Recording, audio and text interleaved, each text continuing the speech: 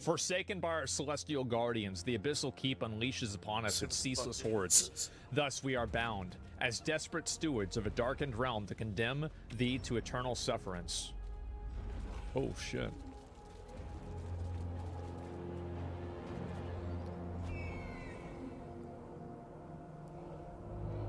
This wasn't in the demo.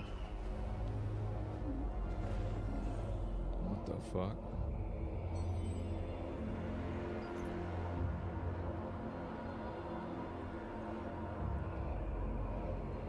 Damn. This reminds me of like Blasphemous or something.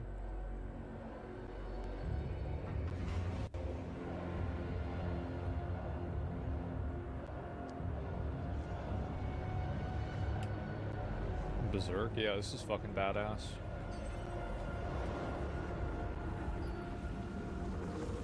It's like the Dark Souls 2 cinematic. Ooh. That's me, by the way. What the fuck?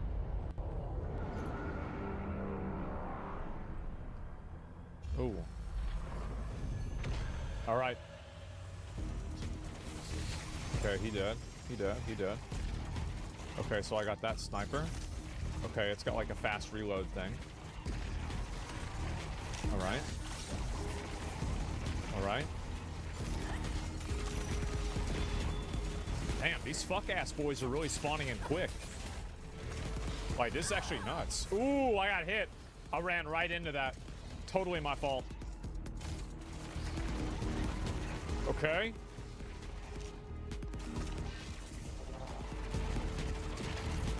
Alright. Oh, oh.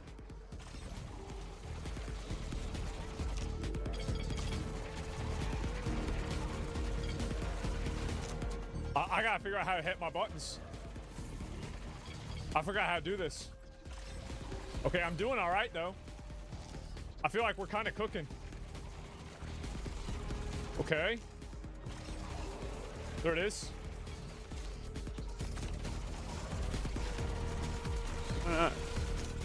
Kill this fat bitch right here.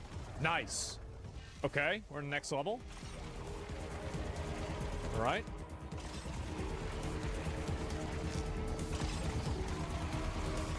It's these cocksuckers that are shooting balls at me. Jesus, I'm taking a lot of damage.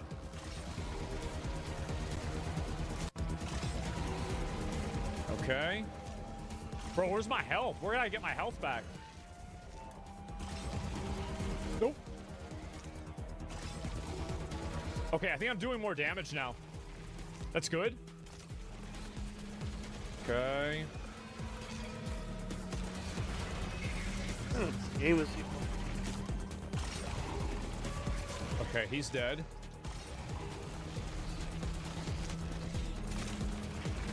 At least I'm getting up to that 200 for like that that item. Fuck, there's two of those guys. Okay. Yeah, by the way, like on keyboard, it's actually not so bad. Okay, this guy's dead. Good. All right.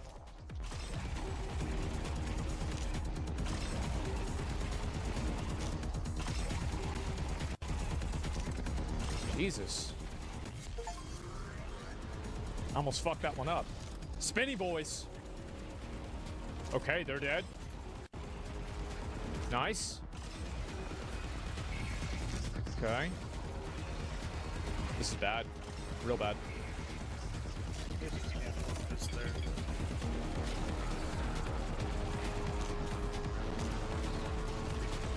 I don't know how I haven't gotten hit before. Like, I feel like I've had so many chances to, like, almost get hit, but, like, for somehow I haven't.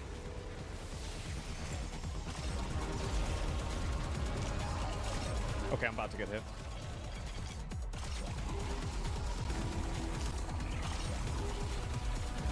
Got him. Okay.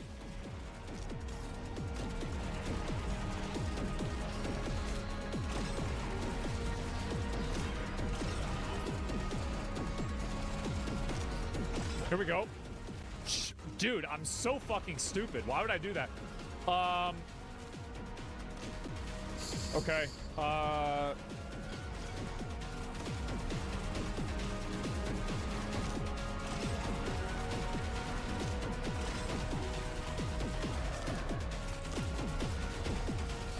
Okay, he's dead. I gotta look at what the controls are.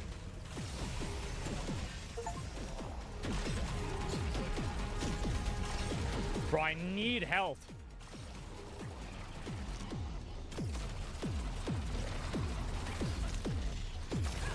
Okay.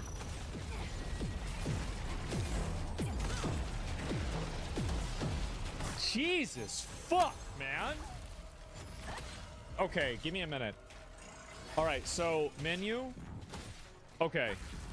Equipment. What is this here?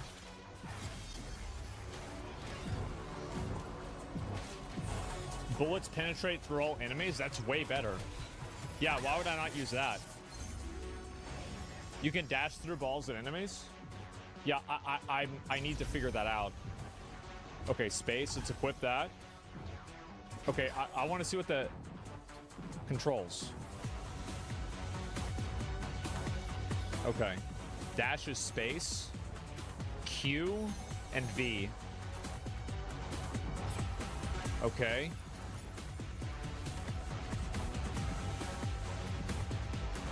All right.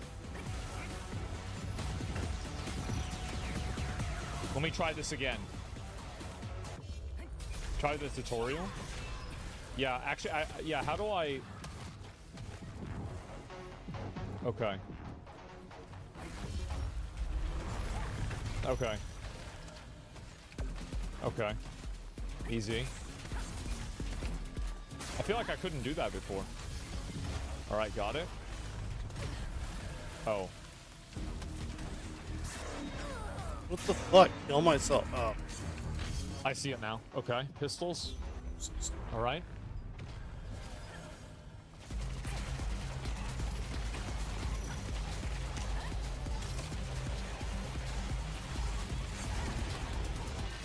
Okay. And there's my ammo. Like, there was so much happening on the screen, I didn't even see my UI. Okay. That's simple. Swords. Okay.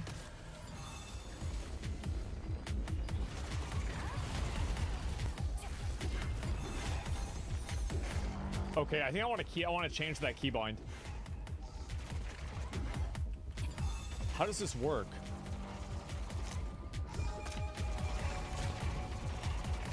Okay. Oh, so I have to actually make sure I get these fast reloads. I just realized it like makes it to where I shoot way faster.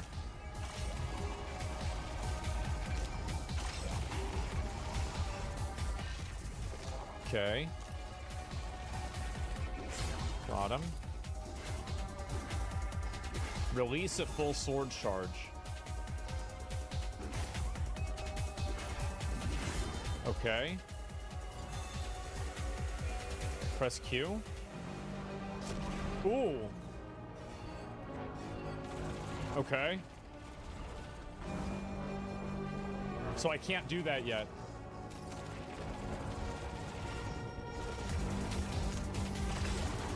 All right. This is the wrong thing? Okay.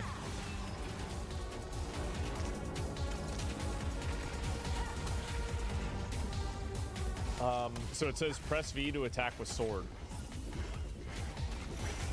Okay, is this... Oh, okay, I see. Shit. Wow. I feel like the sword is way better then. And then I have to use heavy weapons. I have to use the sword to get heavy weapons. Okay. Give me a minute. I want to change something.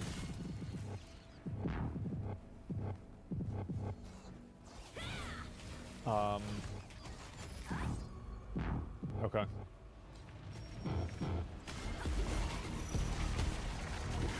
Yeah, this is way better.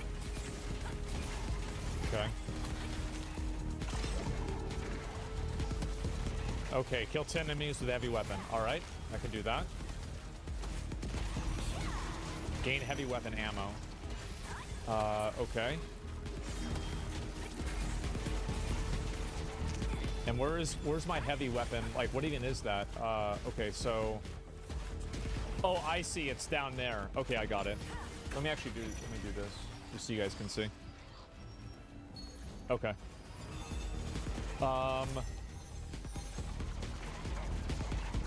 Okay.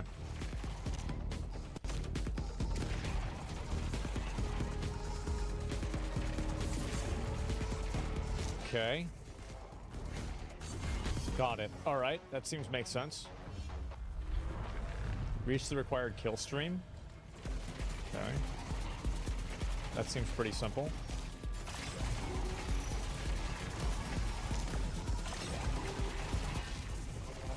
That doesn't have like a very good range.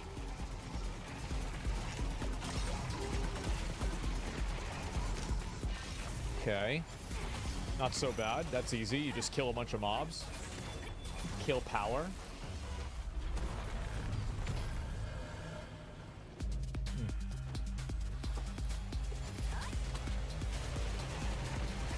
Okay.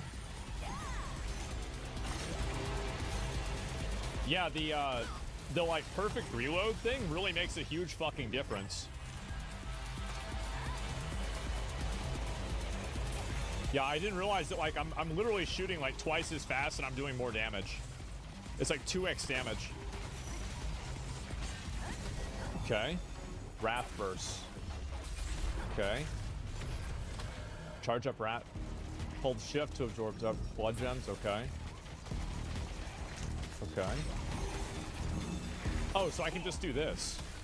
Oh, that makes it way fucking easier. Holy shit. Okay. Got him. And this is, oh, so this is how I heal. Okay.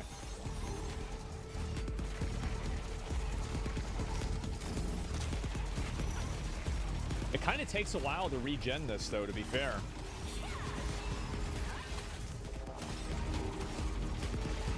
Okay.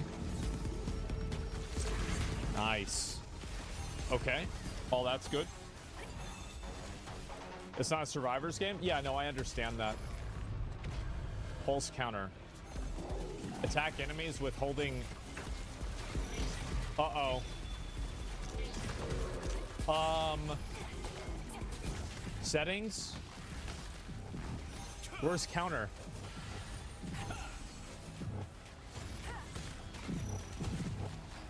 Sword? Okay. Got it. Easy enough.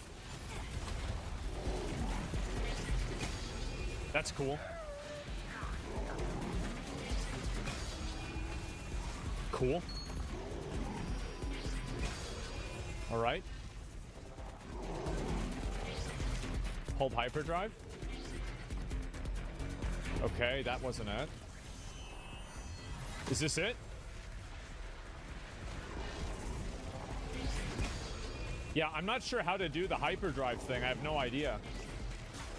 Ooh, he hit me.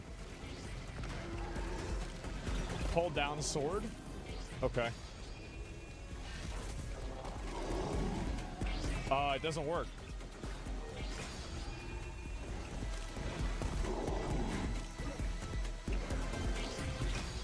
I guess maybe I have to get like these bars to be filled. Okay. Oh. Oh. There we go. Hold it when countering? Okay, got it. During a pulse. Oh, I didn't read. Okay. Got it. Expert. Oh, fuck. Detonate demonic carapaces? Okay.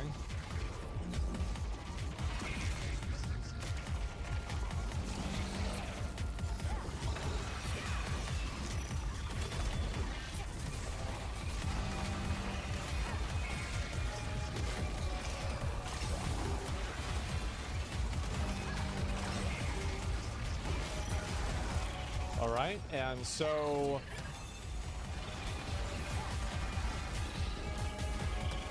Okay, is it not full? Oh, I thought it was full. All right. I don't know if I like this weapon. I bet there's going to be better weapons I like more. It's okay, but Okay, let me try this. Detonate with Wrath Burst. I don't even know what that means.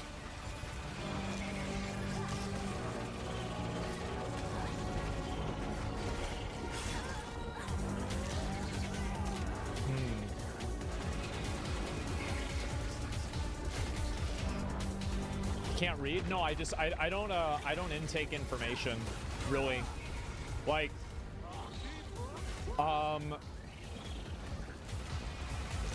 so yeah, I don't even know what am I supposed to do?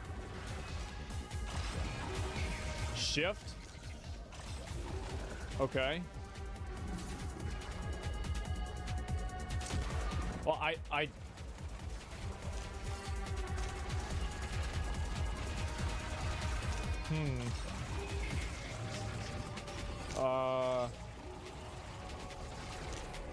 it was charging? Oh, I have to hold it. I didn't read it. Okay.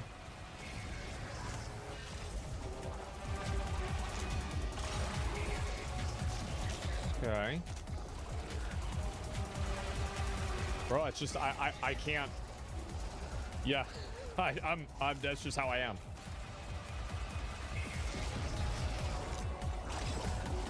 Okay.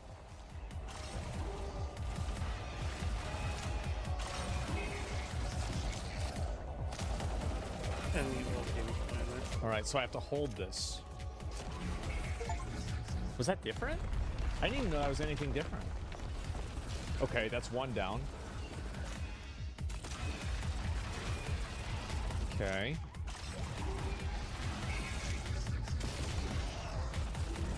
You hit the armored?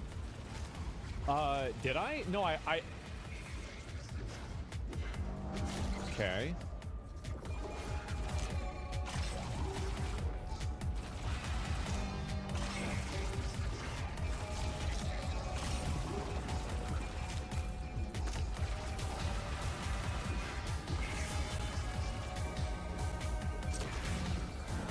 Well, I thought I did it. Did that not work? Fuck.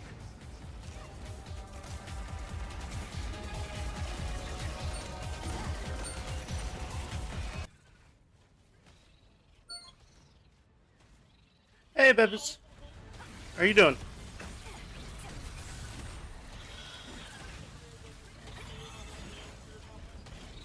All right. What you eating for lunch?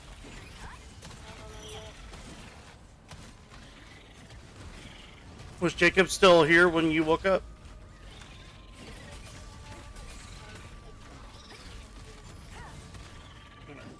Because I tried to wake him up, I'm like, hey, because the server went down, and I was like, hey, buddy, you know, we'll watch a movie or something. We would watch an episode, some shit, some crazy chimp thing, and you like just fell asleep. I'm like, well, you're gonna fall asleep. I'm gonna go to bed.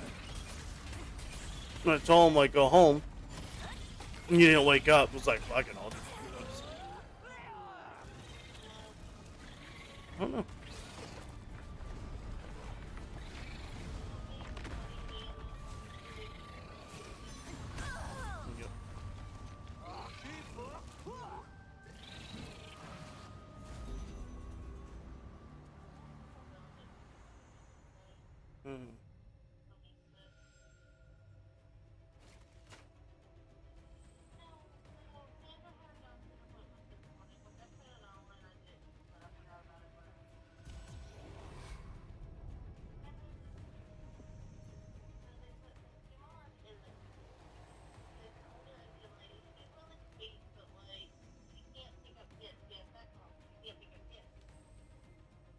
Mm-hmm. Oh no.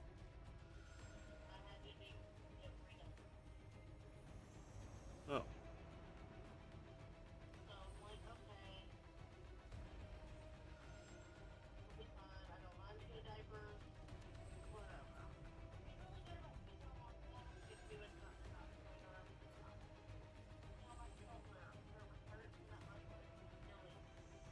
Right.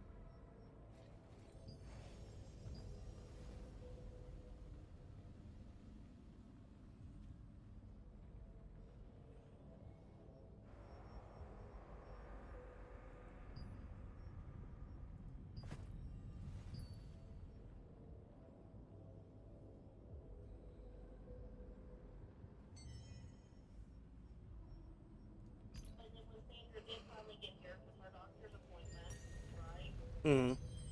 instead of putting her in her classroom that she's supposedly co-lead teacher for, they put her in older infant and left Miss Dumont in there with me. All right. Because Minnie, the older infant teacher, made Miss Dumont cry it and asked that Sandra be put in there with her.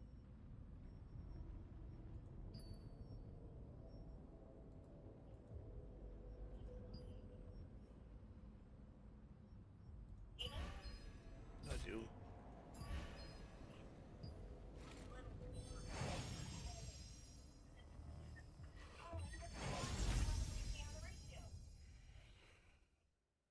Damn. No one's on your team today.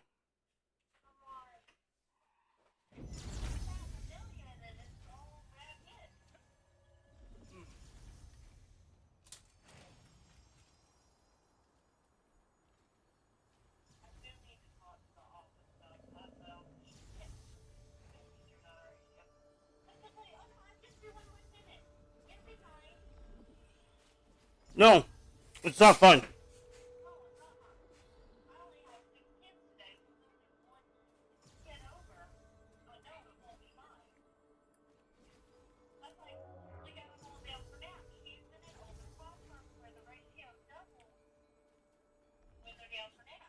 Mm-hmm.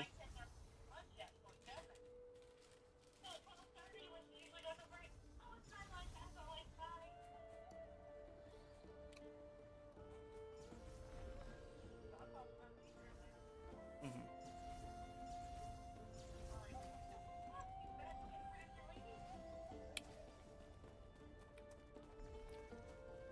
Happens.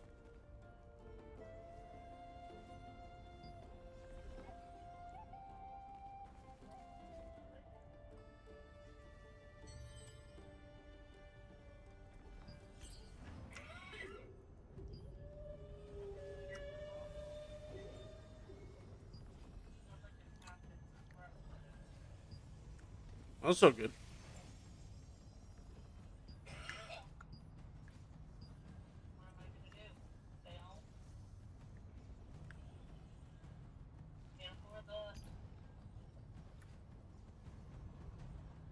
Nope.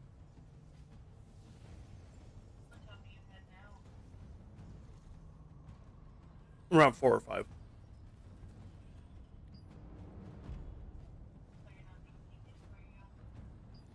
Correct.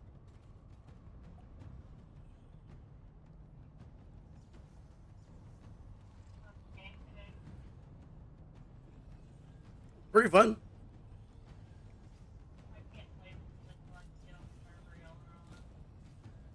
Yeah. Just remember it's Kingston or whatever the fuck it is. Kingstone. No, Castle. Castle Stone. Mm-hmm. Might as well be.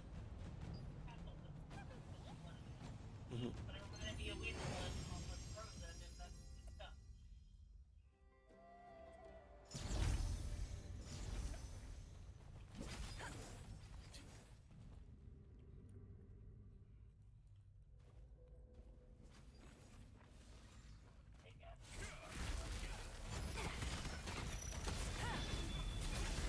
Still good.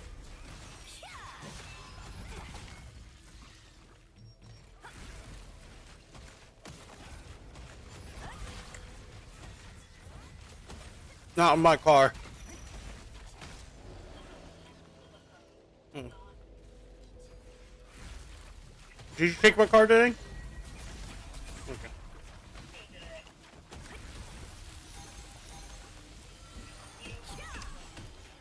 Alright. Oh, I am. I just dawned on me.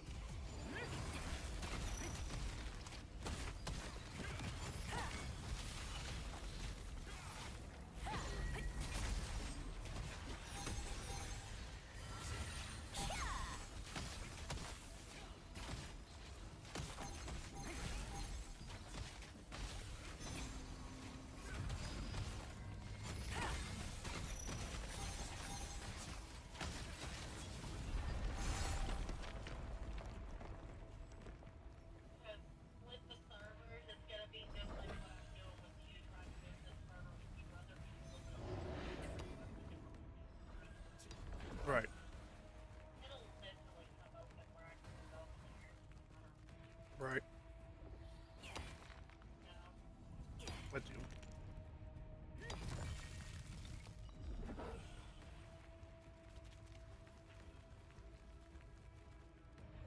Oh, by the way, you know you got that special note and all? About what? I'm still lost. What? Uh huh. Mm-hmm. 7 o'clock.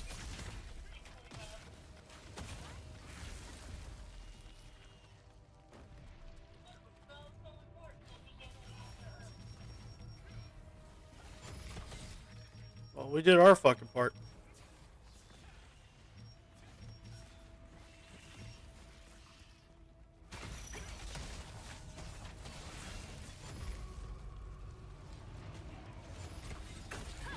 God, dude.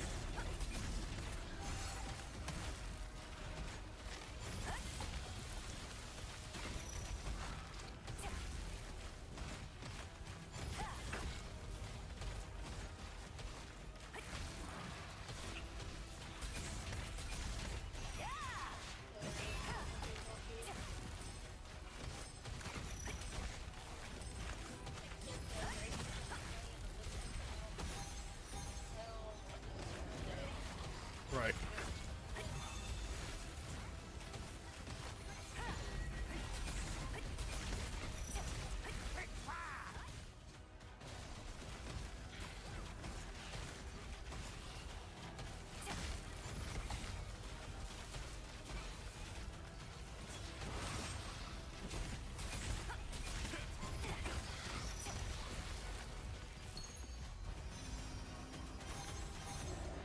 There's the upstairs neighbors fucking stomping around.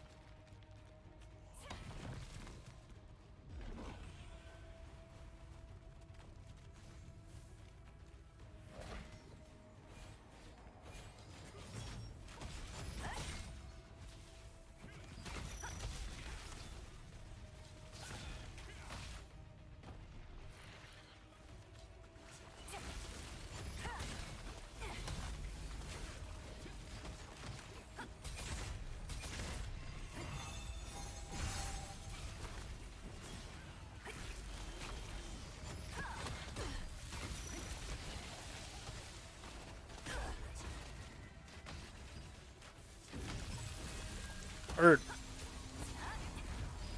I said I've heard. Poor thing.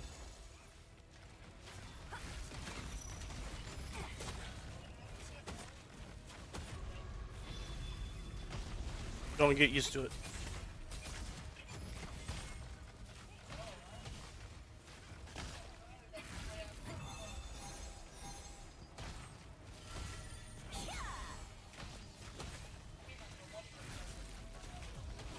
Right.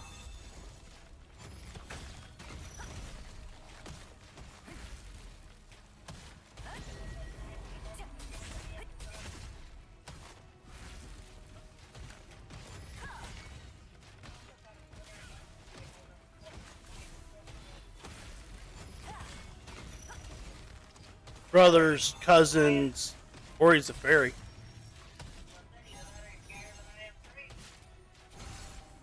Hmm. Oh my god.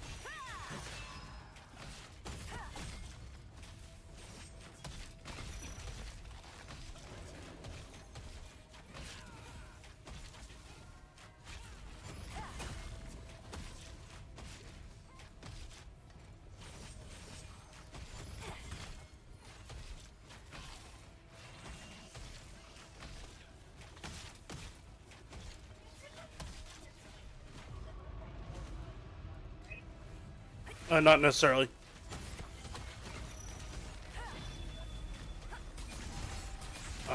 Would you rather for me lie to you?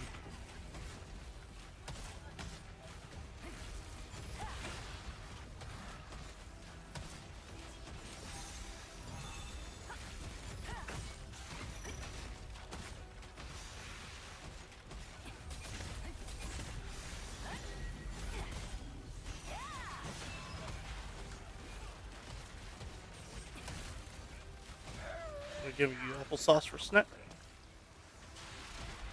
Said they're giving you applesauce for snack?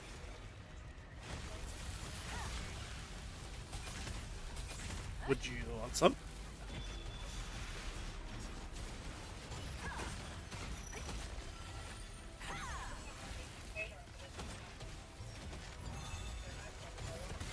Right.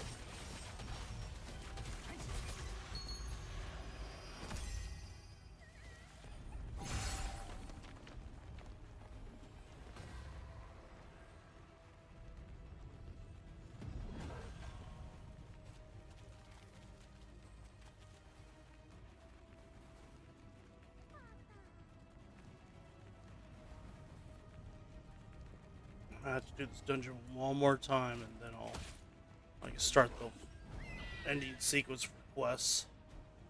Jacob hit level 50 last night. I was just saying Jacob hit level 50 last night.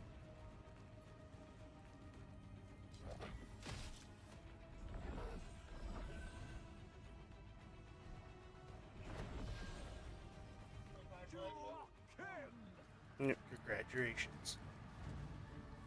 I'm just trying to get to level 45 so I can finish the last two quest things, and I'll be level 50.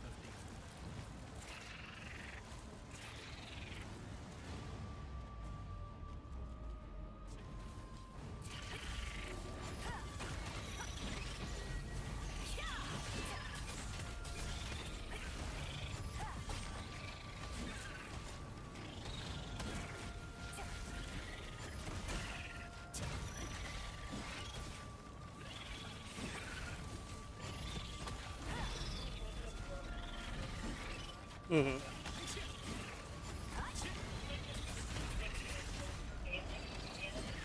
Mm-hmm.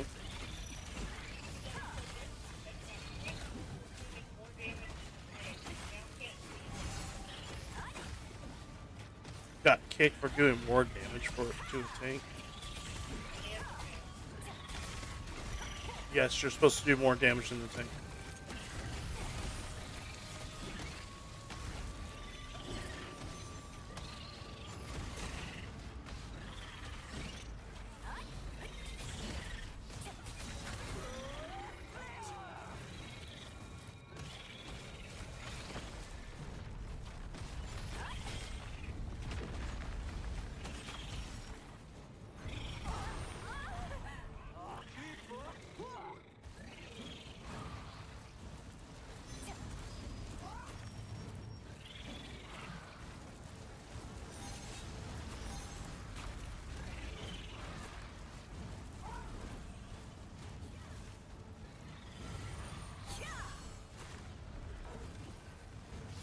Shit.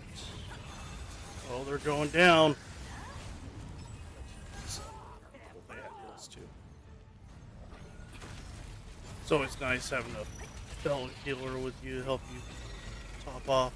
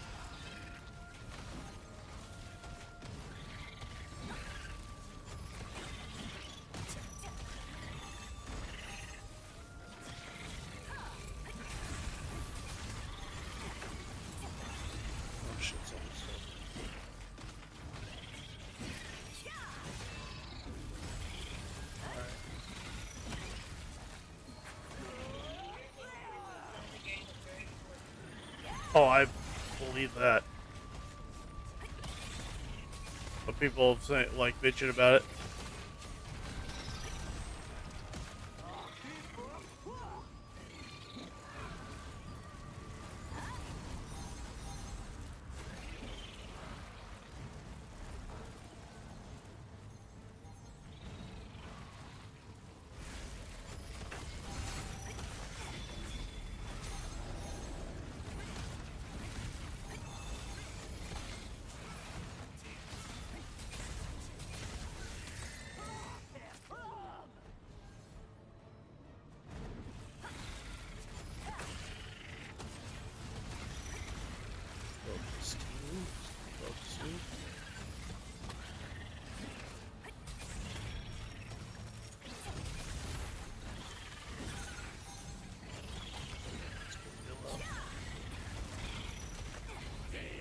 And boss is dead. First try. Very nice. First time we did it on first try.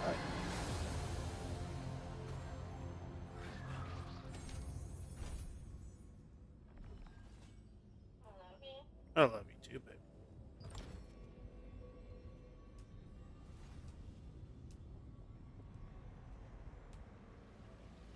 Alright. Let's see.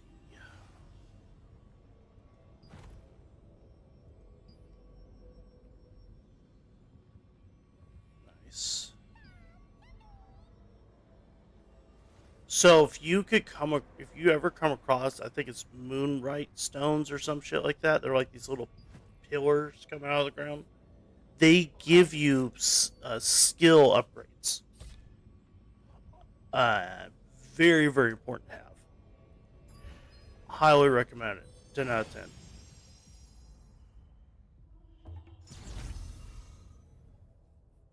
You know what I recommend right now? Sleep. And a very strong shot of I don't give a fuck.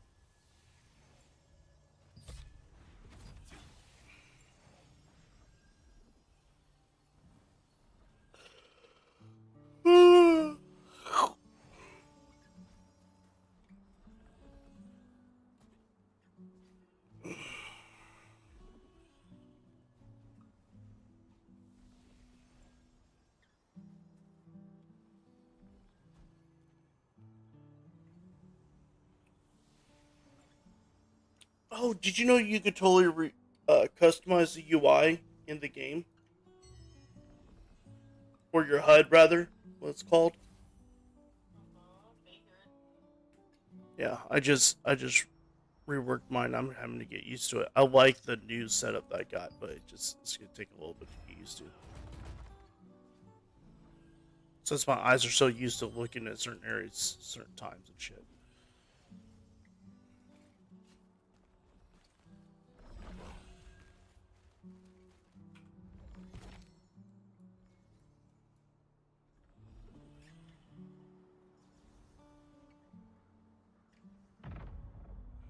It's nighttime. Everything's conflicted.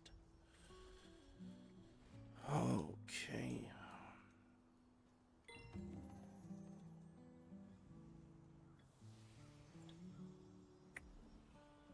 The fuck?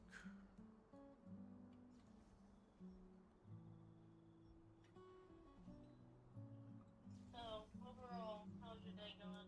What time did you get up? About 11:30 ish. I woke up and I could not see on my left eye. I need, more.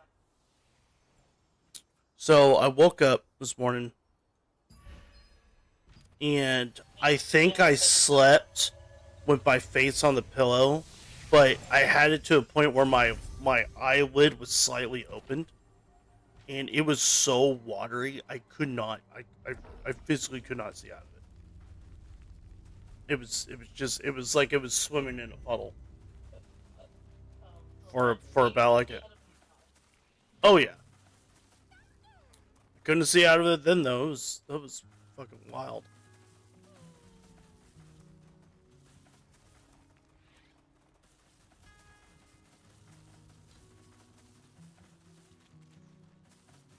The level 18 boar.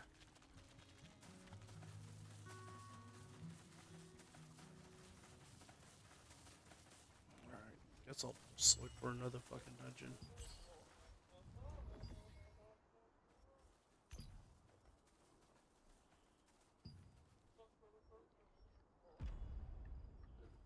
Damn, already.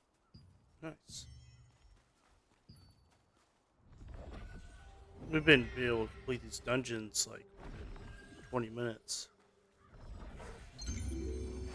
That's kind of cool. That dungeons are really quick.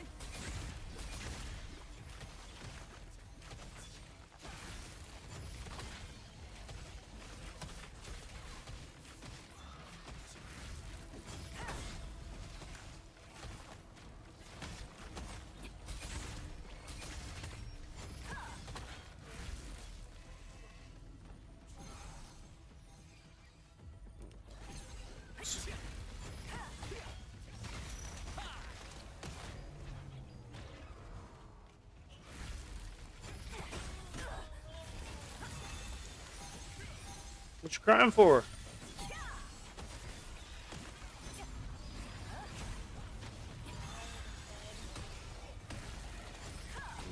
Sorry about this.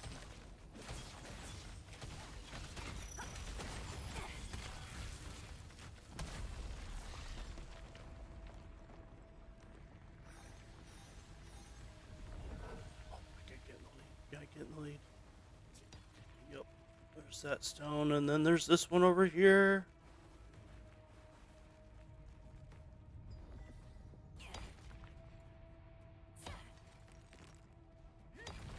My rock. Oh, I'm getting good stones this time. No.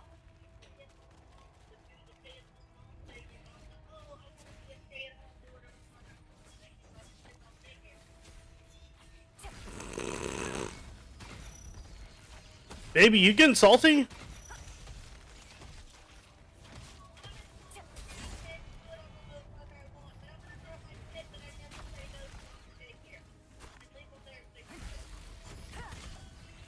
Are you on Facebook right now? Is that what's going on? Get off Facebook. Yes. Why are you deliberately raging into the nether? Like, it doesn't do you any favors.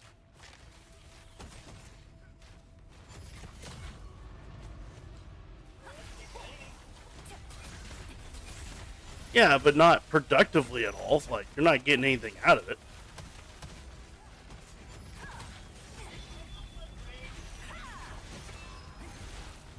Do you get the house clean when you do it?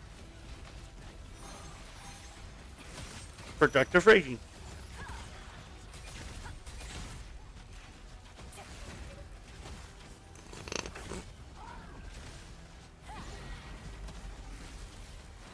Wi-Fi did not like my solution.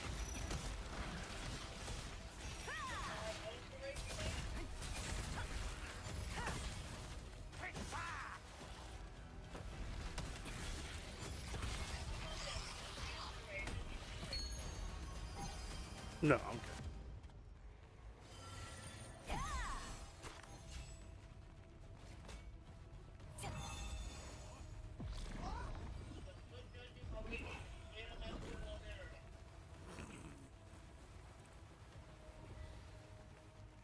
Fuck you, bird. I'm faster. I'm faster, bird. Get fucked.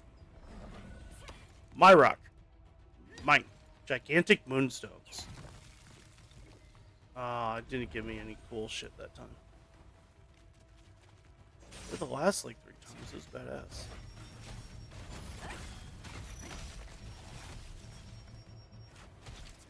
Okay, I'm just gonna redo this sentence, okay? Word. My phone was learned from my computer. I have the second episode of like, closely to voice.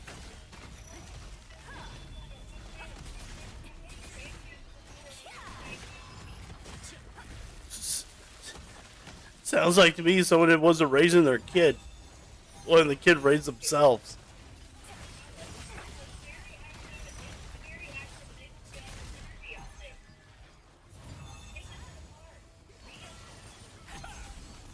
You should say these things.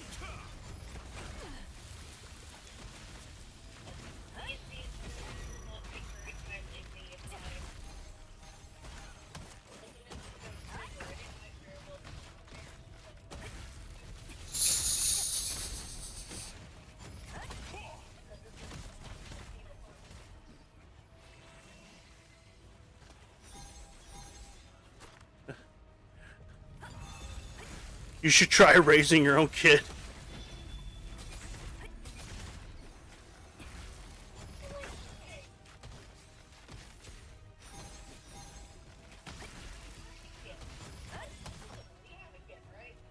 Shit, do we?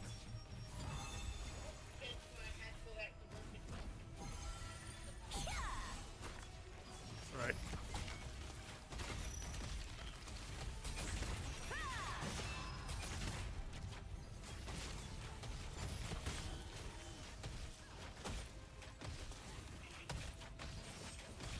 Why can't these guys run away from fucking just ants?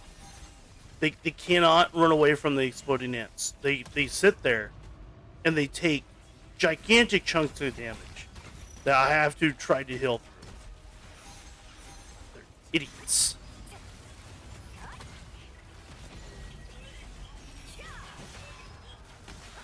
Yeah, but you're not actually interacting with the mobs though. I am interacting with these idiots.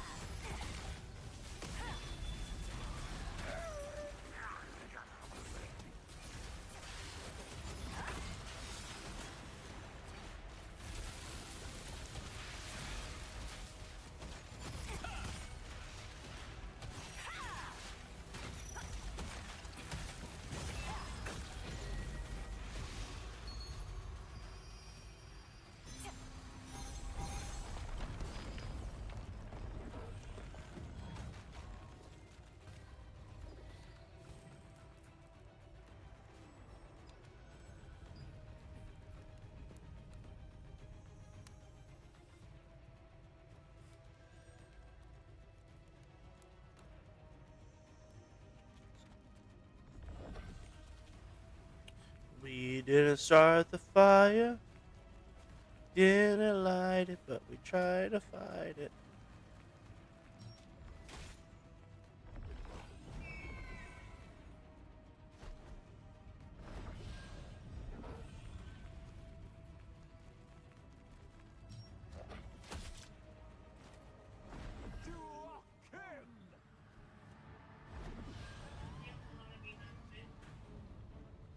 Tell you to be a nice bitch. All right, baby. Be a nice bitch. Does that help?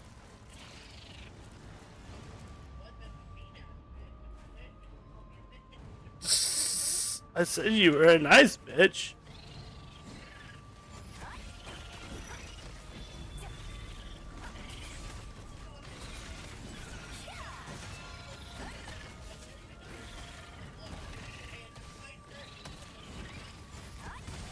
We're talking about your brain, or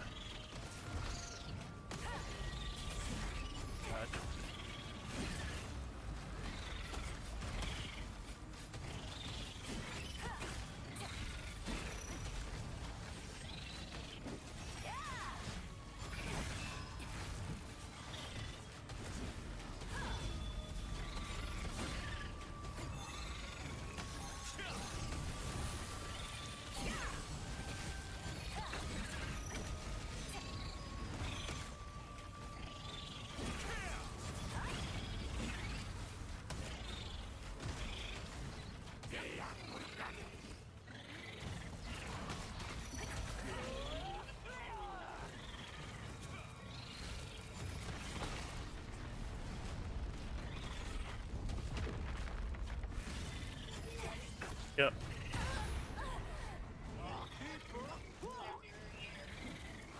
Yes.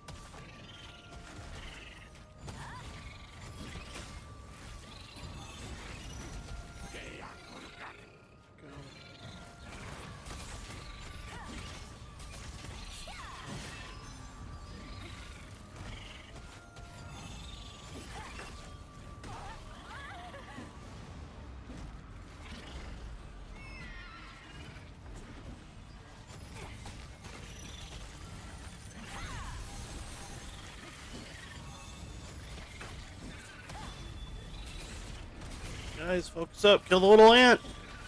Kill the little ant. You fucking retarded. Alright. Here you go, phone. You have a wonderful day, my love. Enjoy your meal. Love you too. Will do. Alright, I love this.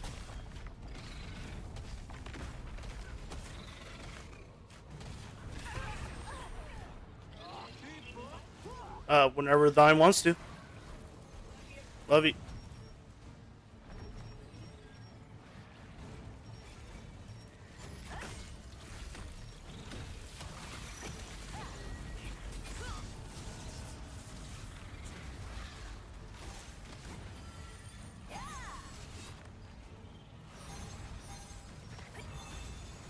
Oh my god.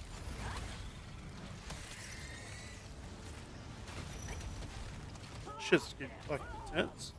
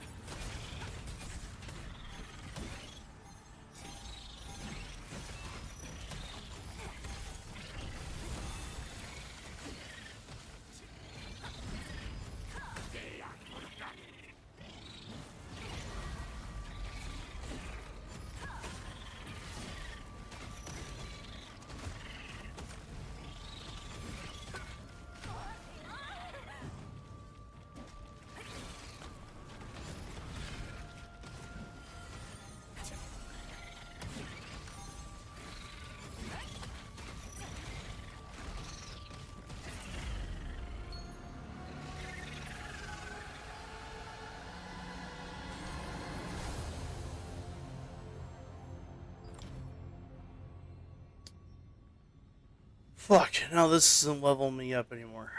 Well, shit. Those last two should have done it too.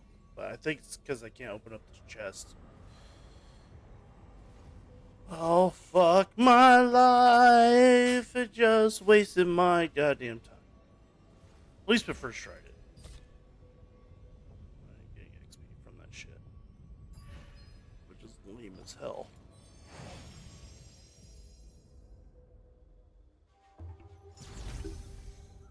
Okay. Let's see what XP things I can do. Guild. Talk to Jeffrey and Chris Milley.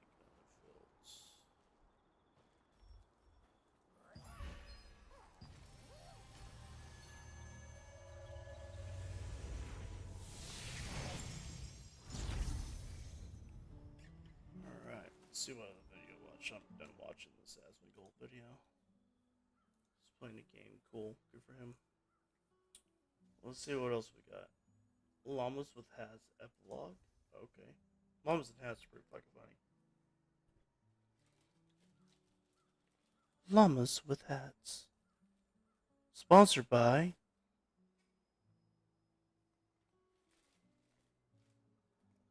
Raid Shadow Legends.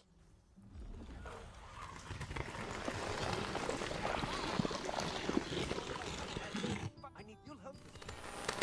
Carl! Is that a hand? Whoa, I think it is. How did it get in here? I left the window open. I take full responsibility. A hand wouldn't just wander in through an open window, Carl. It's been a windy day. Carl! I felt definite gusts earlier. A breeze does not explain a severed hand. I don't like the accusatory tones in your voice. I'm not accusing you of anything. I'm a pillar of the community and a known philanthropist. I know, Carl. I just don't understand how a human hand ended up on our floor. Well, let's retrace our steps. What have you been up to today? I've been waiting for the plumber all day, but he never showed up. Oh, What? What is it? you're gonna laugh. This has all been a huge misunderstanding. What do you mean? A man came by earlier trying to get into our bathroom. Okay. I thought he was some kind of pervo, wanting to touch our you-know-what. Oh no. So I made a citizen's arrest, and then nibbled his hands off as a citizen's punishment. Carl!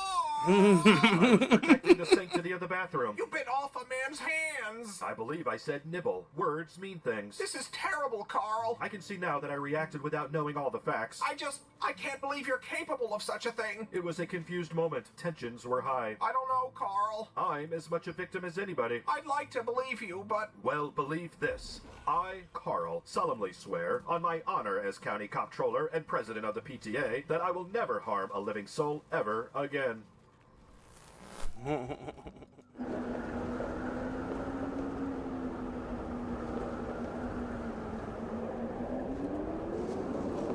Get up there.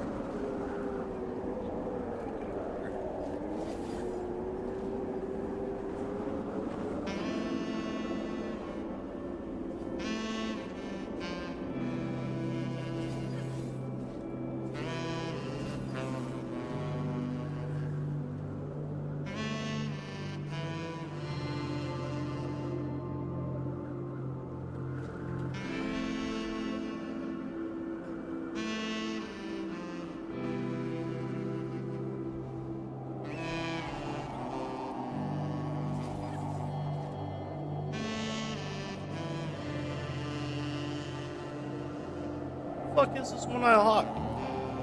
Carl! Oh, hey! Carl! I didn't do that. Carl! Carl!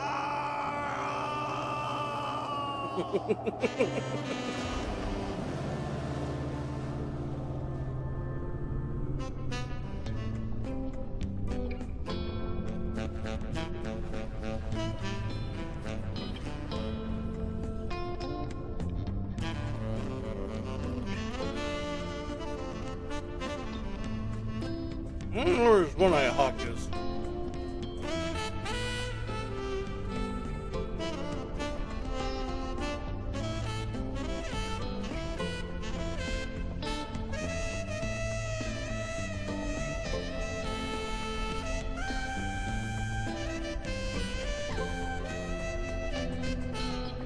And the fucking hands.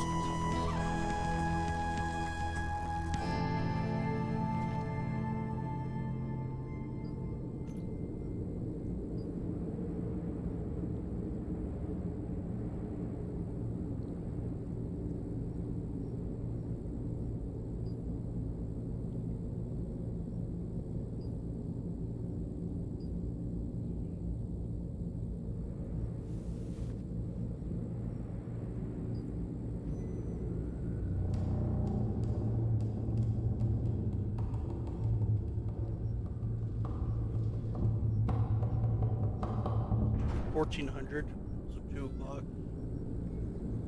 Times no, not 2 o'clock.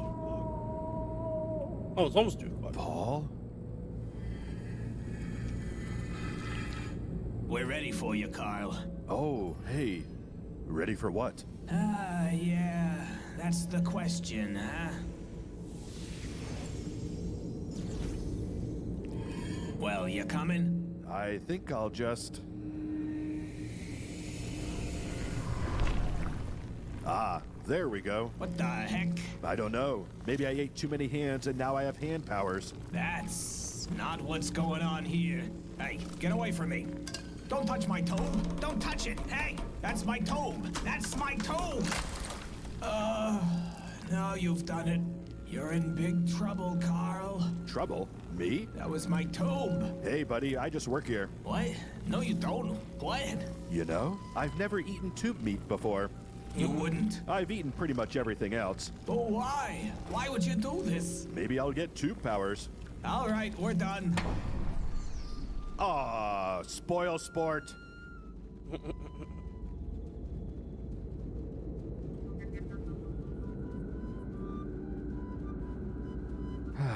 All right. I'm sorry I tried to eat your tube meat. That was wrong of me. I had a rough childhood. Street crime, gang violence, El Nino. My mother was a big balloon. She used to tie her string around my leg and float me around the city, dropping me into dump trucks. All right, look, if you're willing to... No, no, no, no! I can't believe you've done this. Neither can I. You taste like old guacamole. Well, that's that, I suppose.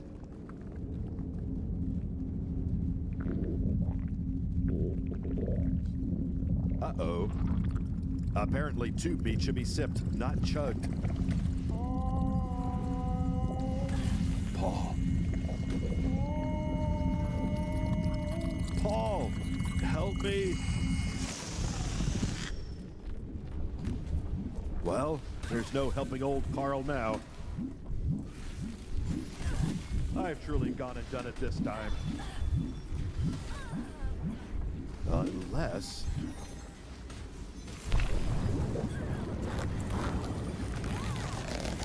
Paul! If you're out there, duck!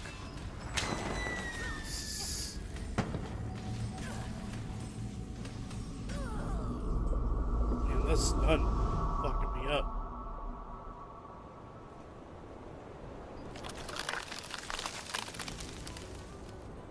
I remember this place.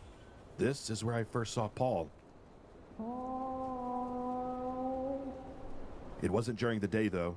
I remember the moon was out.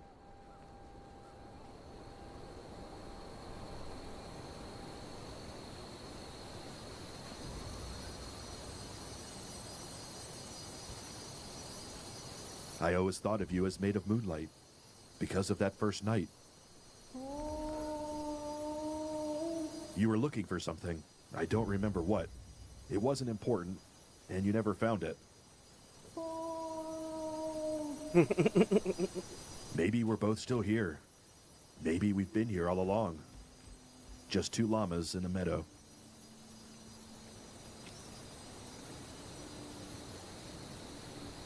Maybe if I... Aha! Let's see. Oh, yeah. It was a pen cap. I never understood how you could hold a pen. Lost again.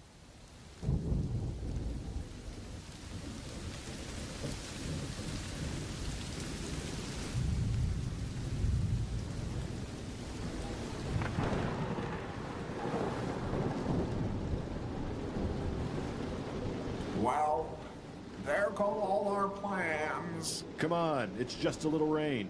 Washed away. Washed away. If you don't want to go out, there's plenty of things we can do inside. Like what? We could play Truth or Dare. Okay, Carl. Truth.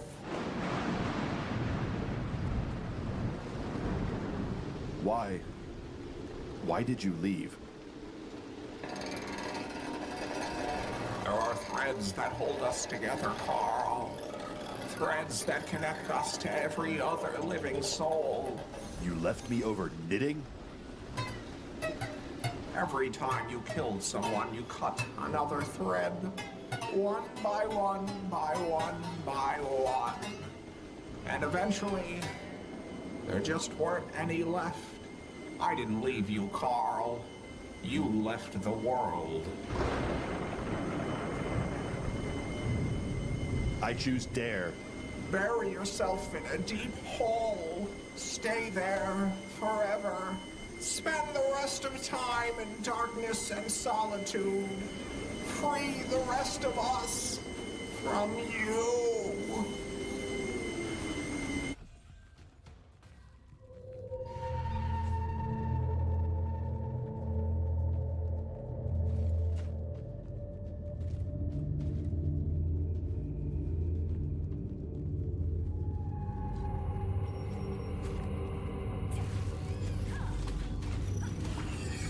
So, there you are. Didn't I eat you? What are you doing in this big gross hole? I'm becoming a productive member of society. Uh-huh. I'm going to be a good boy from now on, so Paul will forgive me. Yeah, I think you're on the wrong track here. Let's agree to disregard what you said because you're wrong. Well, I'll leave you to your hole then. Why am I on the wrong track? You don't deserve forgiveness. You're pretty judgmental for a tube. You killed everyone you ever met, Carl. That's a very negative way of looking at things. Literally everyone. Yeah, and I feel very bad about it. You only feel bad when something you want gets taken away from you. Stop it. You never feel bad when you're ripping things away from everyone else. Yeah.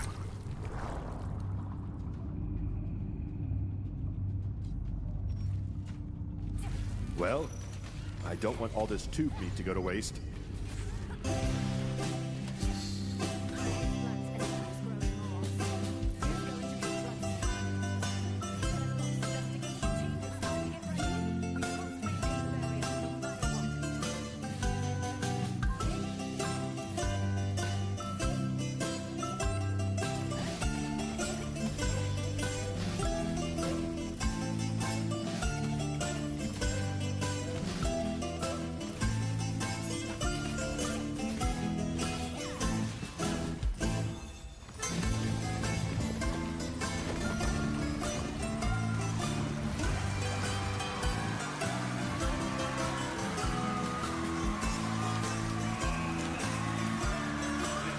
Come on, what?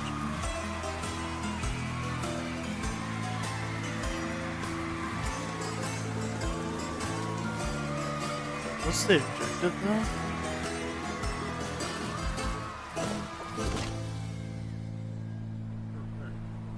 Oh. That's strange.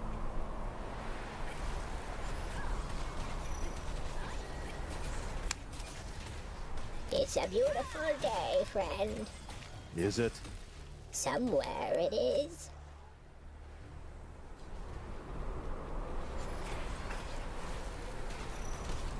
Do you think I'm beyond redemption? Yes. You don't even know me. Okay, tell me about yourself. I once cut a guy in half with a hula hoop. Wow, The trick is building up enough momentum. I see. I made a hula hoop out of human skin and bones, and then I made another guy eat the hoop. Lengthwise. Aha. I stuffed a bunch of orphans into one huge hula hoop and then rolled them down a hill into a lake on Christmas morning. You must love hula hoops. Not really. I just killed so many people that there happens to be multiple hula hoop examples. Well, that all sounds pretty terrible. It was. I'm a no-good son of a you-know-what. And what have you done to redeem yourself? Well, I said I was sorry. Like, a lot. I don't think that's going to cut it. Oh yeah? What do you know? I'm an acorn. What does that have to do with anything? You could be an acorn too. I don't think that's a solution to my current predicament. There are no solutions. Not for you. Not anymore. You gotta grow into a big, beautiful tree. I don't want to grow into a tree. I'm Carl. Well, Carl's a dangerous sociopath with a long history of violence. Whatever.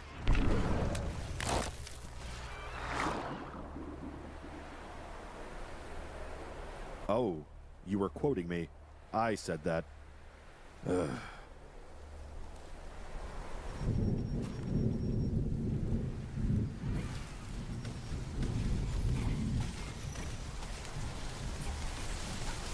What's with all the rain? Get a life! You know what?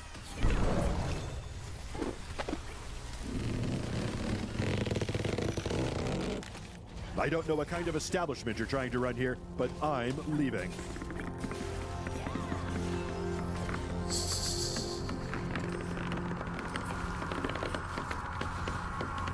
I'm finding Paul.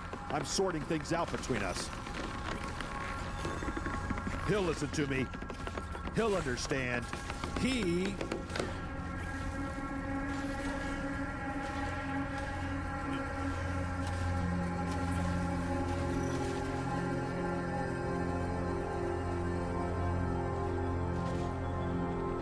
He's dead. How did I forget that? Dead. And it's my fault. I did this. Carl did this.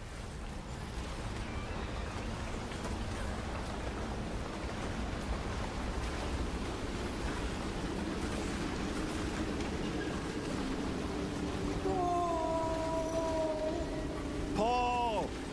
I hope you're having a better time than I am. I really mean that. I think I'm lost, Paul. I don't think things are going to work out for me. But you've still got a chance. As long as you stay away from me.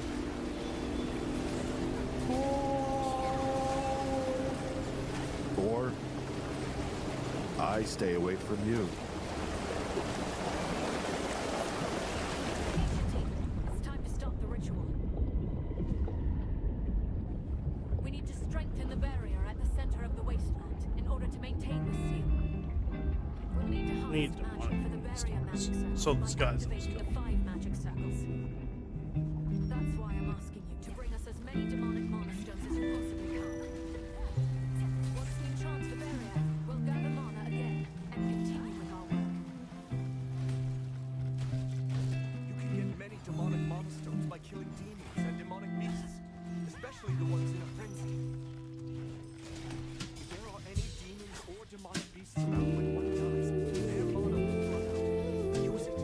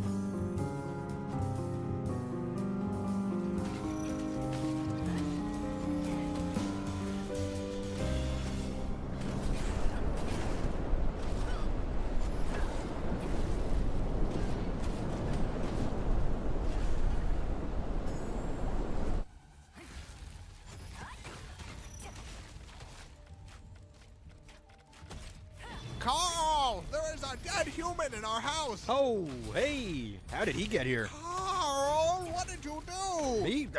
I didn't do this. Explain what happened, Carl. I've never seen him before in my life. Why did you kill this person, Carl? I do not kill people. That is my least favorite thing to do. Tell me, Carl, exactly what you were doing before I got home. All right, well, I was upstairs. Okay. I was sitting in my room. Yes. Reading a book. Go on. And, well, this guy walked in. Okay. So I went up to him. Yes. And I stabbed him 37 times in the chest. Carl, that kills people. Oh, wow, Carl. I didn't know that. How could you not know that? Yeah, I'm in the wrong here. I suck. What happened to his hands? What's that? His hands. Why are they missing? Well, I kind of cooked them up and ate them. Carl! Well, I was hungry, and, well, you know, when you crave hands, that's... Why on earth would you do that? I was hungry for hands. Give me a break. Carl! My stomach was making the rumblies Carl! that only hands would satisfy. What is wrong with you, Carl? Well, I kill people and I eat hands. That's two things.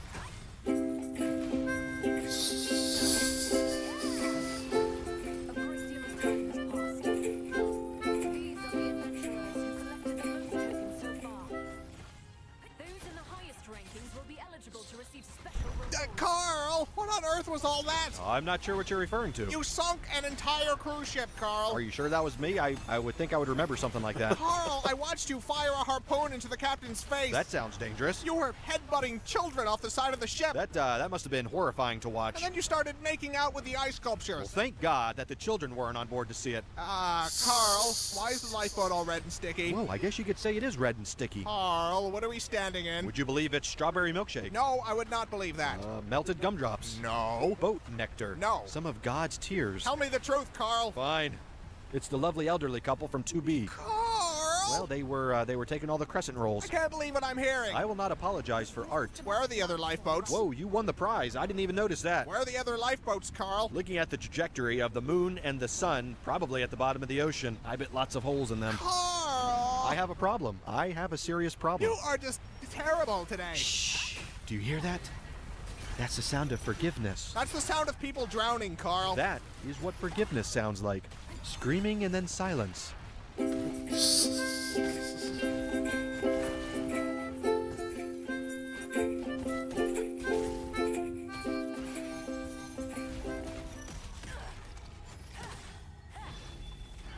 Carl, we're supposed to be on vacation. I don't know about you, but I am having a wonderful time here. You toppled the South American government, Carl. The people have spoken. Viva la resistance. You pushed the resistance leader into a giant fan. He was a traitor and a scoundrel. He was trying to stop you from pushing other people into a giant fan.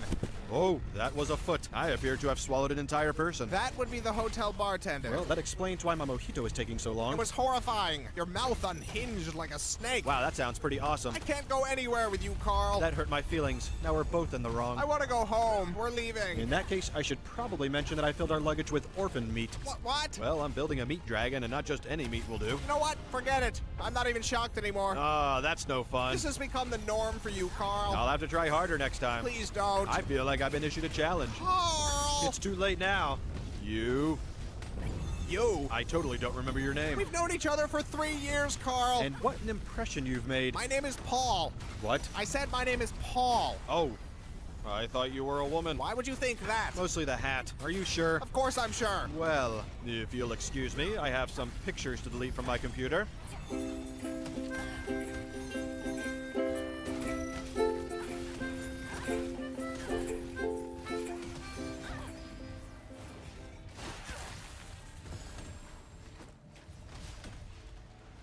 Carl, you've tracked mud all over the carpet. Now that right there is a mess. I just had it cleaned yesterday, Carl. I'm not responsible for this. I've been jamming on the saxophone all morning. They're clearly your hoof prints, Carl. Then there is an imposter on the loose. They lead directly to you. Clue number 1. The imposter is a phantom. Carl, stop avoiding.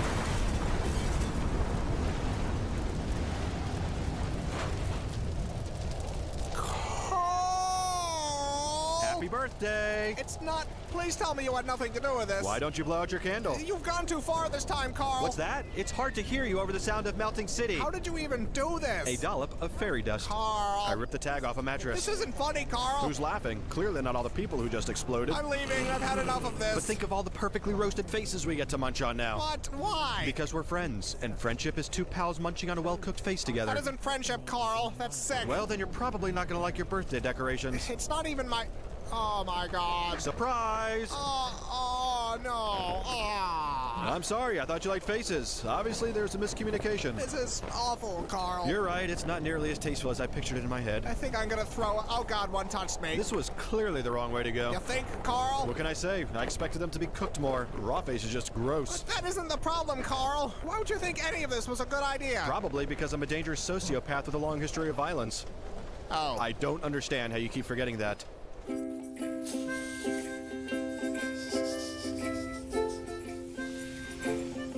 my god. I forgot this, like, talking about the most fucked up shit.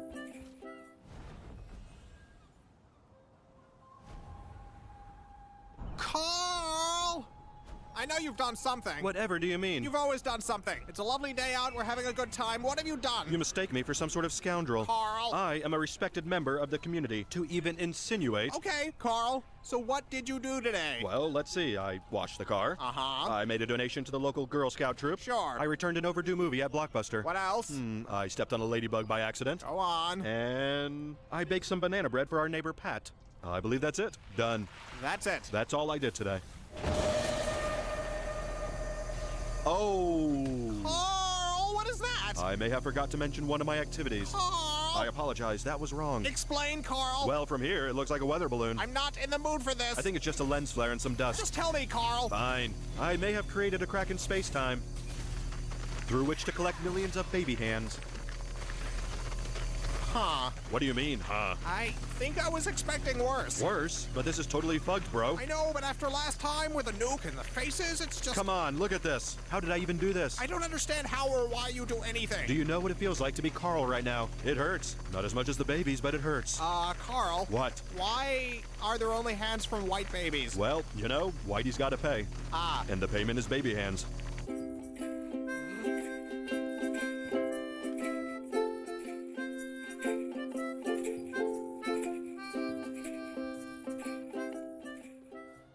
So, hierarchy. So that's a sponsor.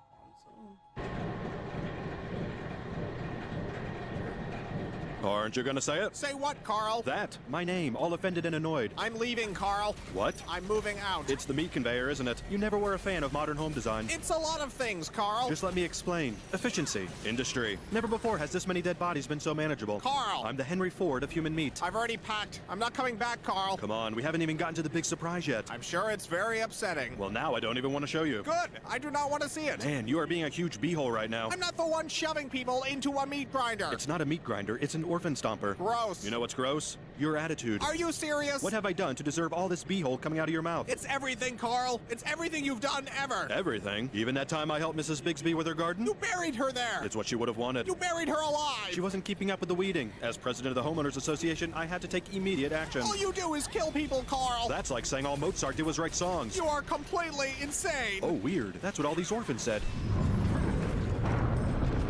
Is that the surprise? No. That looks like a meat dragon.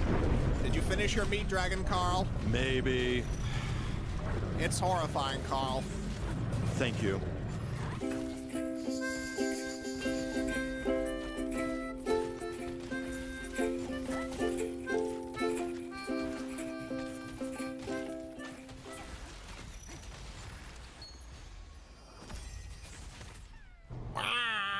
Who, me?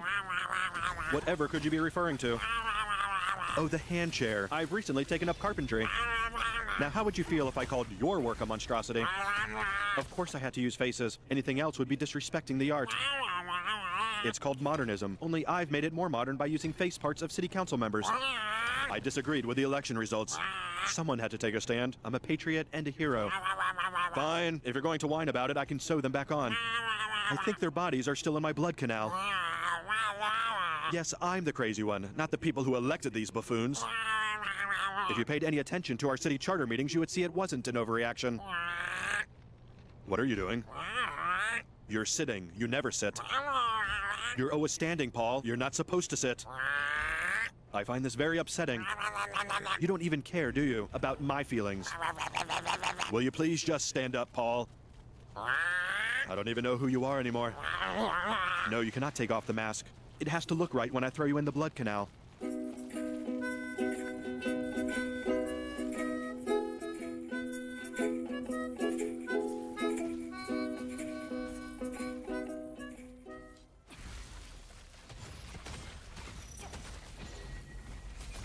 Paul, are you home? Ding dong. Landlord, pizza delivery. Fire department. Bank manager, you have an appointment. What do you want, Carl? I want to be treated like a friend, Paul. We're not friends anymore. Didn't you get my apology piano? Pianos aren't supposed to bleed and scream. I guess it was less a piano and more a statement on pianos. Why can't you go horrify someone else, Carl? I miss your grumpy face, and the paw mask I made hasn't helped. It's not grump enough. You made a mask of my face? Yes, and speaking of which, you might want to avoid being seen by federal investigators. Carl! To some, you are now known as Nikolai Sponikov, brutal leader of the Russian opium cartel. Go home, Carl. I'm calling the police. Bad idea, Nikolai. And you know there isn't a prison I can't nibble my way out of. I'm dialing. I've got nowhere to go. I burned my house down once it had enough swans inside, and I used up the rest of my savings buying the swans. And whose fault is that, Carl? Society. Society and the swans. Carl, please. I really gave you every chance I could. I can't do it anymore.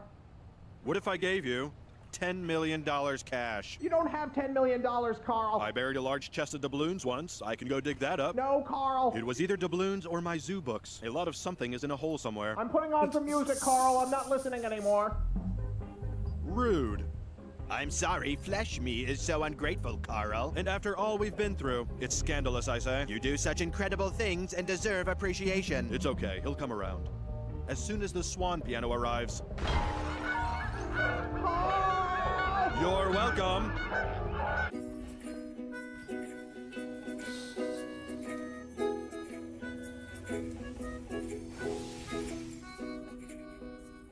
Shit, that's fucking weird. Alright. Carl, I can't believe you. Uh-oh. What have I done this time? You killed someone and chopped them up, and they're right here on the floor, Carl. I didn't do that. Why would you think I did such a thing? Carl, all the blood and the pieces, you murderer. I think I would have remembered dismembering someone and putting all their bits on the ground right here. That's not the sort of thing I would usually forget about. Carl, I hate you, Carl. I hate you. Oh, watch it. Now who's being hurtful? You, Paul. You. Carl! Who said that? It was me, Carl. Paul? Yes, Carl.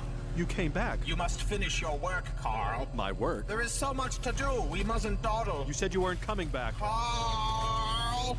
Yeah? Carl! I don't know what I'm supposed to say. Carl! What? What are you planning, Carl? I'm kind of just freestyling it these days, taking things as they come. You're better than that, Carl. You're better. I am, aren't I? You're Carl. I am Carl. Carl! That's me. Carl! You sure like your yelling. Who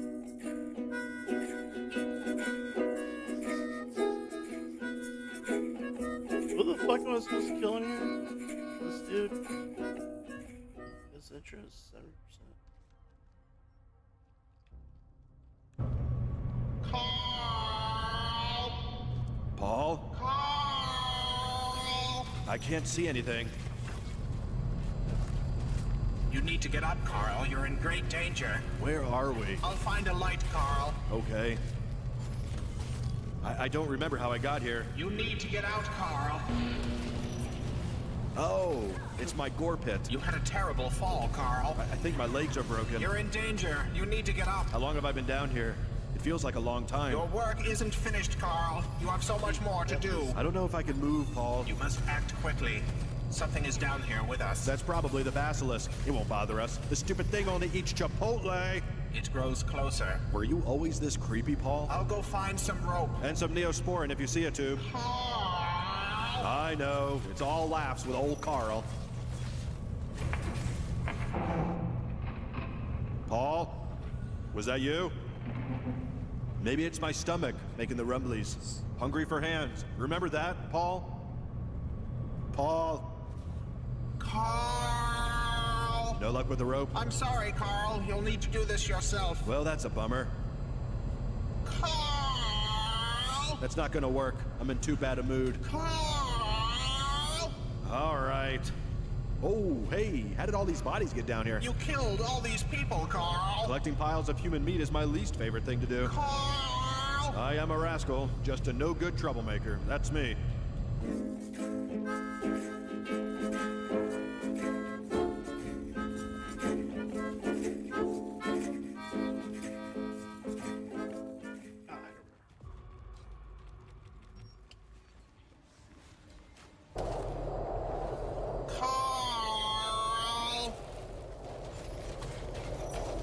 I guess I'm done. You must complete your work, Carl. There's nothing left to complete. It's all gone. Carl! I'm done, Paul. Carl! Why are you still yelling at me? You must complete your work, Carl. All the hands are eaten. All the meat creatures are made, unleashed, and then also eaten. Carl! Yes, it was very upsetting. I can't believe you, Carl. Do you remember the blood vortex in Paris? Carl! Yeah, that was my favorite. Carl!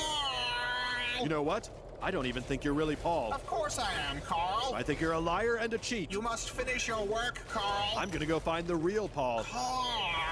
I don't think he's gonna be very pleased about all this stuff I've done. It's almost time. Remember the orb thing with all the nerves? It would shock people, then eat their skin? Yes, Carl. Paul is going to be really upset to learn I made that. You're almost done, Carl. When I find the real Paul, I bet he's going to be the most mad at you. Carl! Identity theft, that's a felony. Carl! Yelling, also a felony. Carl! Paul! Paul!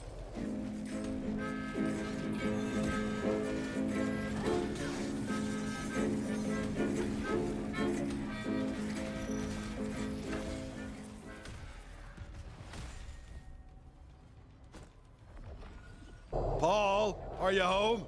Paul! I'm right here, Carl. No, you're not. You're not Paul. You're an imposter. Carl!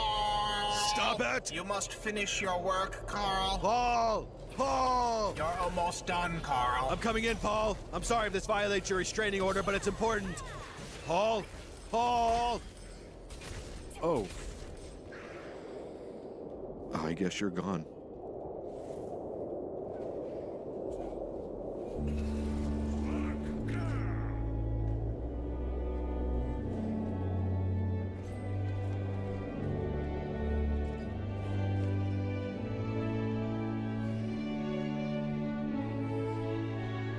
So, what is this thing? Oh, the fucking thing.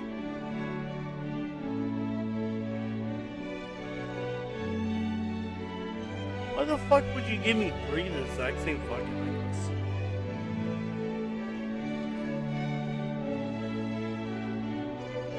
No, it's not.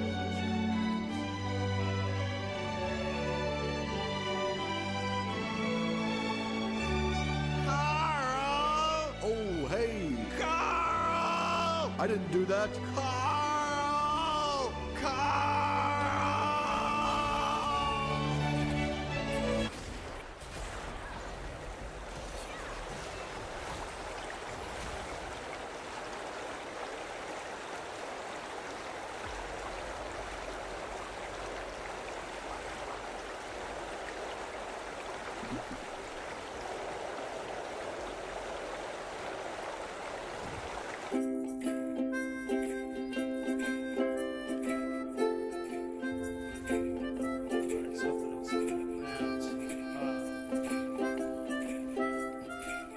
Fuck, leveling up is dog shit, man.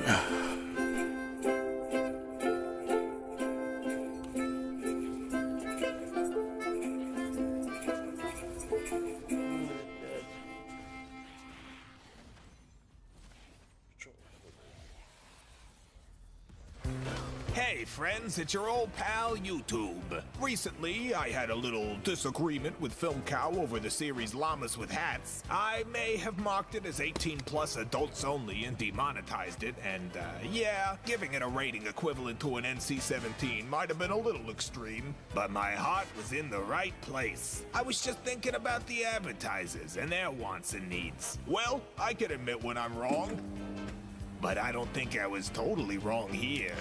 So I've made this advertiser-sensitive edit of the series, and you know what? I think it's gonna be even more popular than the original. After all, what's good for the advertisers is good for everyone. Enjoy. Carl, there is a human in our house. Oh, hey, how did he get here? Carl, what did you do? Me? I didn't do this. Explain what happened, Carl. I've never seen him before in my life. Why did you Delight this person. Carl? I do not Delight. people. That is my least favorite thing to do. Tell me, Carl, exactly what you were doing before I got home. All right, well, I was upstairs. Okay. I was sitting in my room. Yes. Reading a book. Go on. And well, this guy walked in. Okay. So I went up to him. Yes. And I Delighted him with news of the latest smartphone trends. Carl, that Delight. people. Wow! I didn't know that. How could you not know that? Yeah, I'm in the wrong here. I suck. What happened to his Bottled water. What's that? his Bottled water. Why are they missing? Well, I kind of cooked them up and ate them. Carl. Well, I was hungry, and well, you know, when you crave, Bottled water. Why on earth would you do that? I was hungry for Bottled water. Give me a break. Carl. My stomach was making the rumblies that only Bottled water. would satisfy. What is Normal. with you, Carl? Well, I Have no opinions that would conflict with the goals of Amazon.com.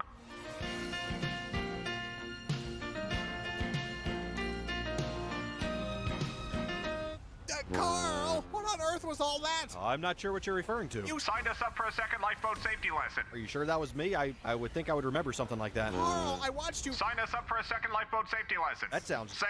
You were Very concerned about lifeboat safety. that must have been Inspiring. to watch. And then you started. Teaching children about lifeboat safety. Thank God that the children. Learn about lifeboat safety. Carl, why is the lifeboat all red and sticky? Whoa, I guess you could say it is red and sticky. Carl, what are we standing in? Would you believe it's strawberry milkshake? Yes, I would. Believe that. Melted gumdrops. Yes. Boat nectar. Yes. Some of God's tears. Tell me the truth, Carl. Fine. It's a new brand of red bottled water. Carl, It's fun to buy and drink new bottled water. can't believe what I'm hearing. I will not apologize for Bottled water. Where are the other lifeboats? Whoa, you won the prize. I didn't even notice that. Where are the other lifeboats, Carl? Looking at the trajectory of the moon and the Oh. sun, Practicing even more lifeboat safety at my recommendation. Carl, I have a problem. I have a serious problem. you are just Very safe. today. Shh. Do you hear that? That's the sound of forgiveness. That's the sound of Lifeboat safety. Carl. That is what forgiveness sounds like. Drink more bottled water.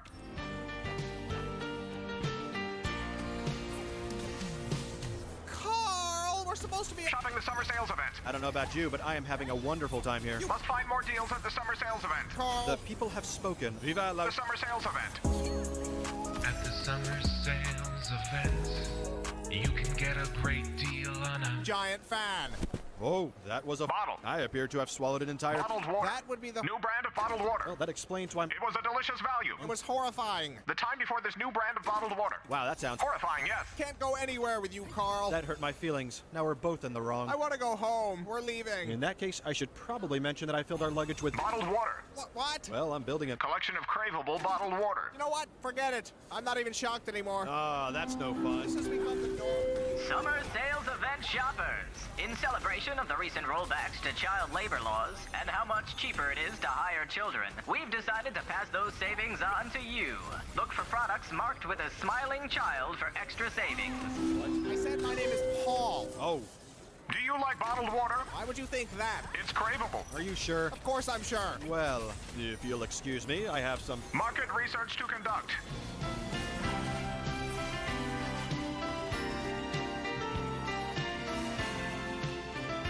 Carl, you've tracked mud all over the carpet. Now that right there is a mess. I just had it cleaned yesterday, Carl. I'm not responsible for this. I've been jamming on the saxophone all morning. They're clearly your hoof prints, Carl. Then there is an imposter on the loose. They lead directly to you. Clue number one: the imposter is a phantom. Carl. I believe you and cherish our friendship.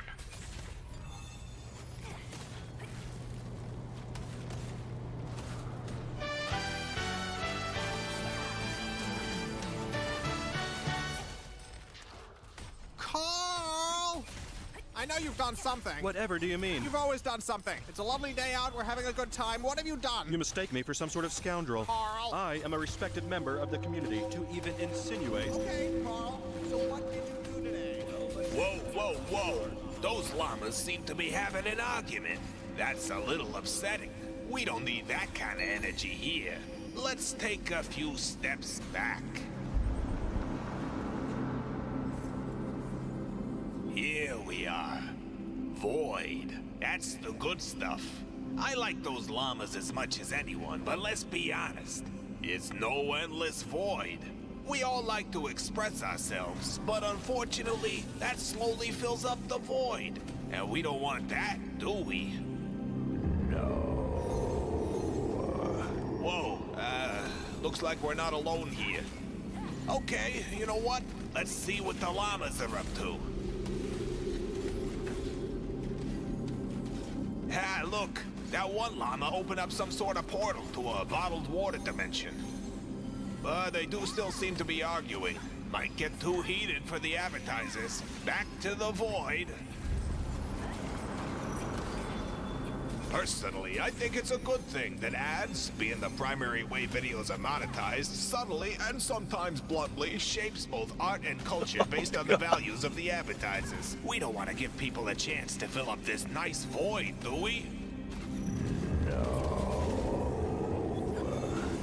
That voice cuts right through you, huh? Let's check in on the llamas. Huh? We're in episode 6 now, the Bottled Water Factory. Oh, look, it's the Bottled Water Dragon. I think the llamas are still arguing. Maybe it'll be fine to watch it for just a minute. Let's move on.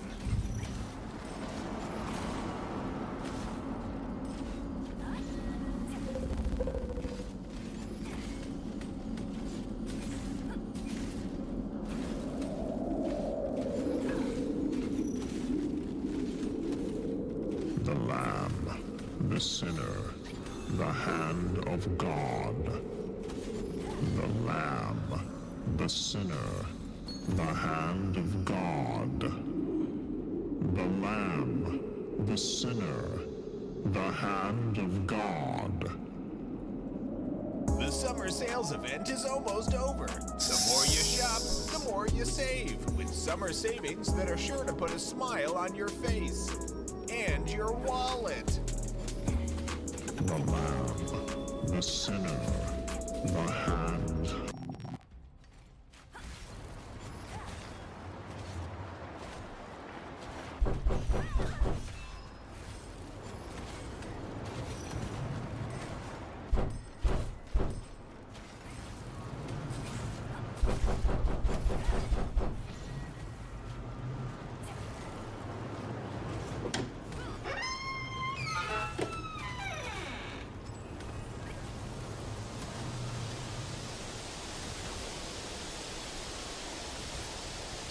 Kinda quiet, huh?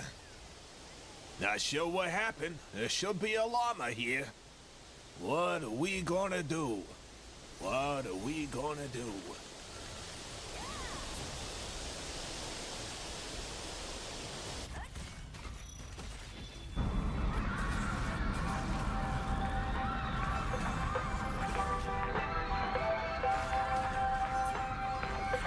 I'm a South American camelid. Here to bust a rhyme like you know a llama never did.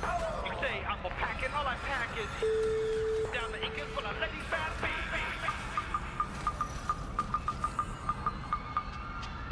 My coat ain't got no linoleum. Make me look all woolly and soft as I'm strolling. Thinking that's a llama in my Kia. Yeah, I drive a Kia.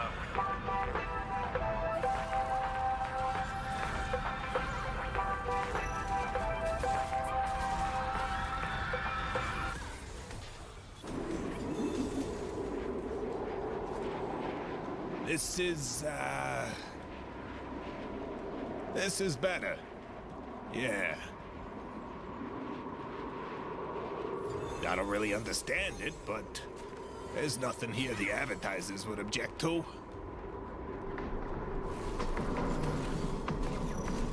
And look, There's our good friend and business partner, the Endless Void. We must be doing something right. Yep. Things are better this way.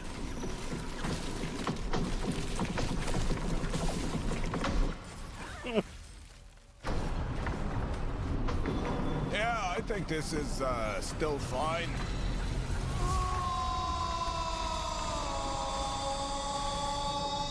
Perfect. Look at that. That's oh God. Oh, hey.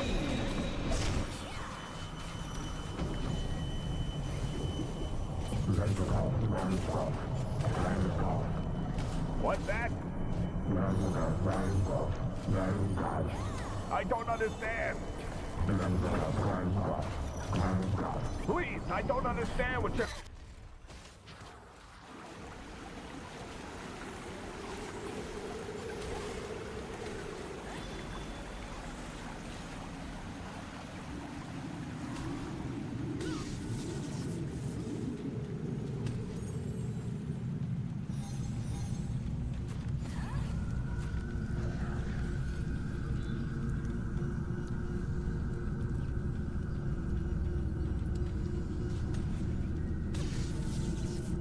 Where's my hat? Has anyone seen my hat? I need my hat.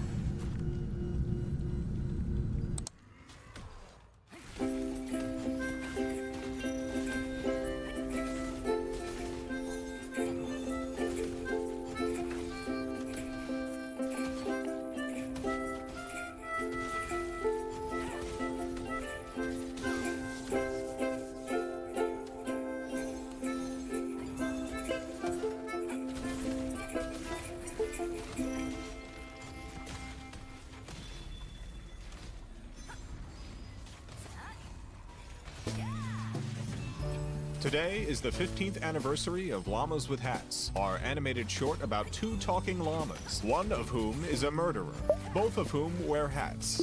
On February 19th, 2009, the original short was uploaded to YouTube. It got 14,928 views at its first day. We ended up doing 12 episodes in total, and the series went on to amass 158 million views. Oh, hey! How did it all begin? Well, in 2005, I moved to New Orleans to start a video production company with a friend of mine. His uncle ran a photography art print shop in the area, and I was asked if I had any ideas for a photo series they could sell prints of. I suggested Llamas with Hats. We'd partner with a llama farm and take portraits of various llamas wearing hats. My idea was vetoed absolutely. No. And a few months later, Hurricane Katrina washed all of our plans away. Years went by, and then on February 10th, 2009, I was heading to Panera Bread with my cousin Chris Alex for lunch. We used to meet up once a week, grab lunch, and think about what videos we wanted to do for YouTube. As Chris was driving, I had a sudden flashback to my Llamas with Hats photo series idea, and began to imagine a cartoon with the same title. By the time we pulled into the Panera parking lot, the entire video was looping in my head.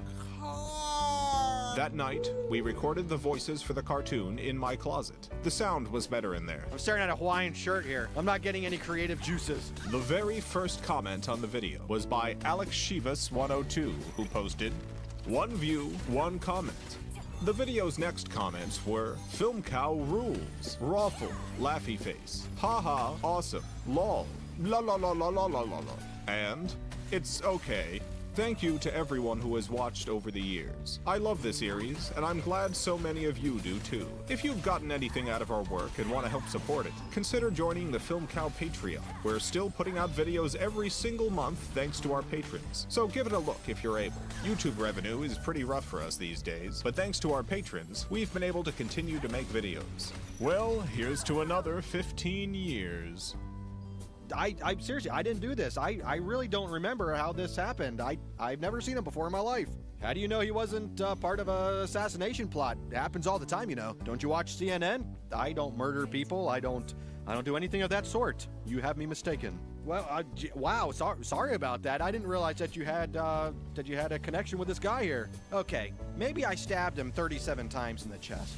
But do we really know that that's what killed him? I mean, come on, he's a human. Hands are a delicacy. They're something that we don't get every day. And when the opportunity presents itself, I will take full advantage of that. Lessons: eat your vegetables or someone else's hands. Oh, shit!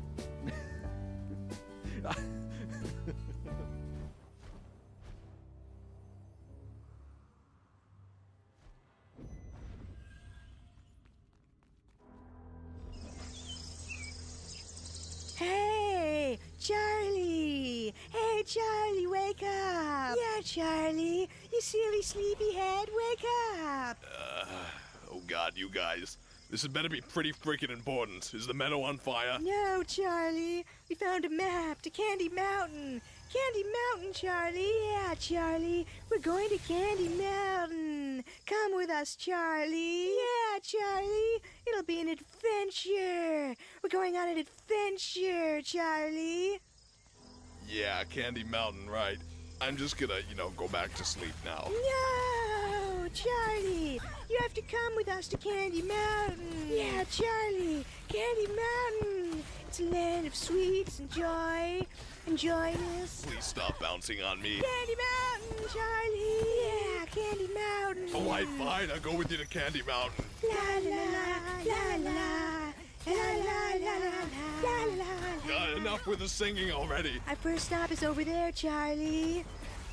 Oh god, what is that? It's a Leopleurodon, Charlie. Magical Leopleurodon. It's gonna guide our way to Candy Mountain. Alright, guys, you do know that there's no actual Candy Mountain, right? Shun the non-believer. Shun.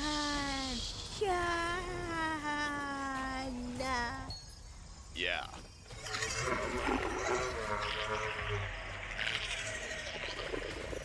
It has spoken. It has told us the way.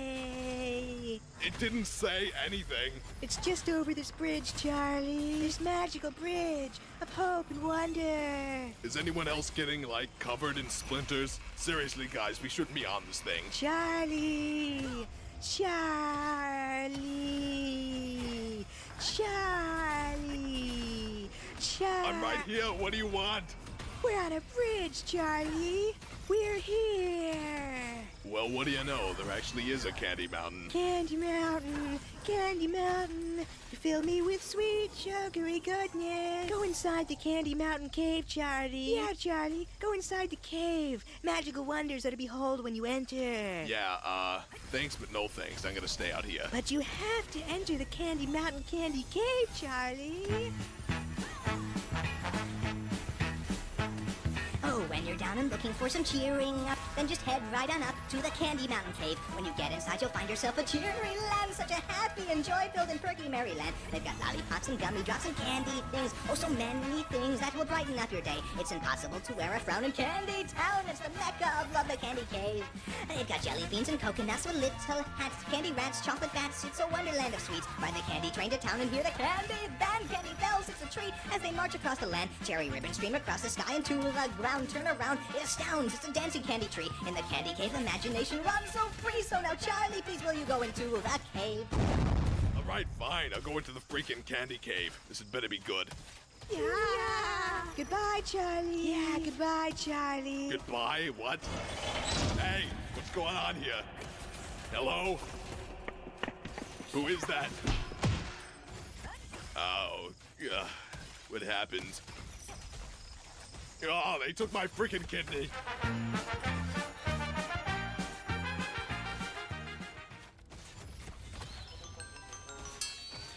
Glub, glub, glub, glub, glub, glub, glub, glub, glub, glub. Look over there. It's a coral reef. Oh, look at you guys.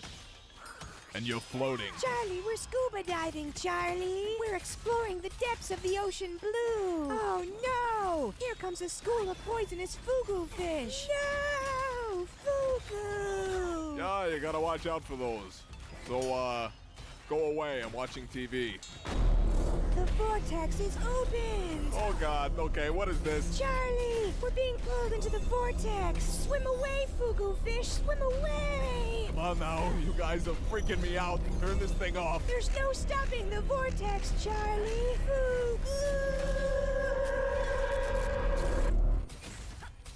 Guys,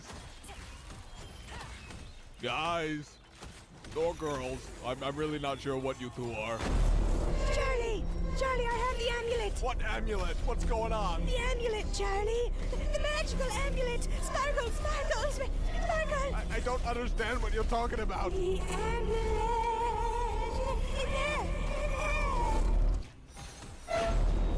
We did it. We got the amulet. Great. Now go away. I'm tired of the horrible things that happen when you're around. No, Charlie. No. We have to take the amulet to the Banana King. Oh, yes, the Banana King, of course. Absolutely not. He's counting on us, Charlie. If we don't get the amulet to the Banana King, the vortex will open and let out 1,000 years of darkness. No, darkness. Oh, all right, fine. I'll go. Yay, darkness.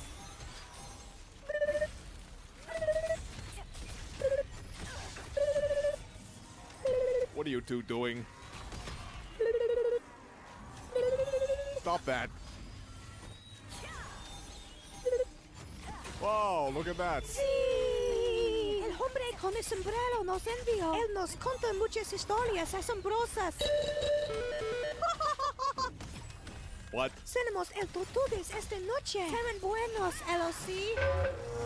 Ah, what did you two do? Sí. Soy feliz. Just keep walking, Charlie. Keep walking. Hop on board the train, Charlie. It's gonna take us to the Banana King. I don't see any train.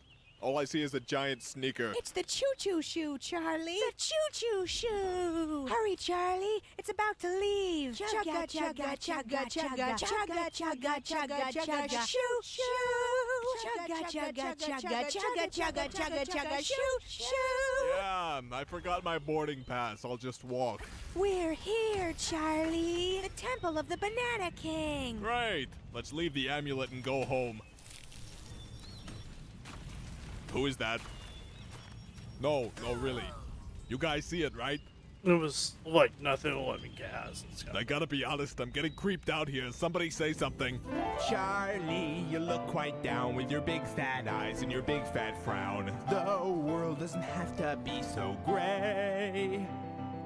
Charlie, when your life's a mess, when you're feeling blue or was in distress, I know I can wash that sad away. All you have to do is put a banana in your ear. A banana in my ear? Put a ripe banana right into your favorite ear. It's true. Says who? So true. Once it's in your gloom will disappear. The bad in the world is hard to hear when in your ear a banana cheers. So go and put a banana in your ear. Put a banana in your ear. I'd rather keep my ear clear. You will never be happy if you live your life in fear. It's true, Says you. So true. When it's in the skies are bright and clear. Oh, every day of every year the sun shines bright in this big blue sphere. So go and put a banana in your ear.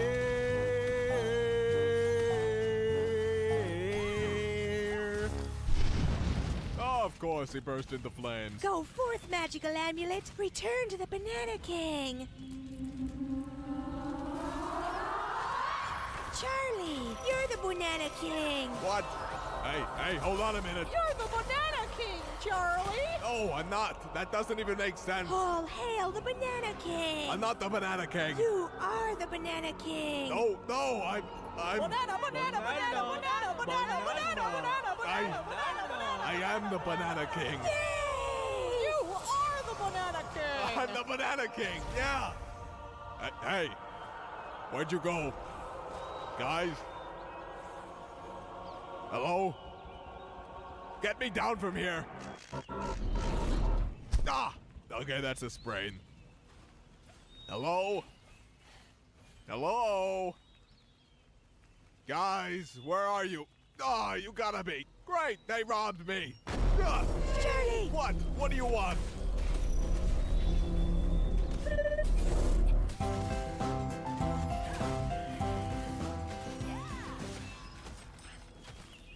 Spirits. Hello? Is someone there? What? What do you want? Charlie! Yeah, give me a heart attack, that's fine. We're from the future, Charlie. Oh, I bet. The world is in peril. All that is good has been consumed by evil. The end is nigh.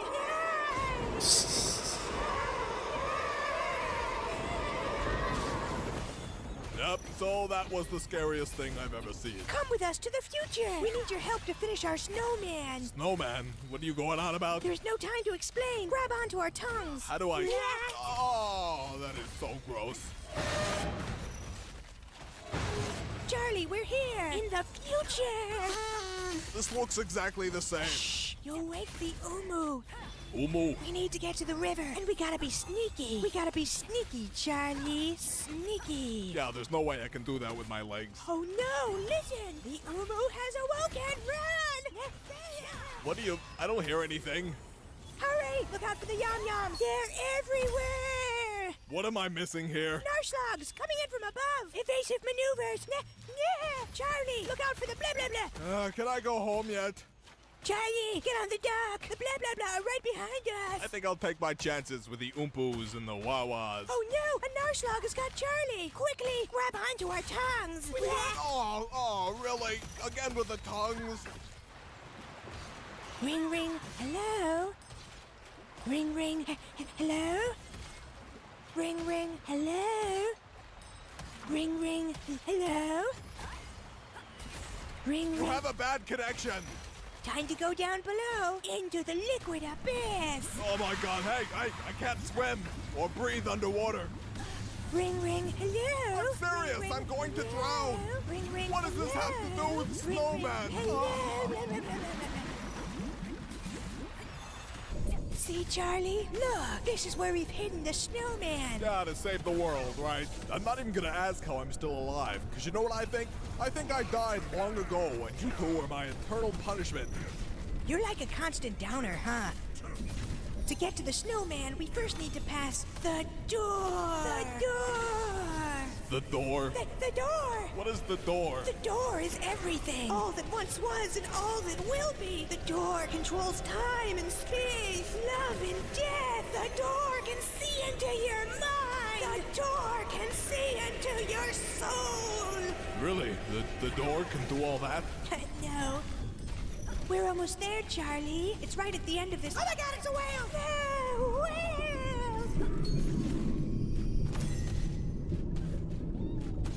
Just a few more steps and we'll... Oh my god, it's a narwhal! No, narwhal! Narwhal of death! It's gonna kill us! It's right up ahead now. You can see the... Oh my god, Stop it! I don't care about each and every sea creature you see. But Charlie, they care about you. Oh no! No!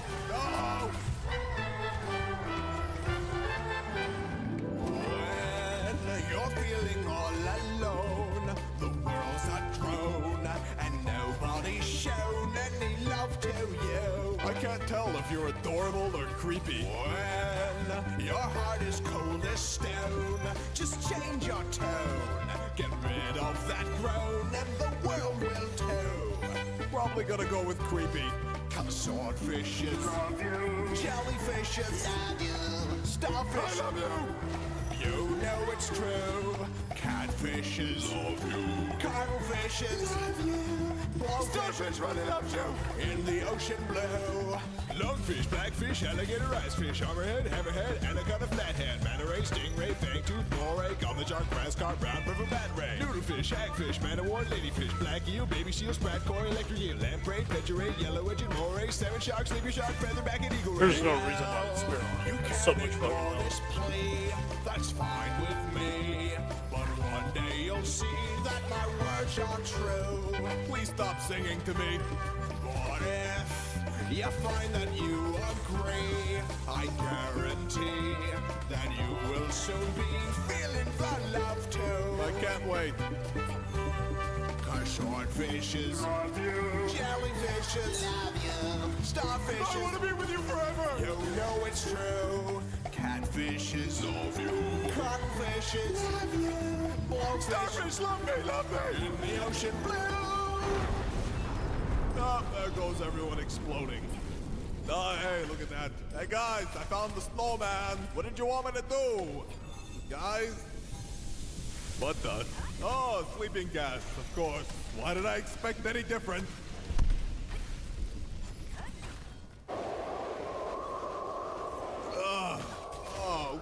Where am I?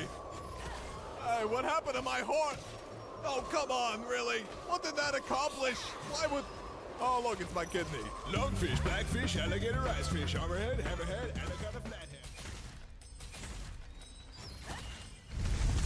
Critical engine failure! Emergency systems are offline! What? Hull breach! We have a hull breach! Abandoned ship! We're going down! Whatever, I'm leaving. There's no time to evacuate! This is the end! Yeah! Let's go, God! Charlie, I we did it. don't have much time! We need to get to the moon! In outer space! I don't know why I yelled that! The moon? Why do you need Drink that? solo! Ba-ba-da-da-ba-da-da-da! What's on the moon? A huge, scary millipede! What? It's using gross, slimy millipede power to destroy the cavern of the Red Wind. I don't care. I don't know why I'm even asking. It's obvious I have no actual choice here. How about we save some time and just go to the freaking moon? Oh my God, that would be amazing! Hey, what? Oh! I don't understand how you can do these things.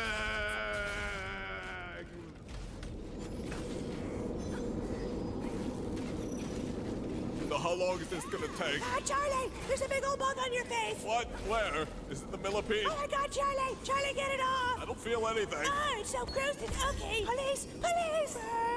This is the police. We have you surrounded, Mr. Bug. Uh-huh. Taser him! Oh, hey! He's resisting arrest! Oh, stop it! There's no bug! He's got a gun! Oh, God! He's got another gun! Oh. We're here! Yay! You're ready, Charlie? I believe in you! Ready for what? Behold, the millipede! Oh, yeah. Here we go.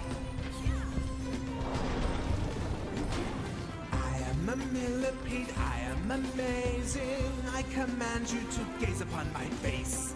You'll never find... What's up, buddy? Must be 3 o'clock.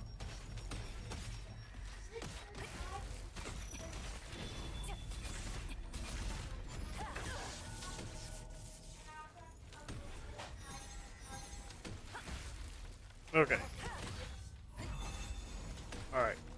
So they finally get it figured out. She's been thinking? That's scary. Go ahead, keep going.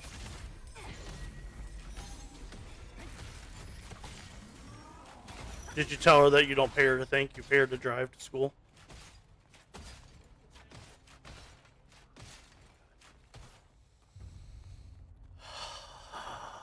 Don't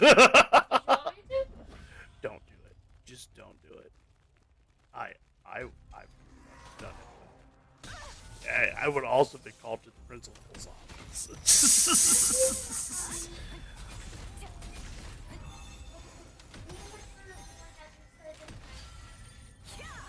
You had to restart an entire project? Yes. What did y'all do?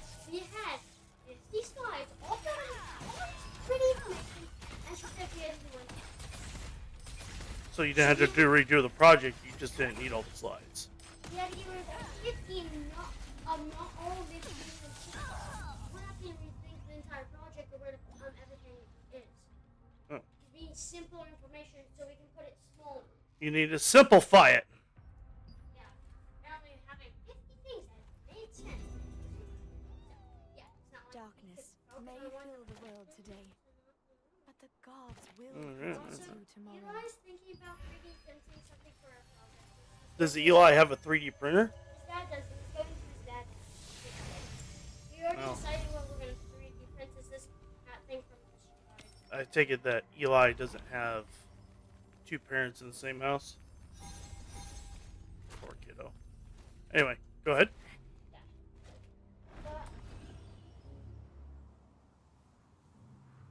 Anyway, so what are y'all 3D printing about? What tribe?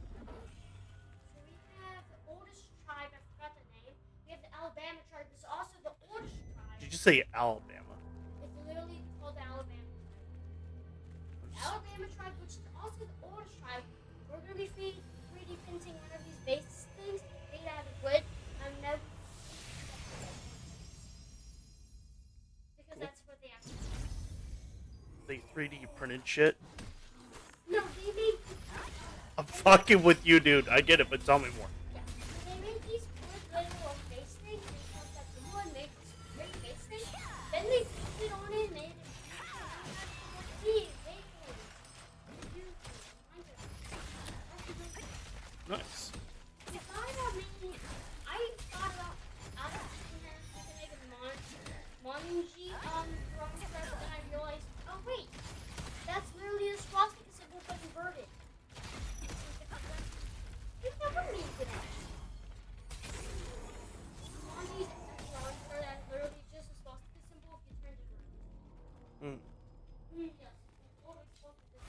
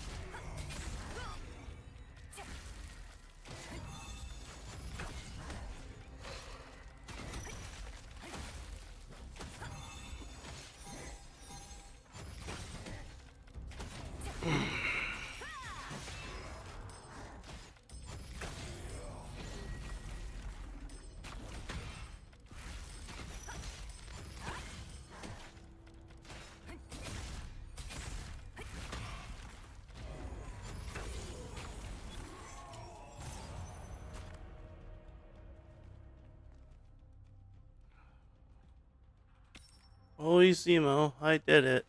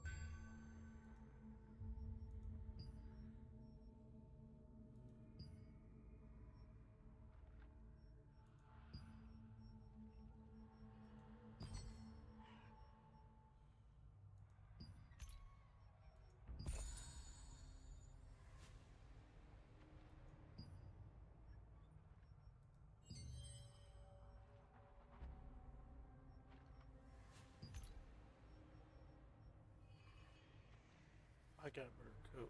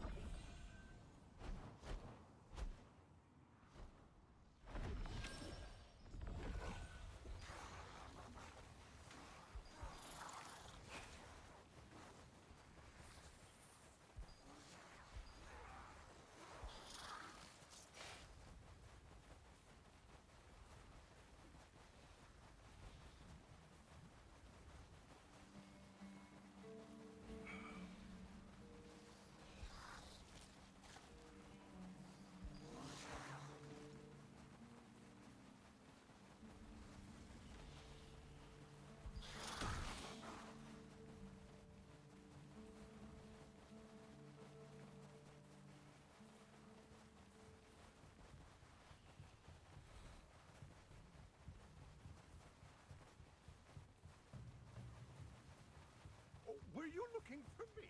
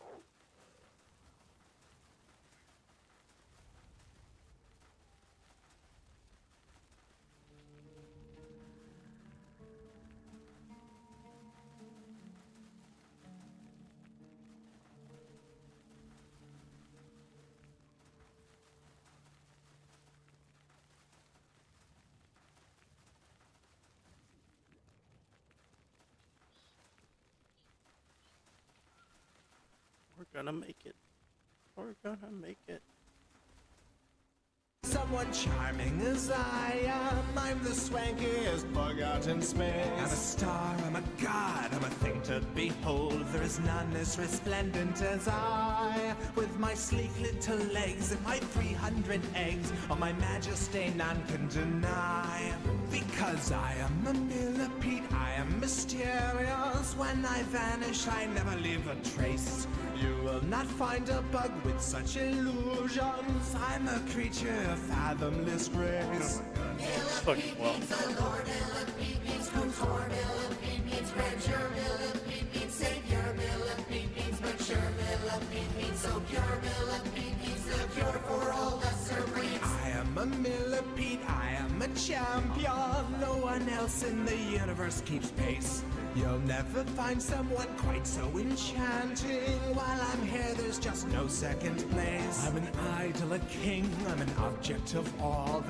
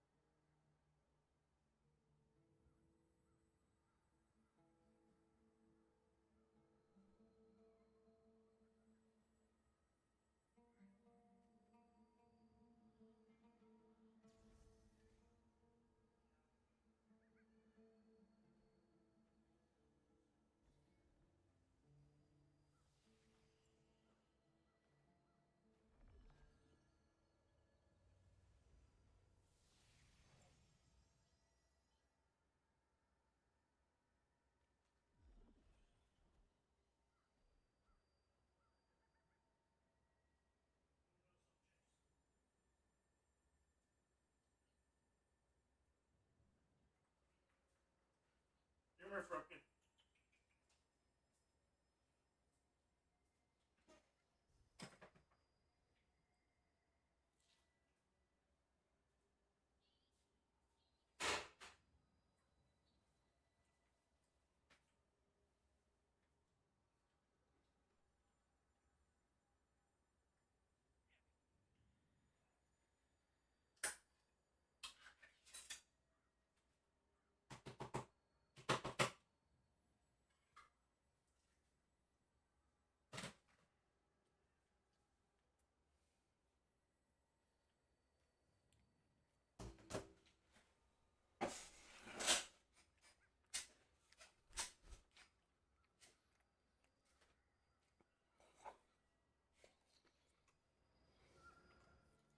There is none quite so gleaming as I. I've got glamour to spare. You are right when you stare. I'm the who, what, when, where, and the why. Join me! What's wrong?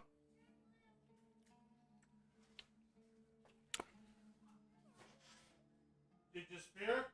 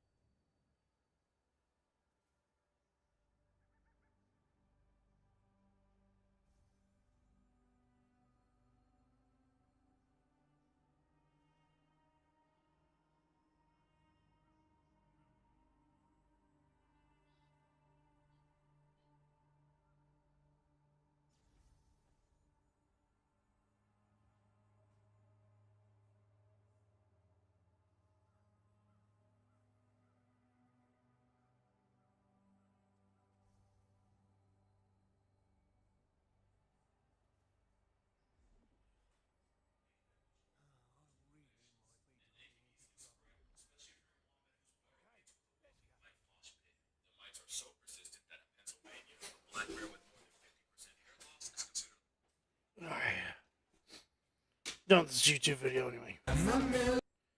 It's weird. Not like funny weird, just weird.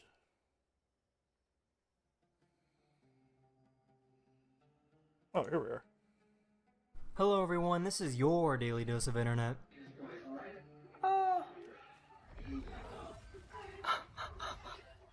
These are dentures. I broke my teeth. As scary as this looks, these are actually dental implants, so basically these are fake teeth that are falling out. She tried to pick up this firefighter.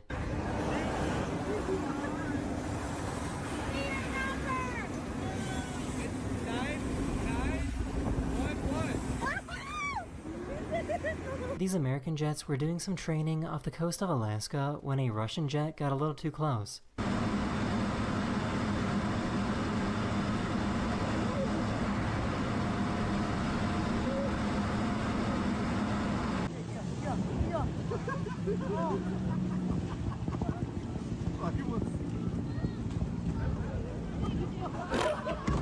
Bro just got bounced Let's go, off. Makamamba.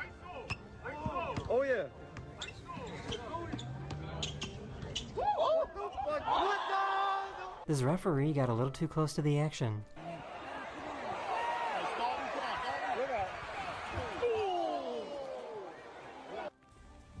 Y'all, what do I do, y'all? Do I call the cops?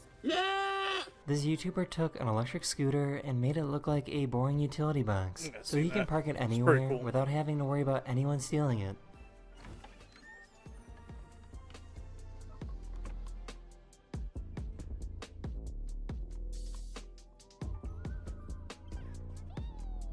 Welcome. They went to this restaurant to visit their friend who was a waiter. Yeah, Weston. Been investigating. We've planted a device that measures. Here's a great way to get fired. These flight attendants recorded themselves doing tricks during takeoff. Their cave is deep in the Phonos Big. Are you guild leader of the Talon Guild? This polar bear is smart enough to spread out their body weight when walking over thin ice. And giving out generous reward for their completion. The high reward can be paid just for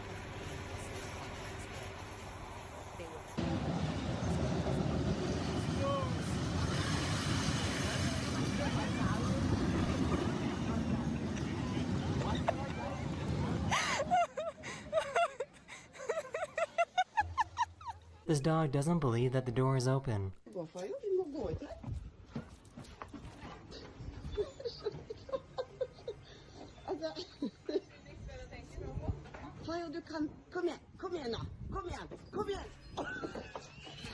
I think this guy has mastered the gym and is waiting for Gym 2 to come out.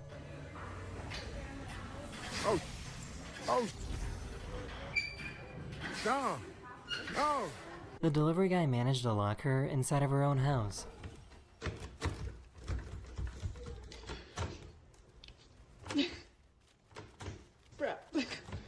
I think they parked their house a little too close to the water. Oh no.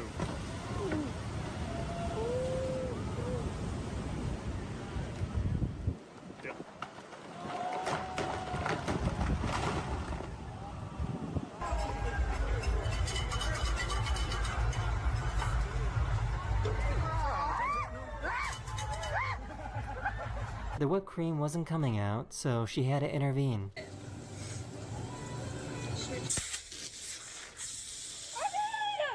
This guy had one job, and he absolutely nailed it.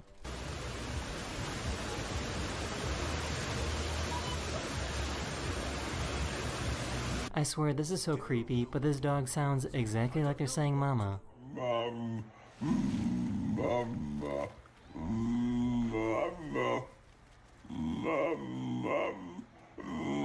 So I guess goats are a lot smarter than they look.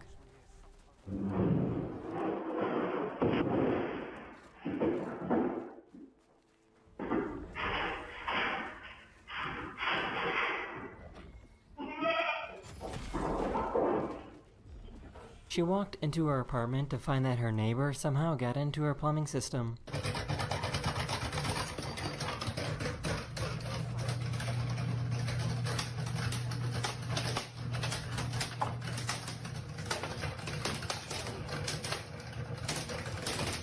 This cat was investigating this new security camera.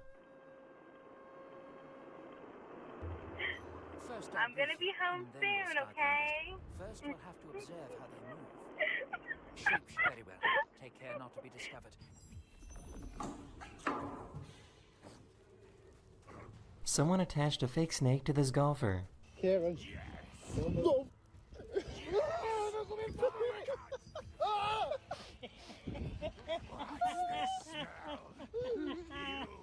I don't think her wish is coming true. Hog just divorced. Well, that's cool, I guess.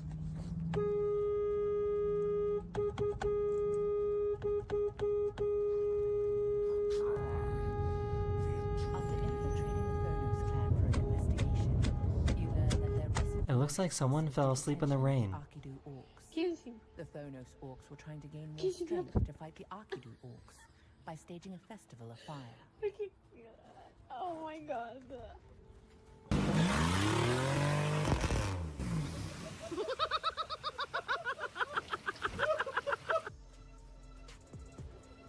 Have you gathered enough to await a star? To activate the be able to see I always believed it would respond. They wanted to see who was responsible for ruining this little girl's birthday. The eclipse will hide us. Let's get moving.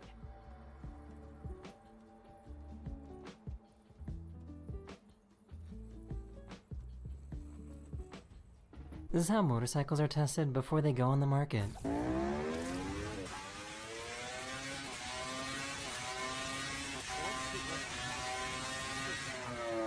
This is what happens when a boat goes through bioluminescent water in Norway.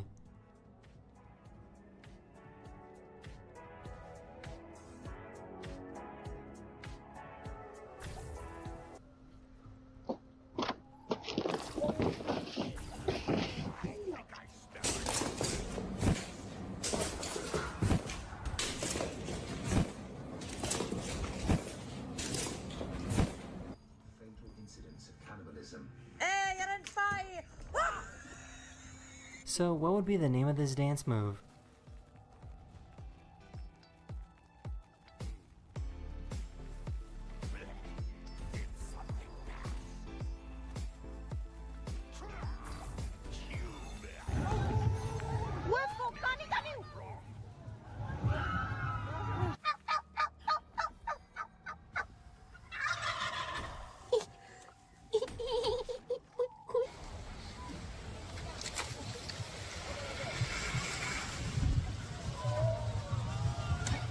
The odds of getting stabbed by a squirrel might be low, but it will never be zero. They really think it's night.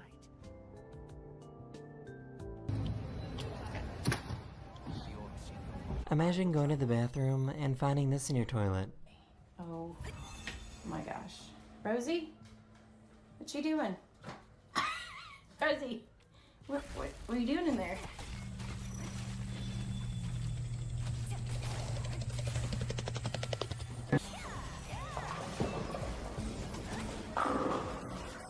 That is the end of this video. We hope you enjoyed, and I'll see you guys again very, very soon. Later. Alright, let's see what else we got. You already know about that. Oh, what was this Hello one? everyone, this is your daily dose of internet. Every video game is woke. Yeah. What's up, everybody? This is the Woke Man here, and today, turns out there's a lot of games that are woke out there, and you've got to be on the lookout. Thankfully, there is a list just for you, so you can keep track of all of that woke nonsense and all of those political agendas being pushed into your games, and you can avoid it, and I'm gonna help you. So here it is, ladies and gentlemen, and just so you know, this list is very, very comprehensive. There's a lot of woke stuff out there, a lot of wokeness. As you can clear, there's fucking 1,400 games on here. Look, okay, it's no secret that companies are sometimes pushing agendas in media, pop culture, video games, and whatnot. Bloons Tower Defense 6 is woke now, fellas. It's been compromised. It contains overtly pro-LGBTQ+ messaging. Can you believe it? There's a pride flag item available in the trophy store with a pro-pride message. And that's the review. That's their review of the game. They're reviewing games based on wokeness. This amorphous blob of a term now. But Bloons Tower Defense 6 has been compromised. Thank you, Woke Detective, for making me aware of this. I can finally cleanse my. Just get the wokeness out of here. Get it out of here. Well, obviously Starfield is pretty woke, you know. Pronoun selection, they, them, body types instead of male and female. Improbably diverse NPCs in all areas. Well, hold on, what the fuck does that mean? Improbably diverse? They're in space.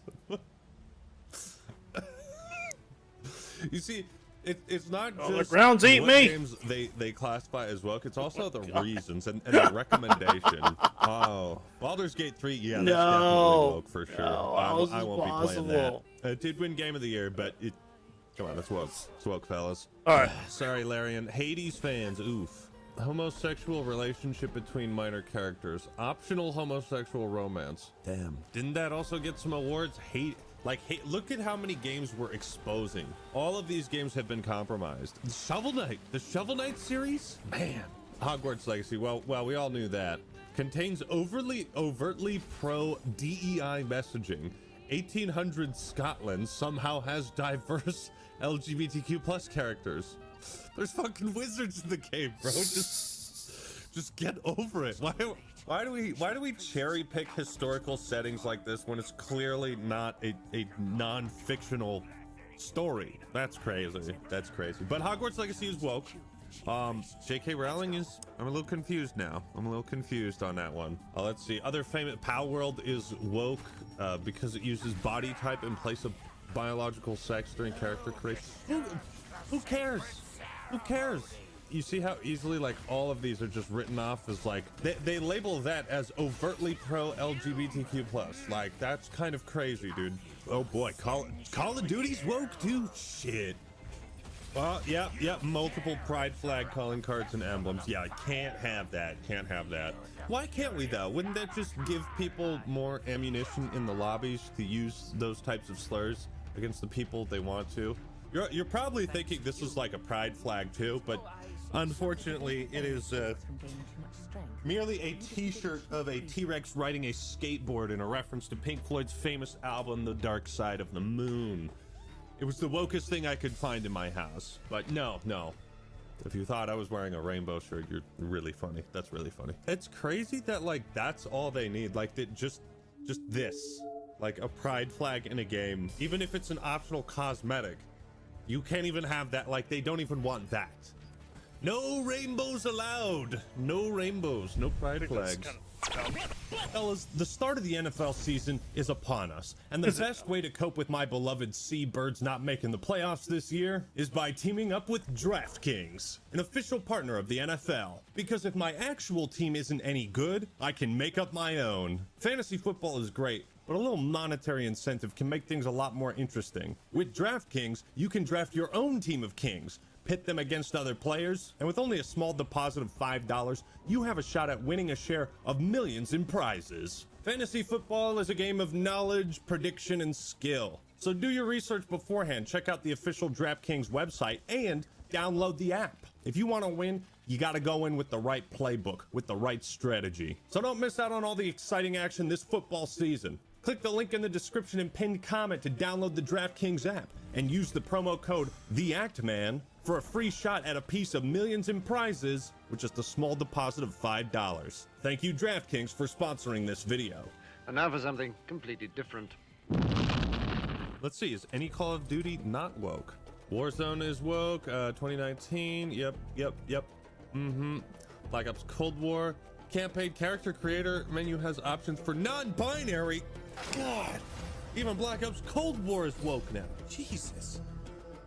We're getting massacred out here, man. What kind of fucking games are on here? I Was a Teenage Exocolonist contains overtly anti-capitalism messaging. What's wrong with that? What's wrong with that? So does BioShock. A criticizing capitalism is woke now. What? Who wrote this list? Well, I know who wrote this list. It was actually one of the founders of autism.net.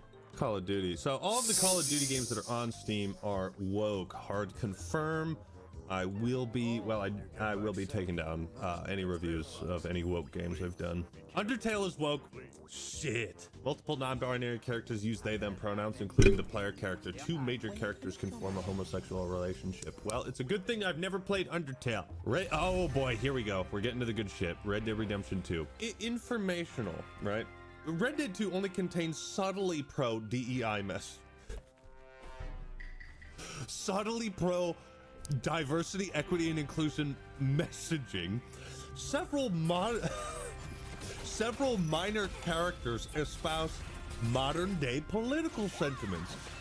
As an example, the NPC Sadie Adler behaves the same way a modern feminist would. You're fucking gay! as in homosexual. That is one of the most retarded things I've ever heard. So I like subtly pro DEI messaging in 1899. Yeah, Dutch only got Lenny and Charles on the squad so it would help his DEI scores with the Pinkertons. Yeah, I like several modern day characters espouse modern day political sentiments. You know what's a modern day political sentiment? Woman suffrage. What? Native American genocide? All these political topics that were covered for 1899? Like, Sadie Adler behaves the same way a modern day feminist would. How? She's just a strong, badass cowgirl. Her husband died and then she was being taken advantage of by O'Driscolls, and then Micah comes in. Yeah, she's probably gonna hate men a little bit. Good God. You see how reductive these types of like woke labels become when they actually have to write down what's woke about it instead of just pointing at women and being like, women, they're woke. You know, it's like, it becomes very reductive and stupid. Skyrim is only moderately woke because an NPC in Whiterun asks you whether the sight of a strong Nord woman offends you. These are also such specific examples, like Oblivion. Dumag Grobunk flirts with males. What? Some Argonians use conflicting pronouns? That's probably just a fuck up of the script or something, if it's Oblivion. I heard that thieves broke into the Arcane University, the Imperial Legion compound, and the temple all on the same night. Wait a minute, let me do that one again. I heard that Thankfully, Fallout New Vegas is only informational. Contains LGBTQ plus themes without specific messaging. Fallout New Vegas. Minor LGBTQ plus NPCs. A possible companion has dialogue about her experiences as a homosexual. Light social commentary. Fallout New Vegas. Light social commentary. I repeat, Fallout New Vegas. Light social commentary. Who wrote this? What LGBTQ plus themes does New Vegas have? I never even heard of that. It's starting to sound like the people that call things woke just like they want all the gay people out of video games. Because it's like, why always highlight which games have homosexual or gay relationships? Like, why? This whole thing is nothing but a Jewish plot. You do know that, don't you? I find that highly unlikely, amigo. Well, I don't like Jews, or colored folk, or natives, now that you mention it. Nobody used to give a shit when it was like KOTOR or Mass Effect. Nobody cared. The people that cared were the out-of-touch Fox News representatives. Now we have like gamers writing this shit. What happened? Oh, GTA 5? God damn it. Unfortunately, it features multiple minor LGBTQ plus NPCs. Isn't that unfortunate? Yeah, Fallout 3, jeez. The games that are safe though, Team Fortress 2, no woke content. Thank God for that. Witcher 3, several minor characters provide exposition regarding their experiences as homosexual individuals. You can't even talk about why, like, what it's like to be gay in a video game without it being like, I don't know if we should go there. That's just so weird. Oh, shit, man. The Dark Souls series is, well, Dark Souls has only been moderately compromised, okay? Gwendolyn was born a male, but raised as a female and given clothes and a magic ring to help him act like a female. At least they're familiar with the lore to a certain extent. It is tragic that the entire Dark Souls trilogy contains some woke stuff, guys. I can't recommend that. Helldivers 2, though, contains subtly pro-DEI messaging. How? What is the DEI message? The intro notably features a mixed race family. That's like, to these people, that's like a warning flag. Is that kind of insane? No clear distinction between male or female aside from voice options. But they have helmets on and body armor and... I don't get it. I don't get these people. Counter-Strike 2 is not woke. As long as we're killing terrorists, that is A-okay. Cyberpunk, obviously that's gonna be woke. Left 4 Dead series is not... Wait a minute. How? Hold on. There's a lot of black zombies in Left 4 Dead 2. And Speaking of, 2 of the 4 playable characters are black, and one of them's a woman. How is that not woke? That's 50% of the playable roster. How is Left 4 Dead 2 not woke? You see how stupid, how fucking easy it is to just point out like minorities and women and say, look at the wokeness. Game's woke. But they don't do that for Left 4 Dead 2. Why? Okay, so Portal is good, but Portal 2 unfortunately has anti-patriarchy messaging, as all male characters are portrayed negatively and are less competent than the female characters. Man, Valve really fell off. They really fell off after that. Yu-Gi-Oh! And Dragon Ball is safe. You can play those games safely. What is this? Validate struggling singles in your area. I can't imagine how this game would be woke. What does this game even look like? We're going in deep. Get to know struggling singles just like you. I can't watch anymore. I can't watch. Oh God. I don't think I can show that. Okay. Don't think I can show that. Here's the thing. If you want to play like these sex games or like dating sims, like, who cares? Who cares about that? I don't care. I wouldn't have even known about the Validate if it weren't for this hilarious list. I really should have covered this in my Battlefront Collection video, but game was woke. Battlefront Collection was woke. You see, they changed the self-inflicted death message from player killed himself into player killed themselves. Wow, look at all these woke games. Battlefield 1. Oh yeah, there was black people in that game. Battlefield 5. Battlefield 5 you actually have like an argument for, but of course a small description is not going to do it justice. But look at how many games. Wolfenstein 2, shit, main character is saved by his strong pregnant girlfriend. She also manages to fight off a wave of Nazis. Fuck me.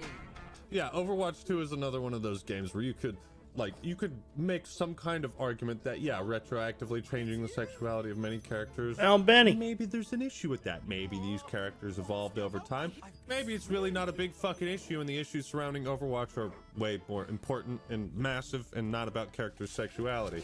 Just let the Rule 34 artists be by themselves, okay? Just let them do their thing. For those who are looking to play Dream Daddy, a dad dating simulator, you will unfortunately be playing a woke video game. This is made by the Game Grumps? What? When did they? Oh my god.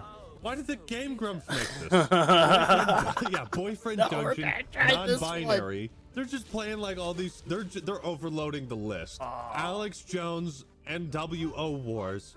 No woke content. I call bullshit. I call bullshit on this list. Are you kidding me? Are you kidding me? How is this not woke? How is this not woke? It's clearly shoving a political message. Let's free the Patriots and defeat the globalist tech. Ugh. That really is what it comes down to. It's like, okay, we want politics in games, just the right politics, just the right, like Alex Jones, who's never had a bad opinion ever. Super lesbian animal RPG is woke? No. Overwhelmingly positive reviews. There are people who have 50 hours. Why are there so many fucking like dating games on here? You have to review these things based on each game individually. You can't just be like, well, that's woke, don't play it. You know, you have to actually examine it. Like this could, like the Alex Jones game could be a decent platformer. Could be. Looks kind of funny, like it's got a funny theme, but a lot of people just write off games because they don't contain the right politics, and I think that's really entitled and stupid. Among Us is woke? No, I love Among Us because there's pride flags in it. The gays really do ruin everything. What is this? Val's Guide to Having a Broken Vag. I don't know who the fuck wrote this list or who the fuck had to play all of these games, but this is just wild. Destroy All Humans contains subtly anti-human and subtly pro-DEI messaging. Are you fucking serious? Anti-human messaging? Boy, I wish this was a wig. I would rip it out. I would rip it out of my skull. Have you played that Destroy All Humans game? Pfft, me? No. Contains some anti-human messaging. I hope no one Yeah, notices that I have women's panties on. You know how I like my games. Pro-human. Imagine being the person like writing this list, looking at and playing Destroy All Humans, and you're like, there's just something not quite right about this. There's something not quite right. I can't put my finger on it, but I feel like this game is a little anti-human. Drown my sorrows and kiss me with sex. Oh, God. And that's woke. Oh, they have Armored Core 6 contains multiple forms of woke messaging, some overt and some more subtle. See the full review for more details. Okay. Oh, Space Marine 2. Space Marine 2 is woke. The Ultramarines seen in-game are improbably diverse. Features frontline female combatants, including an improbable female authority figure. Get back in the kitchen, women. You can't be on the front lines. They already reviewed Veilguard. It's not even out. They don't even need to play the game. They even reviewed Freddy Fish on this. No game is safe. Pajama Sam? Are you... Thank God I wasn't indoctrinated when I was a kid. Quake is good. Quake 2, not so much. Look at how specific this gets, though. Ratchet and Clank Rift Apart. A mini-game on Ardolis involves singing a song about women in respectable positions of power. Who gives a shit? It's so weird to keep like a database of all this. Like, imagine if they did this for like racism and sexism. Wouldn't that just be insane to be like, oh, this game is racist, a black guy gets killed in it? I feel like that would be the exact same shit. They're even reviewing like furry games. Perfect Apocalypse. Jesus Christ. Wow, how is this possible? The game Gender Bender is not woke. Because it offers a satirical take on picking a gender identity. Whether in favor of or against gender identities is unclear. What's your gender? Your royal gayness. Your royal gayness. How do you even find... Do they just click on the LGBTQ plus tag and just go through that and include them all on here? That's probably what they did. Divinity Original Sin 2. How? Homosexual romance options. Okay. Like, that's a bad thing. You know what I mean? That's a bad thing to these people. Not that it's forced, as in it forces the player to be gay, but that it's an option in the game. Homosexual relationships are written and included for people who care, or for people who want to explore all pieces of content, all different types of relationships. It's like these people are discouraging that. And sounds like these are the people trying to shove political ideology into our video games instead of trying to keep it, relegated to the artists themselves. I got blackmailed by a Futanari. Why are you reviewing these games? Is there a full review I can read for this game? I got blackmailed by a Futanari. I'd really like to hear more about that one. It's like these are all like romance games.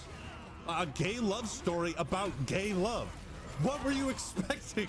Features homosexual romance? You don't say. I feel like half of the games that are listed as woke are just like gay, like Romancylvania. They're just reviewing romance games. Like Knights of the Old Republic is woke because of Juhani. Ace Attorney Trilogy. Trials and Tribulations features a minor gay character who behaves in a flamboyantly effeminate way. Who cares, man? Trials and Tribulations is the best Ace Attorney game. I'd with Spirit of Justice, in my opinion. Mortal Kombat 1, multiple male characters have been retconned and emasculated. They got rid of Scorpion's penis. Nearly all people of authority are female. It's just insane scrolling through this. You could really, it's like going to a zoo and seeing all the exhibits. Dave the Diver is woke. Contains pro DEI messaging. The player character is a fat guy who can somehow deep dive and swim long distances without trouble.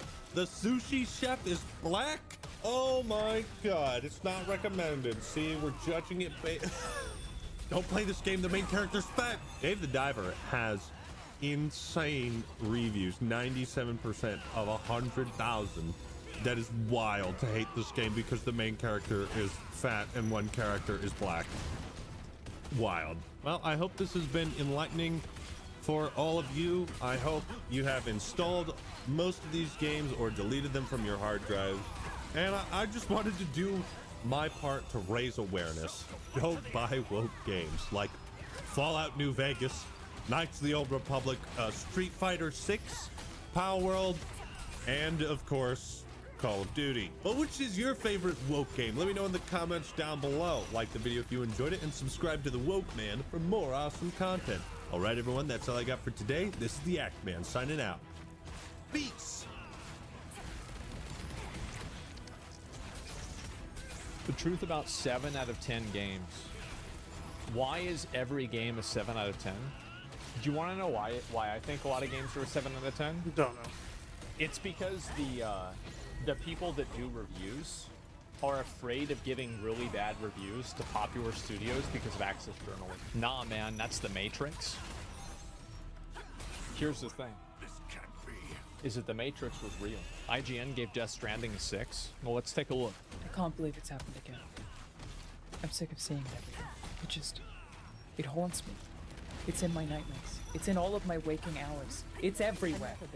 The number 7. Another games journalist has given another video game a 7 out of 10. And today I'm going to tell you why that's fairly common, actually, because there is, like, a pretty good reason for it, or maybe not necessarily a good reason. I'm not trying to color this reason in any direction. Wait, it's just what? the reason that you see 7 out of 10s as being common, to the extent where we now sometimes refer to 7 as, like, an average, which is weird, but allow me to explain. First, if you don't know me, sometimes people meme on me for mentioning this, but you'd be surprised the amount of people who comment on my videos who don't even know what my current job is and assume that I'm a full-time YouTuber, let alone a job I used to have, so that's why I sometimes say it. Turns out, people don't know stuff. And I used to work at IGN. I was a writer there for 3 whole years, which makes me exceptionally qualified. I didn't know that.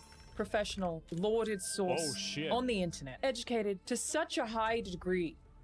I stuttered, and I feel like that really sells it. The one person on the planet equipped to tell you that step 1 before we get into the rest of this video is some of y'all take game reviews way too seriously. I will explain why the 7 out of 10 is so common and why it's... To me, it's like if somebody puts out a bullshit game review, I think absolutely you should call it out. Yeah. No, I'm about it. Like, I want to see it memed because it's so common and that it doesn't make sense. I feel like so many conversations about game reviews would be like so much more chill if you just remember that it's just some fucking guy's opinion. I used to be that fucking guy. It's just some fucking guy has an opinion on something. That's all a game review is. The fucking guy who writes the review is no more or less qualified to have an opinion on any other fucking guy on the street about a game. That is my genuine opinion. That is the opinion that I held when I did it and got paid. No, she's right about that, and that's a fucking fact. That's what I wish more people realized, is that if you're a game reviewer, what do you think? The people that are writing these reviews have some sort of, like, divine insight into video games? Get the fuck out of here. No, they don't. They're playing the same games that you are, probably worse than you do. So, what do you mean? Yeah, they barely play games. They probably don't play the games as much as you do, right? At least specific ones, right? Absolutely. For it, I personally do not consider game reviews to be journalism, even though they technically are by definition of the word. But again, it's just the problem is that when the game reviewers put in, the problem is not that game reviewers are held to a higher standard. The problem is that game reviewers have different standards than customers have, and I think that's where the really big issue is that game developers, or sorry, game journalists review games on criteria that actual players don't care about, and vice versa. They don't review based on things that players do care about. And so there's like a massive misrepresentation that happens. Fucking guy's opinion, man. And they certainly are not objective and do not strive to be and shouldn't be, because they are opinion based. They are not reporting, they're just fucking guy has an opinion.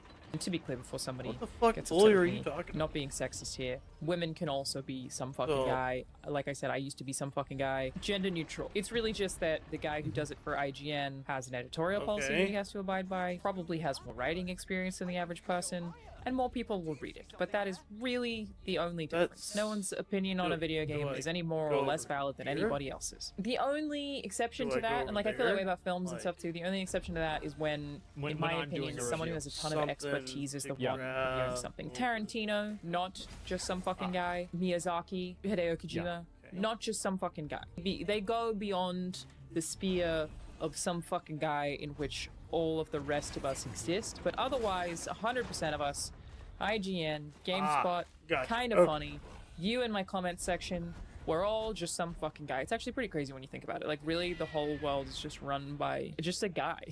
I think here's the problem. I think Black Myth Wukong is a really good indicator of what this problem is that when IGN gave Black Myth Wukong an 8, and I think it was another studio, another place gave it a 6 out of 10, and the main reason why they were giving it low ratings was because of something that somebody at the studio said or did, that becomes a huge problem when every single game reviewing company has this same criteria. Space Marine 6 out of 10, right? Got 2, a below Gollum? Yeah, exactly. She's annoying the innate bias that Gaxis journalists have. It's a longer video, so like, I mean, she might cover that later on. So, I mean, there's plenty of time to go over that. But what I'm saying is that these game reviews, not only are they biased, but they are extremely biased, and all of the different game review places are doing the same type of bias. That's the issue. Is that, like, I mean, you might as well just have one big game review company because all of them are functionally the same thing. There's no objectivity. Yeah, exactly. And like, I guarantee you, if I made a video and I reviewed a game and I said this game is bad because of like some bullshit, people would call me out too. That's the way it would be for anybody. What are any of us doing? Think about how many things you don't know how to do or how many mistakes that you've made, and you're still here, and that's just the same as the rest of us. None of us have any idea what's really going on. We're just some fucking guy who got a job. There it is. Okay, but first, 7 out of 10. Why is it so common? Why does it feel like 7 out of 10 has become the average video game score, at the very least in the AAA gaming space? Why is everything a 7 out of 10? Why is it so common? What happened to the other half of the scale? Why aren't we using it? In my opinion, it actually is because 7 out of 10 kind of has become average for AAA games, but maybe not for the reasons that most people would think. Important to note, before we get into this, that different websites do have different scales. A 9 for IGN is not the same as... to prove the guild leader's betrayal. You guys want to see the scale? There's some scales right there. There's no objective measurement here. Like, I understand how, like, they want to define this and they like trying to create some rubric or something like that. But let's be honest. The dartboard is a scale? Yeah, a lot of this is a dartboard. A 9 for some other website. You have any feelings about reviews that you look up what their individual scales mean? One thing that I see people mistake all the time. Do you remember how many places gave Starfield a really high rating? That was very upsetting for me to see that. Times that they think a 10 out of 10 is a perfect score or that it's a perfect game. For IGN, for example, a 10 does not mean perfect. It just means masterpiece, because no game is perfect except for Portal, and maybe also Deadly Premonition, and Doom 93, Sekiro, and Tunic. But that's the list of perfect video games completed. Unless you have anything to add, editor of this video, Jacob Fullerton. The floor is yours. Gungan Frontier. All your favorite characters are there. You get to play with Fombas and Falumpa sets and plant trees on the moon. And the UI is a clam. 10 out of 10. Perfect game. There we go. Comprehensive list of perfect video games. No, really, none exist. 10 out of 10 means masterpiece, right? It is a masterpiece. It doesn't mean it's perfect. But for whatever website that you read reviews from or whatever discourse you're involved in, I recommend checking out their individual scales. And if you look at a 7 on the IGN scale, 7 means good. Not great, just good. When I worked there and I reviewed video games and movies and stuff sometimes, Dan Stapleton, the executive editor of reviews at IGN, told me to treat what score I would have if I was having trouble as what would I say if someone walked up to me on the street and asked. So a 7 would be, yeah, it's good. It's not great, it's good. It's good. Because to be honest, assigning a score to however many thousand words you've written where you try to really explain every single nuance of this thing and why you do or don't like it is extremely difficult and sucky, but it's just really important to audiences. Like, it gets clearly so much engagement from these websites. People want the opinions distilled into a little number. It generates so much discourse. It generated this video, technically, and probably many videos about 7 out of 10 or 10 out of 10 game reviews that exist on this platform. Audiences clearly are very attached to the review score. For writers, it sucks. So when you're having... I don't think that people are attached to it for that reason. I think the reason why people are attached to it is I because purchased it. the way that they're reviewed isn't respective of the way that people want them to be reviewed. That's the issue. That's where the complaints really come in. It's that, for example, like game reviews like hold priority and care about things that an average player doesn't care about. And I think that that's really where the issue is with the 7 out of 10.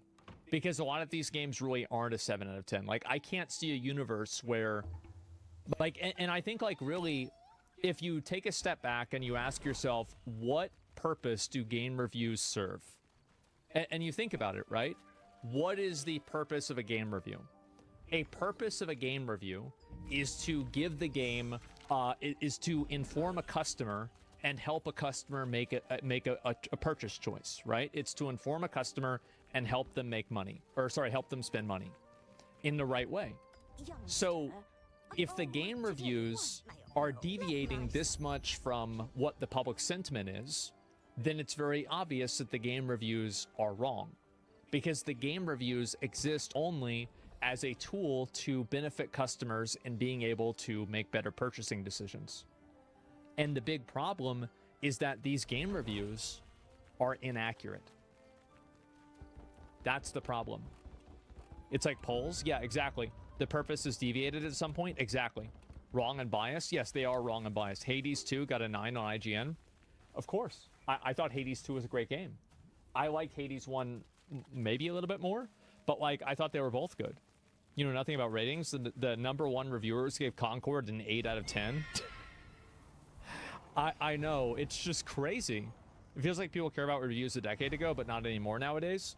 I think that the reason why people care a lot about reviews is because reviews are quantitative metrics to measure the disparity between what people actually think and what's being published. So like, for example, a game like Star Wars Outlaws getting an 8 or like a 9 or a 7 even, this is very clearly a massive disparity between what the customers think. And that's what the problem is. Today would pardon. Trouble being like, I don't know what these words distill to. How am I going to figure that out? A good way to do it is, what would you say if someone came up to you on the street? So a 7 is, it's good. It's not great, it's good. And firstly, that does encompass a lot of video games, especially when you're a reviewer. People who review games or play games professionally are, by virtue of the thing that is their job, playing a lot more video games than most people. Now, before you get mad at me for that, it's just that they're allowed to do it during work hours. So they're playing more video games. I think that they play more video games, but the problem that I think a lot of reviewers have with playing games is that they play them at a very shallow level. And you can see that, and it really just makes sense, right? Is that a lot of reviewers, and this is just like a problem fundamentally with like the meta of what like reviewing games is that you want to make a lot of reviews and you want to write a lot of reviews because those reviews generate ad revenue and they make you money. So the problem is that in a lot of cases where these game reviews, I think that the best example that I can give of this is New World. So New World, every single game review of New World, the screenshots that were included in the game review showed a character at level 18. It showed a character at level 11. Oh wow, this game is great. Wow. Oh, there you go. Like, that means it's so good. And this is a problem. And the issue is that game reviews, while it is their job, that's a double-edged sword.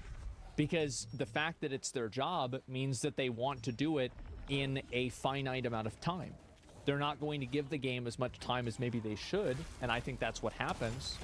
Is that like, and I think again, Black Myth Wukong, another great example. The biggest self-report from game reviewers is that all of them said there weren't any women in the game, but there's women all the time in Act 4. That it's all about them. So what does that tell me? That tells me you didn't play half the game.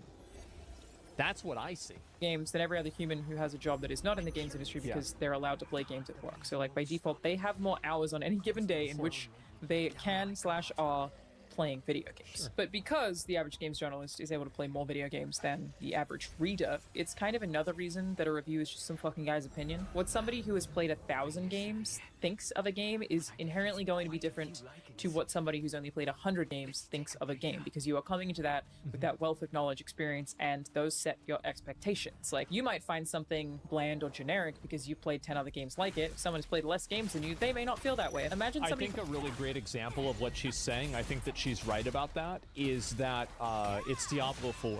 I think Diablo 4 is a great game for casuals. It's a great game for people that aren't like really big gamers because it's pretty simple and it's easy to understand.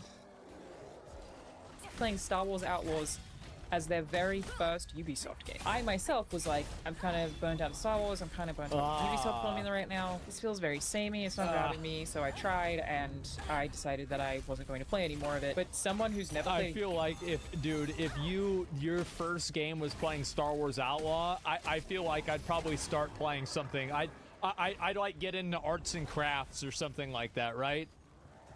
PoE takes the cake? Yeah, but PoE is not... The thing is, like, PoE and Diablo 4 are not really competing for the same market share. Like, Diablo 4 is for casual players and PoE is for hardcore players. It's the same as, like, Escape from Tarkov and, like, Call of Duty. Like, they're just two different audiences. Ubisoft game before might be like, holy shit, this is crazy. What is this? We're all just a bunch of guys who have just fucking opinions. It's all so subjective. And it's impossible not to be subjective. You are inherently bringing all of the experiences that you have had into every opinion that you form on pretty much everything. And that's why reviews are like, they're just an opinion. Secondly, I think there's a misconception that 5 is supposed to mean average on the scales, where it doesn't, at least not on any of that I've ever seen. A 5 for IGN means mediocre. They describe it as something that is bland and unremarkable, and I guess with that definition, I wouldn't be like super uncomfortable personally categorizing Star Wars Outlaws that way, maybe. I haven't played enough that I feel confident saying that, but that... Star Wars Outlaw, in my opinion, was between a 4 and a 5. You suspect it belongs to Harden. That's where it was for me. Because, like, you look at the ones, like, ones are like that King Kong game and, like, Gollum. Is this the right way? Like, yeah, like a 5 should be below average. Well, it's like, also, I think that I disliked it more. A 4 at max, they get Penguin. Yeah, I would say probably a 4, if I had to say. It becomes complicated when you realize how many games do fit below the 5 category, and that's kind of the point of this video. 5 is not actually baseline average, and it makes sense that most scores that these outlets give are going to be above a 5, because in comparison to the amount of video games that come out, the AAA games that people are playing, the games that are popular enough for people to even be talking about them, for somebody to need to write a review about them, are going to be in that upper category. Like, there are so many video games that come out. And the truth is, most games that release are very, very, very, very flawed. Most games that come out... I think that she brings up a good point, and I think this is probably the best point that she's made in the video, is that the games that are popular by confirmation bias are going to have a certain level of quality. So you're going to create a feedback loop of looking at better games on average because those are the games that people want to see reviews for. I think that's actually a very good point. Oh, man. Don't even have an inch of the complexity. It's like kind of like a survivorship bias type argument. Yeah, exactly. That you see in something like Star Wars Outlaws, and you may take that with some kind of like offense, as though you think that Star Wars Outlaws is not complex, and that would be totally fair if you compare it to everything else that you've played. But if you compare it to the games that's actually good that come out, it has incredibly complex systems. Most games aren't even close to that level of complexity. Most games that release have one song, they have maybe 2 inputs, they have very few mechanics. They're just, you kind of press the same button over and over and over again. A lot of them crash all the time, they're very buggy, sometimes they don't even have music. Most games that come out do not have even like an inch of the complexity or nuance that you are used to in AAA video games. Bad UI, unintuitive controls, just all of the things that net them somewhere between 1 to 5 on a game review scale. That means that they kind of need the space for the 5 to 10 for the... I think that's a good point, and she's right, but if you want to make the argument that the reason why these games are generally a 7 is because you have the confirmation bias of only picking games that are popular, then shouldn't you change the way that your grading is so you have more gradation between like what a good and average game is? Because like, so because I still feel like you run into the same problem, because if all your grading are 7s, all right, I gotta pay attention to this. All right. So when the yellow and blue pieces are gathered, shall awaken. So it needs to be. I'll empower the stone with my magic. Focus on lifting the spell. So it's a memory. So I need. Likens the fractured moon, combining the full moon.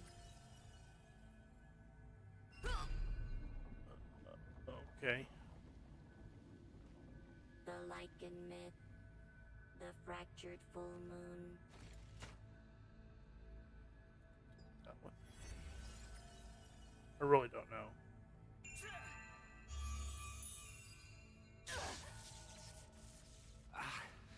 Well, that didn't work. Let's try again. Alright. Fuck am I looking at?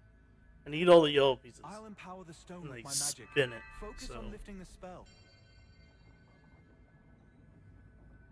okay, this was a full moon. Likens the fractured moon, combining the full moon. Alright, I need to follow this one. The lichen myth, the fractured full moon. This one. Oh, wait. Well, that didn't work. So let's try again.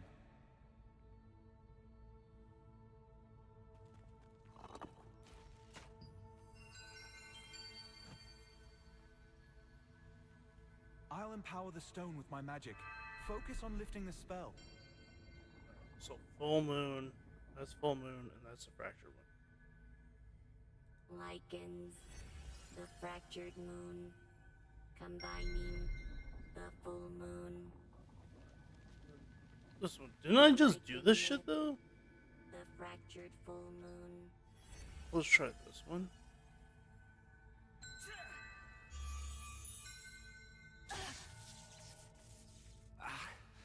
Well, that didn't work. Let's try again. Alright, hang on. Let me read. Set the run on the full moon. When the yellow and the blue half moon pieces are gathered, the full moon shall awaken. Oh my god. Look for the two half moon pieces. Gotcha. So the first one doesn't matter. So I need I'll empower that the stone one with my and magic. that one. Focus on lifting the spell. Let's see. So there's the half moon, there's the half moon. Okay. So I'm gonna do this one. Likens the fractured moon, combining the full moon. The lichen myth, the fractured full moon.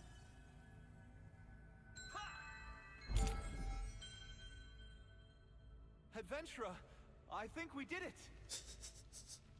I do know how to read. Oh, it's so up. Adventurer, wait. Full health.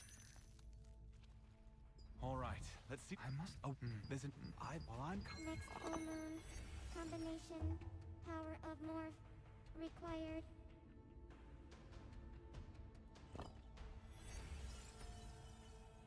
Stop this lichen outbreak, apparently. Hey, you now have a piece of the moon. I Try do. to find more pieces to complete the full moon. Okay. Let's look at this rock. Huh? Something went wrong. Let's try this again. Come this way. Full moon.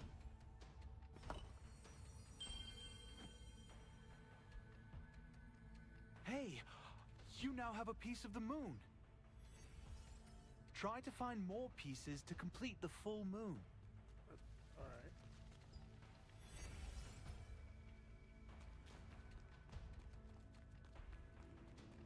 Huh? Something went wrong. Let's try this again. Come this way.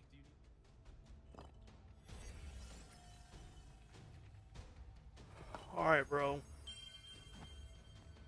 Full moon. Hey, you now have a piece of the moon. Try to find more pieces to complete the full moon.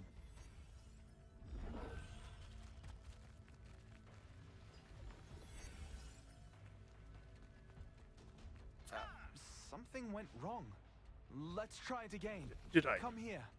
Wait, what do you want from me?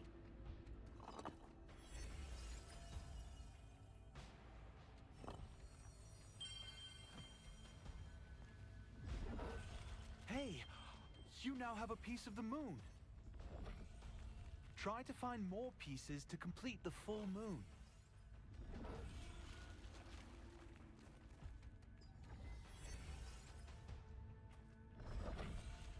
Huh? Something went wrong. Let's try this again. Come this way.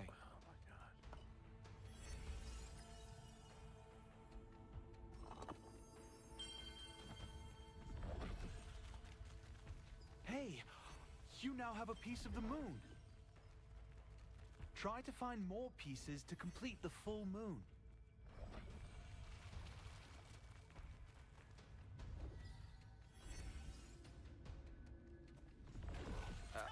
Something went wrong.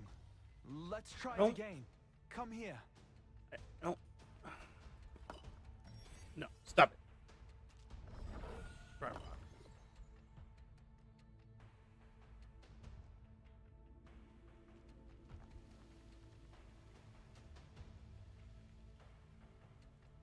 Alright, that doesn't... Is that supposed to tell me something? Like... Well, the mysterious man back there. Alright, let's try the yellow ones.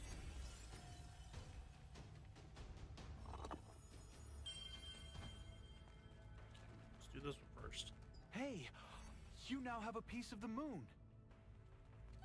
Try to find more pieces to complete the full moon.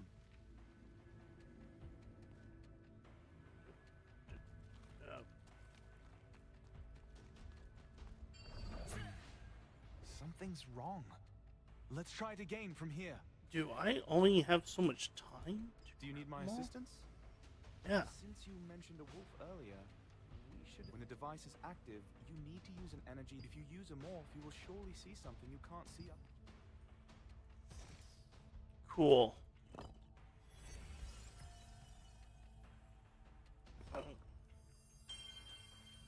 Let's hustle. Hey, you now have a piece of the moon. Try to find more pieces to complete the full moon.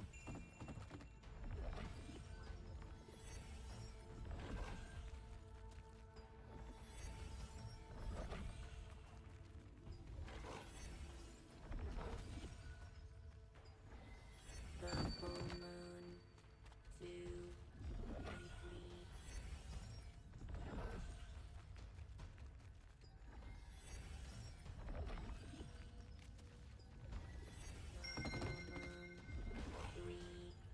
complete.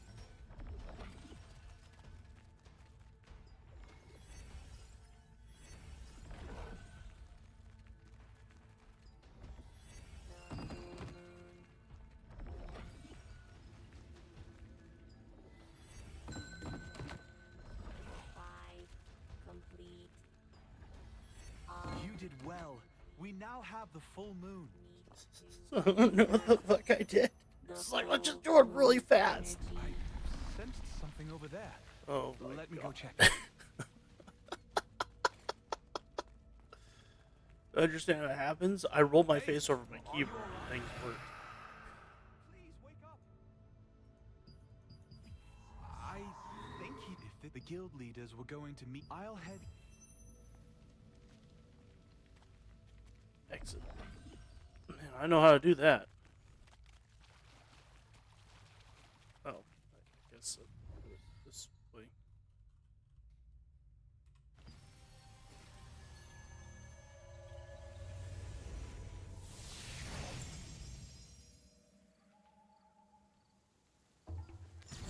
You met Clay at the Lycanses' Hall, where he was investigating a series of disappearances. He invited you to join him in his search for Hardin. After lifting the Lycanses' spell, you found someone lying unconscious.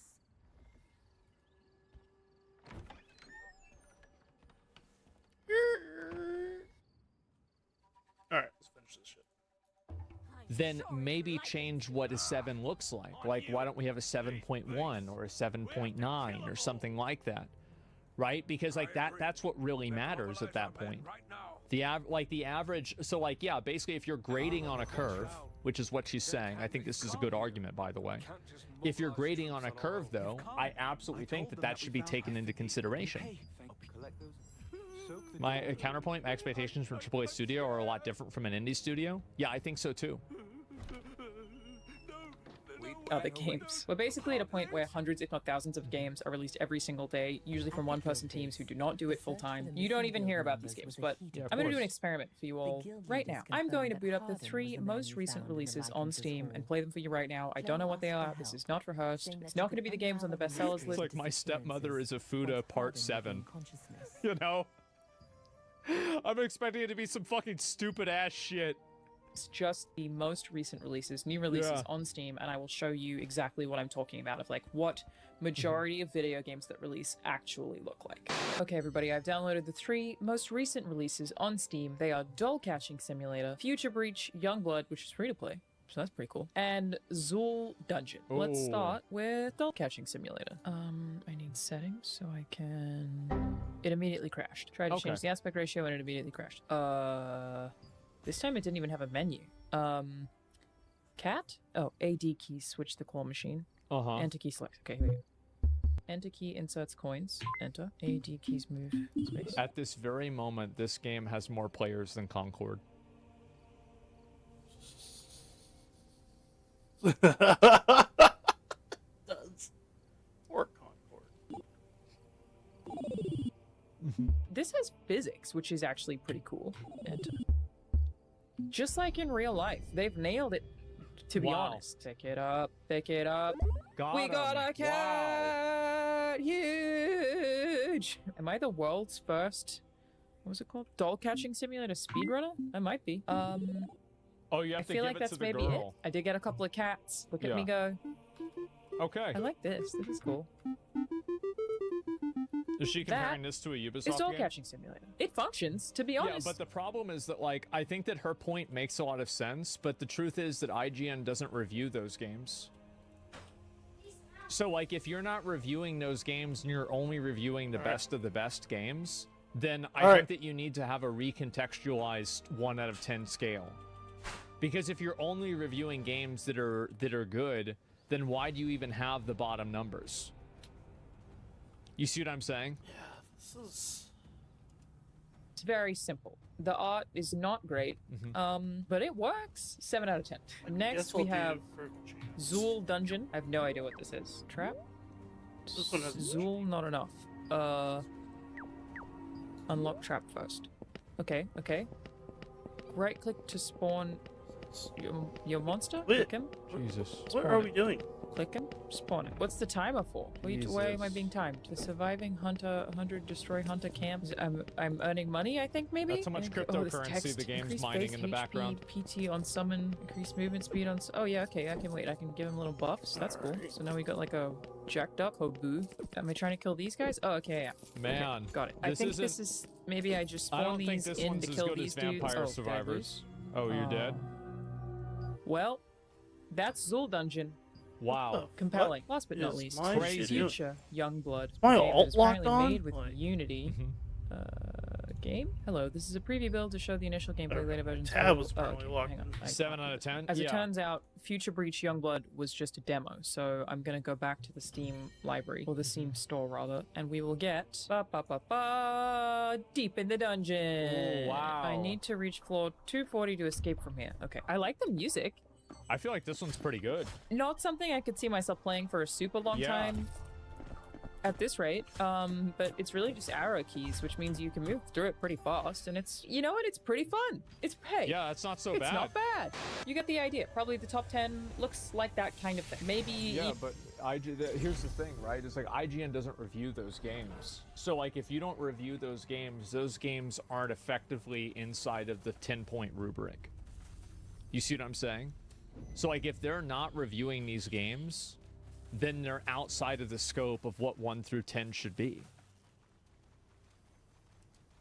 Even more than that. And websites like IGN have to effectively reserve the lower half of their scales for those games because those games exist. They just very rarely review them because most people don't know what they are. Like, if people aren't searching for them, people aren't really trying to figure out if they need to buy them or not, so you don't really need to write a review for them.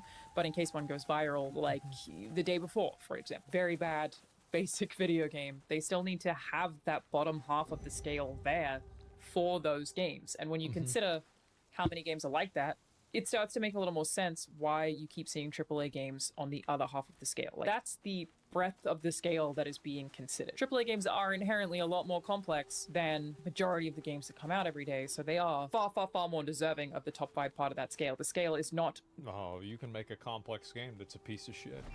You can make a lot of pieces of shit that are complex. You can have tons of, a convoluted network of garbage. So yeah, Concord, exactly. Zelda Breath of the Wild, exactly, man. Yeah, recycling badass shit. Yeah, it's like, if you're not reviewing those games, basically, I think that you need to change, like, for example, like WoW had this problem with, like, arena ratings, where everybody's rating was, like, you had a scale that was from, like, 0 to, like, 3,000, and the first 1,000 numbers didn't matter at all. I'm sorry, but if that's the way it works, then your scale's broken.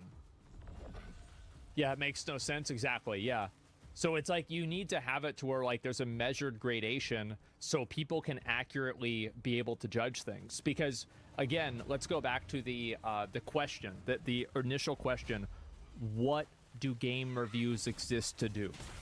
If game reviews exist to inform the customer, and there are a lot of customers that are saying that 7 out of 10 reviews are oftentimes not accurate, which is really what the criticism is fundamentally, then there is a problem with the fact that there are so many 7 out of 10 game reviews. It's literally that simple.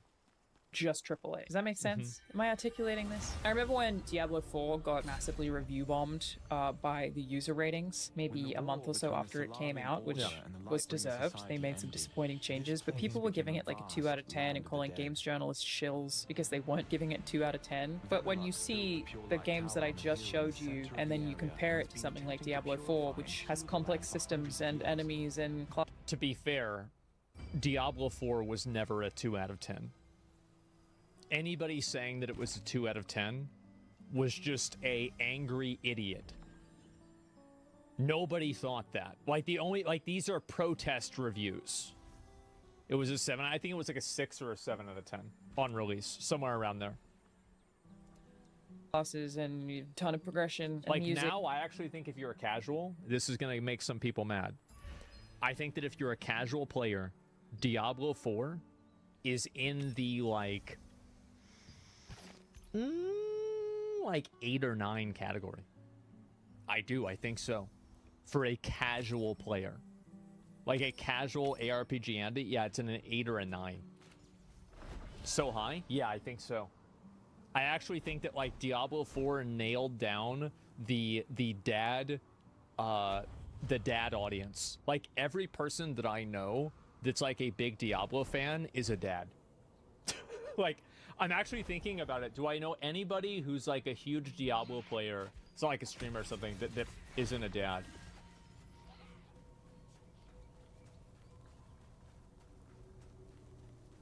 No.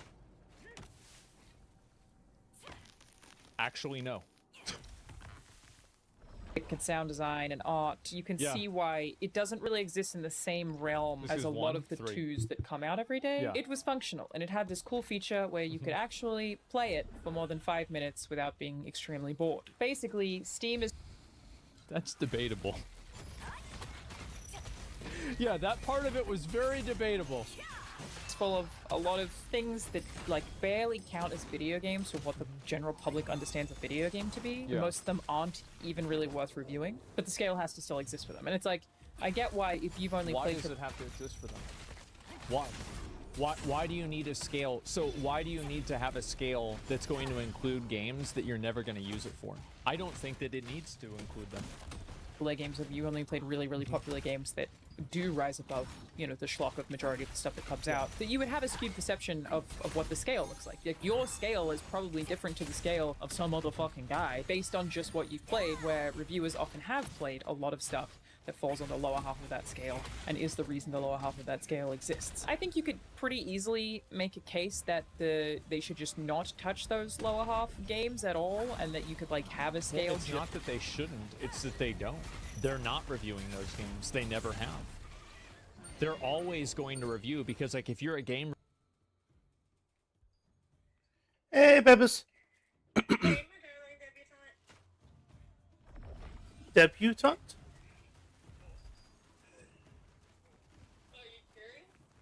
I'm not a deputy. Why am I been debbed? I haven't. No, I guess not. No, fresh out of fucks on that one. I am.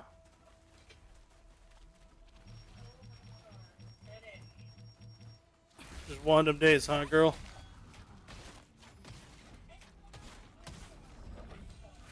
I think it is. I think that bitch had it coming.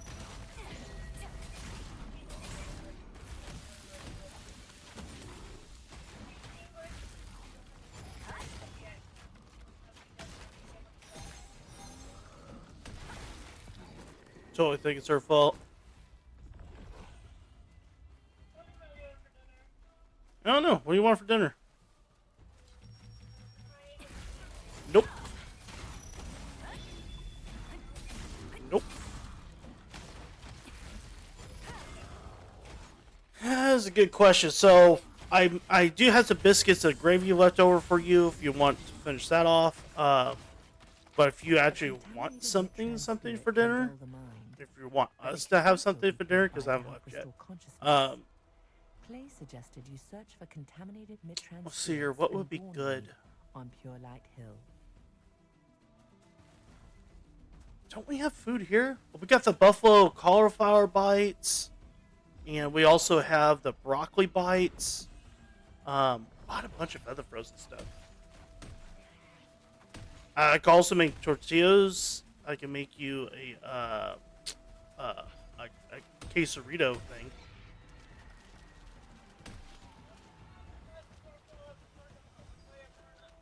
Gotcha. Is there something in particular that you're thinking about? All right, you want a hamburger? You were craving hamburgers the other day.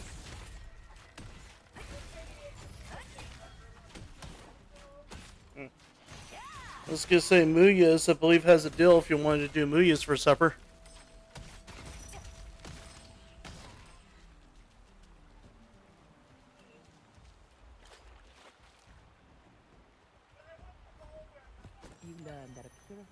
Head to Muya's. Get us 2 hamburgers. I'll have whatever you're having. And then you can have a nice. You were told to bring the mid-trans spirit and Dormy to play. I am not deciding. God damn it.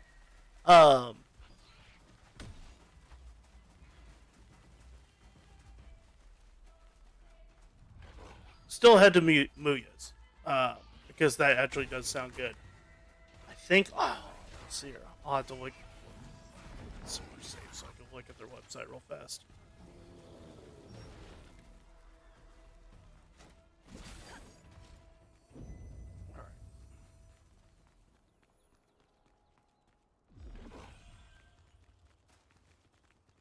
Alright, I'm at the Keep Summer Safe spot, so let's look at Muya's.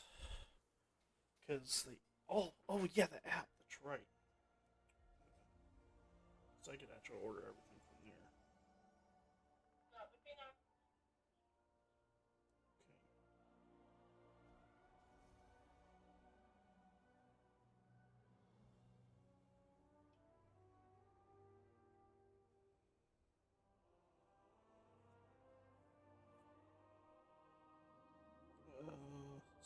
Just look at order. Okay.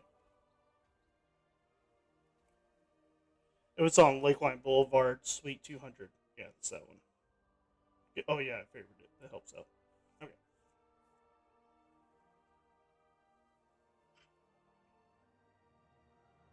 Okay, so let's look at their favorites. They have a patty melt. They have an MDC, which is kind of like a classic. They have a Muya cheeseburger. It's like another classic. MDC has 2 patties on it. They have a bacon cheeseburger. They have a cheddar bacon barbecue cheeseburger. They have a mushroom Swiss burger, which is what I'll probably get. And they have, you like their best queso burger. No, I'm telling you, you like their best queso burger. Yes, I do. Okay, is that the one that you want? For yourself?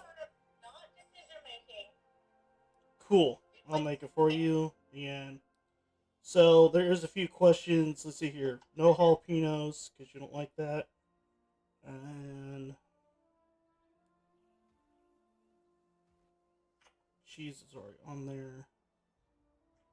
Okay. Let's make it a combo.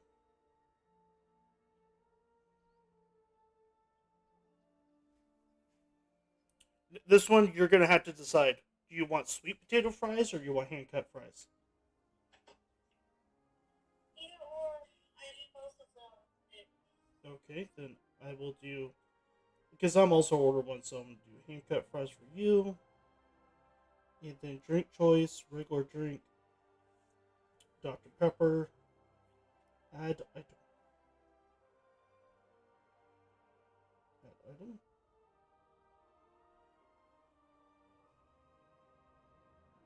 Add to order. Alright, then I want their AMDC burger. Thought you wanted the Swiss one. Oh, that's right, I do. Thank you for reminding me, I forgot about it.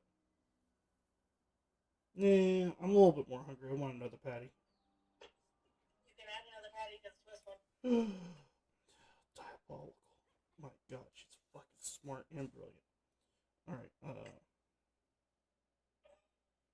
extras. Premium toppings, maybe it's under there.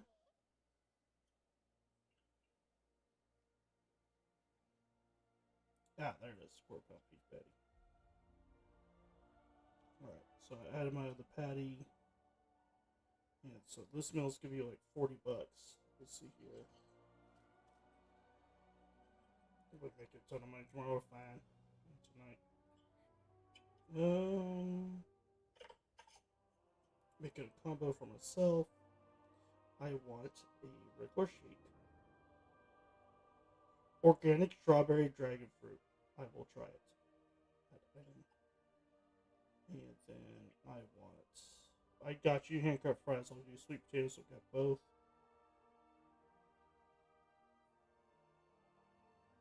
Add to order. Review order. Oh, thanks.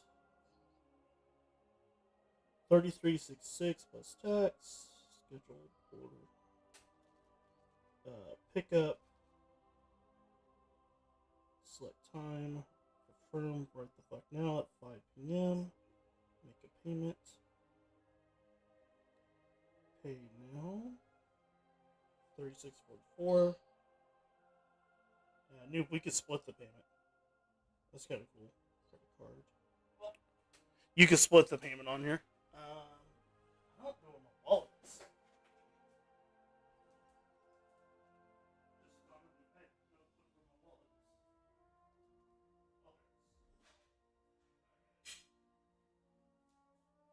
When in doubt, check the most laziest spot to put it. Alright.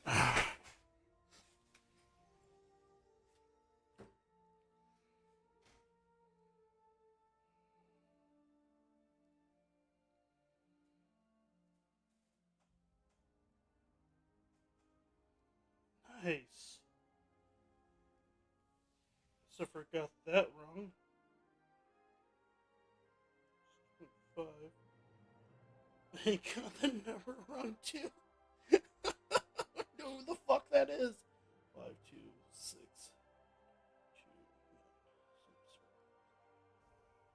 7, 6, 3, 1, 5, 2, 0.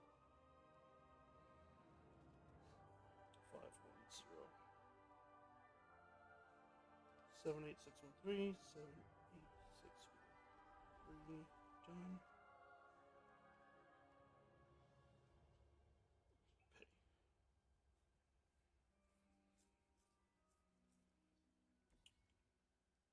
All right. Okay, so I'm going to send this image to you for you to show them the order. There you go. All right, there you are. It'll be ready by 5 o'clock.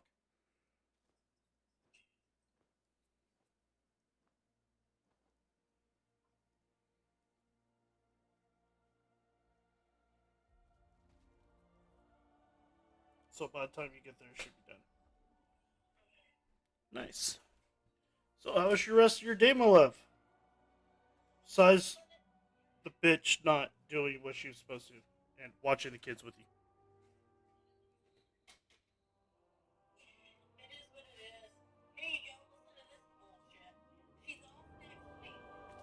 Who's she? Was help me with that.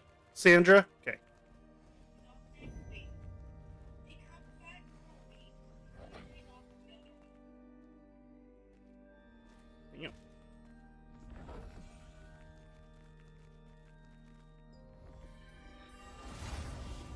Man, ain't she just fucking special, this little bitch.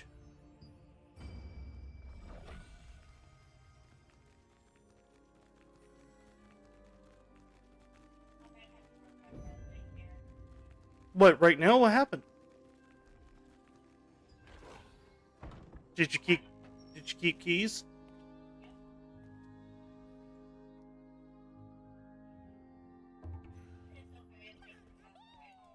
I had no idea. Oh, look who it is. Yeah. Clay and... Oh, you're just in time. I didn't know you knew one another. The good news, your hamburgers will be ready.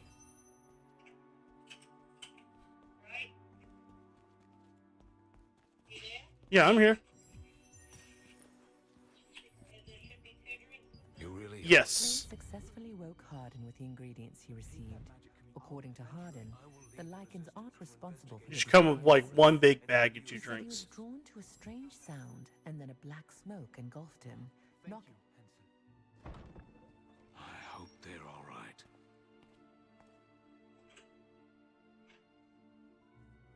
You decided to investigate the ruins of Terrain to find clues about the missing people. Clay asked you to take the magic communication device, which was still being tested, since it would help you get a sense of what was going on around you.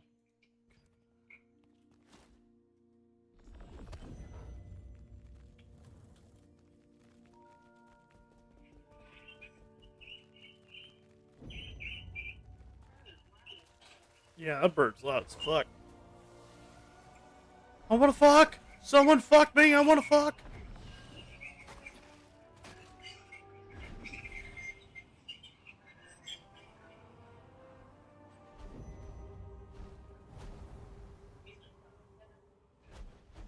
Nope, does not.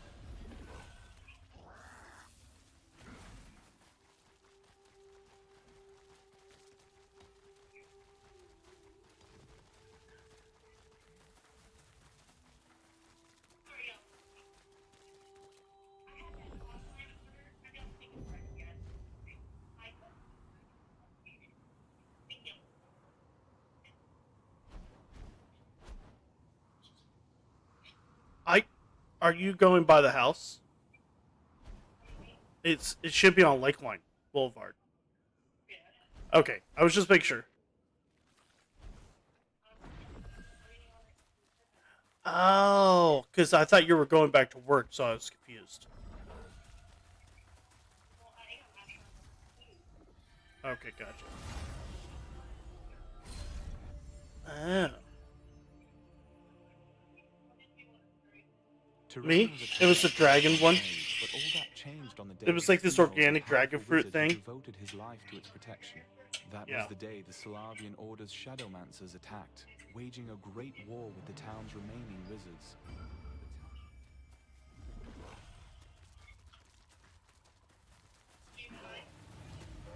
Please. Not a lot of ice, like half.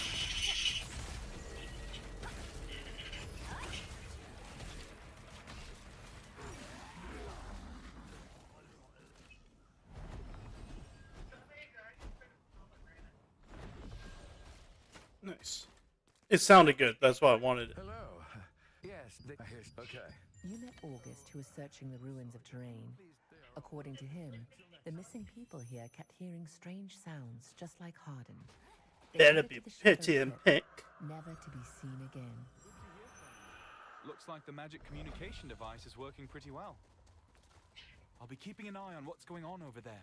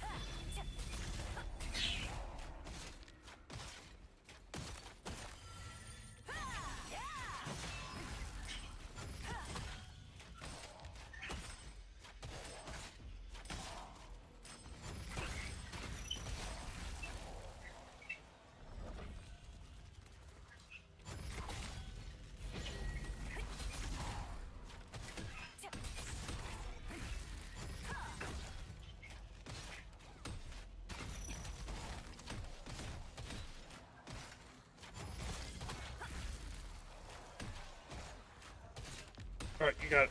Love you.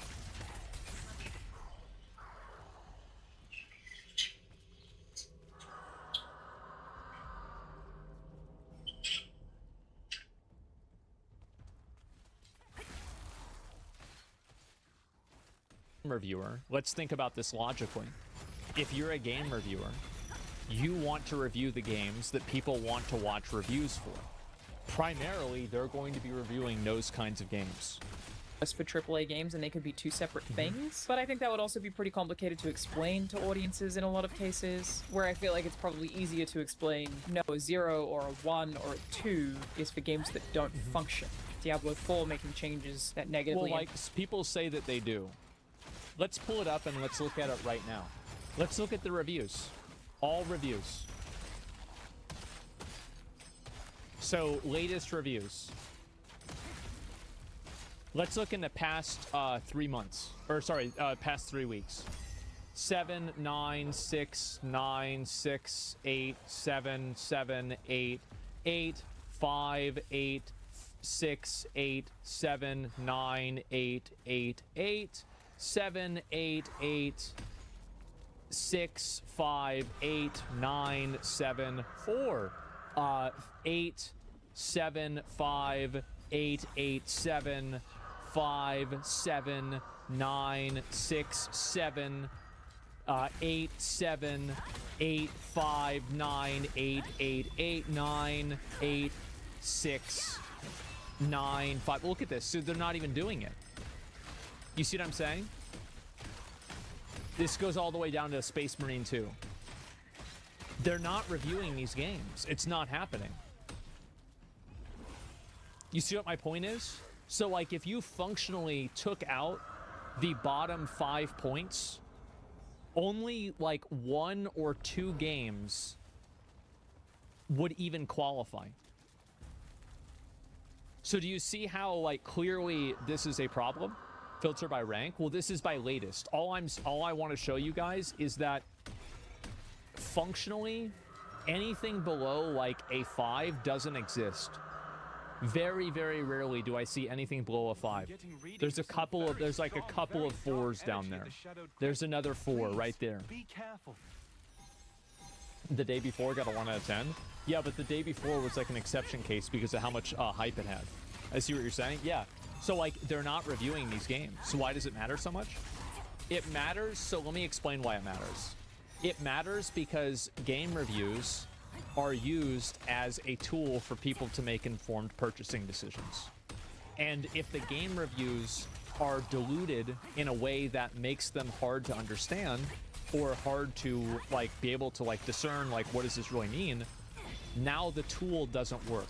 Like that's the, so like again, it's like this is the problem, is like you have to look at it from a product viability or a product value standpoint. Does a lot of games landing on the same number serve the audience in a good way? I think the answer to that is absolutely not. impact the game didn't make it completely non-functional, or didn't make Need to it so that adjust the the scale? only Yeah. thing you could do was like play a claw machine. What a You know what I Concord mean? get? But yeah, you We could don't certainly talk argue about for that if you wanted to. Go ahead. I'm just explaining why it currently exists the way that it does. And to be clear, I'm not trying to defend IGN in making this video in any capacity. Even when I worked there, they had game reviews come out that I staunchly disagreed with. When I worked there, they had the Doom 2016 review, which was written by a freelancer who gave it was like an insane low score. Yeah, it was 7.1 for Doom 2016. And I remember like everyone in the office being like, not fucking agree with that at all. But it was from Joe Gilroy, who did not even work in the IGN office. A total... Why publish it? Why publish it? Then what, here's the thing, right? Is like, so this is the problem. Is like, if you're putting something out there and you know that your customers are going to use this as a decision-making tool, don't put it out there. Don't publish it. Freelancer. I don't think he even wrote for IGN very often. Yeah. Maybe 1 or 2 times, I'm not actually sure. But like, they've certainly had review scores that I fundamentally disagreed with, and that's just sort of the reality of reviews being just written by some fucking guy. But yes, this is essentially why you might feel like you see so many review scores that are above a 5, or you feel like the lower half of the scale is being underutilized. It isn't. It's why 7s Yeah. feel like it might be average, and why I've heard people like call to change the 7 to a 5. But it's just when you factor in games that you probably haven't played or probably haven't heard of, the bottom of the scale gets very, very, very full very fast, and you see, like, here's the thing. I think that she's totally right. Again, I think she's totally right. But those games aren't on the scale anyway. They're not being reviewed. So if you're not reviewing the games that are like this, then you shouldn't have the scale adjusted for them to exist. It's that simple. AAA games start to look a whole lot better in comparison. And finally, I know that this isn't going to sway anybody who like already feels some way about this, but just to establish, no publisher is giving an IGN reviewer a bunch of money to influence a review score. There are ways that companies try to manipulate positive review scores in ways that I think are extremely egregious and actually far worse than I think the general public realizes. Like, this stuff is huge. I'm gonna make a whole separate video about this. I was gonna put it in this video. I'm surprised she's not talking. Yeah, I'm surprised she's gonna make a video about it. Yeah, now we're talking. Now we're fucking cooking here. As she said, they're not paying huge amounts of money. And she's right. Hey, baby. Yeah, fuck them. Yeah. They'll be alright. They got more keys.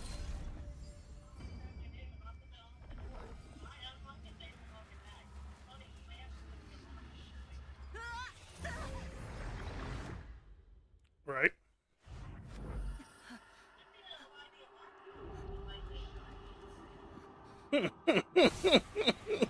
Shit hasn't been locked in months.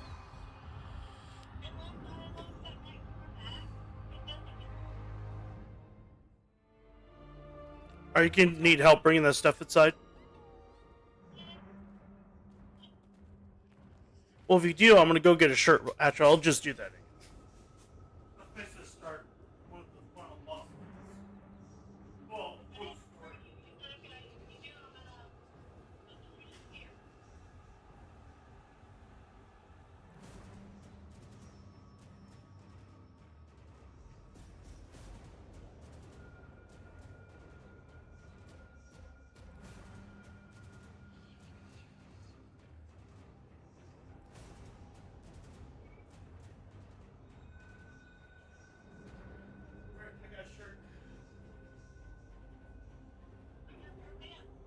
Nice. We're all clothed. I didn't use my shirt. Does that mean I win? Yes, Monkey. You win a bath. I don't want a bath. All right.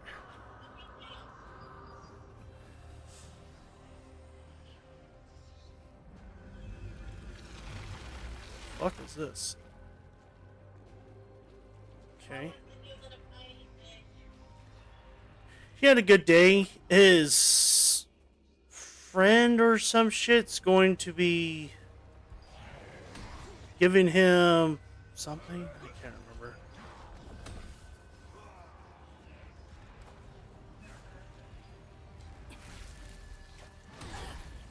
like he's not giving him anything. He's either like 3D printing something for the project or some shit at school.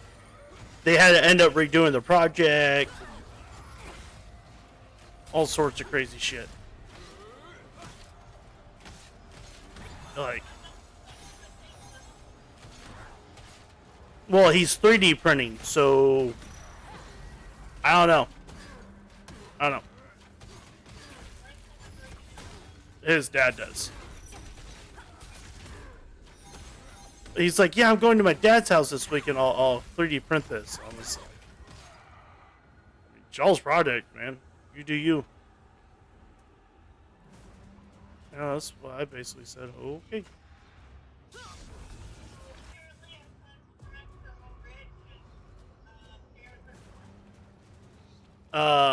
That was the consensus I got too.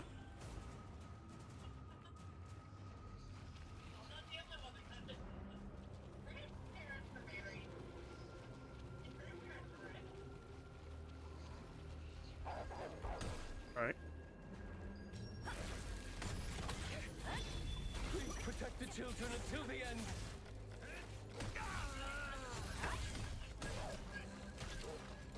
Right.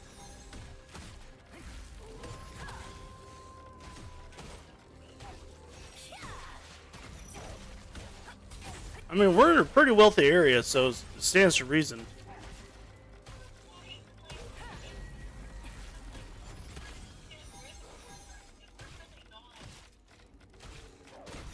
Yeah, 4. Yep. Agreed.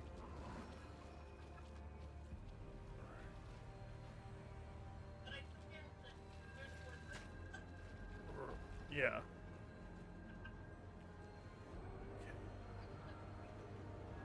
Right. Okay, so... No, I haven't.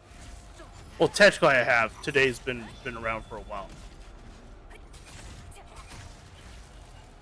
No, I have not. I'm assuming he's working.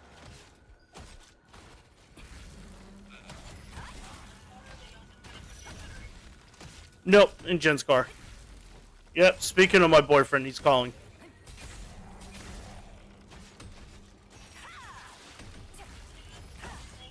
No, I don't want to get off the phone with you.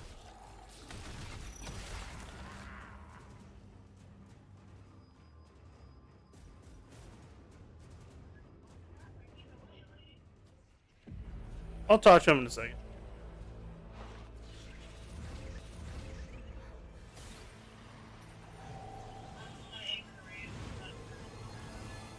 Where you pull yourself together.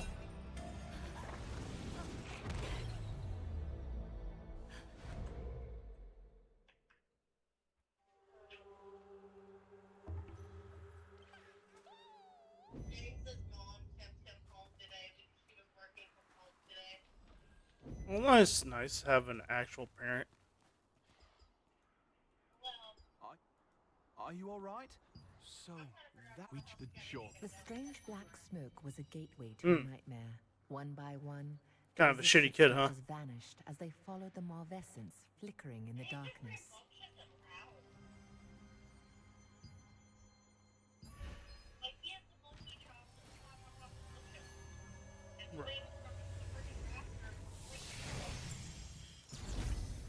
Should probably gave him some diamond tab, like a fuck ton of it. We have a variety of contracts here. Would you like to take a look? Hey, buddy, spiked your milk. Man, you're gonna sleep so soundly.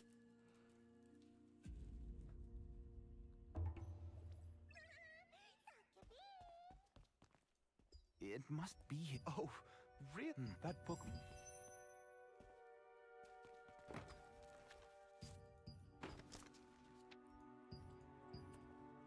Spike his milk with like melatonin or some shit.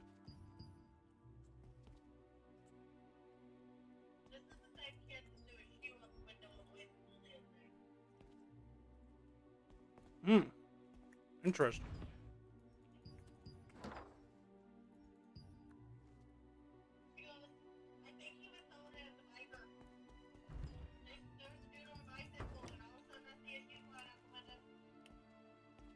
Is this your lawyer friend?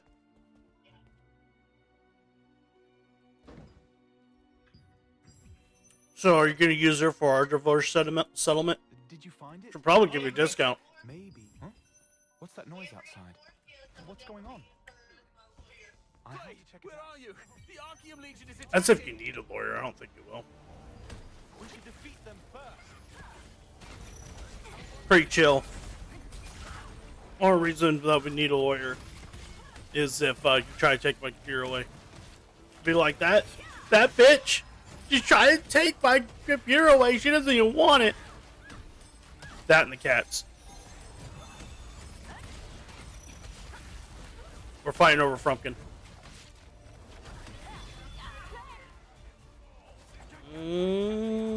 We'll probably share that one.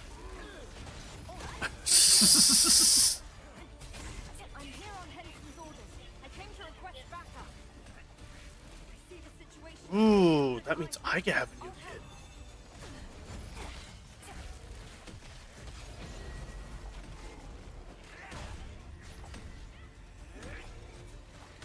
I get my black one that I've always wanted. Next cat we're getting is gonna be black.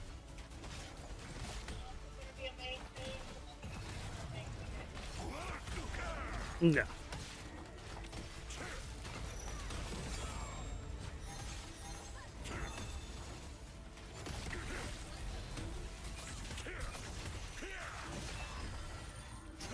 I'm sure it's a good cat though.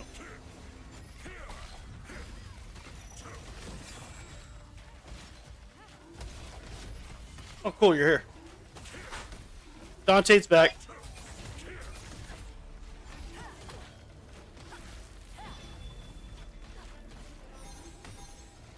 Oh man, she doesn't like them hiding. Have you ever played hide and seek with a kid that you didn't like and then you just don't go find him?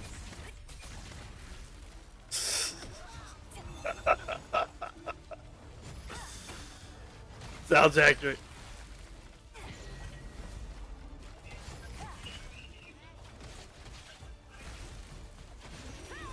What, did you just hide in the room or some shit?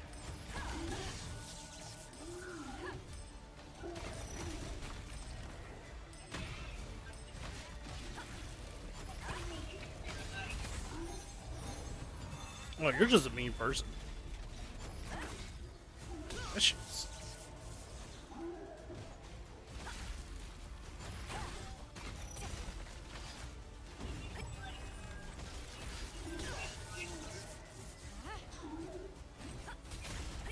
I'm sorry, can we get what?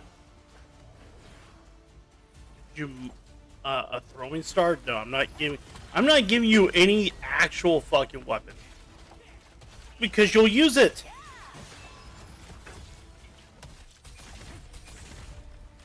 First thing you're gonna do is try to throw that shit inside the house. Hold on. The stairway's out. Better use the lift. I think its power is disconnected. I'll reconnect it. This way. I will activate the lift. Going up.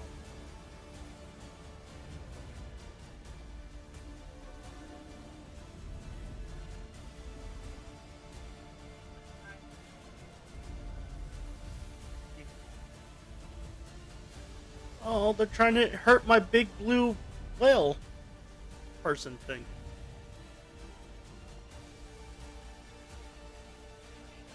As you hurried out of the library, you were greeted by a scene of chaos. The Archeum Legion had stormed Pure Light Tower. You and Clay headed to the top of the tower with Sophia, who had arrived just in time to help drive the Archeum out. Yup.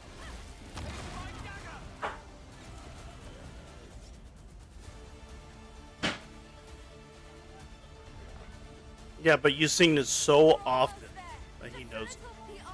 So this is all your fault. Why are you guys... Why are you guys attacking the poor whale? It didn't do nothing wrong. Well, I mean... I just do. I have a feeling, okay?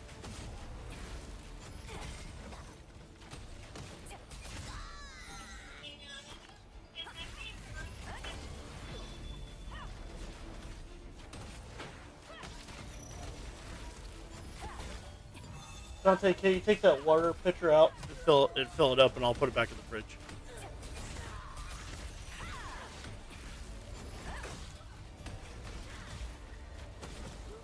You want to make tea?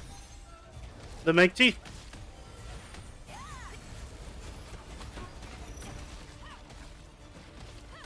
The tea. Mom's yelling at people. You can boil the water. You get it started.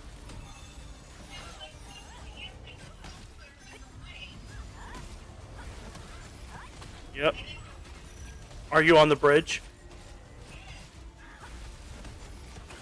Do you trust yourself to go on the shoulder? I think we're done here. You fought well. I think we're done here. Oh, I thought it was open so you don't run over bicyclists. Couldn't thank you.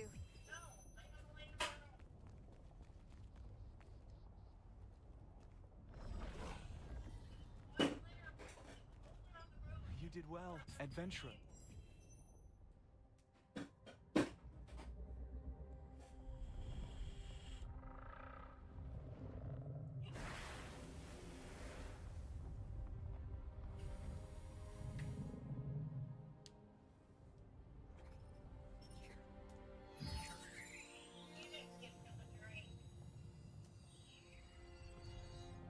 I did not. That'll work. Gigantrite, think, boarding. Oh, it seems Gigantrite wants to return your favor. At your work? You can ride Gigantrite to the chateau. At your work? It's all right. Go ahead. Huh.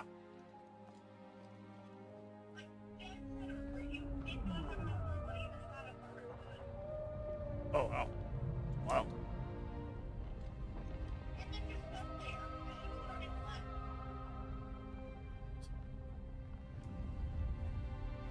That's impressive.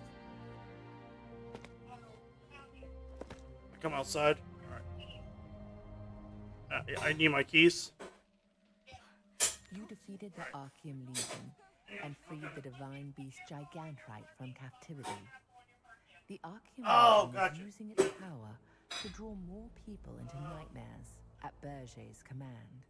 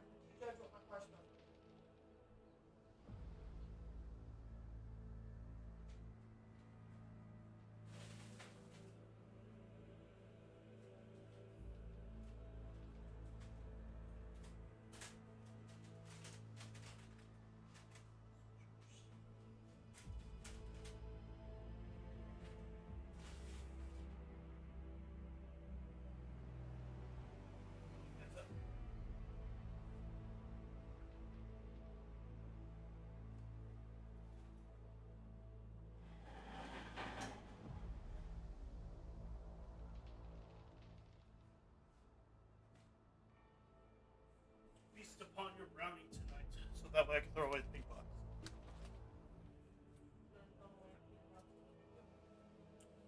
I don't want your crown. You can still. I need some form of crown.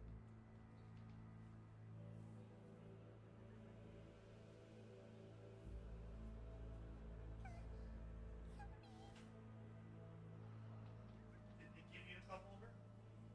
Just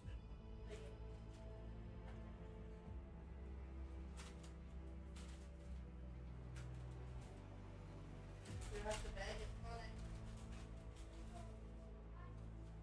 Be safe. Right protector. Not strangers. What's the apple in here? Chicken.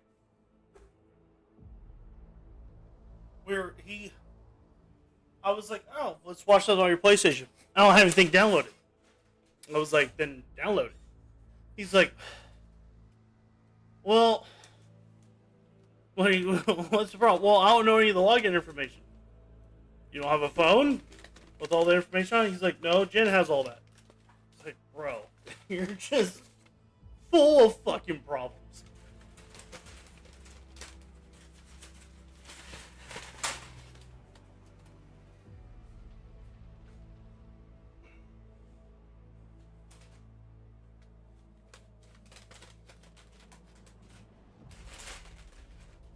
It was as soon as we watched like one thing, he falls asleep like immediately.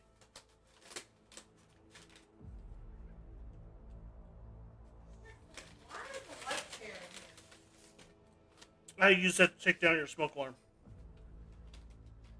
And I need to put it back. Put it back.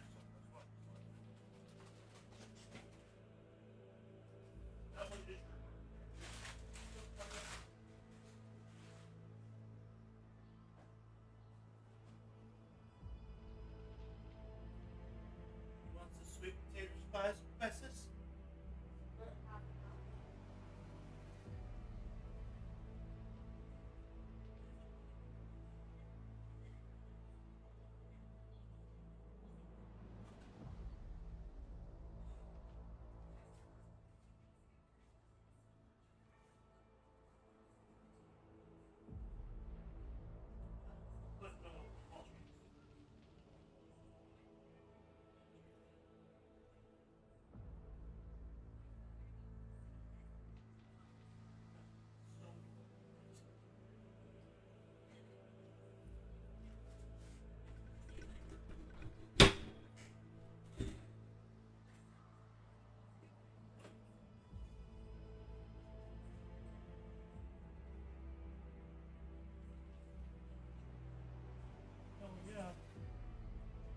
Patties.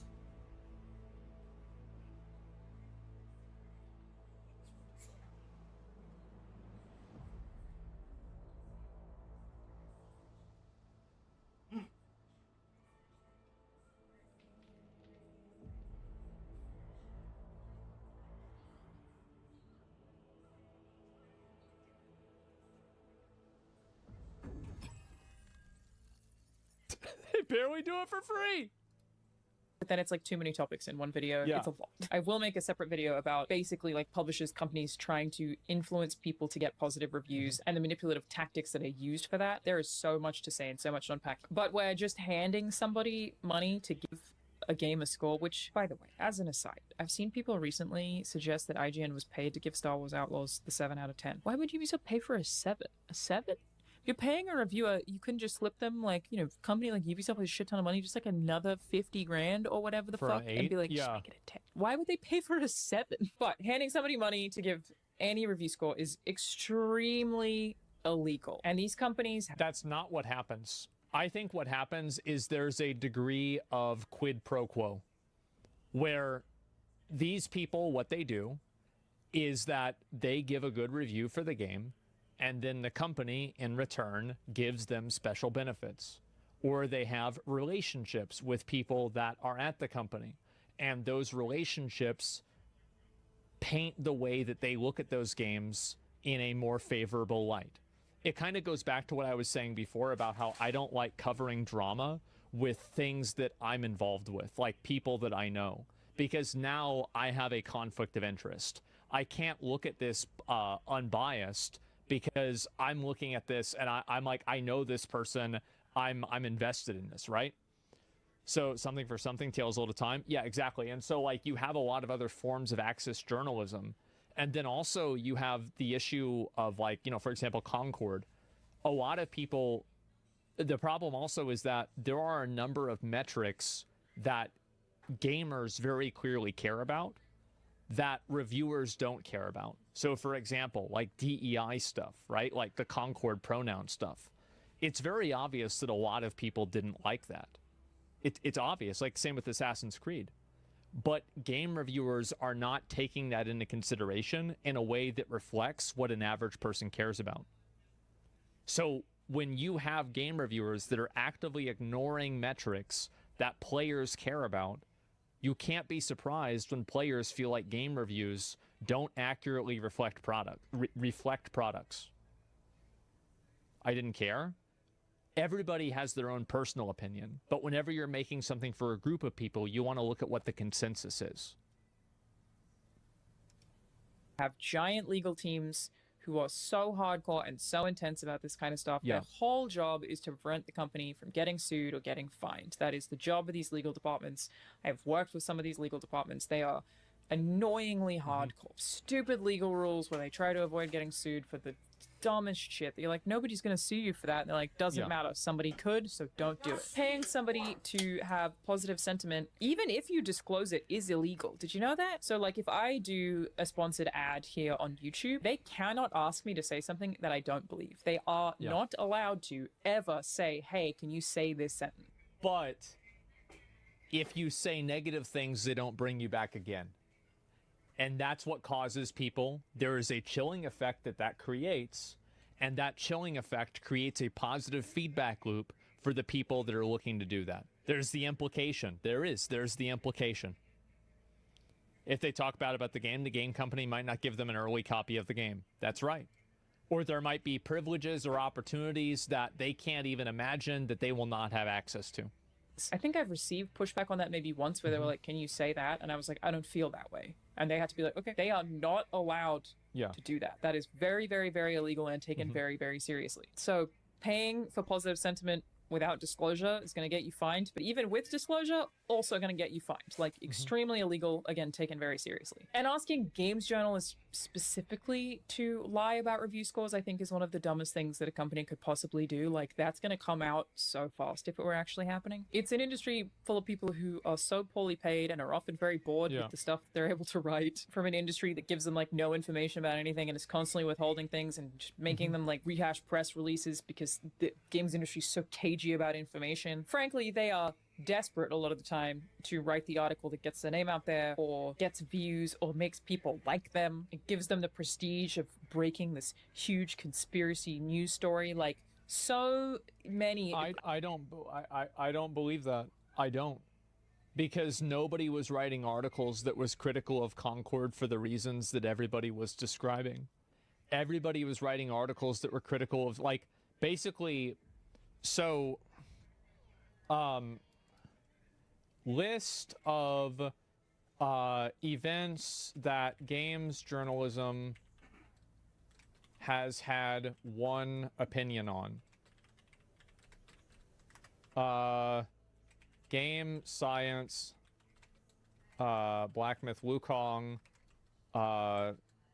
sexism accusation. Number 2, Stellar Blade. And female, I don't know, like, and sexualization.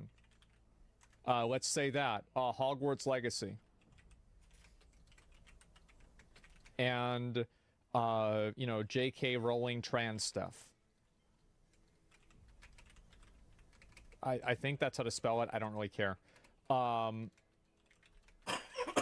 Let's see. Here's another one. Concord. And pronouns. Slash other types of, like, DEI stuff. Right? Just put this in quotations. I don't really have, like, a better term for it. But, like, yeah, we're gonna go.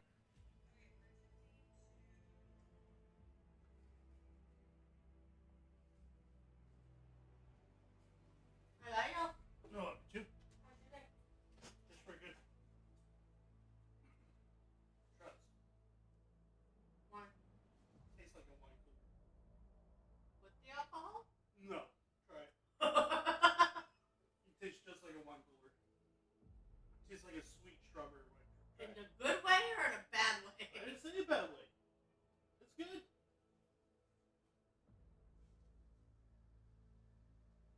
You're making me happy. Yeah, I know, right? I was like, I've had this before. It's just not spiked.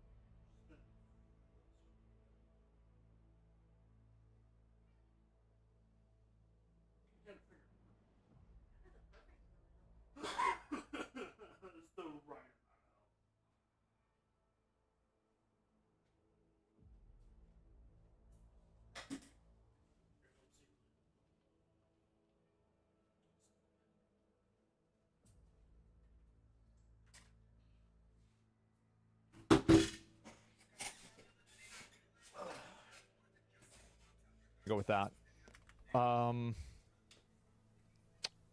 Assassin's Creed Shadows and Racism. Yes. And the presentation and the inclusion of Yasuke.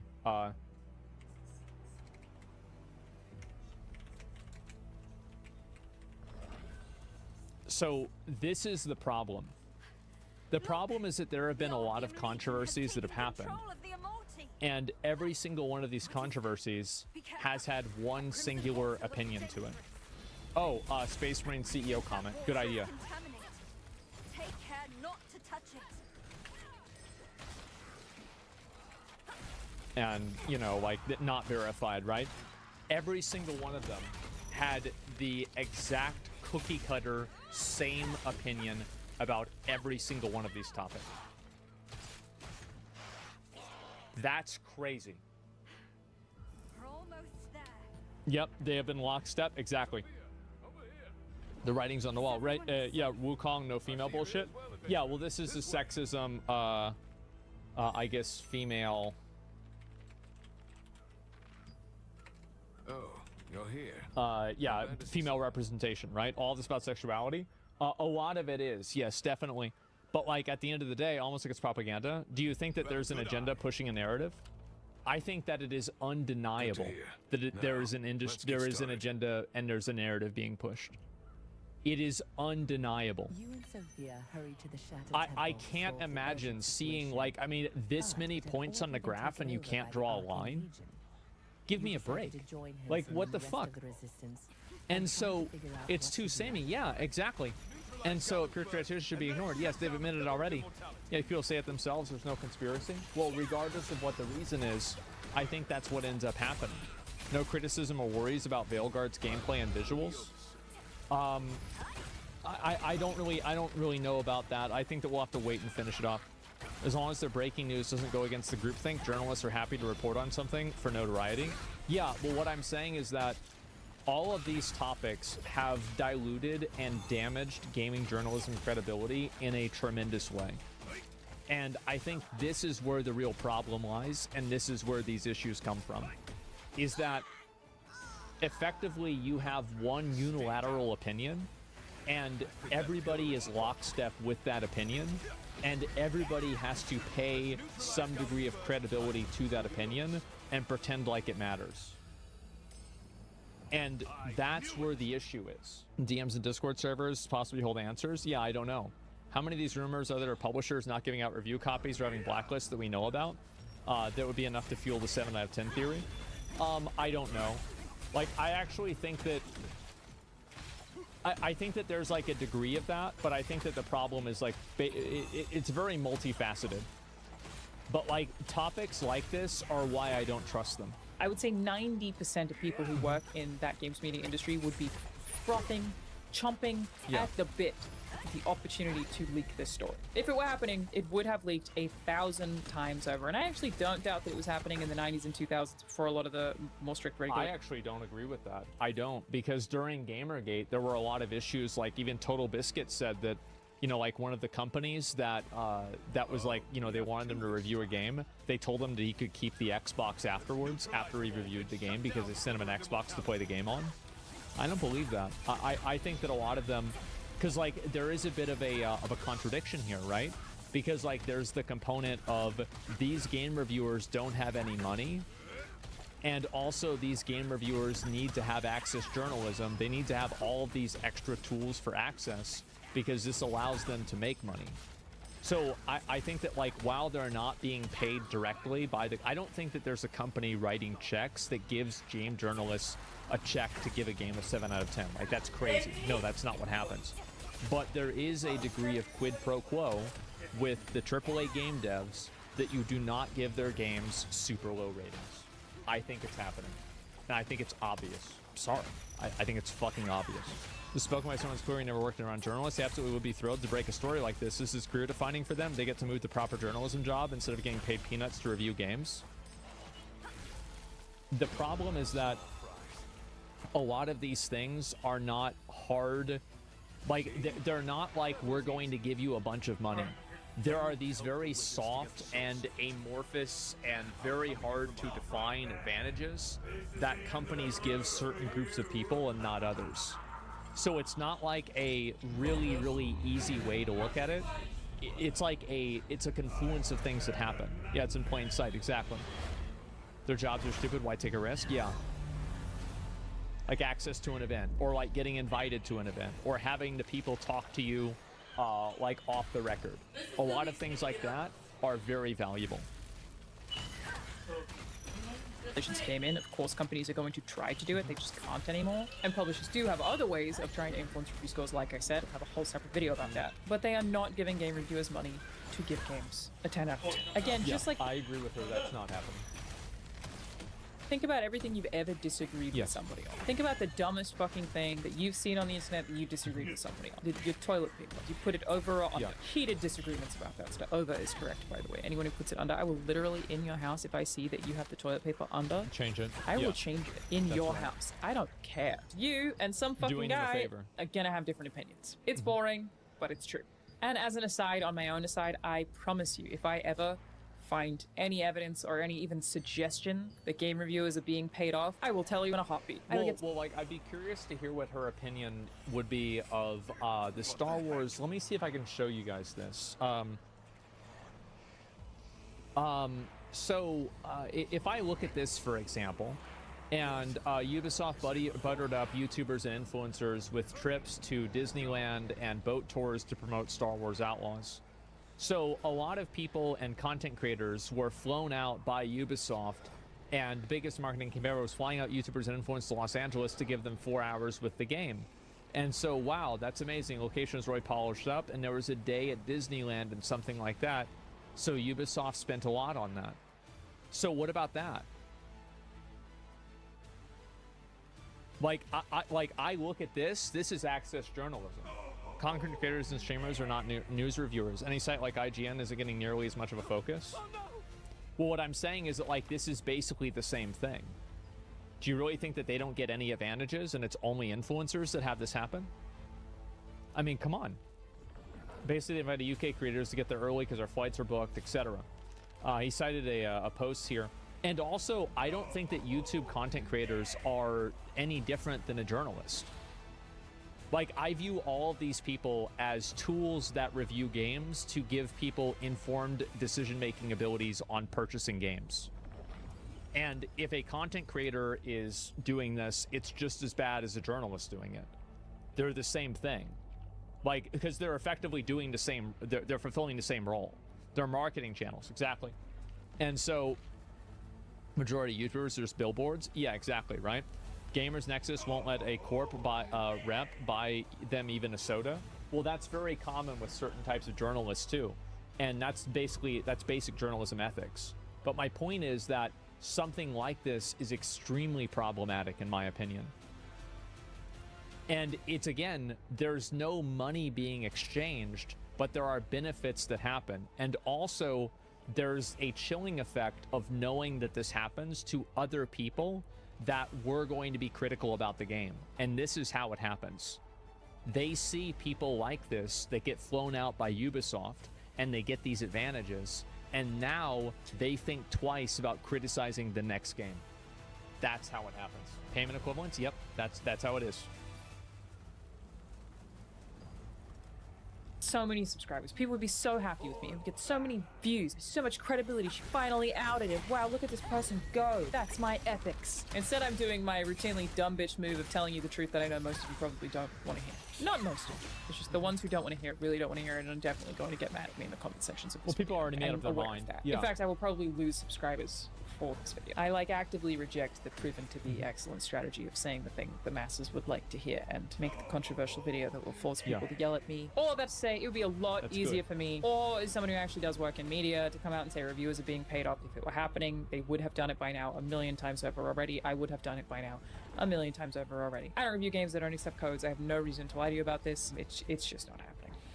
It's just some fucking guy. There are also just a bunch of factors where it comes to some fucking guy's opinion, where the person who reviews the game is also like the game reviews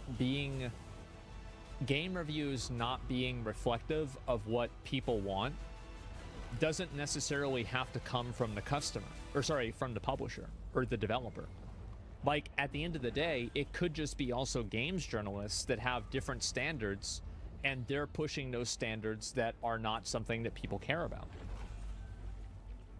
You see what I'm saying? Yeah, it's a bunch of guys' fault. Yeah, exactly, right? It could just be their fault as well. Either way, the review is fucked. They're most likely to be excited about that game because they put their name down on the sheet where they said they wanted to review it, so they are likely to be more interested in it. Basically, some fucking guy is probably into the thing that he signed up to play however many hours of and write a review of. That's why he signed up to play. And my suggestion for people looking for game reviews that they align with is actually to just find an individual or a couple of individuals. She is so fucking right. Absolutely. 100%. This is what you should do. You are like one writer or one YouTuber who you really align with and actively seek out their opinions. I don't even feel like it makes sense to read every IGN game review when IGN is just 20 different some fucking guys who have vastly different opinions from one another 100%. and frequently disagree on review scores even as employees of the same company. Like I said, while I worked there, there were review scores that were given out that I really did not agree with, but there's like nothing you can really do about that because I'm not the some fucking guy who reviewed that particular thing. What I do personally is just ask. But like, if you're making review scores that on a regular basis are that problem and you're creating dissonance with your audience at a regular basis, at a certain point you have to acknowledge that something is wrong. Like, at a certain point you have to realize that, like, at some point it's wrong. I don't read reviews at all. Literally never. Right? They mean nothing to me whatsoever.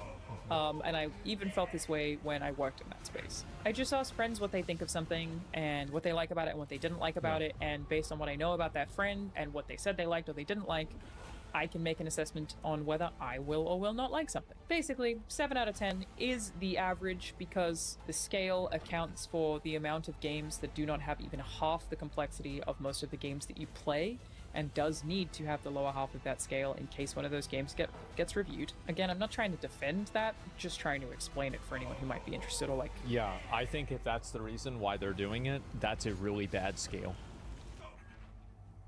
I do. I think it's a very bad scale. You know, if this video makes anyone go, oh, yeah, that makes sense, then great. And remember, game reviews are just the opinion of some fucking guy.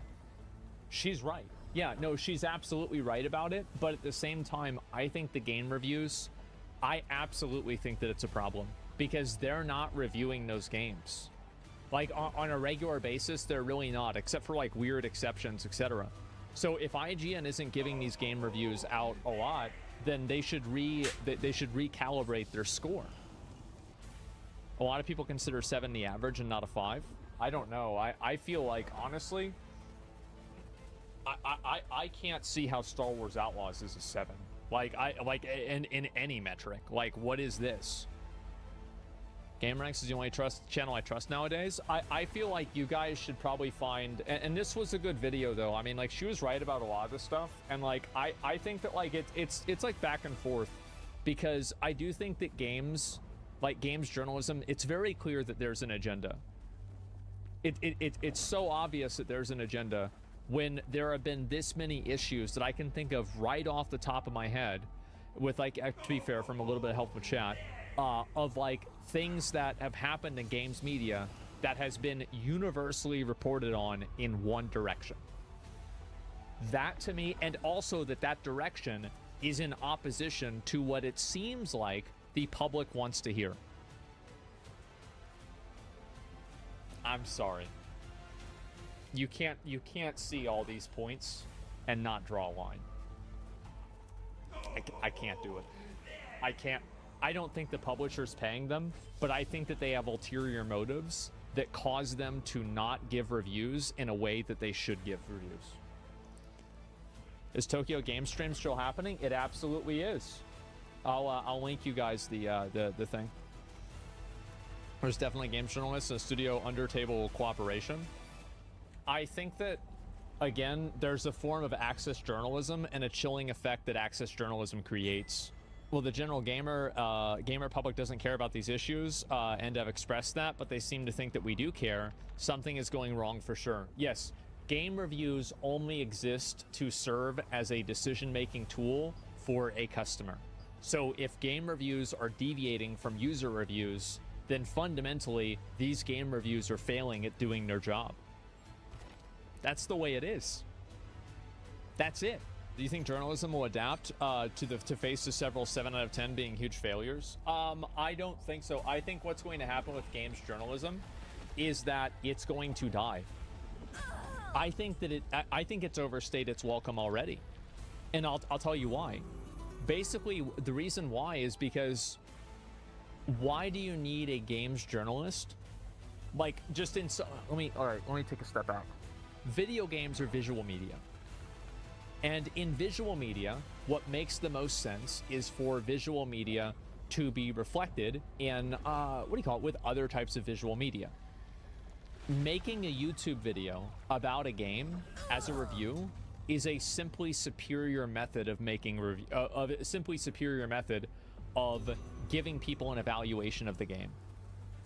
It is. It's more comprehensive and it's better in every single way. Also, it's more monetizable. And so you have individuals like, for example, like Skill Up or Mortismal Gaming, Force Gaming, like you can come up with a bunch of other ones that are like reviewers, like Angry Joe.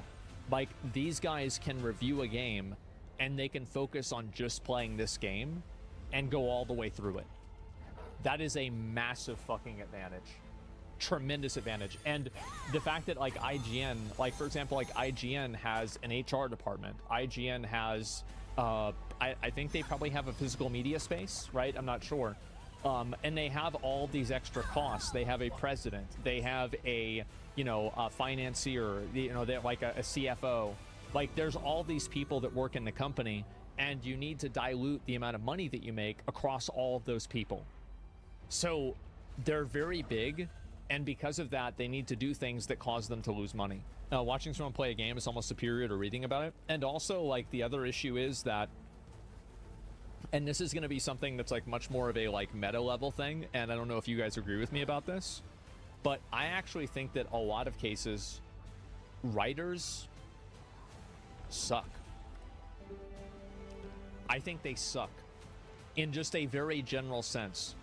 I think that a lot of writing is either pretentious, it's badly done, or it's just like basically AI. Like, most people aren't very good at communicating, and if you read the writing of somebody who's actually like a skilled writer, and then you compare it to like what, a random person would do, again, it's the difference between Game of Thrones seasons 1 through 4 and Game of Thrones seasons 7 and 8. Totally different universe.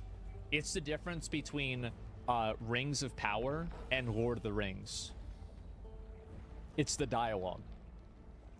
And I think that's what's really missing. One of those writers at Santa Monica Studios. Yeah, but God of War is pretty good. So, like, she's doing a good job, right? Santa Monica Studios makes God of War. So, like, I don't think God of War is an example of that. It's because they went to college. I think the problem is that a lot of these people, and also it's that, I think it's a theater kid thing, right? Where it's like, I'm trying to show off that, like, I have, like, this, like, deeper knowledge in types of subjects. I think you're wrong about that. The writers are right. But there's no history to games if we don't have writing. I can see us now in 2012 or 1994 misrepresented by people that write. What I'm saying is that there's not a large enough audience to support a publishing media company. And I think that IGN does it the best. I think IGN will outlive all of the other gaming media companies. And the reason why is because they are focusing on YouTube and they've diversified the way that they are making money. IGN is doing something that a lot of other companies are not doing. And I think that's a good thing. The Acolyte has caused Star Wars fandom to plunge into civil war. We're now in a time where journalism no longer means what it used to. All integrity is lost. What the fuck is going on?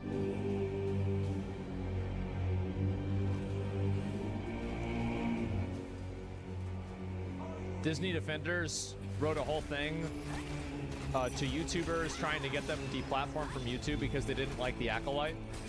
They coordinated a campaign against them. This is the most annoying fucking thing that I see happen nowadays with like media, is that any time that a person criticizes another person, that other person will get harassed. If I criticize somebody's actions, they will get harassed. It will happen, guaranteed. I promise you it will happen. And if somebody criticizes me, I will get harassed because of that criticism. To say that you can't criticize people because then they get harassed is to say that you cannot critically evaluate any person at all, which is ridiculous. It's very obvious when you're talking about a person who is enabling and encouraging legitimate harassment versus somebody who is just simply being critical of an action that you took. There have been a lot of times that I've made videos about people and they've been harassed because of the video that I made. I'm not sorry for a single fucking one of them, and I would do it again, and I will. Because I'm not making the videos for those people to get harassed. I'm criticizing them because I think they're doing something wrong, or I disagree with what they're saying. And if they make a video and they make a tweet, like for example, do you remember that guy that made the tweet about how I had reacted to his video and he didn't like it and then I DM'd him, I took down the video? Well, when I did that, a lot of people harassed me over that tweet. Is that his fault? Abso-fucking-lutely not. Because he didn't tell people to harass me. He didn't push for that. He didn't do anything. It's not his fault at all. So, I'm not mad at him. That's his opinion. Monster Hunter Blindfold. Yeah, exactly. That girl got harassed because I criticized her. That's the way it goes. Creators are not responsible for their audience. You are never responsible for the actions of another person. Like, unless you're paying them or telling them to do it, then you're not responsible for what they're doing. It's not a spectrum. Yeah, but on the internet, it's pretty much binary. It seems all the mass death threats in an attempt to deplatform myself from Molly and others where he advocates for in the Forbes article. Where is he advocating for this? They ask us to denounce this, to blame us to control millions of people, yet they're silent when it happens to us.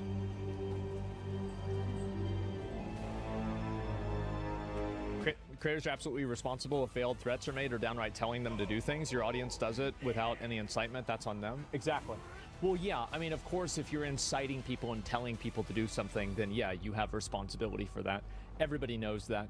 But when you're just criticizing a person and saying what they're doing is wrong, then you're not at fault when that person gets harassed. I think this is just like every normal person knows this, right? Like, it was a nuance that I didn't think that we'd have to get into because most people here are adults, but yes, that's clearly the obvious difference.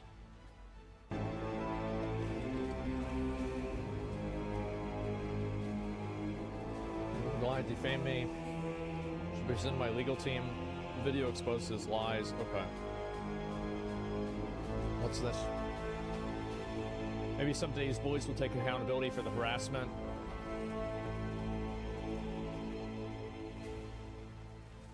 The only thing that was wrong that I think that anybody did is asking for people like Star Wars Theory to be deplatformed.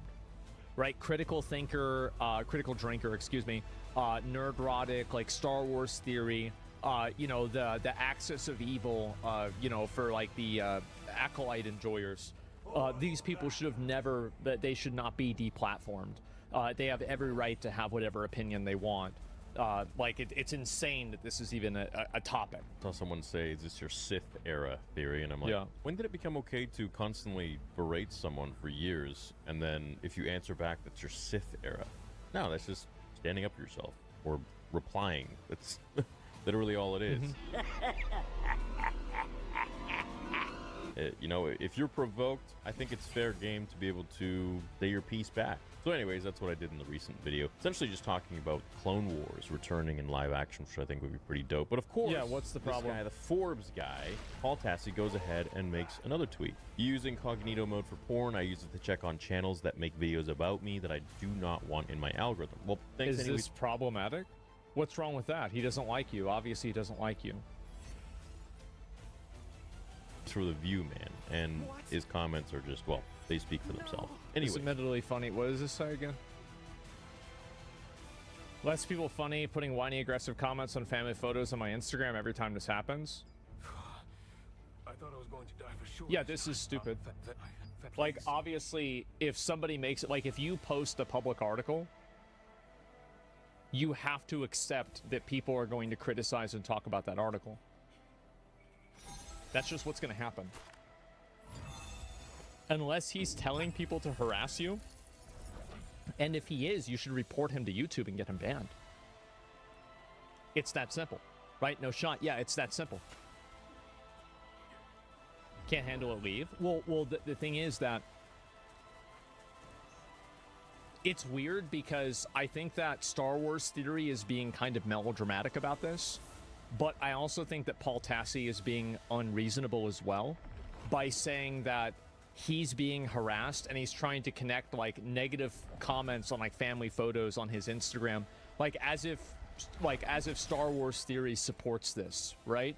And that's the issue. It's the implication that in any universe he supports this. Anyways, that video was an opener to the real video, which I'm glad you're now all familiar with it. So this is, I would say, part of the problem. I would say essentially this is kind of where all of this rhetoric leads to when it comes to trying to deplatform people, which is where's scumbag deplatforming move anyways. A weak move from Molly and Alex. True, but let's see it. Part of that. But this kind of journalism is really what is setting the narrative for the weak-minded people who just kind of follow the sheep. And I believe that this is, it's just not helpful.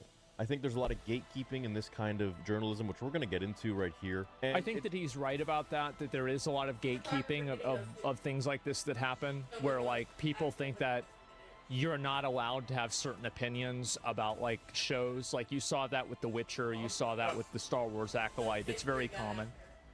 Just needs to stop, I think. I think we need to have better writers or people who have maybe more of an open mind or aren't so set to just one sect of a certain fandom and are able to see things from maybe a little bit more of a logical and reasonable perspective. 2 videos of context you're missing? What am I missing? They contacted YouTube to deplatform me? Okay. Star Wars Explained tries to demonetize Star Wars Theory. Is this it? And I know Alex is behind all this, but he's just such a sackless guy that he just. I see that they've lumped me in with some of my colleagues and friends online to have our channels demonetized and essentially sending a letter to YouTube to abolish, destroy, and it took me almost 2 years to get there. Really, the best tip I really like, yeah, getting people demonetized is bad, and YouTube said they're not going to do it, and that's a good thing. But what does this have to do with Paul Tassi? I'm not seeing him tweet about this at all. He's not talking about this anywhere. So he came in later. Well, then where is it? Because, like, if you're getting mad at one guy because you're getting harassed by this group of people, I don't see it. He does? Well, where is it? The end of the first video you watched? Okay. Let's take a look at it. They have a certain outlook of something. So on September 9th, Paul Tassi released an article called "The Acolyte Has Caused Star Wars Fandom to Plunge into Civil War," which, yeah, I think that's kind of accurate in a sense. However, he goes on to mention me and several other YouTubers as well, and he really writes in his article that I and many others should be deplatformed and demonetized. Where? The saga of Acolyte is well known at this point. The show is little watched, but developed a core base of fans who really liked it. From its representation to its villain, the YouTubers in question devoted dozens, if not hundreds, of videos to tearing down the show and everyone associated with it every week, which has led not just to pushback from Acolyte fans, but stars like Amanda Steinberg. Then the show was canceled. So you can't criticize the show? Several other YouTubers as well. Wait, what? And he really writes in his article that now we enter the current phase, which went members of the Star Wars community in support of shows like The Acolyte and its actors banded together to create a movement to try to get a number of specific Star Wars channels demonetized with examples of what they believe was racism and harassment in their videos, which should be against YouTube terms of service. That's what happened. Should be deplatformed and demonetized because of our rhetoric, because of our point of view of Star Wars in general. So anyways, let's go ahead and check this out and read this, because I want to bring light to this. I don't think this is acceptable behavior. I don't think, for a publication such as Forbes, I don't think this is respectful. I don't think it's insightful, and I think it's malicious. You think the drama of The Acolyte is over? Think again. As now what has been arguments about content of the show has progressed into a full-on civil war in the Star Wars fandom community. The two parties are fans that appreciate shows like The Acolyte and did not appreciate what seemed to be a coordinated, relentless assault on the show and its actors by YouTubers and their subscribers. Okay. So where's the evidence that these are coming from YouTube, from the subscribers? Where's the evidence that all of these subscribers are sending attacks to the actors or the actresses or the writers? Where is that information? I need that intel. They are attempting to demonetize many of those accounts which they believe are racist or encourage targeted harassment campaigns. I don't think that Paul Tassie's in the wrong yet. He's simply writing an article describing the situation. He's basically saying this is happening. Other side You says retarded? that No, I'm not retarded. I just look at what I read and I make a decision about it. He's putting spin on it? Yeah, a bit he's putting spin on it. You could say that, but there's nothing that's been said here that is inaccurate or blatantly misleading. Hate the show for normal reasons. The saga of The Acolyte is well known at this point. The show was little watched, but developed core base fans who really liked it, ranging from its representation in this, and I like this, since they liked it for that primary reason, then of course everyone has to have liked it for that reason too, and if they didn't, then they're going against that representation, and therefore they're racist. So I would even argue that the people who are saying such things are only seeing the depth of this show, or only showing interest in the show because there is representation. I would argue that there's still nothing wrong with this paragraph. He's saying that there are some people that like the show because it had a black lead actress. That's guaranteed true. There's still nothing wrong. The people who are so love with the show would love it just as much as if everybody was white. I guarantee you, the people who love the show, I do not think they would like it as much or nearly at all if all of the cast members were white. And to me, I say, I don't care if they're purple. I don't care what color they are. I don't care. It doesn't matter to me. Black, gay, straight, trans. You do what you want, man. Just make a cool story, cool characters, and that's it. Well written, thoughtful. I couldn't care less about what they do outside of that. Split from the Skywalker saga, but several hundred years ago. The YouTubers in question devoted dozens, if not hundreds, of videos dedicated to tearing down the show and everyone associated with it each and every week, which led to not just pushback from Acolyte fans, but stars like Amanda Stenberg publicly talking about the racism she experienced. And look, like I've said this a million times. Well, this is what happens with anything. Like, it's the same as if you criticize any person, people are going to bring their race and their identity into the criticism. If you criticize somebody that's gay, then people are going to call them the F word. If you criticize somebody that's black, people are going to call them the N word. This is just the way it is. Like, that's just the way the internet is. It doesn't mean that he's accountable for that. It doesn't mean it's his fault. That's crazy. Yeah, I can't even imagine thinking like this. How are you not allowed to criticize a show, bro? Yeah, exactly. Like, I mean, and it is, like, this paragraph is very much, like, it is... Basically, the article is built on the foundation that they're getting reported because they are saying that they're experiencing racism, and then now it's codifying the racism that this person experienced too. So yeah, I do think that there is obviously a spin on this article to make the guys that are making these YouTube videos like Star Wars Theory look bad. It is. Like, I do think that now at this point, because you talked about alleged and now you're talking about the actual stuff, and any normal reader that's reading this will logically go from point A to point B. Criticism is not racism? Yes, but let's not be delusional here. She absolutely experienced racism. Without a doubt. Do you really think that not a single person said racist things to her? Guaranteed this happened. A 100% chance. But that still doesn't make the people that were criticizing the show at fault. You know, there are so many people that are for sure assholes and racists and bigots and homophobic and all that, but I feel like that's a very small minority. And to take a magnifying glass and just enlarge it and blow it up as if it's the majority of people.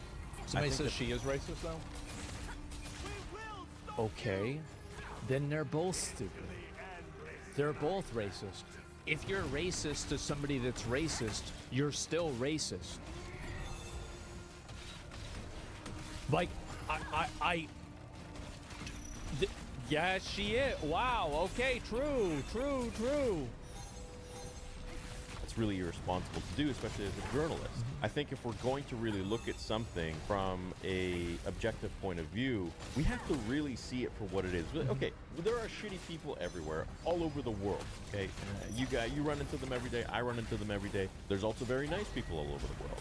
Am I to say that just because one person I met is shitty, or 2 people out of the 100 I meet in a day are shitty, then therefore all of them are shitty? No. That's the way a lot of people do things, though. That's how a lot of people are racist. Most people, I think, are racist because they had a bad interaction with a person of that race. And then they just blame everybody of that race for the same thing.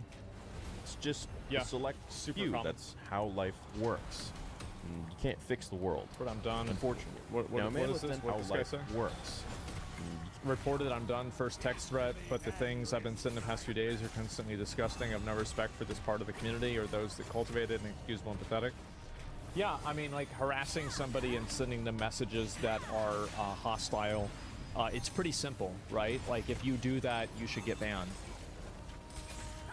Like, if you're threatening somebody online, you should get banned. Like, it's not even like, it's not even a question. Like, there's no conversation here. Nobody's disagreeing with this. Can't fix the world, unfortunately. Now, Amanda Stenberg took that minority who were racist and jerks and essentially said the entire fandom who does not like the Acolyte is alt-right, racist, bigots. I mean, that to me is that's also extremely irresponsible, especially in her position. And she is representing Lucasfilm, and she is representing Leslie Headland and everybody else that she worked with. Nobody's saying a damn thing. If anything, they're saying, you go, girl. Yeah, baby. Yeah. What is this? And so we have these articles from a massive publication, Forbes, also telling I've got to draw attention to this. You can't do this in my chat. Why are you doing this? There's a lot of Jew haters. Adolf's been making a big comeback recently. He's been making a very, very big comeback. I've been seeing it on Twitter. Yeah, like, there's been a lot of it. Anyway, let's move on. Same kind of bullshit. I think this is seriously a massive red flag. It's a form of brainwashing in a sense where if people don't understand or don't see it, they're like, oh no, these people are racist. Yeah. My God, it couldn't be further from the truth. Racist people are racist, but that's not the majority of everybody. For example, I don't want to make it about me, but this is what happens a lot, is that one person says something that's bad. Like, let's say you have a group of 100 people, and then one person does something bad, and then the entire group gets categorized as being bad. This is a very common tactic that's used in journalism in order to paint dissenters as bad people. The death threats and stuff that were thrown at me that you guys saw on Twitter, on X, horrible things that were said that I even showed in some videos, that all comes from that side of the fandom who loves the Acolyte. Am I therefore to say that everyone that loves the Acolyte is a disgusting piece of shit who wants to wish me death in the most gruesome, horrible, weird, psycho ways? No, those are just a few bad apples that are psychotic. Who cares? Yeah. That's the internet. That's life. That's people. And the show was canceled. True. Given that Disney is, well, Disney, the decision likely came down to mainly an absurdly high cost, which was very much Disney's fault, and low viewership. Though many, including it had nothing to do with the high cost. They'll pay up the nose for anything that they want. Well, the show cost a lot of money because it didn't make a lot of money. Something costs a lot of money. Like, for example, if you spend $100 and then you make $80, that cost $80. Sorry, if you spend $100 and you make $20, well, then you just lost $80. That's a lot of money. But if you spend $100 and you make $300, then you didn't spend a lot of money. It's entirely contextualized around, is the number up or down? It's not about the amount of money spent. Like, what do you think that, like, think about how much money they spent on Game of Thrones. But the reason why they did that was because the show was really popular. Because it gets the views as long as it gets the money. That's really, at the end of the day, all it is. So, you know, this thing could have cost freaking $100 million. It still wouldn't have been enough for them to renew it for a second season. And low viewership, though many, including some of the cast, credited the racism and harassment and felt it gave a win to toxic parts of the fandom. It did. And so what you see here is, I actually do think that Paul is engaging in a form of subversion here, because he initially introduced what the conflict was as accusations of racism and harassment, and he used it specifically accusations of, oh, well, people claim this is happening, and now halfway through the article, the racism and harassment is now codified and it is established. So what that does to the reader is that it causes the reader to passively assume that that side that was alleging these things was in fact correct. It's persuasive writing that's hard to pick up on unless you can see it. Accept allegations as reality. Well, it starts as an allegation, it's introduced as an allegation, but then later on it's referred to as a fact. So it gets people to let their guard down as if they're reading an unbiased perspective of something, and then the perception changes because it's distorted. And the problem is that I'm sure Paul would say this is what happened, and he's right that that's what happened. But if you're not if you're not intentionally trying to separate the people who are racist or harassers from the people that just don't like the show, then I think that you are intentionally painting them in a bad light. It's on the shelf. You and it's being done on purpose. Enter the current phase, which went, members of the Star Wars community in support of shows like The Acolyte and its actors banded together to create a movement to try and get a number of specific Star Wars channels demonetized with And you see how the racism, what they believe was racism. And you see how this messaging happens. This is a very big problem in, like, and so this is it's a core problem because Paul is a smart guy. I like Paul Tassi. But I think that he's obviously engaging in subversion here. He clearly is engaging in subversion. And the problem is that a lot of people are not proficient in English enough to be able to pick up on this. No one has heard from Clay. You like him? Yeah, no, I've read a number of things that he's written that I've agreed with, and I think that he's had good takes on things before. This isn't one of them. I disagree with this. I don't hate the guy. No, I'm disagreeing with what he's saying in this article. Of what they believe was racism and harassment in their videos, which should be against YouTube's terms of service. Clearly, it wasn't, since YouTube said that this does not go against terms of service. However, once YouTube... This was a huge gamer move that YouTube made, is that they basically... all of the internet Karens that were upset that they couldn't watch The Acolyte Season 2 got together and wrote like a letter to YouTube asking for these people to be demonetized, and then YouTube said, yeah, we looked it up and there's nothing wrong with it. Shut the fuck up and leave us alone. Which was an absolute W move by YouTube. Da Vinci barely managed to stop their attack. Was tagged. The concept was met with an immediate reply 13 minutes later from YouTube that they reviewed the video in question and found that it was not in violation and no action would be taken. This was celebrated immediately by the targeted YouTubers in question. Well, they should be. Though further investigation reveals that it is a pretty generic YouTube auto message, which has been used hundreds of times before, and there's no evidence that YouTube took the quite elaborate movement seriously for more than a few minutes, or did anything. Good. The Archeum Legion has started a war they shouldn't. across Elysium, aiming to take the It's just a bunch of retards getting mad on Twitter that want to shut down other people that disagree with them. Successfully defended Lassley, but most of Elysium remains trapped. Thing resembling investigation. So this also is incorrect. So what he does, what Paul Tassi does, is he looks at the reply which was sent a day after this was actually created. Right.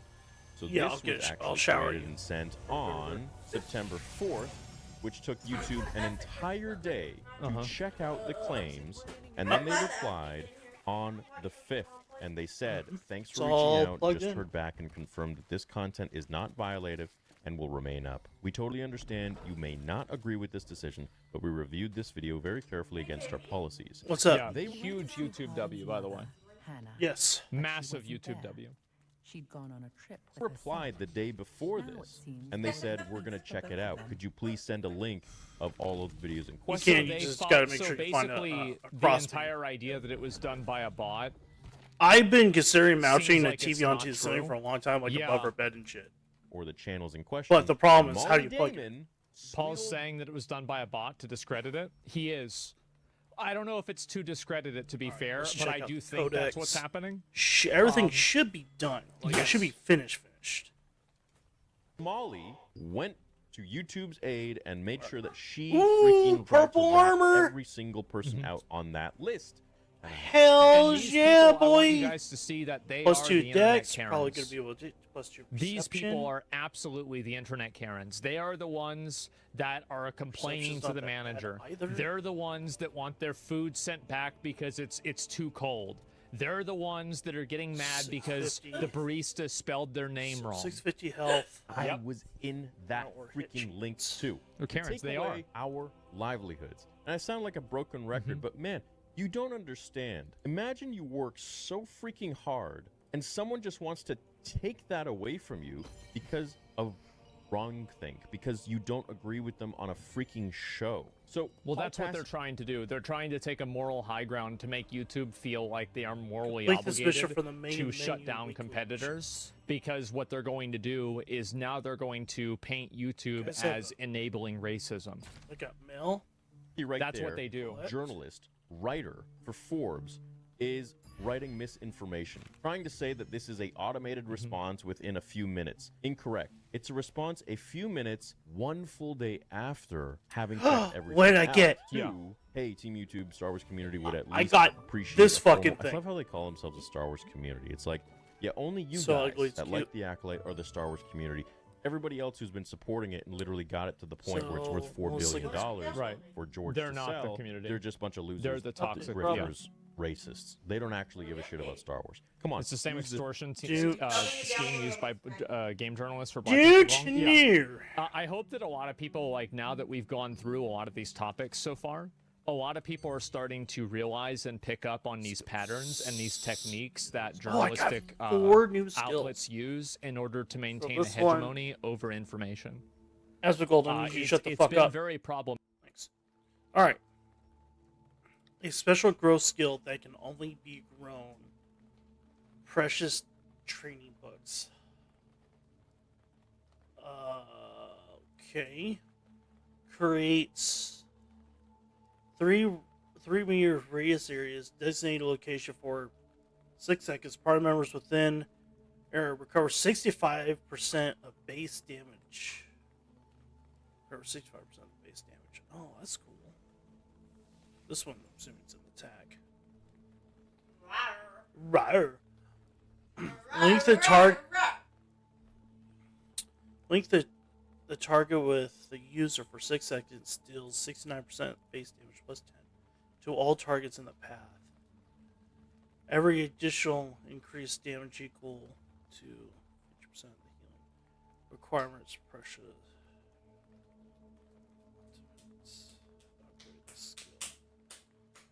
Okay, let's see what this one does.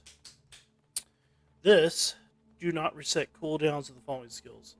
Moral Pride, Devastating Smash, Frost Screen, Judgment, Lightning Strike. I am a wand bow user.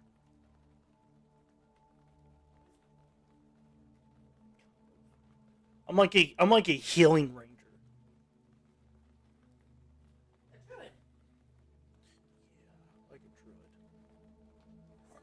Alright, so Blitz.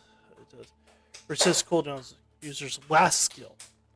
The skill becomes available only after the acceptable skills are used and are affected by any skill cooldowns. It resets all the cooldown. Oh my god, it has a minute 40 cooldown. Damn. That's a. But it resets all my cooldowns. So it takes all the cooldowns and resets them. So it's kind of cool. Let's see what Zero does. Flash Arrow. A special skill that can only be... Yeah, gotcha. Deals 150% base damage to enemies within 4 meters around the designated location. So it's an AoE spell. It has an 80% chance to stun stealth enemies for 2 seconds, if they're stealth, which will end their stealth. Ending stealth increases your critical damage by 20% for 6 seconds.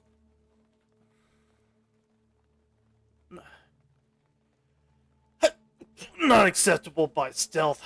Transitioning power eclipse. So you could just kind of increase the stun rate. Oh, what to do? What to do? What you get? You got gems and stuff? My draw. Oh, nice. From Twitch.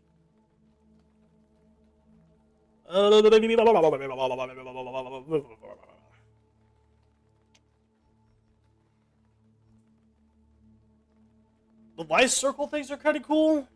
That's a really cool healing spell. I can use.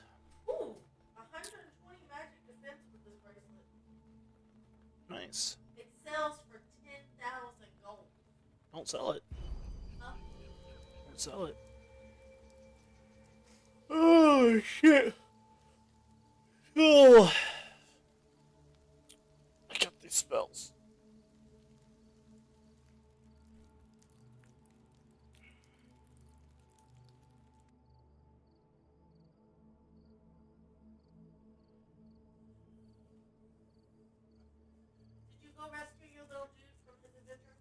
No, I think that's part of the rates. That's like end game content. As far as the single player content, I'm done. I did it. What? Single player content? Oh yeah. I already talked to him in the house. Rescue him and send another dude out. You can send 2 of them out, by the way. And they both level up. And I don't know what leveling up does, but they level up.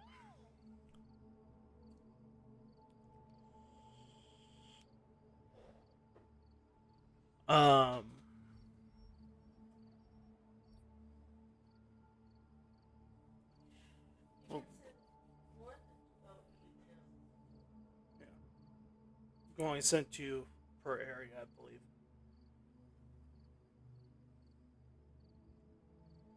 I don't know how to level them up. It has like an arrow on them.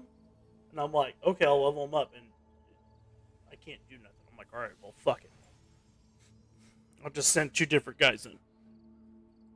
When they all have arrows, I'll figure it out.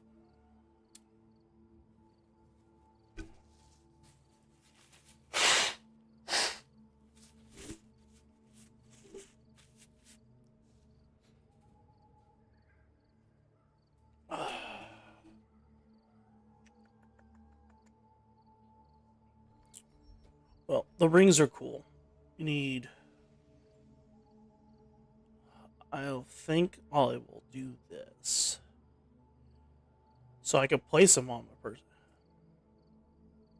For party members, for all party members. Nice, baby. It's not 1,500 yet. No, it's not. I need 1,500 of those points. Yes, you do. And what this little dude. Which spell I want to get rid of, though? I guess this would make me almost all healing if I did that. I guess just circumstantial.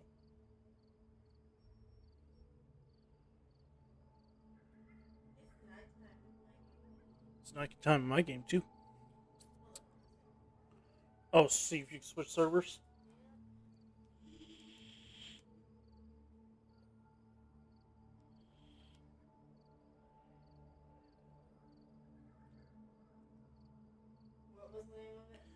King's Castleton.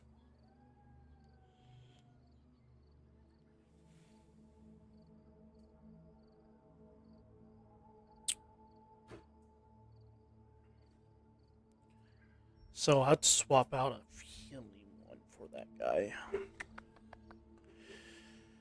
Who the fuck do I switch?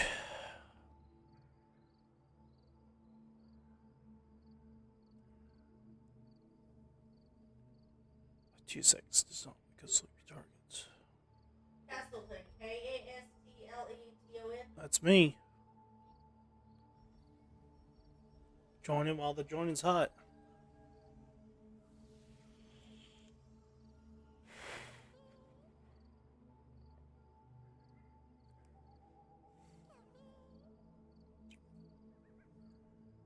Damn. I hate this. I want to use skills down here, but you only get... Wow, you can use all your skills, and this one you can't. You have to select what skills you want to use. I should be on the same server. Nice. You just gotta go when it's not busy. Yeah. Attack. Cool down a full fucking minute. What answers that question? That takes too long.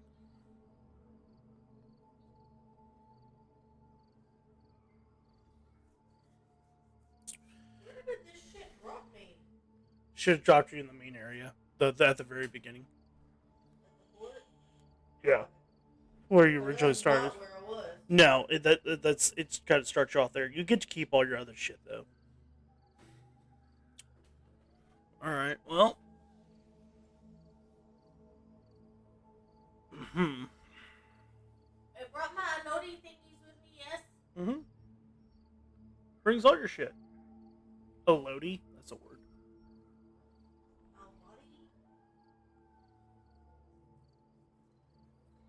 My little furry critters that went off on an adventure. Gotcha.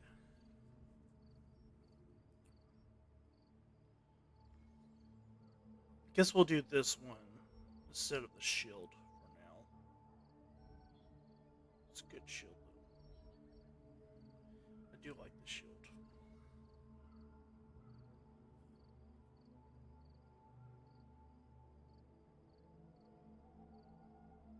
Oh my god, that's so good too.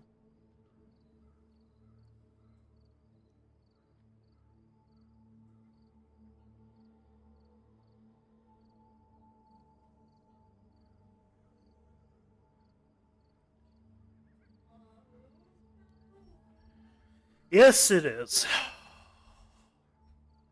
Well, shit. I guess I'll do this one. Swap with this guy. I don't want to swap with that one, but it is what it is. So, that doesn't need to be there anymore. Do that. Yeah, part of my healing group. Alright.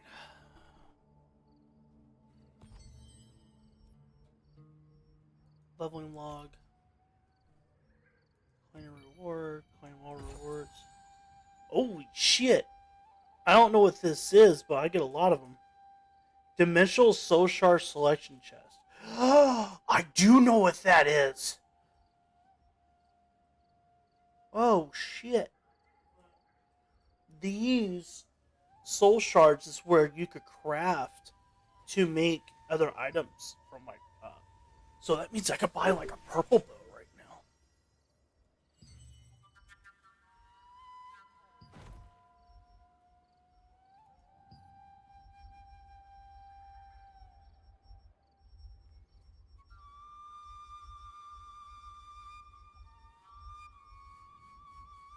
My bags are almost full.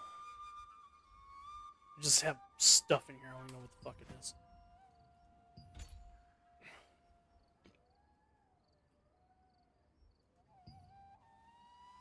Nightmare Savior. I got 3 million gold. I don't think 3 million gold's I don't think 3 million gold's a lot of gold in this game. I really don't. Not being mean, just like... No, it's not. That's why I'm like, some of the shit just to swap your equipment and stuff over is expensive. Like, I imagine swapping some newer equipment for older equipment is going to be like super expensive. Oh, I like my dress. Of sorts, but yes. It's my new armor.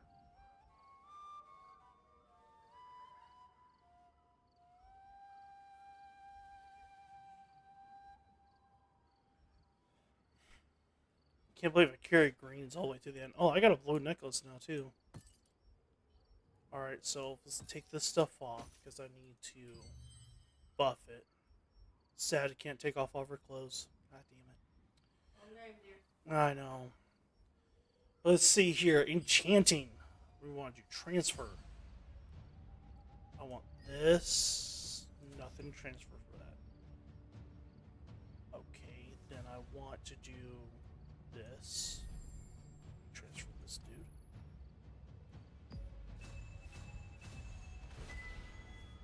Very nice. Okay, there's that. That was done.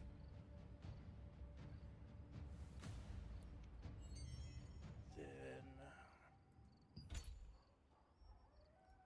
let's put that guy on. Let's put this necklace on. Let's upgrade this. Level up.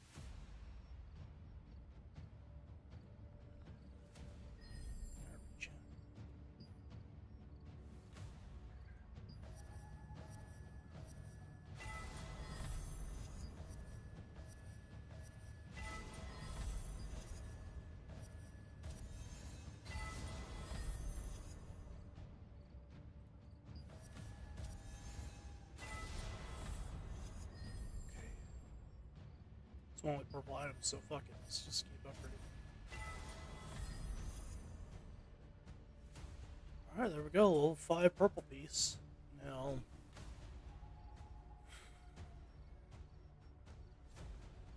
let's upgrade this dude. Damn, I got a lot of those. Got 500 plus of these because I haven't. It's these rare accessory growth stones. I didn't have any before. Oh, it's cool. This reduces cooldown speed.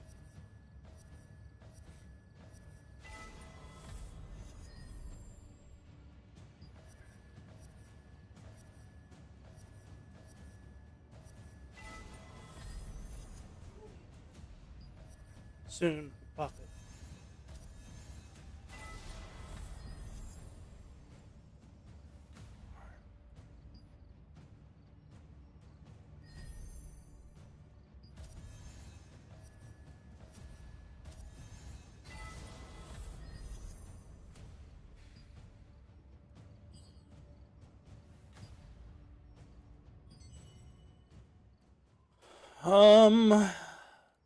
Still says I have something in character info. What? What do I have here? Is there something else down here? No. Ain't it? The fuck else? Oh.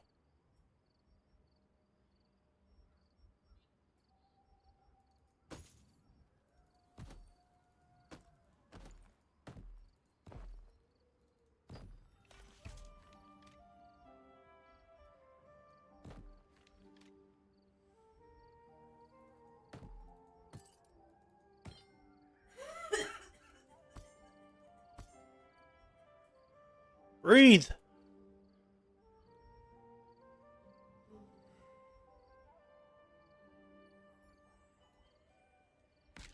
I now have fishing.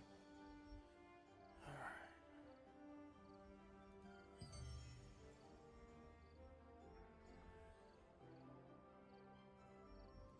Still, is it? So let's exit the game real quick. Let's see if it goes away, because I can't figure out what the fuck it wants.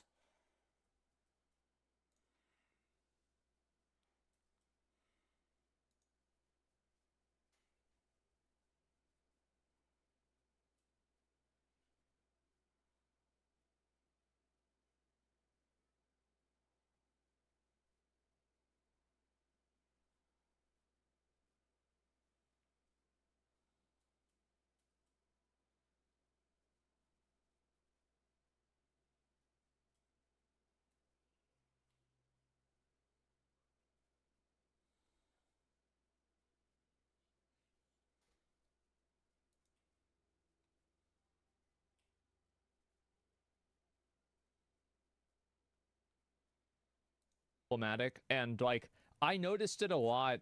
Like I have kind of like a personal vendetta against this because I remember noticing it whenever I was a teenager, like after 9/11, and I was like, wow, this really seems like super biased. Wait a minute, like he didn't say that. Like why are they writing about this? And like I saw it happen with Obama. I saw it happen with it happened with Ron Paul. It happened with Bernie Sanders, Donald Trump. It's happened with a lot of people that have been outsiders or that have not had the right opinion. It even happened a little bit with John Kerry in 2004. I was only 14 then, so like I don't remember have like very good memory of it, but I do remember how the way that it was represented was clearly asymmetrical. And I've always really disliked this. And the reason why I dislike it is that it is, well, it's lying, number one, but it's also, I think the reason why I dislike it is because it works. To be honest, that's why it makes me mad, is that this strategy works.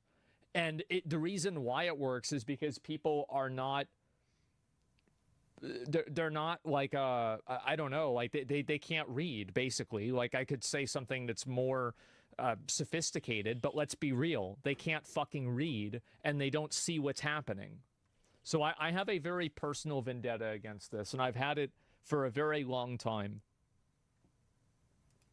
This thing, if you got it.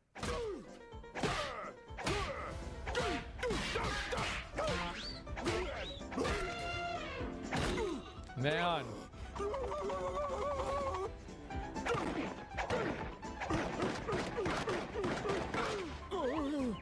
It's your average Twitter user complaining about the group of people that they don't like that's responsible for every bad thing that's happened in their life that they are coincidentally not responsible for at all.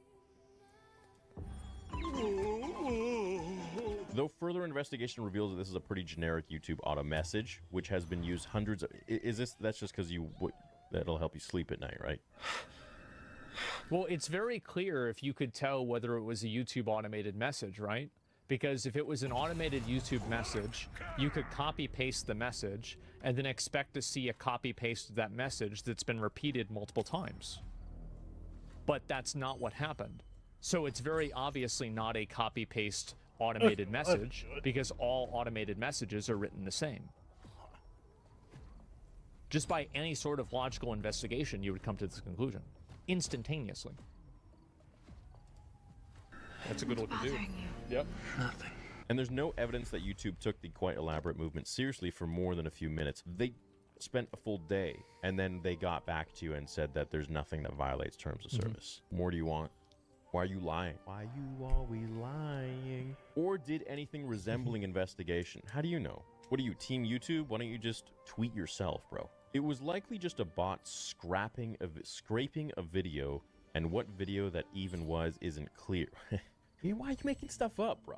Just take the L, move on, write your other articles for Forbes. I do think that Paul is giving he's not giving a very good analysis of what happened from YouTube. That this is correct. It's undeniable that this is not a good analysis if you don't take into consideration the fact that it was sent to YouTube and YouTube responded to it the day before. Yeah, it's not even a question. Making their company look more and more shitty, but hey, you're giving me something to talk about, so that's great. Thanks, pal. Maybe it's time I now turn the tide. That level of abruptness and lack of diligence is not very surprising. This guy is still going on his own lie. Bro, they took over a day. Get over it. That lack of abruptness and due diligence. Oh, it's right here. Subscribing. So this is, again, this is basically a... oh, cool. Show more. This is like kind of basically... Show Cosman. Alright. Once you complete the mission within a period, you can obtain a reward. He can't hear you, right? Yeah. Yes, you can't. Let's see here. There's world, there's dungeons, contracts. Can I not select one? Oh, this is, in general, this is what this is. Okay. So once you get it, you get a reward. And then once I get the reward, I can see what next week's reward is. Oh, that's kind of cool. It's like, alright, here's a weekly mission guide. You don't have to complete this all at once. There you go. So now, co-op dungeons. Now I have access to all of these. Oh, and I could get purples. It's gonna cost 300 to even do this, which resets daily. Still, means I'm not doing dungeons today. Tell me you go to work. Soon. I just want to finish looking at all this shit before I leave. The word soon is losing on me. Real soon, baby. Real soon. Now soon or later soon? So I just want it. There's a ton of shit I want to look at.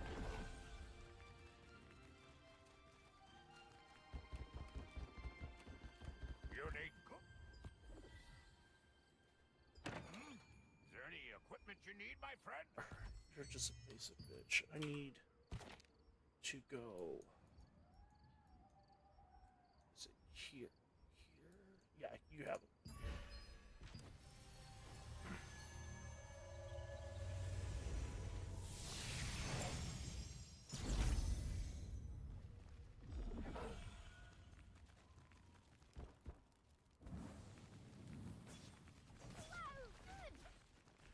Phoenix, did anyone ever tell you how loud you fucking eat?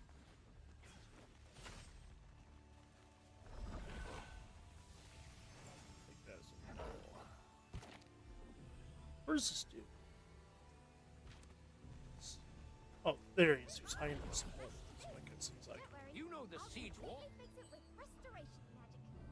Toy-ho. So you've heard a Hansa weapon can't be beat? Oh, here it is. No, that's Abyss currency. But what the fuck are these things for? What? This. I'll show you. Inventory. This. These Dimensional Soul Shard chests star 1. Like. Can I? It says you want to use them, but sure. I guess.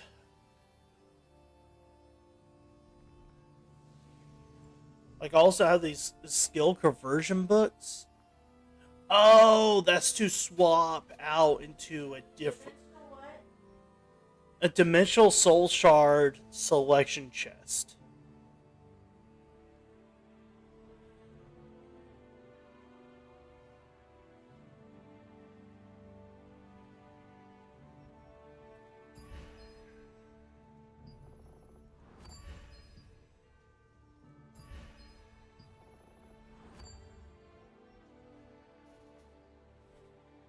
Of course, Mistwood and Monosteel are important for crafting weapons.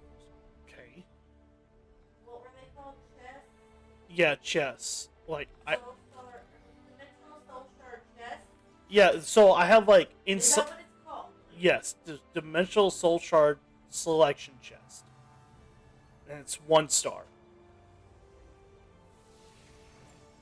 I don't know if it's just items I could buy? Or what?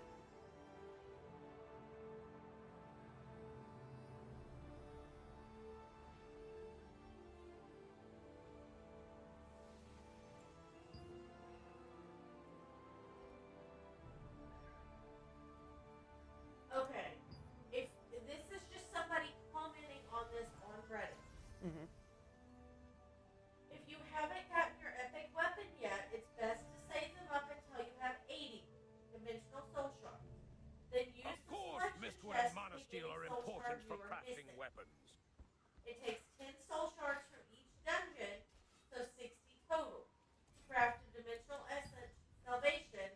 With 2 of these essences, you can craft any tier 1 dungeon weapon. There should be around 40 selection chests for the different passes. Using the selection chest, you can pick the soul shards you are missing.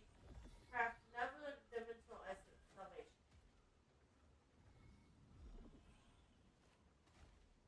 That help you? Yeah, more or less, it's just another fucking currency. A mat, not mat, just items it is.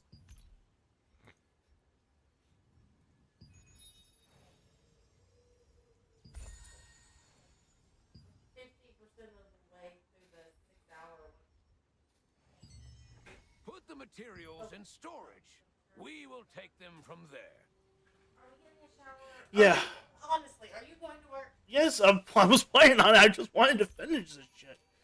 Look, you keep. I'm gonna finish this, and then I'm gonna finish this. Well, I was looking at all the shit. I had so much shit to look at as soon as I hit 50. I wanted to check it all out because I can't run dungeons. Like, the only other thing, if I do it today, is the secret dungeons. Because I got... Wait for me to do those. No, they're single player. Like, that's it. Like, I could do these secret dungeons. Because they have rewards. Like, this one will get you a new bird. Yeah. This one will get you... But you have to do them yourself. I've got a few of them.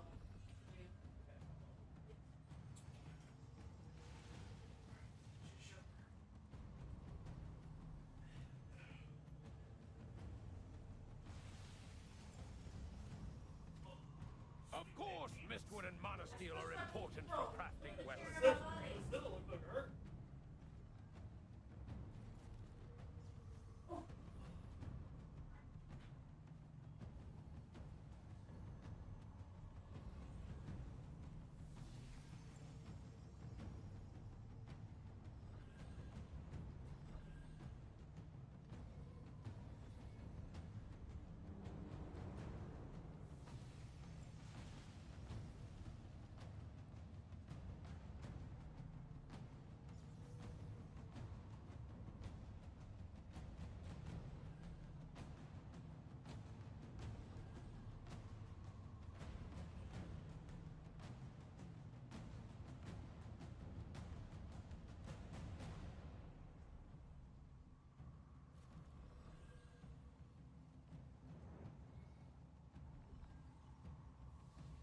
There's a reason such items are rare.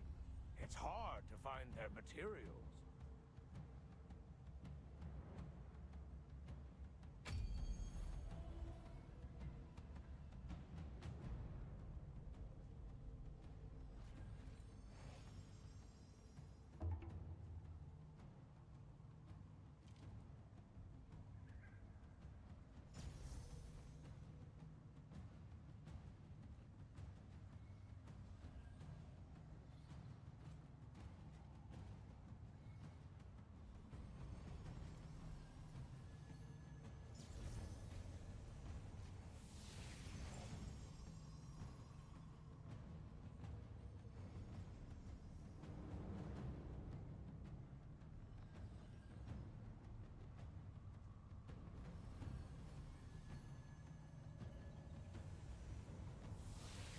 There's a reason such items are rare. It's hard to find their materials.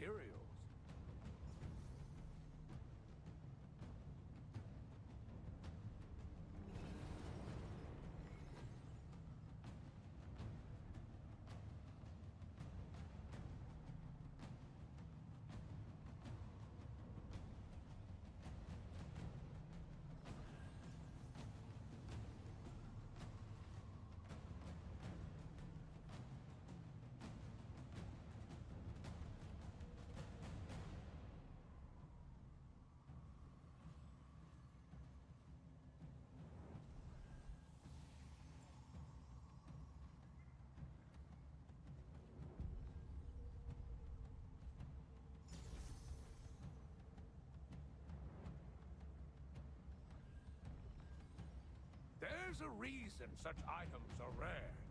It's hard to find their materials.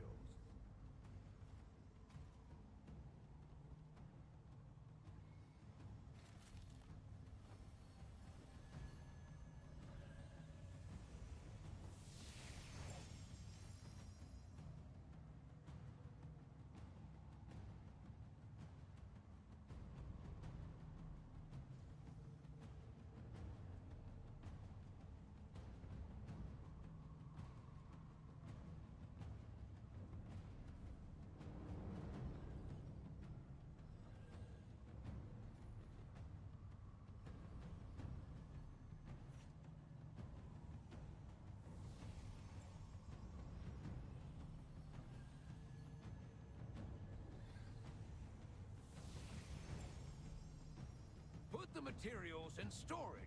We will take them from there.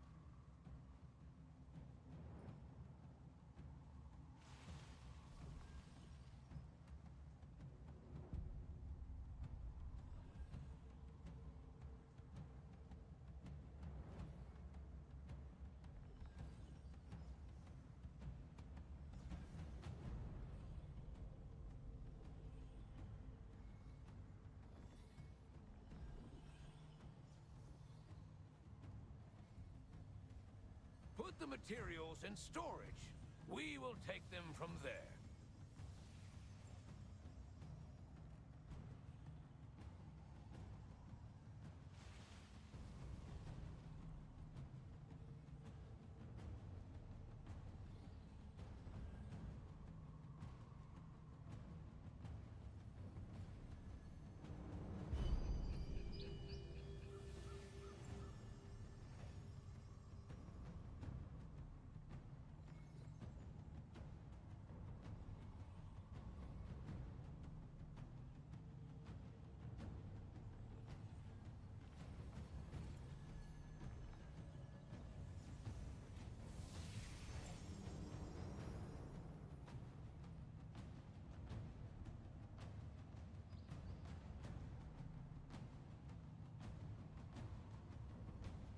Of course, Mistwood and Monosteel are important for crafting weapons.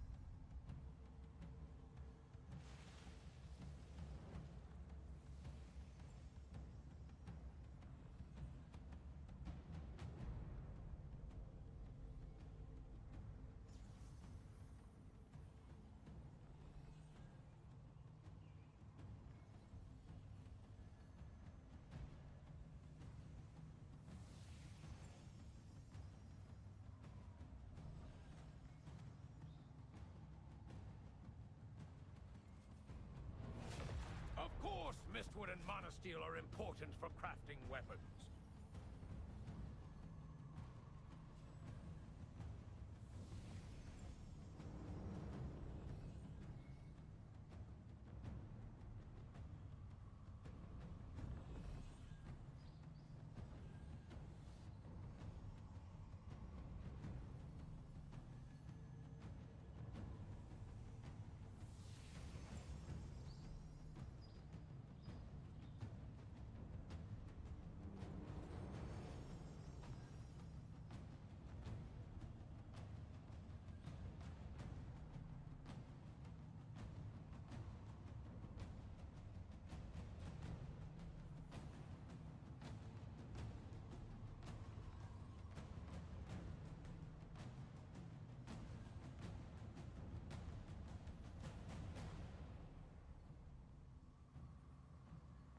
There's a reason such items are rare.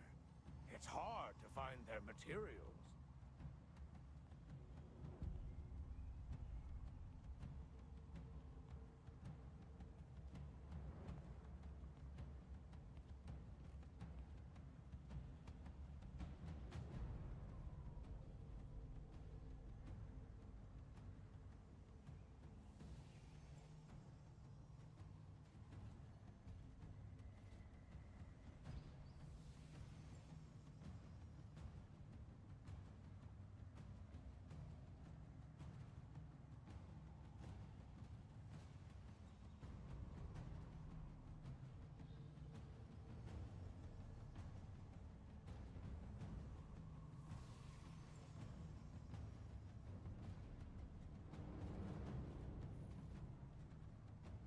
Put the materials in storage.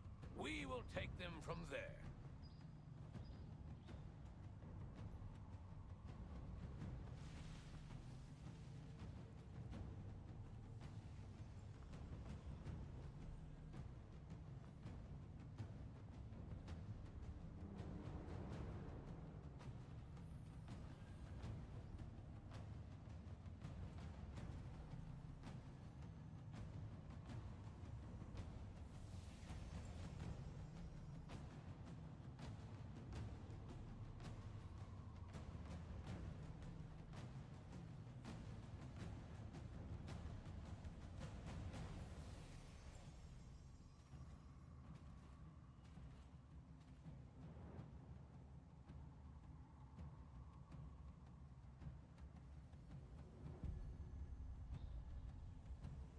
There's a reason such items are rare. It's hard to find their materials.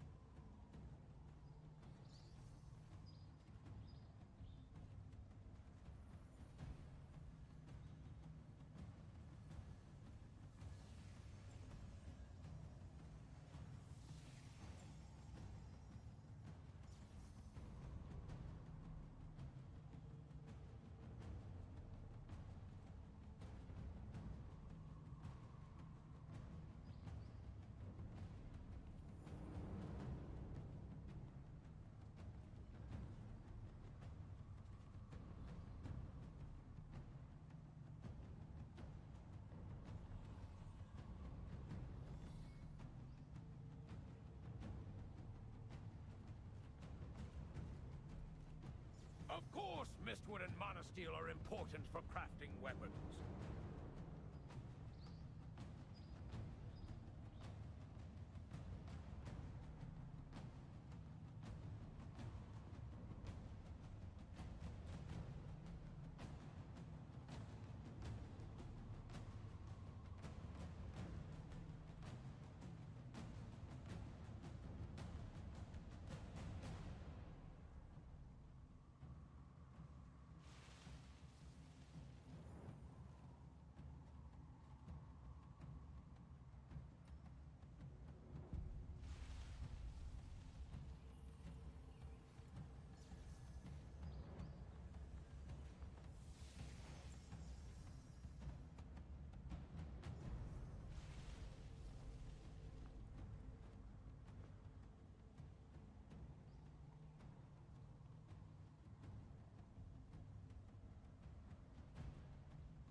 Of course, Mistwood and Monosteel are important for crafting weapons.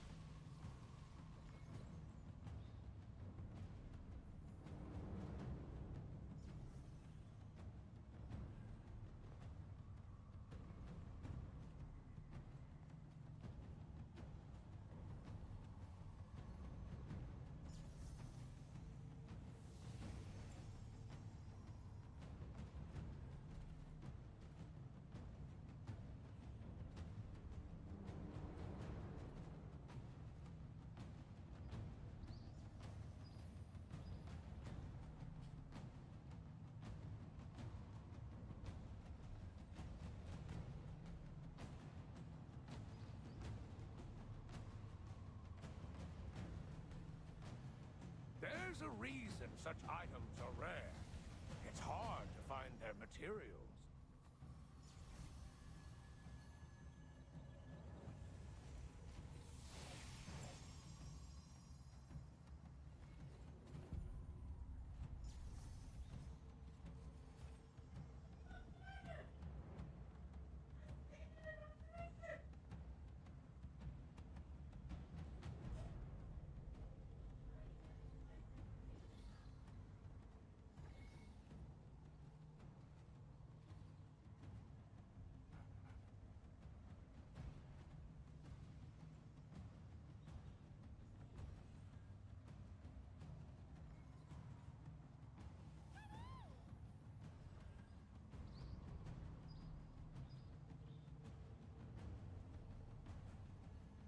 There's a reason such items are rare. It's hard to find their materials.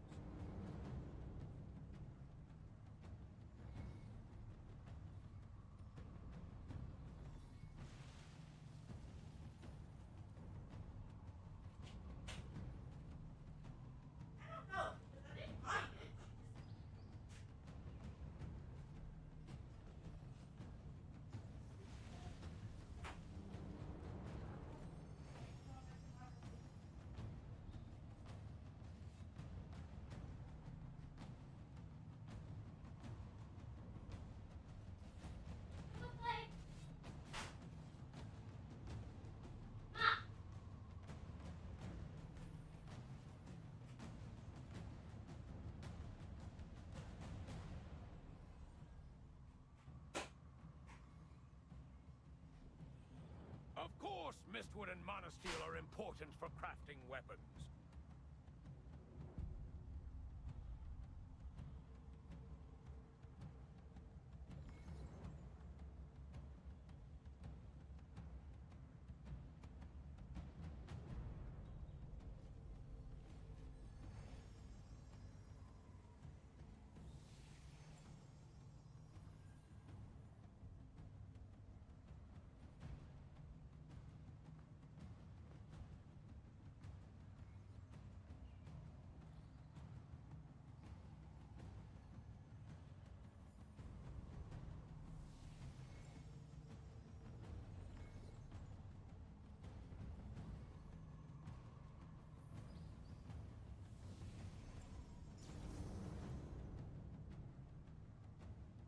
The better the weapon, the more important it is to upgrade it. You'll feel the difference.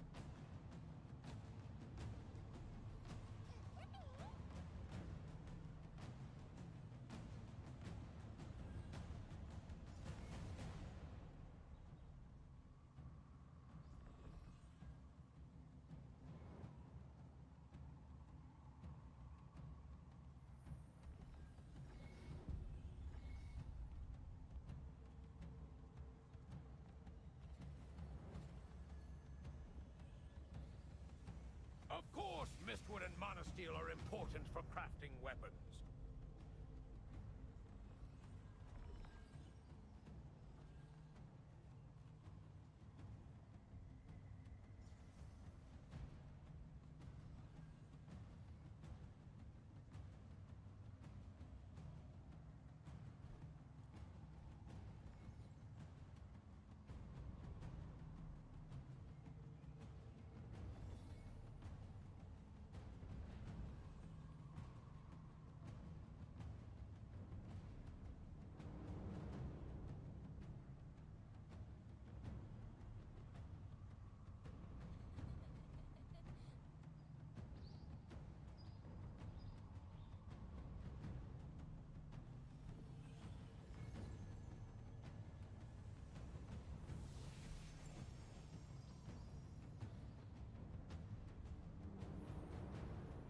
The better the weapon, the more important it is to upgrade it. You'll feel the difference.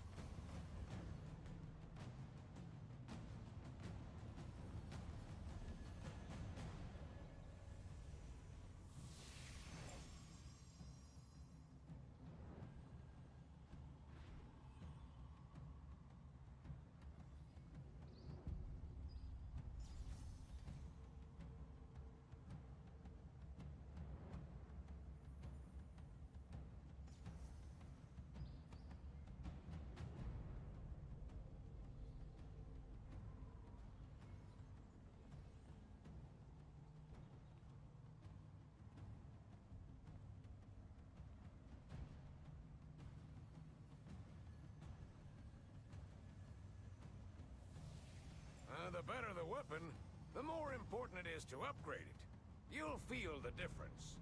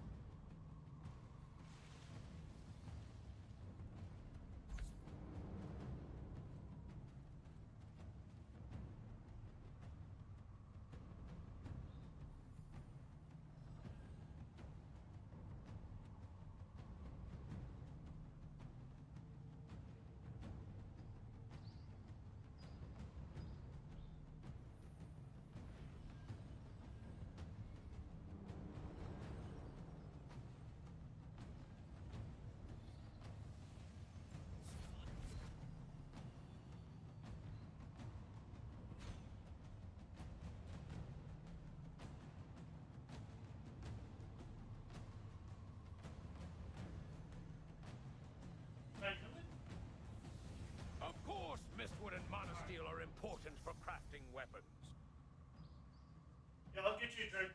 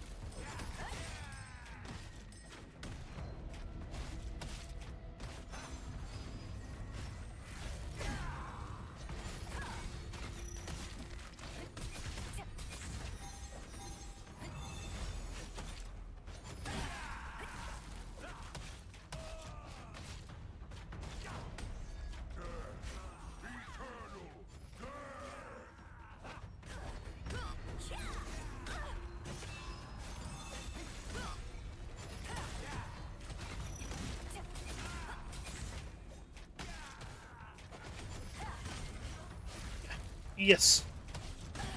Yes, I must.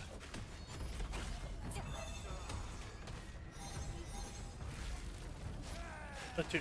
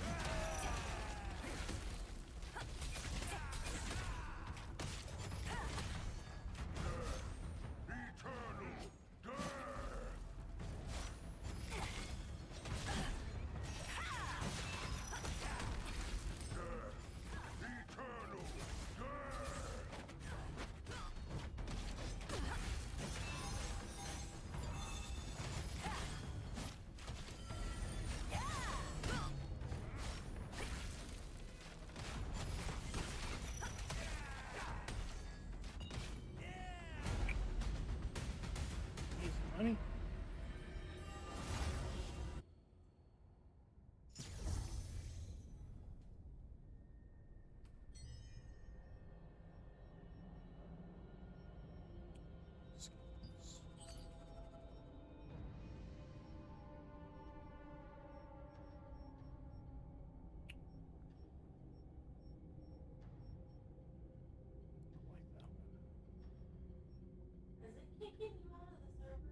No. Did it just kick you out?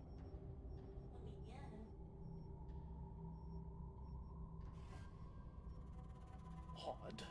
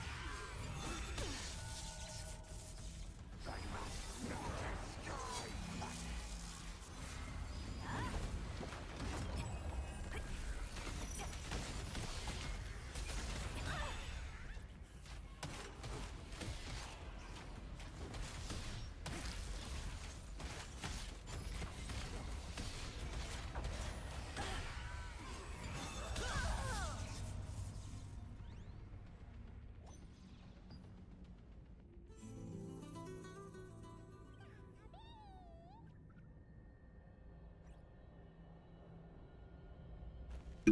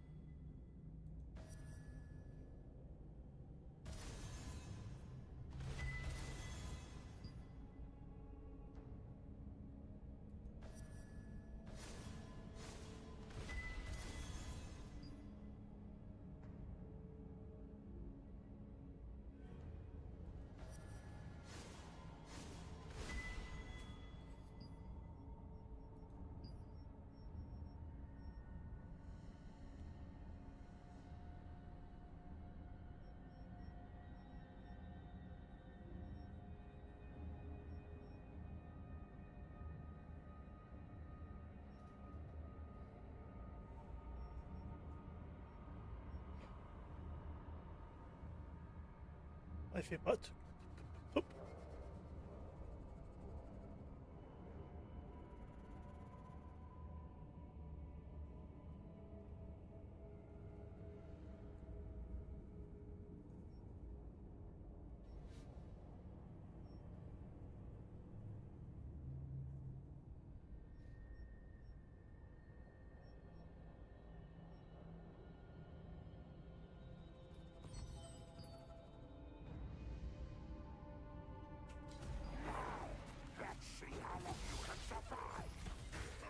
Does sleep.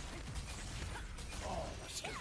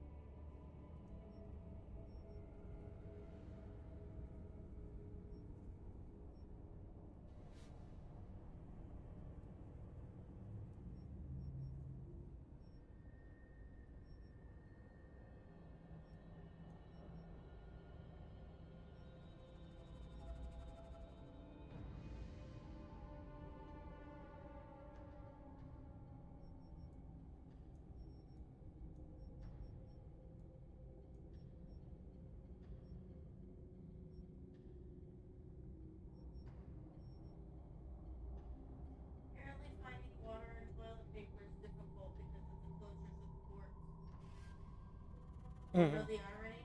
What's that? Both of those things are made in the United States and don't have to go to the ports. Yep. It's too expensive to ship. People are just fucking stupid.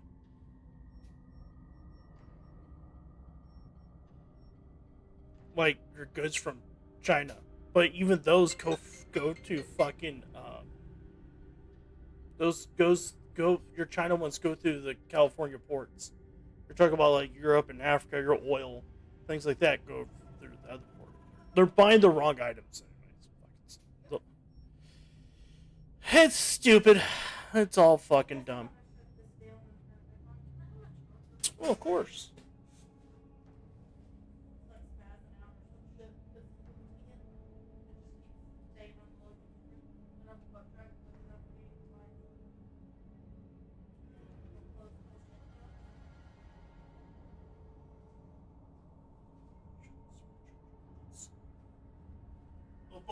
But that was made for it.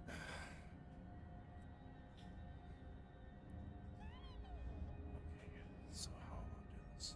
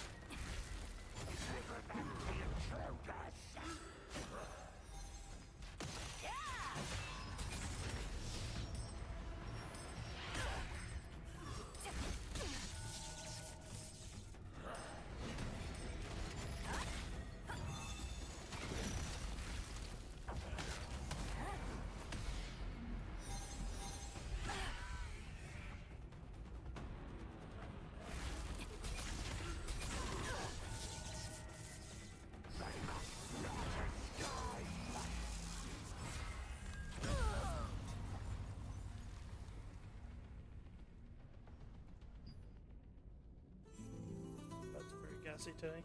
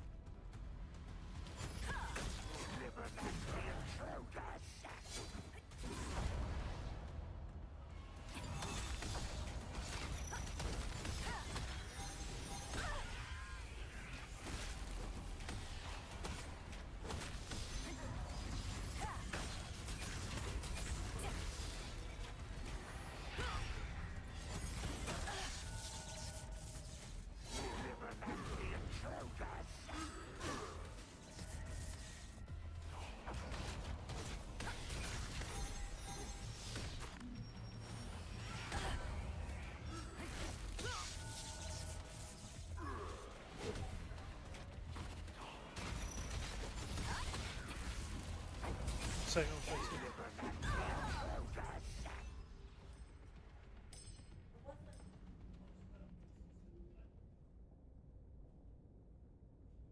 Alexa, turn on the living room light.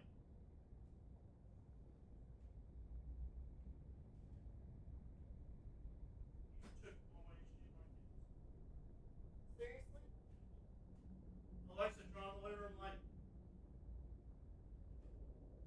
Not that we don't have more, but that's kind of.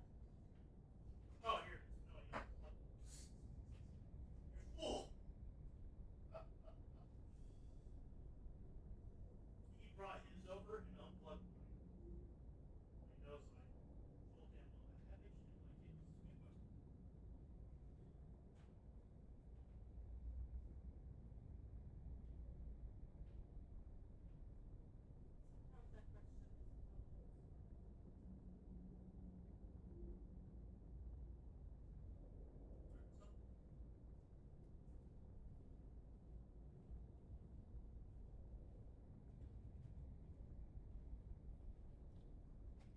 Up.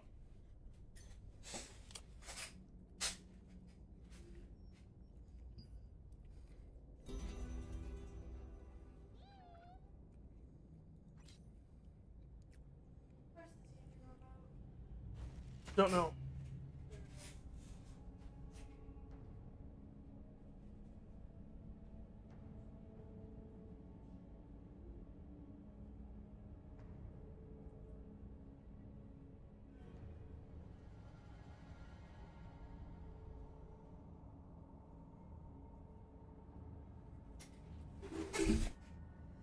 Sorry, I'm not trying to be mean when I say that, but like.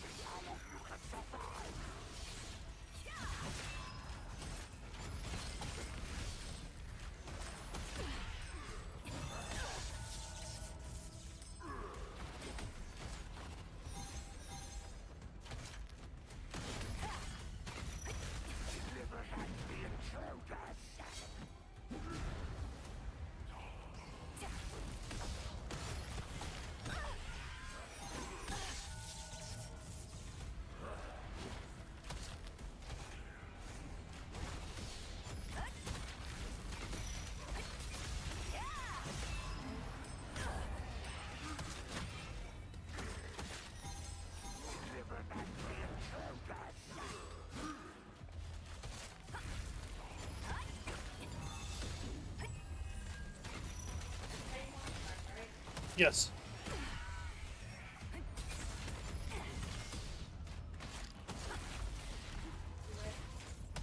Right. Oh shit, yeah, it's right, it's on. I saw that. Yeah, go up, put on.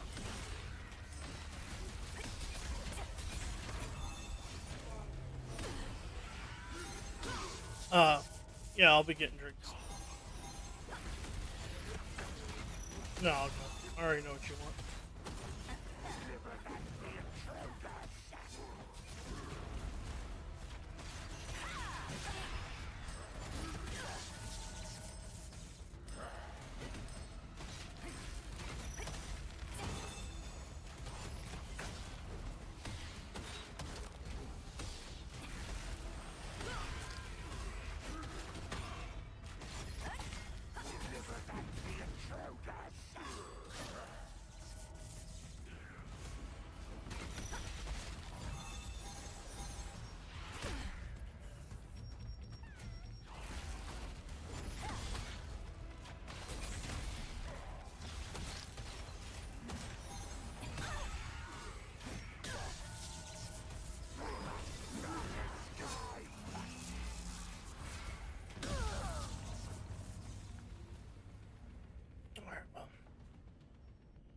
I'll fuck with you later.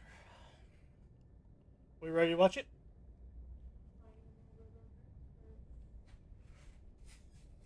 If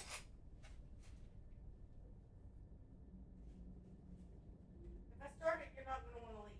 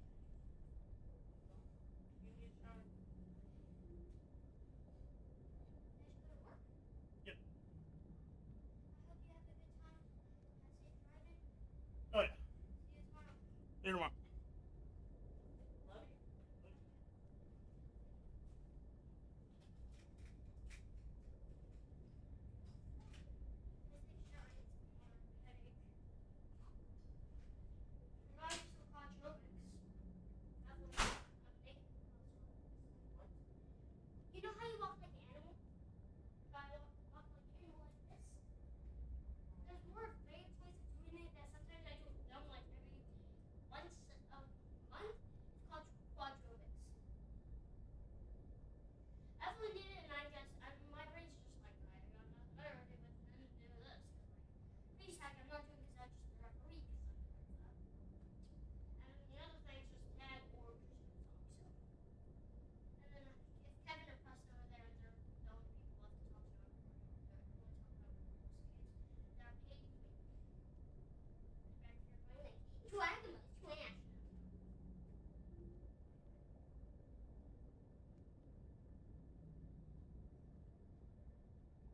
You used to go Glasgow Polo Club?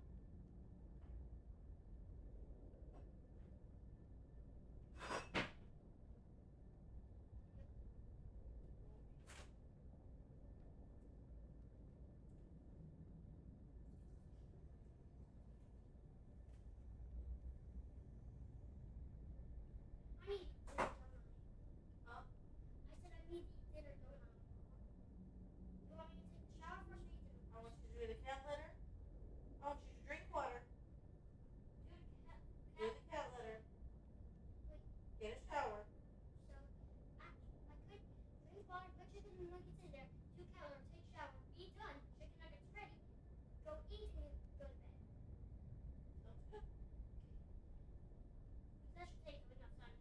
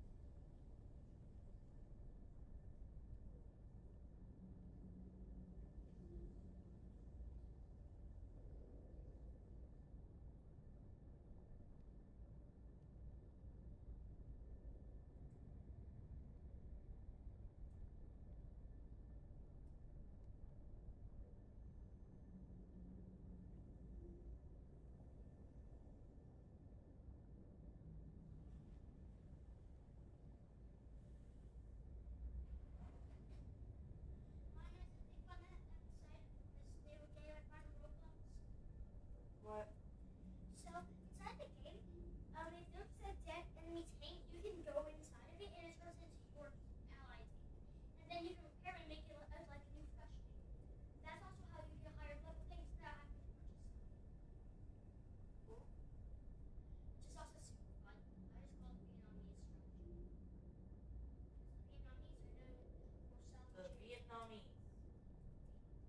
The Vietnamese are known for salvaging. The Vietnamese. Vietnamese are known for salvaging. Vietnamese. The Vietnam. The North Vietnam and their people are known for salvaging enemy parts and turning into fresh weapons. That's basically what I call the strategy. Vietnamese strategy. Because you just grab enemy tank that's dead, you repair it, boom, you have a new tank. Same thing with helicopters and jets. Just think that ever done. Or you can just use a rocket launcher and destroy them yourself.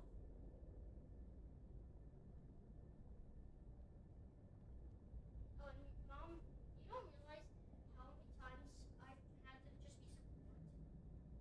These are my two main goals inside this game. Okay?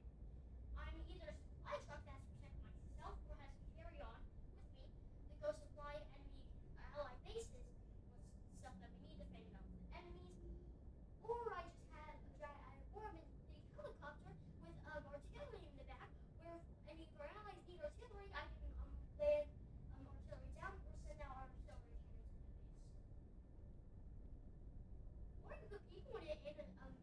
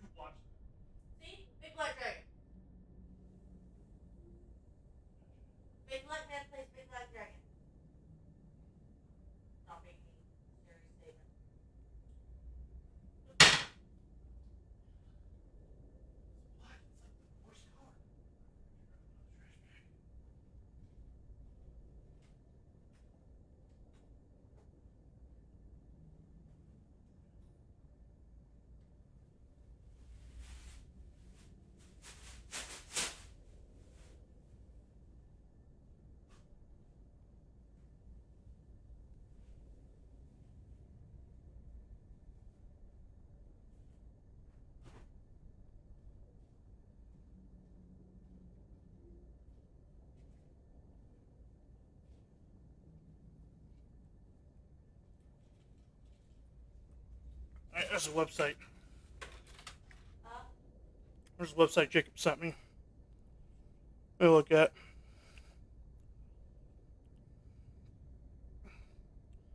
Ooh, Brian's game will be on tonight. Hey guys, it's Bobs. Alright, so after hitting 50, here are the things that you need to do. First, you need to go to any Sunbase merchant.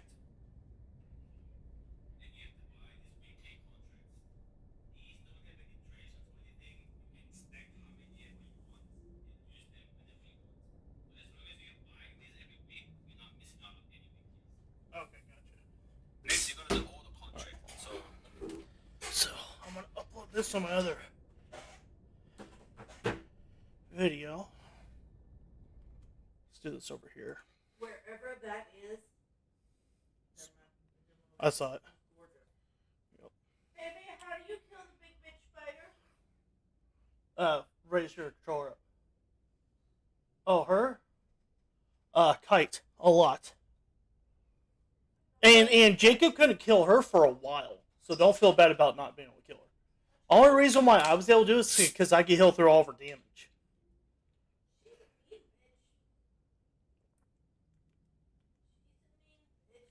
Mrs. Scritch.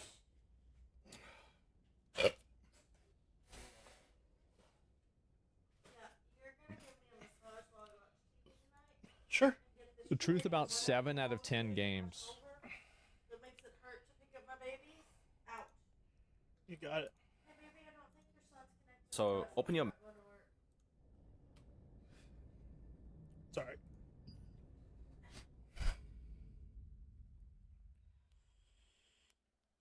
Okay.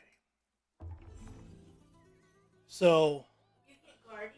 What are guardians? Sunder Merchant. You know the sea Okay, warfare is about to begin, right? If you don't have any strong weapons, you won't stand a chance against the enemy. Yes, where you could be the bird. Yes. I didn't use it either. I'm gonna get this one. Yep, what does that one do? Or how do you get that one, rather? Friend, have you got crafting materials? Leave them Now here. that it's writing.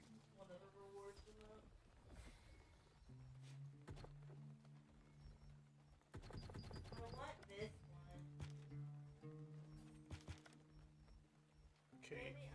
This one. Yeah, well, it was a pre-order one, wasn't it? I've seen people that had it. Map, you gotta go either Watcher's Post or Pure Light Tower. These are the level 50 area. I personally do mine at Watcher's Post. So you just talk to the contract manager in Watcher's Post. Okay, contract. Watcher's Post. Let's go to Watcher's Post.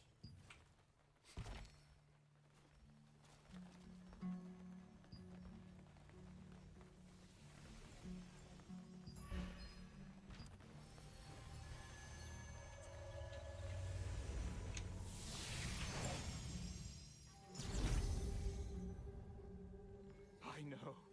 I don't want to look in the direction of that undead den.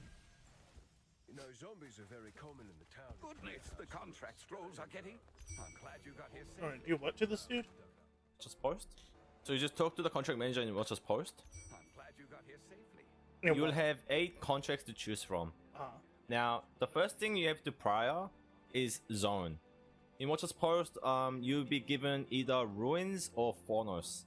And when we're choosing our first contract, you want to be prioritizing the pouch, and then red gems for weapons, yellow gems for armor, green gems for accessories, blue gems for skill books, and parchment for skill books.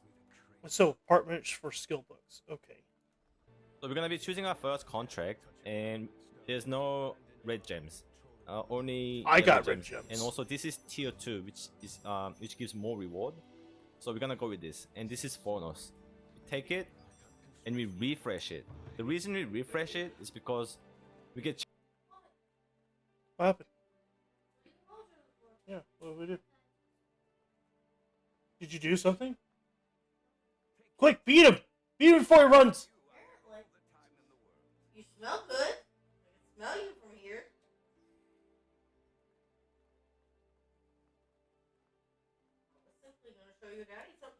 chance to get pouch. Damn. How'd you get that? I don't have it. I want it. Oh.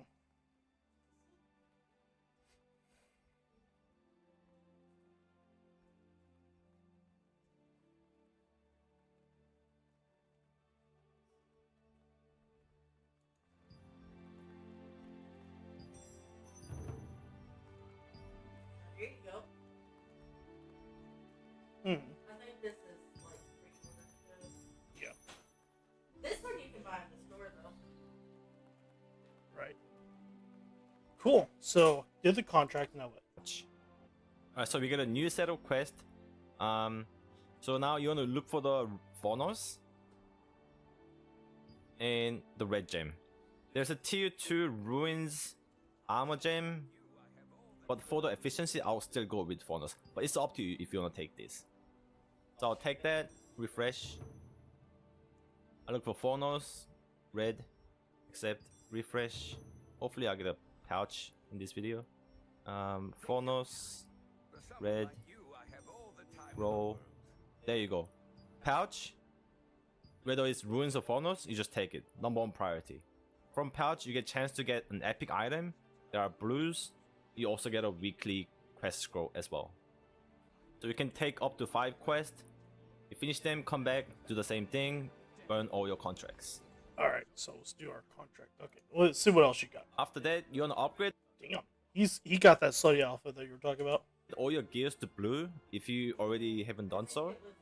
You should already got these pieces in a quest reward, but you'll still be wearing a green weapon.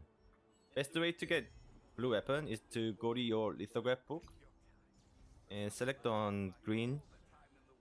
You just scroll down and you'll see every set of weapon. So all you have to do is craft 4 weapons. So if you want a blue bow, you craft 4 green bows. They all can be crafted in the crafting NPC. Okay. If you have the battle pass, I think you should have 4 lithographs to craft 4 items. Yeah. Otherwise, you can purchase this green lithos from Contract Coin Merchant. 100 for weapon, 50 for armor, 50 for accessories. So just craft the blue weapon, transfer your green, and upgrade to 9. Also, at the end of story quest, you should have got the epic chest piece of your choice. Best way to upgrade this is to get any blue armor from your litho. So what I did was craft 4 greens, get this blue chest. I transfer my +6 to this blue, make this +9, and transfer that to the epic, make it +6. Oh yeah, I didn't do that. The reason why you want to get everything to blue and upgrade as much as possible is that it's gonna increase your CP, your combat power, which you can find in bottom of the step page. Why is this important? The higher the CP, the easier you get into dungeons. When we look at the party board, people set the minimum combat power entry limit. Also, it's best to reveal your weapons. This is on by default, and show them that you have 2 blue +9 weapons. You are more likely to be invited. So you've done your dailies, you've done your dungeons, and you've got this Abyss contract tokens left over. You kinda wanna save this. You wanna save this until the crypt opens. This should open in like 3-4 days after launch. You can check that in the milestone. It's because there's the first dungeon that will actually drop epics, and you can also do your weeklies there. Unless your build requires a specific piece from like Endnest or Abyss 3 and 4, I would say save it until crit. Another thing you can do is press J, and in your exploration, you can finish the exploration in Phonos, Ruins, Phonos, Ruins, and Pure Light. You get extra skill books, mats, mastery, training dues, mobs, and also Ruins. You get this Steno Guardian. This is like the one and only DPS Guardian. And yeah, just more mats. So yeah, if you've done all that, your daily routine is pretty much just 10 dailies and 3 dungeon runs, and just going to world bosses and events. Alright, GG's, peace. Alright, so new contracts. Okay, cool.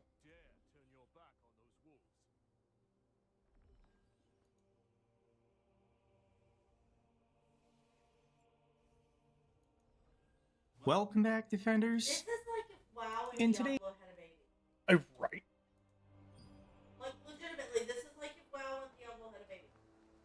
I agreed. What else? Alright, so now.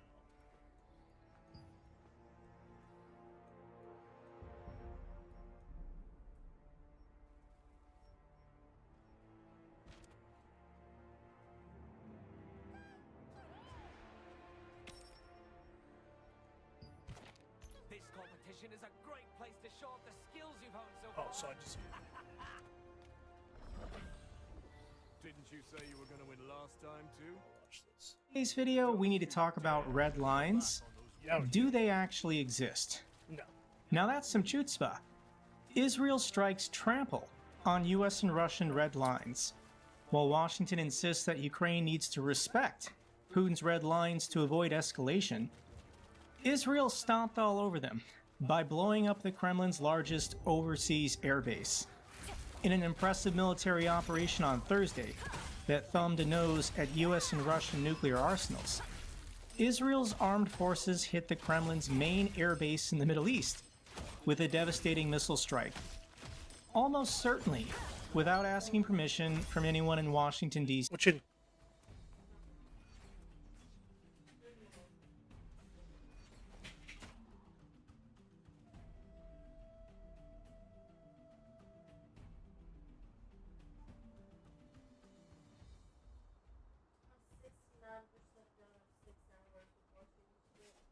Nice. Means I'm almost halfway done. 12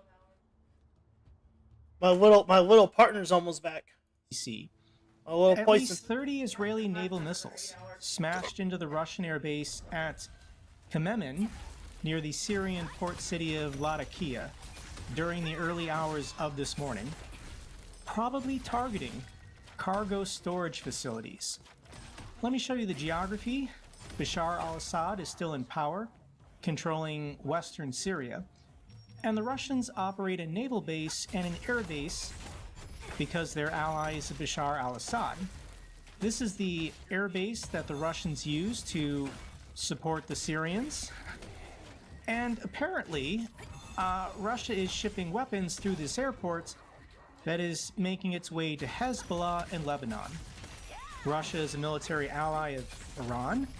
Russia is a military ally of Hezbollah.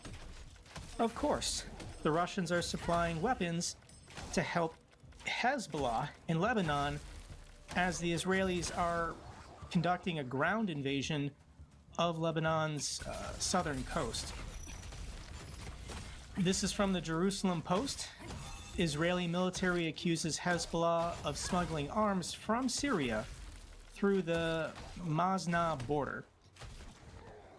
I don't know how good Syria's domestic military production industry is, but of course, these weapons are coming from Russia through Syria to Hezbollah and Lebanon to attack Israel.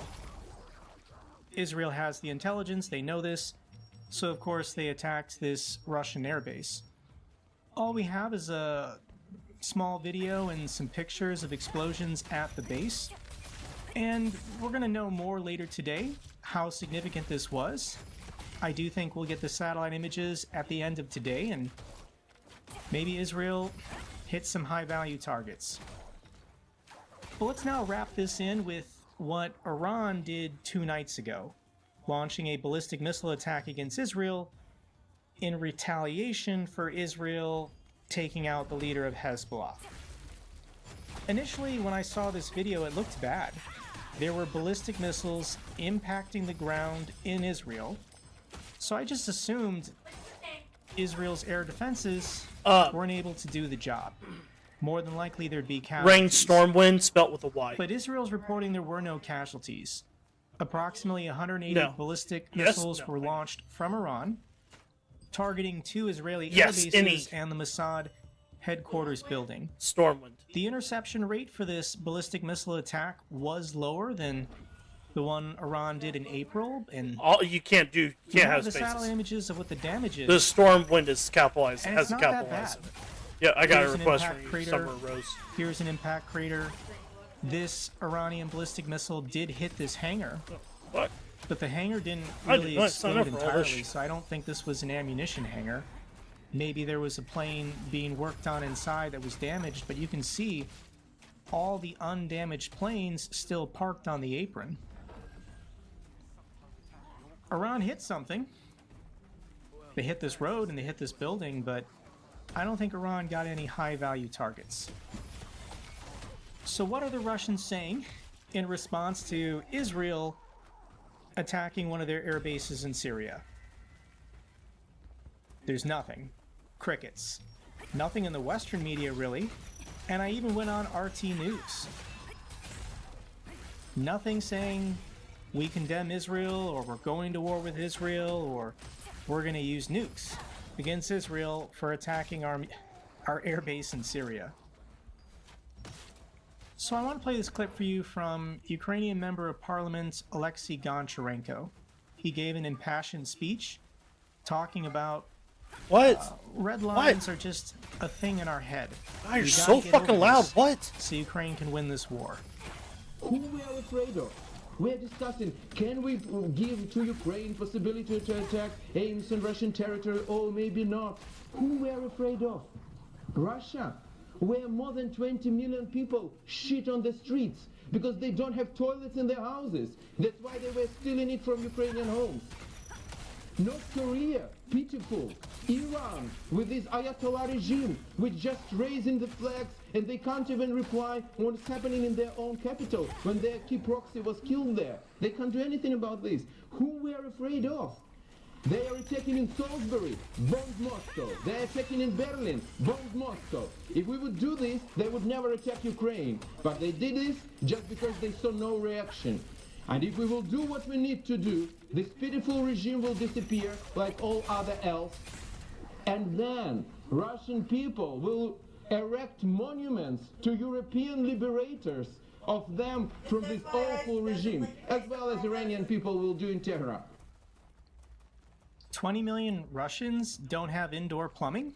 Nope. Or we're talking about the Spire? This is the country that the West is afraid of? So there is actually, I think, an angle here that is pretty interesting.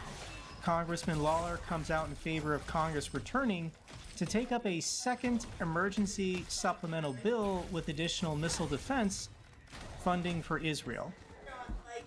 If Israel is going to continue these wars, a ground invasion of Lebanon, it's not going to be over anytime soon. Nope. This is actually good news for Ukraine in that we might be able to get another supplemental military aid package passed in Congress, and they're just going to put Israel and Ukraine together again.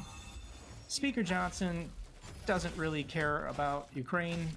Regardless of the presidential election, MAGA members of Congress aren't going anywhere, and they all hate Ukraine.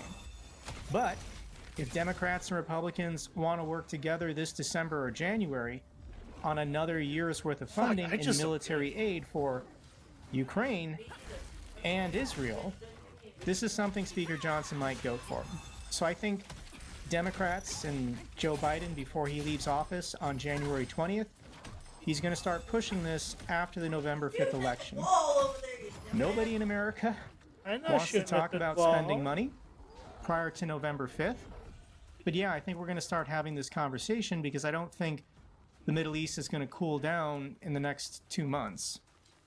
The other top story from the last 2 days, on Tuesday we had our vice presidential debate.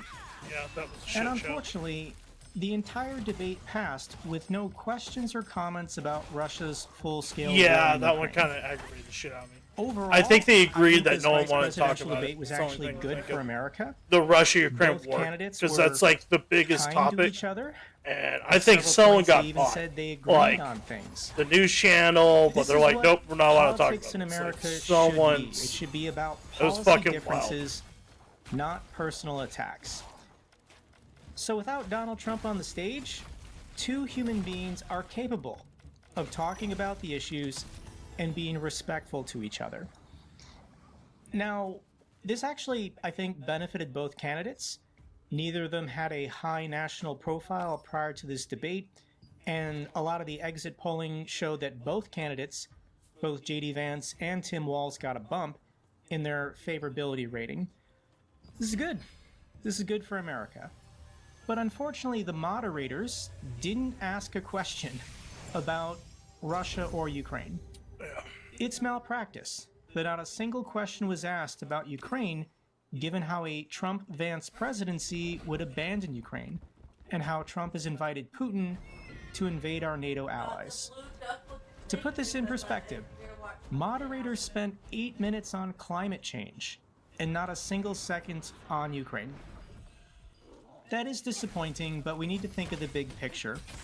Because of President Zelensky's visit to the United States last week, given that he met with Trump, he met with Kamala Harris, he met with Congress, he met with President Biden, Ukraine dominated the headlines here in America last week, and it was a victory.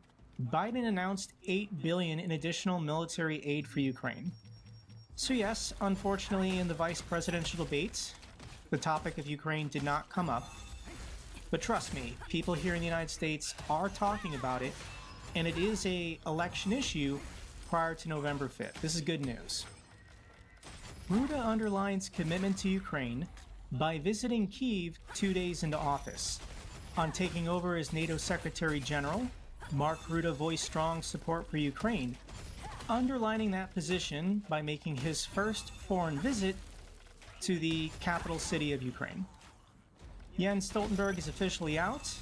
NATO has a new Secretary General, Mark Rutte of the Netherlands, and I want to share with you a clip from one of his first statements as the new Secretary General. My second priority is to step up our support for Ukraine and bring it ever closer to NATO.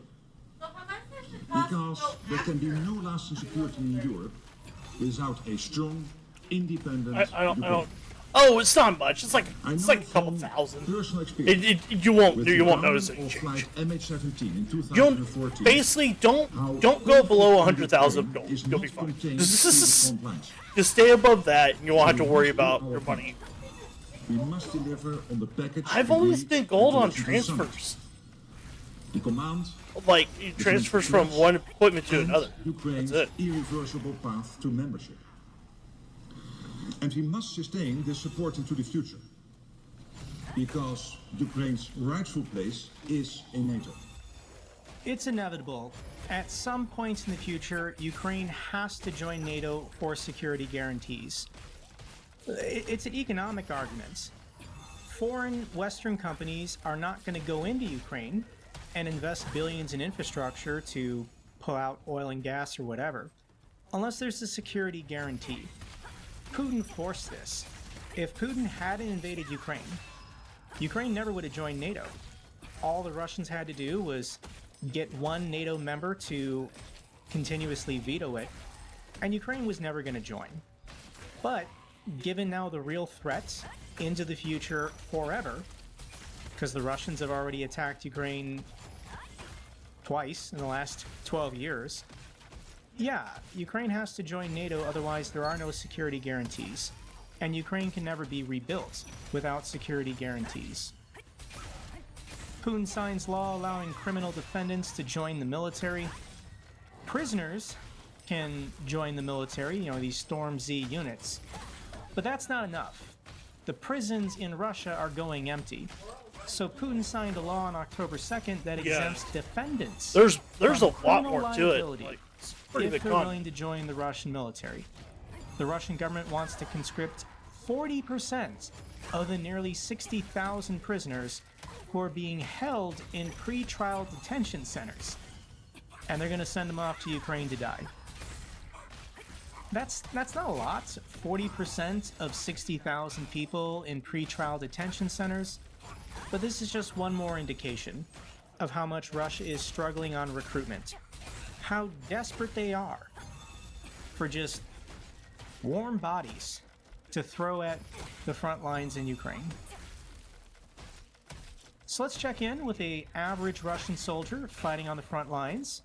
This Russian soldier's name is Ivan Karatanov, and he filmed this video as a will to his wife, expecting that he was going to die on a meat assault the next day or the day after. He got his hands on a camera, which is something the Russian military doesn't want their soldiers to have, and he filmed this video. I'm going to read this. tomorrow we'll probably go on assault.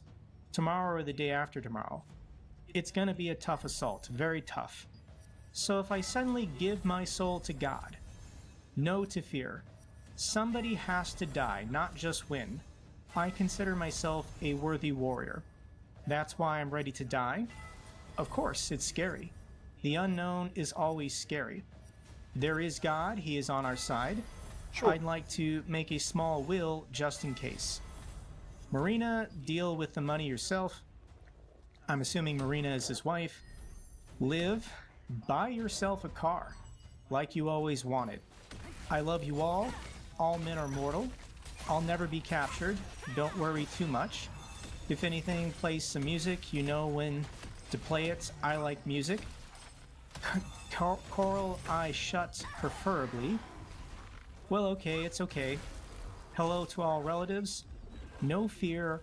All men are mortal. Yeah, I'm guessing this Russian soldier is dead, and that's why Putin needs to conscript criminal defendants. Putin signed a law that bans a national census of Russia over the next 5 years. I think next year Russia was supposed to have a census of their population, and that might be embarrassing for Russia, given how many people have died or fled the country. So Putin just said, we're not going to do it. We're not going to collect the data. We're not going to know how many people are still alive inside the Russian Federation until at least 2029. We officially got the map update. Vuhledar is no longer held by the Ukrainian forces. Vuhledar held for over 2 years. And it's estimated that 20,000 Russian soldiers were lost assaulting this tiny town. Pre-war population, 14,000 Ukrainians. So Russia lost 20,000 soldiers to take a town with a pre-war population of 14,000. Good job, Russia. So Fortress Vuhledar has fallen. Hello, Fortress Bohoavlenica. Maybe it'll take the Russians 2 years to take this settlement. I don't know. Ukraine-led operation strikes Russian military airfield in Voronezh region. The attack, which involved drones, hit warehouses containing aerial glide bombs, aircraft parking areas for Su-35 and Su-34 aircraft, and aviation fuel storage areas. At this time, this is the only video we have. This occurred last night, just showing a fire in the distance at this Russian airfield. Oh, examine the corpses. And we don't have the high-resolution satellite images yet, but we have low-resolution ones. Here's the airfield. This is about 300 kilometers from the front lines. All right, defeat. And this field was already on fire from a previous drone attack. And then here's 2 more darkened areas where you can see that drones hit. Were planes damaged? Were buildings damaged? We don't have the high-resolution images yet. We'll probably have these by the end of the night. Hopefully, yeah. If not, there's always tomorrow. Russia can always lose more. Ukraine destroys $100 million Russian radar with ATACMS. 10 more are still in play.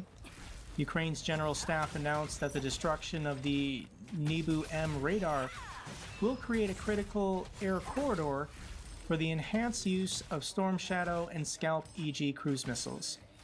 This was just an announcement put out by Ukraine's Ministry of Defense. They didn't say the location where this occurred, just that they destroyed another one of these very expensive radar systems with an ATACMS missile. Okay. Tables are turned. Russian troops complaining of shell famine now, according to Russian military bloggers. Recent successful Ukrainian strikes on major Russian ammunition storage sites go out and play. Being reflected by a shortage of shells for Moscow's. I just told you to go outside yet. This Russian military blogger, I've actually shared maybe half a dozen of his clips in the past.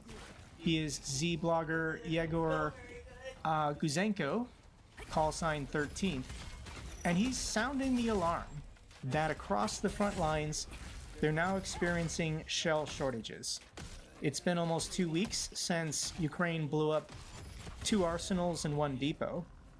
and it's already impacting the front lines. Let me read for you what he has to say. Guys, I would also like to raise the very important issue of shell starvation in the troops. This is not happening locally. It is now being felt in various directions, and it is gaining an unhealthy trend, again in terms of all sorts of criminal limits, by which you just go fishing, but you don't storm any settlements. I mean, go ahead storming, but without artillery fire, it shouldn't be like that, and factories work every day. Yes, the Ukrainians are destroying warehouses, we have all seen it, big ones, like in Tikhoretsk, for example. Everything was burning and exploding for several days, people were evacuated, and also other warehouses and arsenals that the Ukrainians are destroying. This is all very bad, of course, but the factories are still working. Where are these munitions going? Why are there not enough of them in the for the troops? This is confirmation. I mean, when we saw those arsenals and depots blowing up 2 weeks ago and last week, everyone was wondering, when are Russian troops on the front lines going to feel the impact? Oh, there's a Zomzom boss. And they're feeling the impact Where is today. Russia uses artillery to soften up positions before sending in their storm units, their meat assaults. And he's saying it would be irresponsible to send men into combat to assault positions without first softening up the area with artillery. But they don't have enough artillery. Russian RuTube app removed from the Google Play Store. RuTube, the Russian alternative to YouTube, is now only available for download in the United States, according to the company's press service. As a YouTuber myself, I am thoroughly enjoying this war between Google and Russia, because there's so much more that Google can do, and the Russian government blocked YouTube, which is owned by Google. And their response is, we're going to promote the Russian alternative to YouTube, RuTube. Well, Google just said, no you're not, and they removed the app from their Play Store. So anybody who has an Android mobile device on Google their phone, removed it because they can't Russia download wanted to this get rid of app anymore. YouTube over I in did check Russia, the iOS and, App Store, and and it's not everyone in available for Russia iPhone uses either, How are you gonna Google watch phones. YouTube Like Android's if you owned by can't Google, download it on an so they got rid of that Android on their or an own iOS store. device? So, they're like, I mean, the only way none to of them get this have is if you any have of a Chinese this. phone now. Something else I want to mention real quick is that there are some smaller Russian propaganda channels that are being deleted by YouTube. Right. One of them being Sarah Bills. You may or may not remember this story, I think from like a year and a half ago. But this American woman who was living in Seattle, who was still technically on active duty in the Navy, had a alternate personality called Donbass Devushka. So this American woman in Seattle was pretending to be a woman in the Donbass region. And she ran a YouTube channel. She never showed her face, but she shared pictures sometimes. And she faked a Russian accent. He died. She doesn't speak Russian. She faked Oh, that a chair Russian got me accent in podcasts and appearances and became this, Z celebrity because she's a mildly attractive woman. So what did we her cover was learn? blown, and she was exposed. And she No, continued doing it. don't She get up continued fucking angry just and putting hit out your Russian chair. propaganda. And she had. Hey, scream louder, I couldn't hear you. What was that? Called DD Geopolitics. DD standing for Donbass Devushka. She didn't want to give up her alias or alternate personality, even though she was exposed for being a fraud. But her YouTube channel was deleted. And there were a couple other smaller YouTube channels that were also deleted that solely existed to pump out Russian propaganda. These people are all grifters. They were asking for donations and for supports to help the troops in the Donbass region, but she's American. She obviously was keeping that money for herself. I don't know. It's a good thing their channels were deleted by YouTube. Let's get to the good news for Ukraine. Spain's Eurovesa supplies Ukraine with VAMTAX armored vehicles. Thank you so much to the people of Spain. This is appreciated. Romania delivers their promised Patriot missile defense system to Ukraine. This was announced back in May or June and took a couple months, but this Patriot system from Romania is now in Ukraine. Thank you so much to the people of Romania. Final clip I'm going to play for you once again is from the October 1st commemorations of Defender Day. I just want to share another clip of Ukrainians remembering their fallen heroes.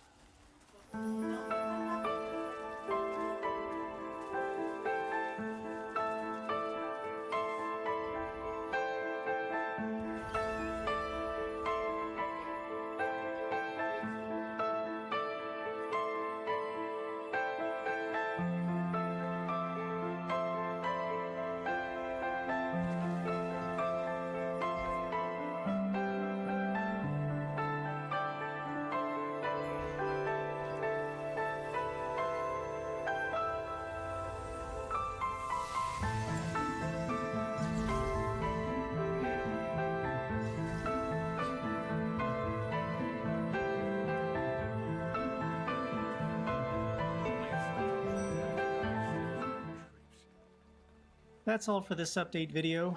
Glory to Ukraine, glory to the heroes. If you found this video informative, give me a thumbs up. Best way to support the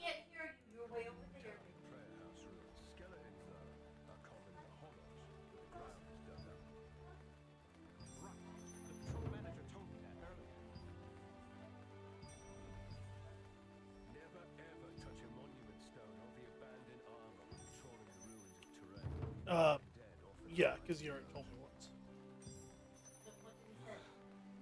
He has to go onto the other side of the building at 6:30. What other side of the building? Sit upstairs.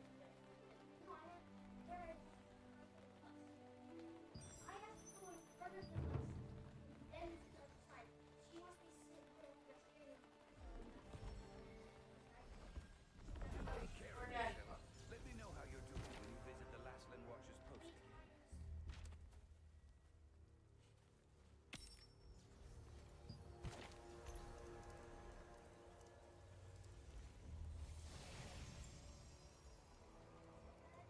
What's up, kiddo? Okay. One weakness is it has weak armor, but it can run shot. Nice. It's also, I think,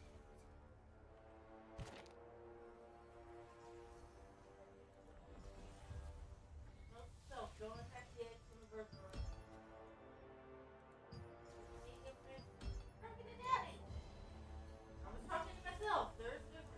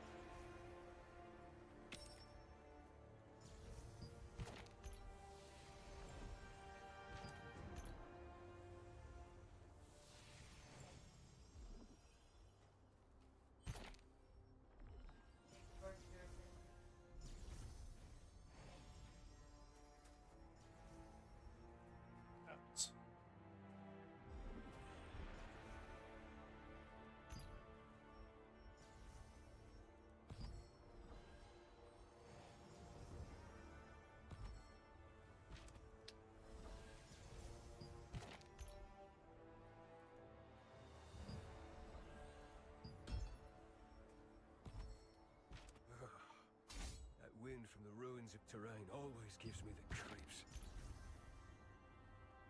I know. I don't even want to look in the direction of that undead den. You know, zombies are very common in the town. Trait conversion stones allows you to I do know what that is. It allows you to convert, like, let's say you want to switch weapons, not weapons but skills. It allows you to switch to different, like, let's say you want to, like, I want to use swords now or longbows. Those new skills, you could switch all the skills that you leveled over to those. I think that's what those are.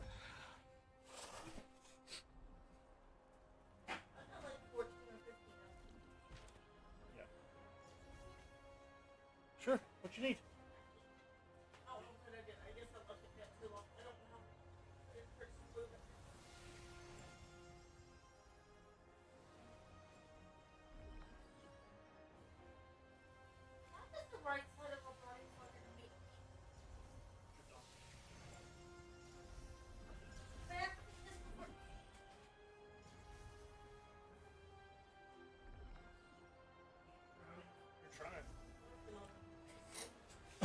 Yup, why do you think it hasn't been eaten already? I tried, I'm like, oh. I want the brownie, man. Yeah, you can have it.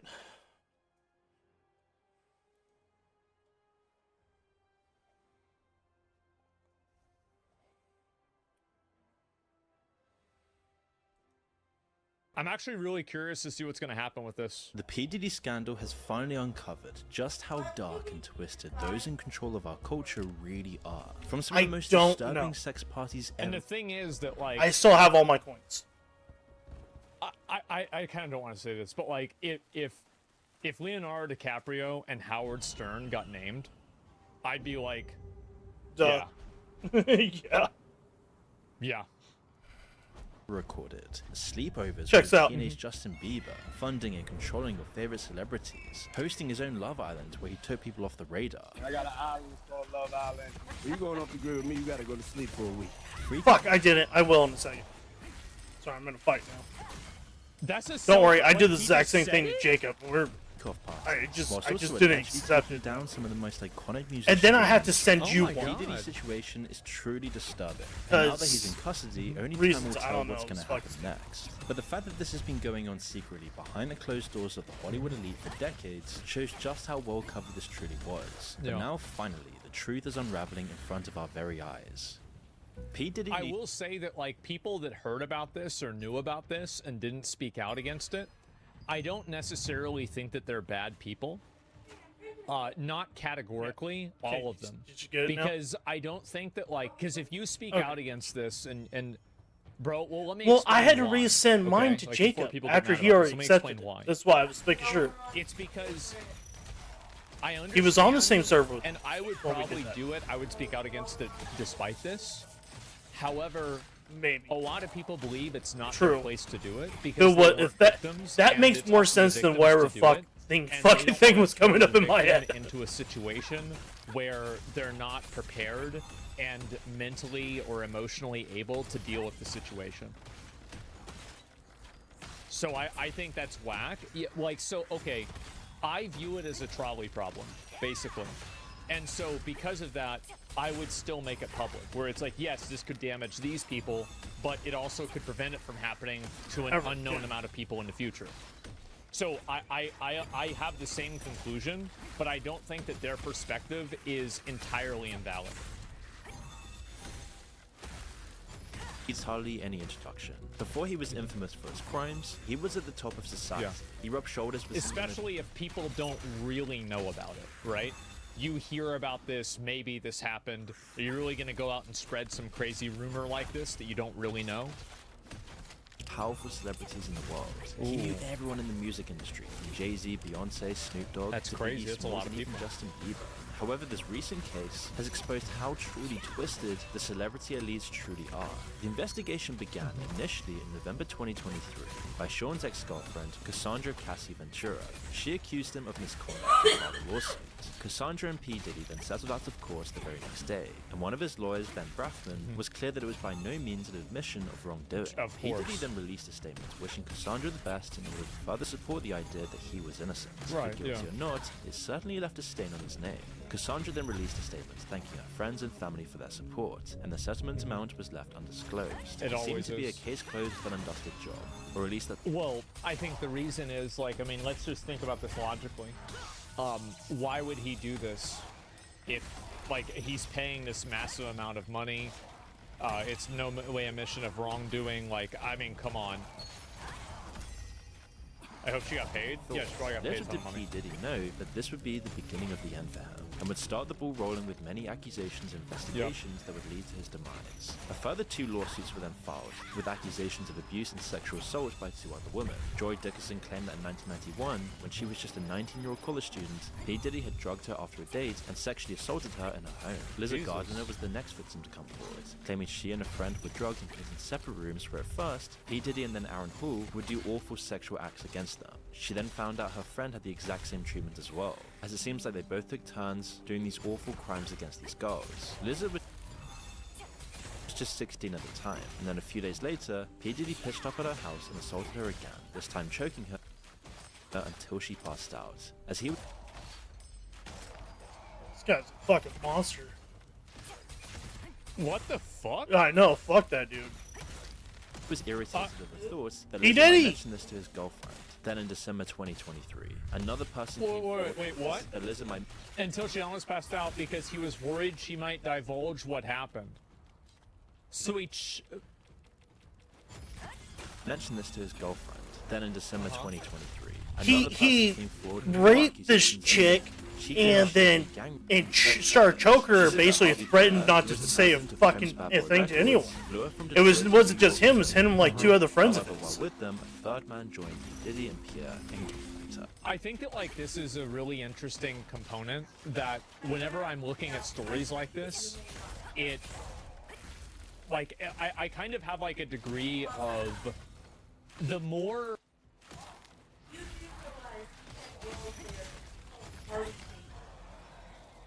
Oh, I know. That their only purpose of being there was to be Molested, rape, conquer. Yeah, oh, I know. We'll use that word to encompass everything. Their literal only reason for being there was I don't know if they got paid for it, I don't know if they got drugged for it, or if they but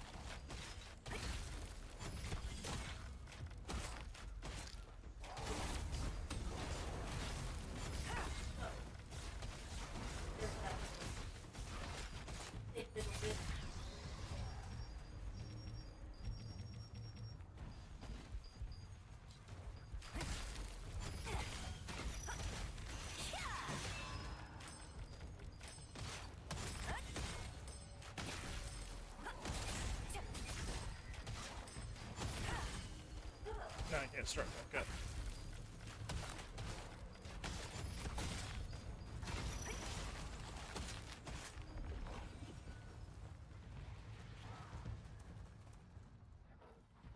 details line up between stories, and the more minute the details, the more I believe the stories. And like the whole gang raping and drugging people, I know it's common, but this seems to be a common factor among all of them. And like for me, whenever I read situations like this, if I... What's up? It's a hippopotamus. it's a baby hippo. Damn. Yep.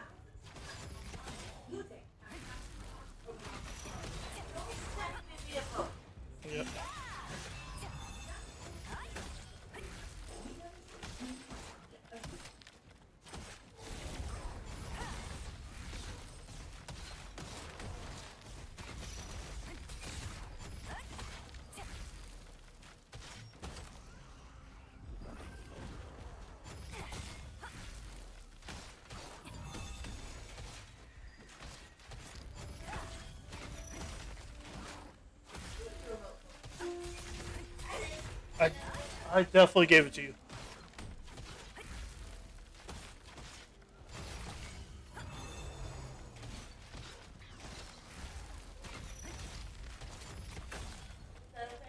Yeah. So you want me to stop watching my video? Cool. I see a bunch of like these like really kind of abstract commonalities. Oh yeah, go ahead. It probably happened. Yeah, the P. dots Diddy even connect. complained that he couldn't finish until he had his nipples pinched. The suit included a photograph on the night in question of her sitting on Sheen's lap. She was only 17 then, and was now the 4th woman to come forward in just a matter of weeks. This time P. Diddy did not settle out of court. In fact, he issued a statement on his Instagram saying, quote, "Enough is enough. For the last couple of weeks, I have sat silently and watched people try to assassinate my character, destroy my reputation, and my legacy. Shouldn't have put that out there. Sickening allegations are made against me by individuals looking for a quick payday. Let me be absolutely Should have ran up that fucking hotel stairs to beat the shit out of him. I will fight Out of a for person for sure. with cameras and everything else watching you do it. Particularly in Usher's interview with Howard Stern, where subtle suggestions indicated these new allegations were possibly founded as far back as 2016, back when the interview took place. As Usher described his experiences when he lived with Alright, what did he say? 2016. Living with Diddy comes as questioning experience. Back when the interview took place. What'd he say? As Usher described his experiences when he lived with Sheen Kun for a year, and said he was exposed to some very curious things, but at that age, he didn't understand it. I moved to New York City, and I lived with Sean Puffy Combs for a year. We're sending you New over York to City. something called Puffy Flavor Camp. There you go. To learn some. Camp. Yeah, Flavor that's what it Camp. was called. Puffy's place was like just filled with chicks and orgying like nonstop, right? Nah, not really. I Come mean, on. but hey, it was curious. They weren't whores by choice. Yeah, but you were 13. What were you I seeing? went there to see the lifestyle. I don't know if I could.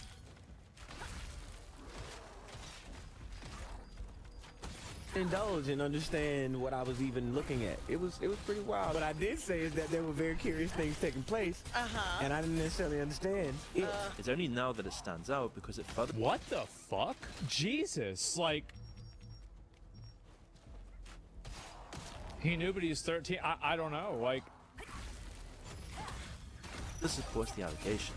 When Howard asked Usher if he would allow his own son to participate in the Puffy Flavor Camp, as P. Diddy would call it, Usher didn't hesitate to say no. 14 years old. You're a dad now. Would you ever send your kid to Puffy Camp?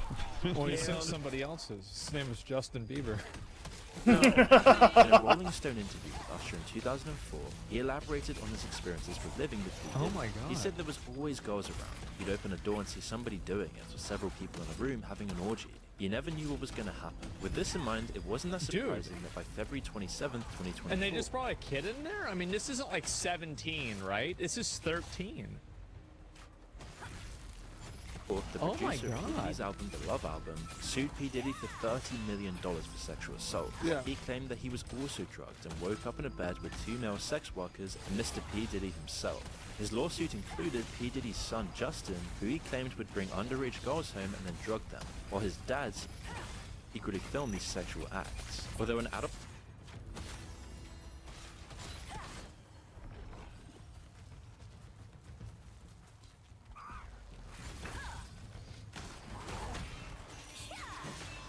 Bro, this guy...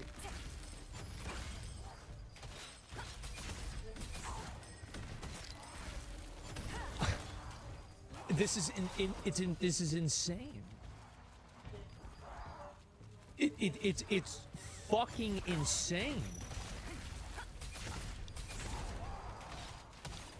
Like, no, I mean, I thought it was like, oh yeah, hooking up with some girls, and you know, this guy was like sleeping with a 16-year-old girl. Okay, you know, like, all right, this is like, it's just your typical situation, right? This has happened many times in Hollywood. This is crazy. His kid? His kid's bringing, like, and he's filmed.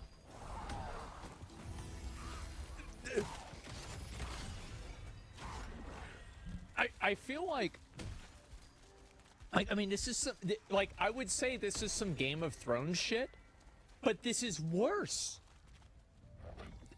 This is insane. Like, oh my God. A film actor called D'Angelo Knockout Marquise claimed that one of the photos used in the lawsuit was actually a still from one of his films. Although perhaps discredited, where there's smoke, there's fire. And P. Diddy was now desperately trying to put the fires out as more and more took to flame. P. Diddy actually admits that he did document everything in his life, so any sexual male acts could have easily been caught on tape. And the fear of that exposure will keep some from coming forward as well. So he secretly recorded people to use as collateral to ensure the continued obedience. Wait, but then he admitted that he recorded people too? acts could have easily been caught on tape, and the fear of that exposure will keep some from coming forward as well. So not only is he the most evil person alive, he's also a fucking idiot at the same time. Like, what didn't this guy do? This is insane. Wait, you recorded all the evidence that they could use against you? I could blackmail him. That the freak-off included P. Diddy. No, I don't think you guys. I don't think you know what that means. Looking at this lawsuit, she alleges that Diddy, he'll make her. I could care less about that. Some dude wants to fuck another dude. You gonna suck another dude's dick? Go ahead. I don't care. This part's like, who cares, right? For BBC for their freak-off sessions. And she say that, in this lawsuit that, Diddy, he enjoyed watching her get smashed by BBCs. And she was searching for the big black, not only for herself, but for somebody else who we all know that was in the room with her. There had to be... That's really, I'm gonna be real, like, I could care less about this. Really, like, I really could care less about, like, this situation. Like, these are two adults, swingers that are into cucking, shit like that. It's a private sexual fetish between consenting adults. Yep, I agree with that one. Sure. Problematic? No. For both of them, they was in the room. P. Diddy would make them wear masks to keep their identity from Casey. She also alleges that, while she was having sex with these male prostitutes, the male prostitutes, and Diddy, they all wore masquerade masks. He didn't want her to know who they were. Which is why on March... The fucking Hunger Games? Like, what is this? Like, this is some fucking, like, Great Gatsby, Hunger Games, fucking, like, weird... The Eyes Watch... Is that one of it? I never saw that movie. What the fuck? What the fuck? Like... March 25th, 2024, P. Diddy's homes in both LA and Miami were raided by the Department of Homeland Security Investigations in New York. The raid was part of the investigation of sex trafficking led by the Southern District of New York, perhaps prompted by the now 5 victims who had come forward, one of which was a male who also chose to remain anonymous. Because of this, only the 5 back then. Guns and P. Diddy's phone on the day of the raid. It was reported that over 1,000 bottles of baby oil and lubricants were found on the property. This unusual find would be laughable if it were. The thing is that after hearing about all this stuff, the only thing that I'm surprised about is that it was only 1,000 bottles. This is insane. Like, weren't so incriminating to the horrific charges. It only supported flying rumors of sex parties that would go on for days with drugged up women and male escorts, all performing sexual acts in the quote freak off to satisfy P. Diddy's endless need for lust.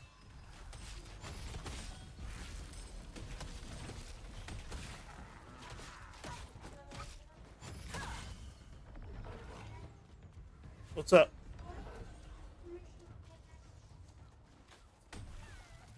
I'd rather you tell an adult and who, what, here? At the apartments?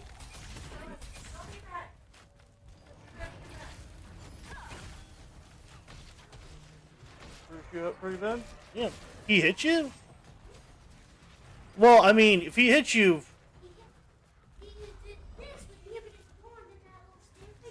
You should always be able to defend yourself to get out of the situation. I'll never tell you no. I'm not gonna. I don't want you going out and actually actively seeking trouble.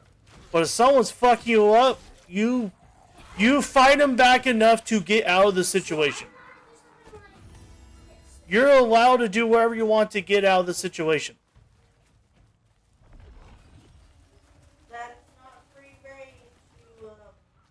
And then, why didn't you tell me as soon as it happened?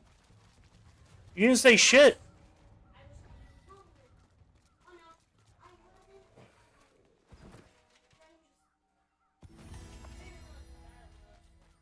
Sound like a friend of me.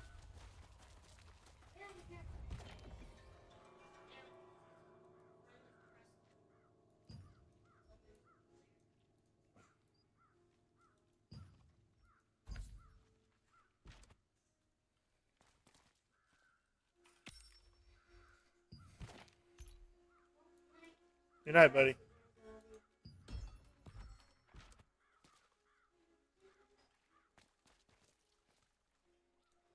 In the Los Angeles home, P. Diddy's sons were also put in handcuffs during the raid. It was reported by their mother that the federal agents used excessive, unnecessary force and that it was just racially motivated. But it couldn't be any further from the truth. Everyone allegedly involved was being taken down, and over the coming months, the truth would unravel about how truly disturbing this Hollywood celebrity culture truly was. Now, P. Diddy's This is insane. Like, and the fact that his kids are involved with it too. Classic race card. I mean, look. It's the mom. It's like there's a reason why you don't have people that are involved. Like you don't have the parents of like the perpetrator or something make decisions.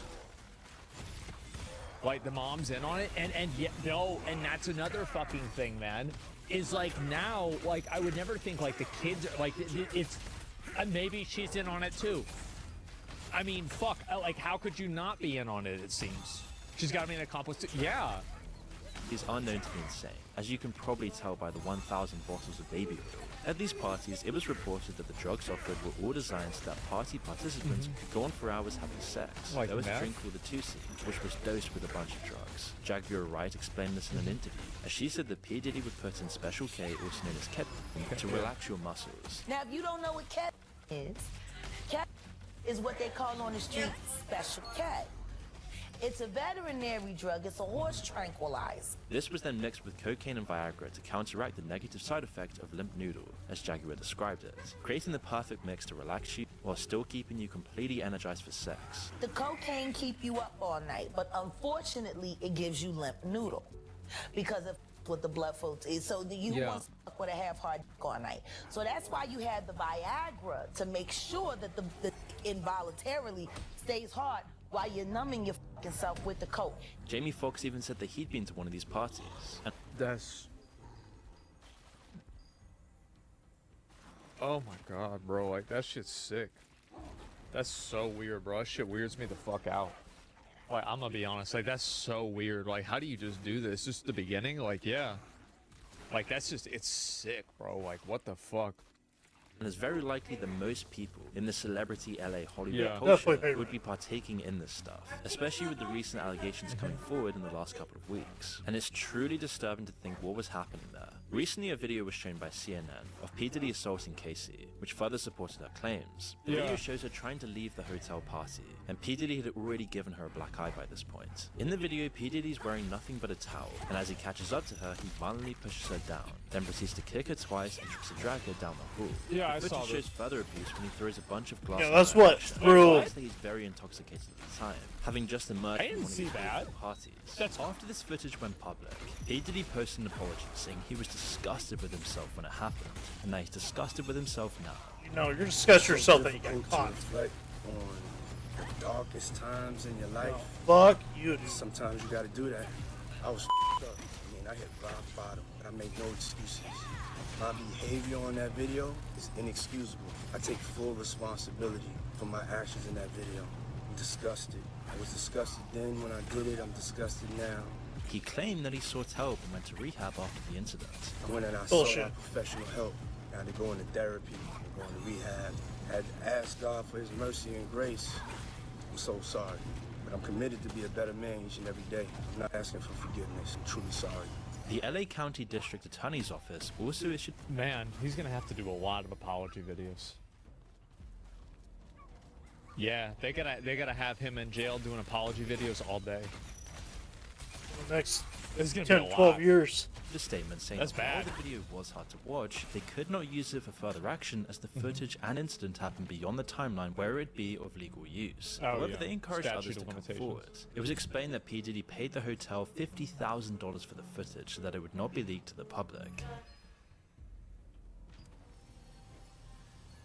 Thank you. He paid $50,000 to erase the assault. Oh my god. The sad reality is that this is. I wasn't gonna do it for 50,000. I would've done it for a couple mil. To the public. However, Casey's lawsuit was riddled with far more horrific accusations. That girl went through some tumultuous shit that she never thought that she would ever have to go through being in the music business. She claimed that P. Diddy would go into fits of rage and that she was his main target of savage beatings. Well, I mean, she had a black eye, right? And so, like, how does that happen? Into the bedroom Oh, and shut the door, and all I could hear is screaming and yelling and whatever was going on in there, I don't know. What the all I fuck? could think of was to grab Cassie's things and start packing it up and just getting her out to safety. She claimed that he would drug her and force her to have sex with other men while he watched, filmed, and masturbated to it. This is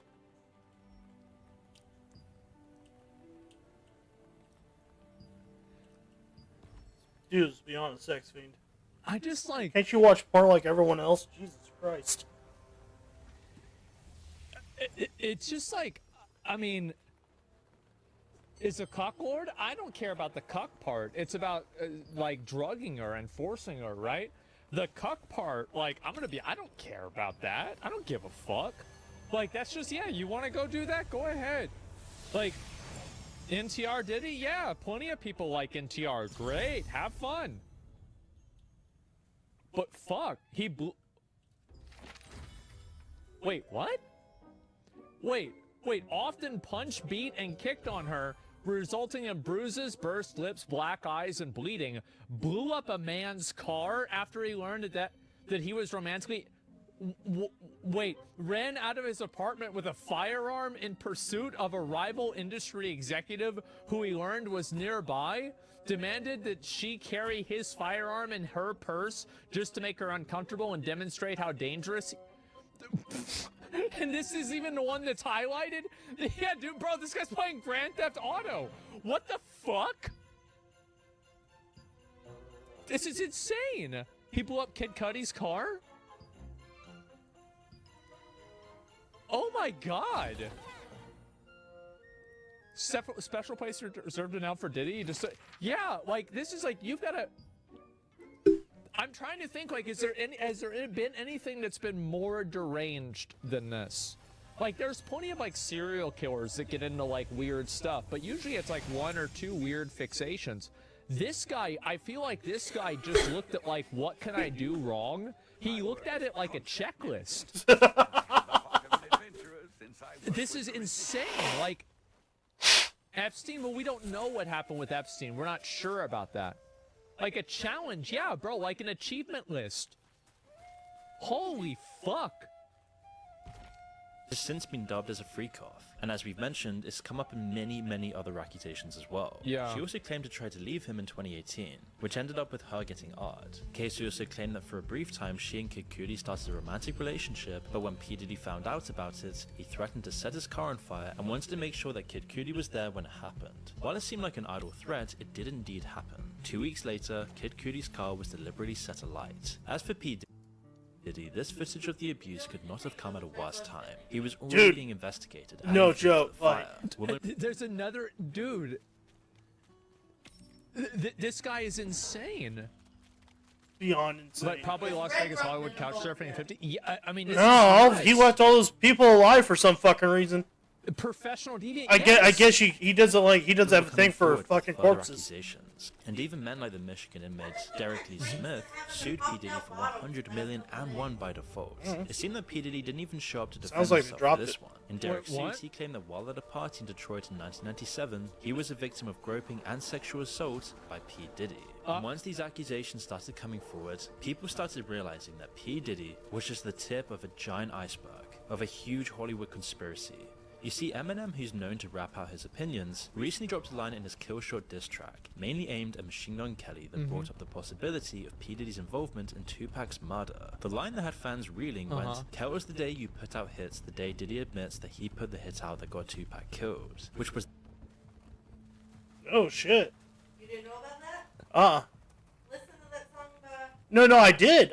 He raps so fast, it's hard for me to This understand. guy's actually, like, yeah, this is actually, he's playing Grand Theft Auto. Like, you want to know the only other person that I feel like is this reckless, this insane, and this dangerous? Hunter Biden. True. Like, P. Diddy and Hunter Biden have been playing Grand Theft Auto in real life. It's nuts. This phone much worse than and yeah, this makes Hunter Biden look like a good guy, you know. Yeah, he seems chill. Oh wow. Oh yeah. Wow, he does crack. Oh, that's so bad. Like, I mean, yeah, insane. Yeah, bro. This is insane. Then followed by, I'm just playing Diddy, you know I love you. And many share Eminem's suspicions. Although there has been no it's real at the very end. proof, it is possible that Eminem is not holding back as P. Diddy's record company Bad Boy Records is funding MGK who was gunning for Eminem. But Eminem didn't stop there. In other songs like Antichrist, he brings up the video of P. Diddy and Casey and makes fun of possible reasons for P. Diddy to chase Casey. In another... The Antichrist? I feel like...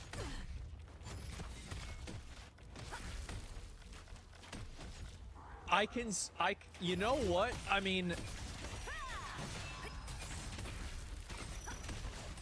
this is, yeah.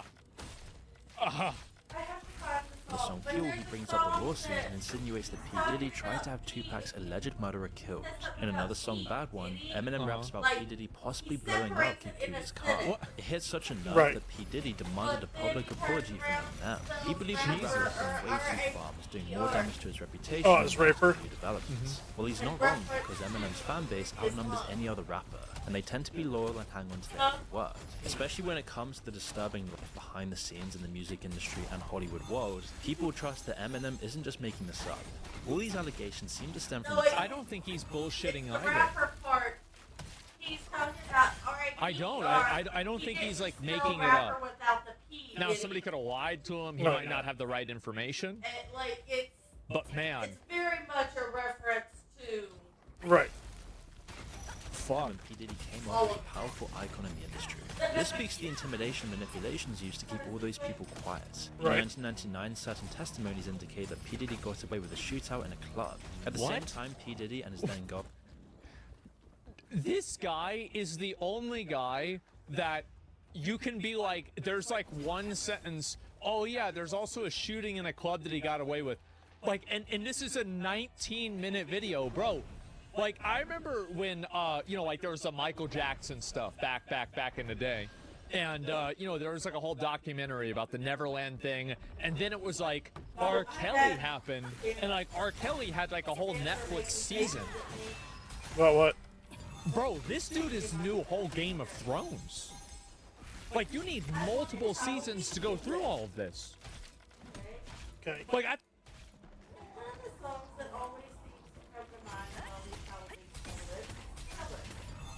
Yeah. Michael Jackson, right? Yep.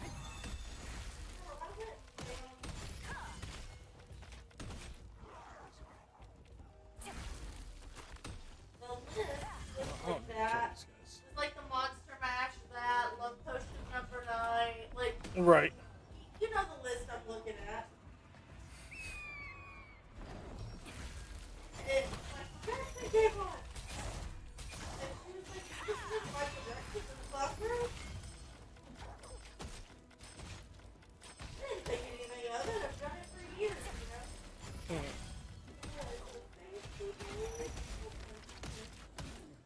Oh, you. But the dude molested children, sort of.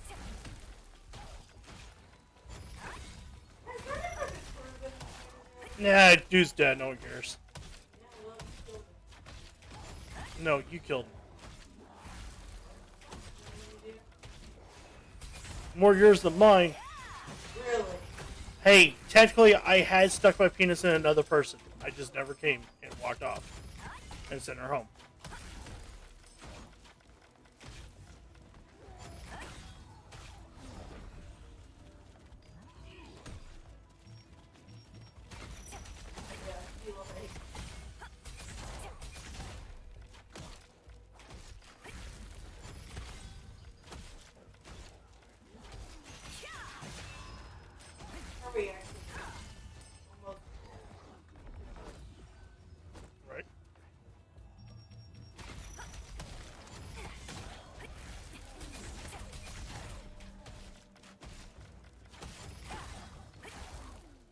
Kelly was like, that's really bad. You got a bunch of episodes.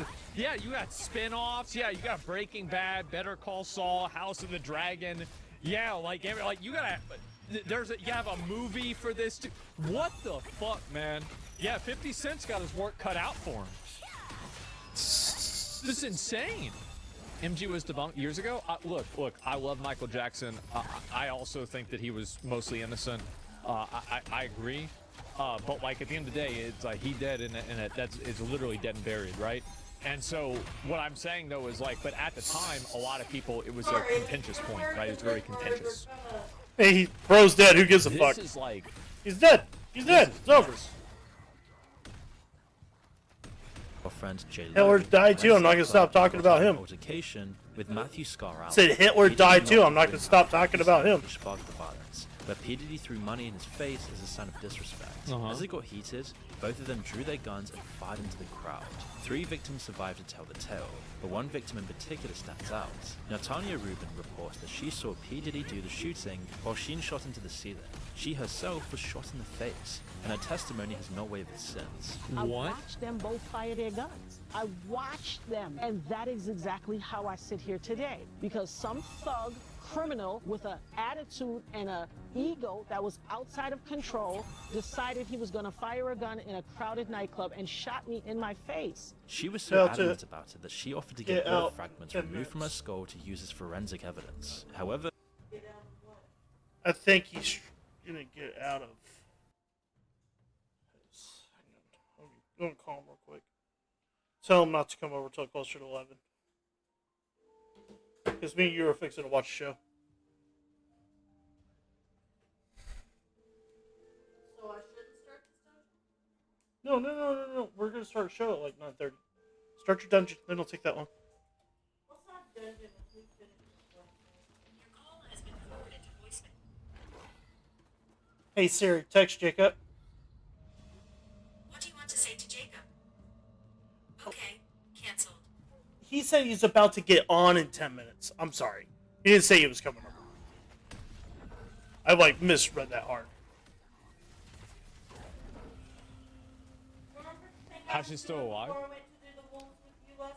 Yep. I mean, if I had to guess, nice. Probably because it's right there. And that's probably why she parts her hair that way. Yeah. That's what I would assume. About it that she offered to get bullet fragments removed from her skull to use as forensic evidence. However, P. Diddy was once again acquitted, with Shane taking the fall and being sentenced to 10 years in prison. Pulling the strings behind the scenes once again, and P. Diddy got away scot-free. This was even brought up in It's probably because he had that video of that guy who probably fucking sucking some dude's cock. Guns to instill fear to keep Rodney silent and well, and that's the thing, is that he was right. He did get away with it. What the fuck? Compliant. The more we uncover about P. Diddy's life, the more these testimonies start to line up a very dark picture of what it takes to actually succeed in the celebrity culture, and how truly powerful the people pulling the strings really are. P. Diddy just seems to be the tip of the iceberg. Just one guy who was so clumsy. I mean, I'm gonna be honest. I will be shocked if anything beats this. I cannot imagine something that is more insane than this is. Just wait, and that's the thing. That's the thing, right? Epstein is close? No. Epstein is so undefined. We don't know a lot of the stuff that happened with Epstein. He's a whole different This is totally different. Man. Sorry, but it really is. Waiting room for Jay-Z drop? I mean, like, this, like, dude, this is nuts, man. It's unreal. Like, I really, like, I honestly just, I cannot imagine something being worse than this, because this, to me, it's like, again, it feels like it's not even real. It's like Grand Theft Auto or something. You can't even believe it.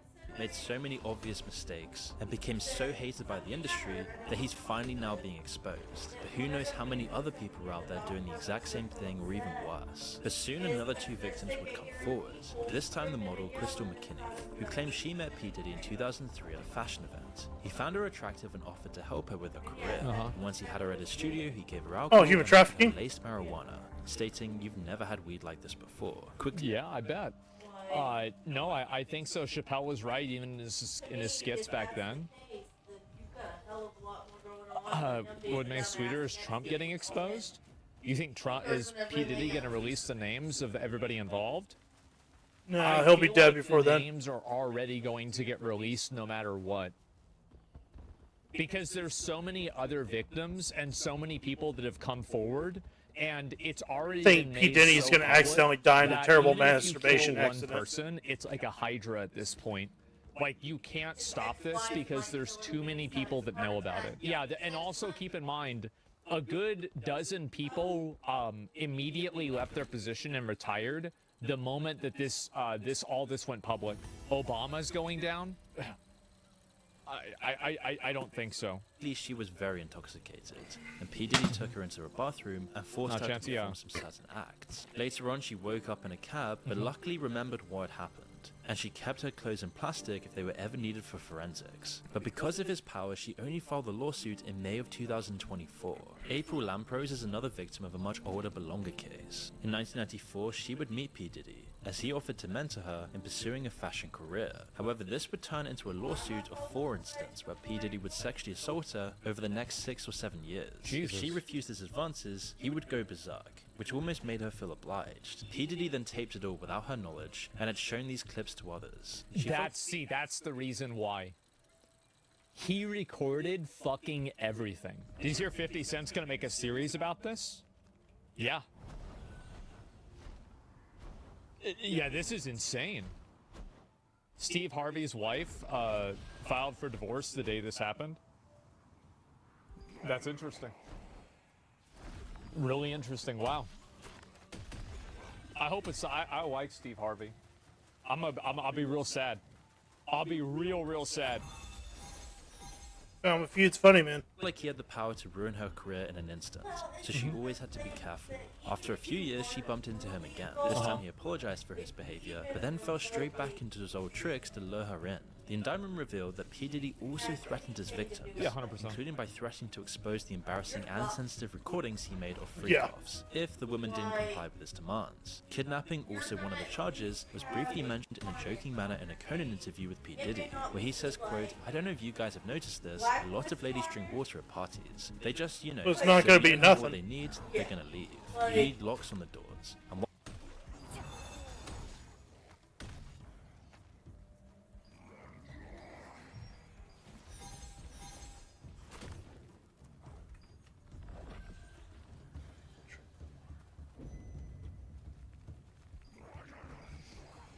What?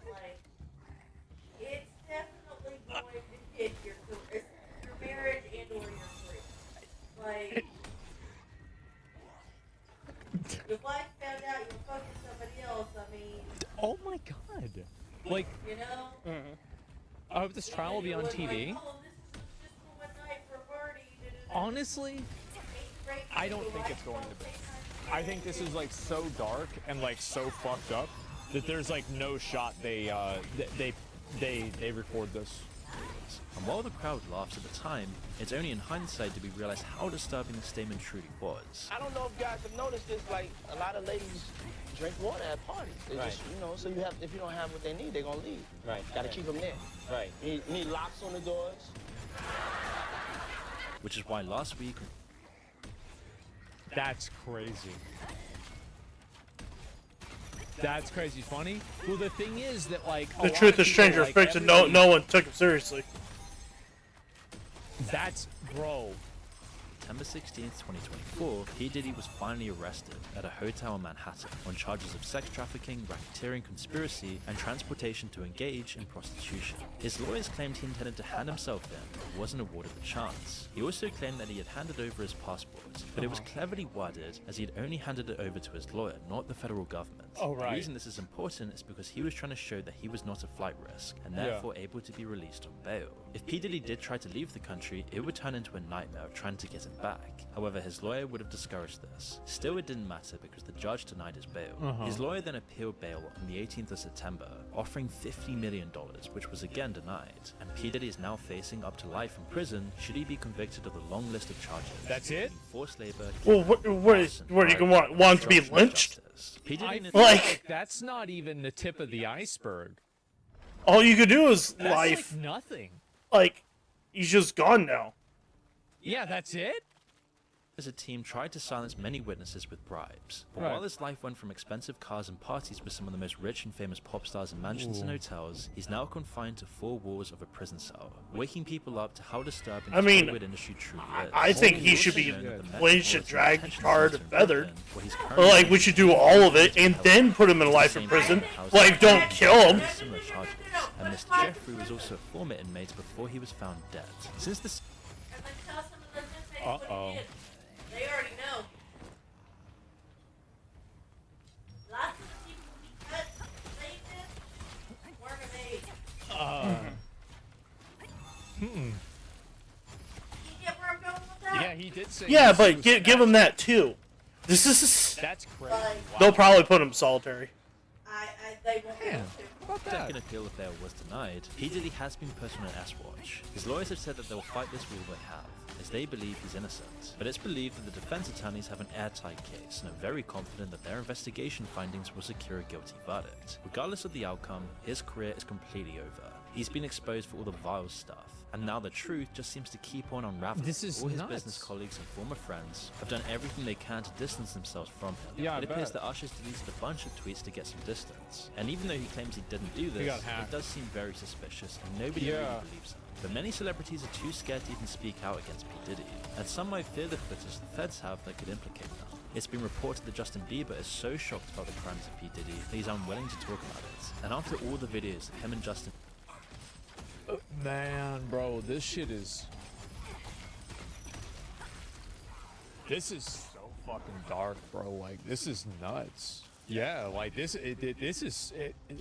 What the Bieber fuck? suffers back online, it's said that Justin's completely shut down, and you can only imagine some awful things have happened behind the scenes that we'll never truly know about. Justin, who once looked up to and admired the music mogul, now regrets collaborating with P. Diddy on his latest album, and there's probably way more to Yeah. it than just that. More information has also been leaked about how P. Diddy funded Bad Boy Records by drugging his guests with food and drinks. And The thing is, though, like what I bet probably happened. Like this is what I think probably happened because this seems like what he did with his kids.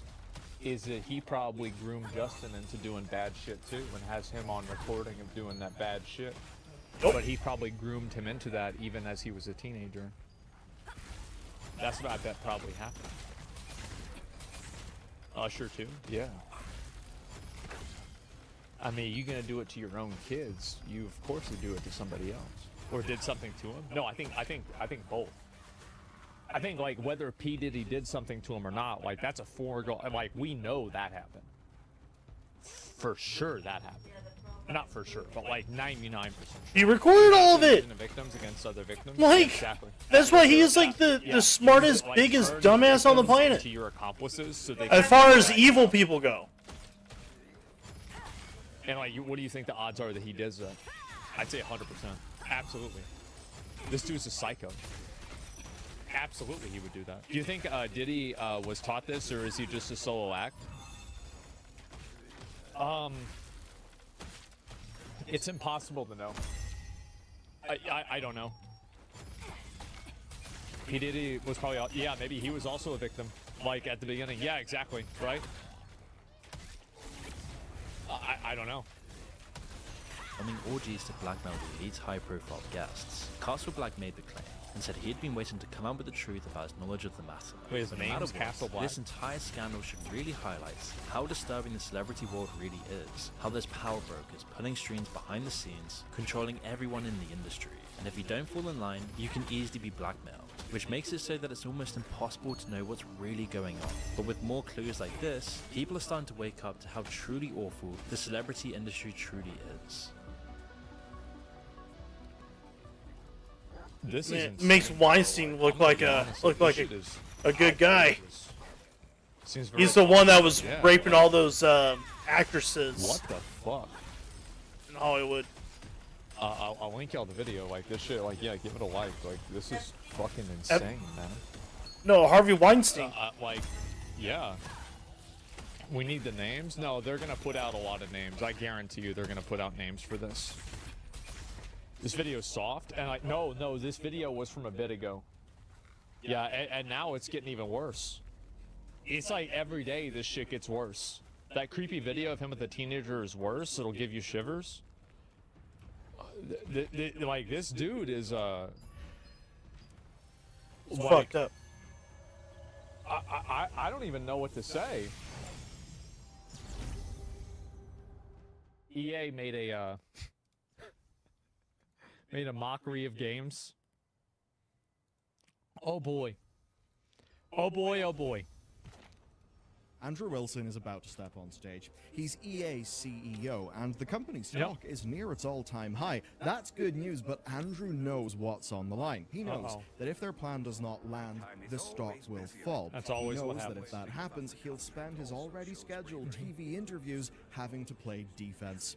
The day is September 17th. The event is EA Investor Day. The thing is that he is so good at looking like the villain CEO of an evil video game company.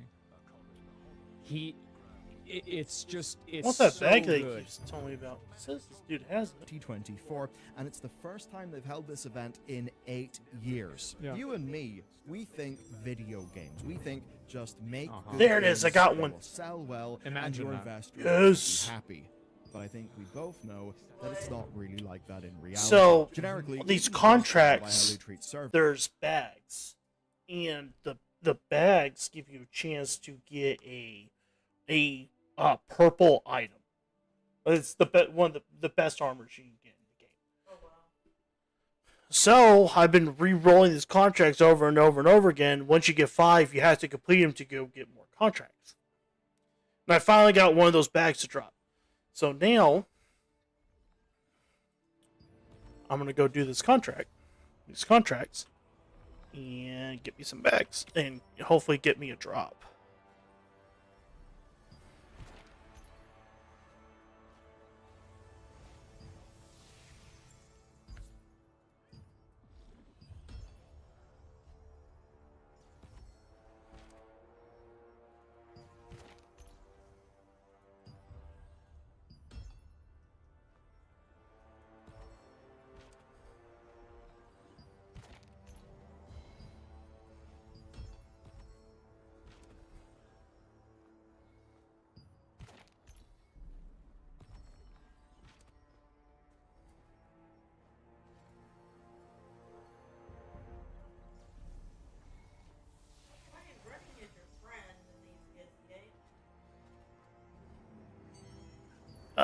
Yeah. It's, I have the perfect contract for you.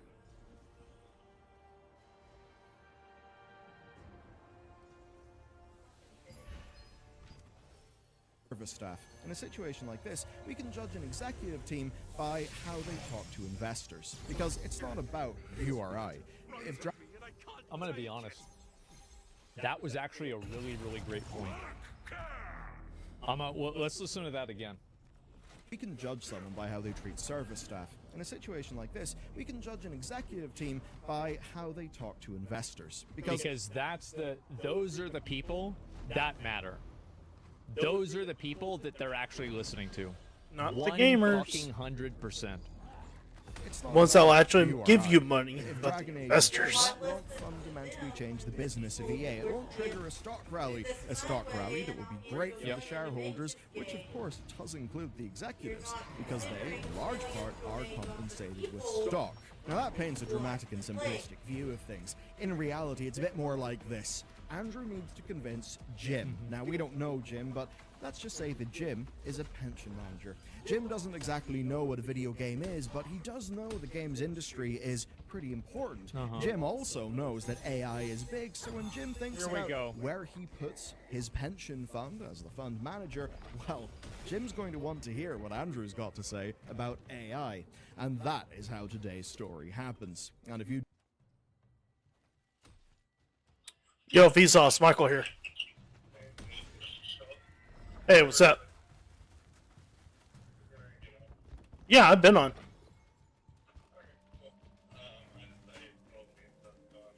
Well, I didn't want you coming over because me and Leah are gonna be watching Huh? A Vox Mox in one of our shows that we want to watch came out, and the new season. So we're gonna watch like 3 episodes of it tonight. It's starting at like 9:30. I just didn't want you to come over. I'm like, hold on, don't come over yet. But you totally get on. If you're gonna stay there, then yeah, just fucking stay there. Just.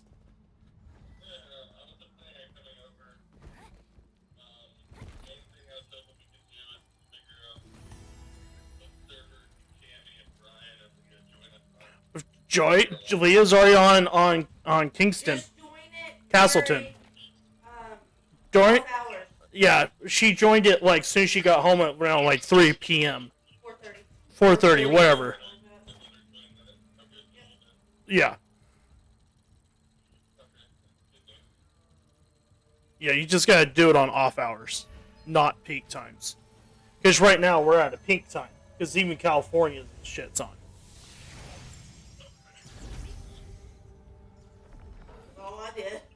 Yeah, she had no problems getting on.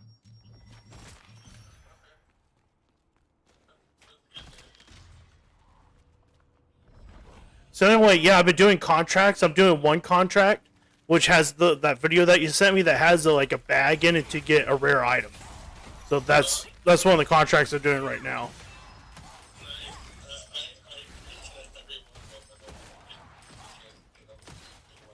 Oh, just grab one, then refresh all the contracts you don't see on it. That's how you refresh them. You have to yeah.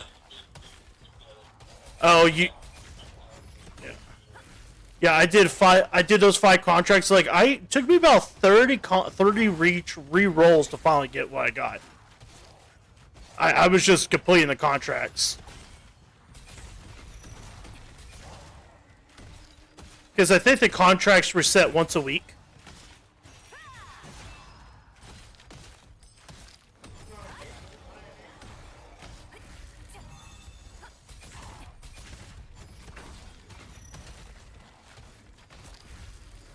Contracts are super easy to do. They're pretty quick.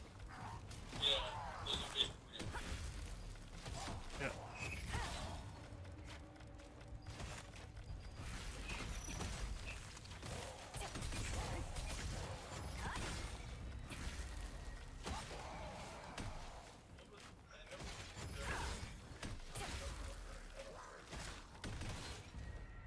Dungeons? Or are you talking about that video? There was a merchant that you had to go do and you buy up all this items for the week. Just watch the video that you sent me again. It's like at the beginning. The video is only like 2 minutes long.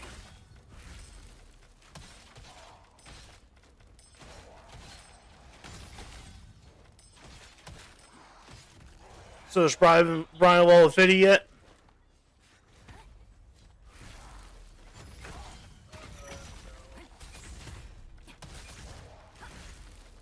You need to grind on it like we have.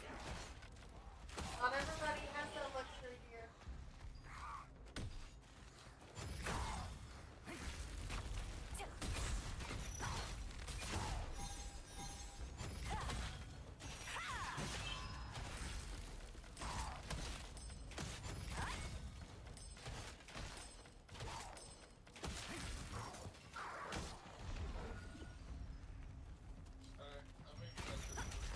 Alright, see you in a bit. Alright, I will.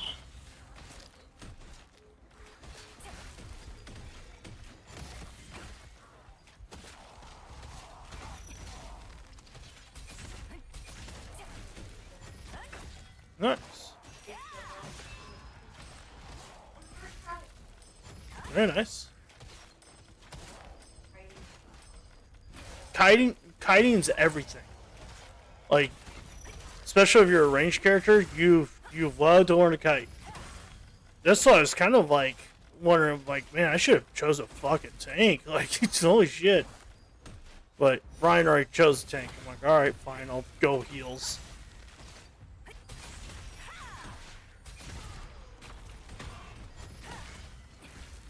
I'm good at that role too.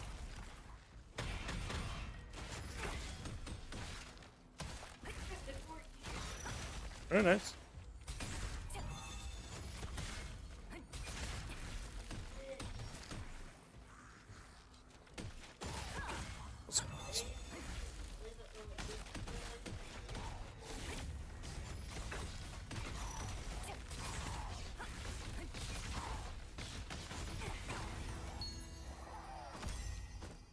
Done did him. Alright, who else I need to fight? I need to fight this skeleton.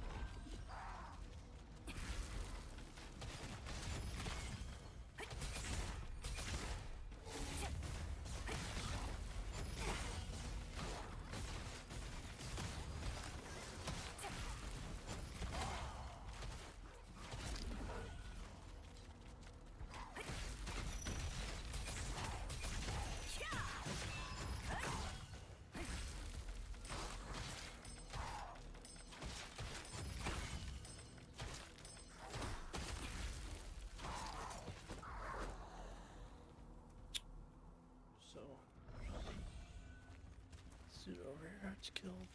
Kill that guy.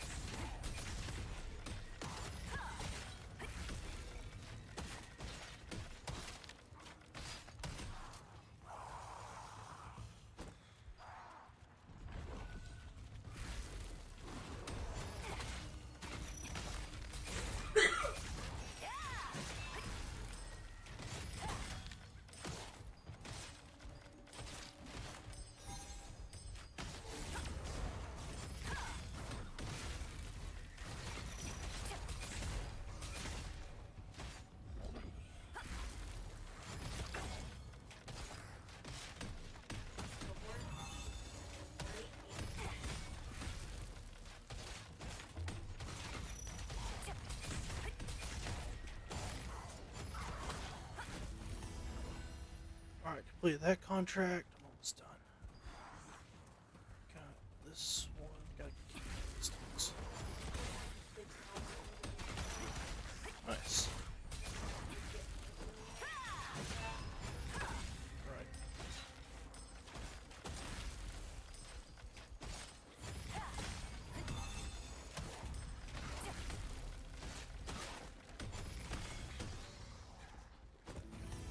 Alright, that one's done. Then I got one more. Let me look at my.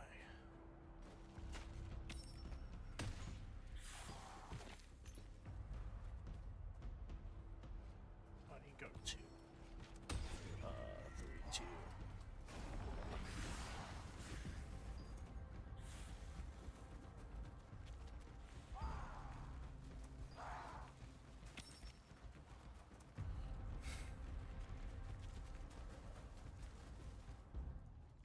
don't want to end up like one of the gyms of the world. Well, you have to keep in mind too, the reason why a lot of these companies are using AI is because AI works. AI has worked incredibly well.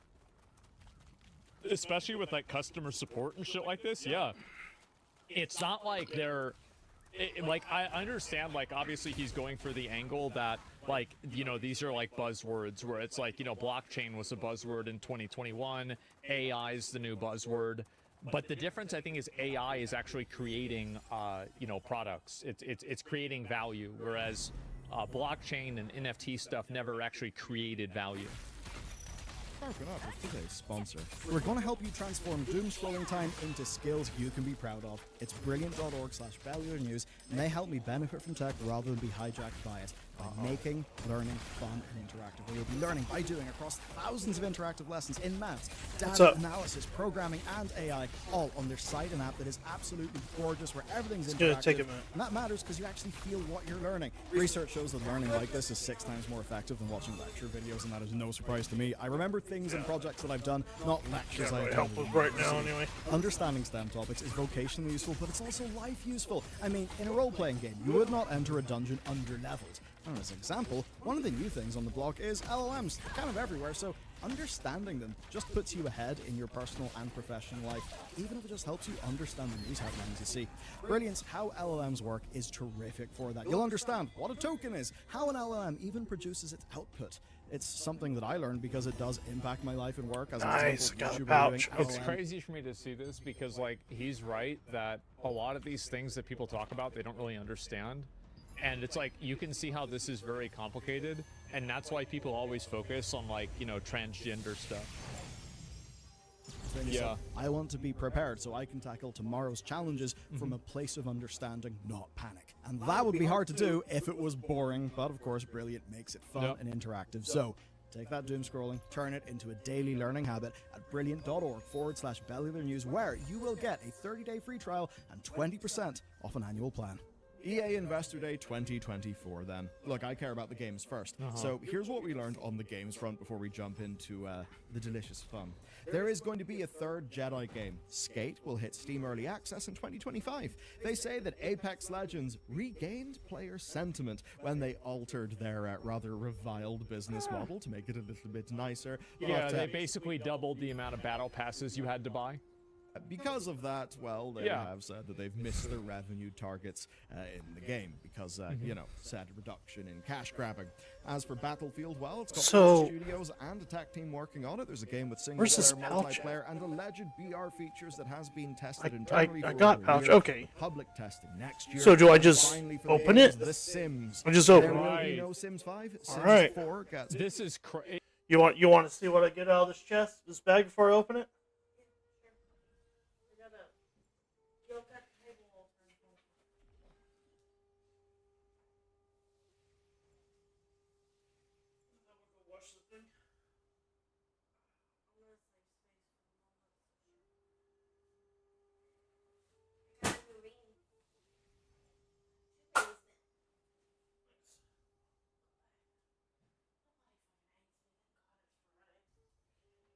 Alright, here we go. Here's the bag.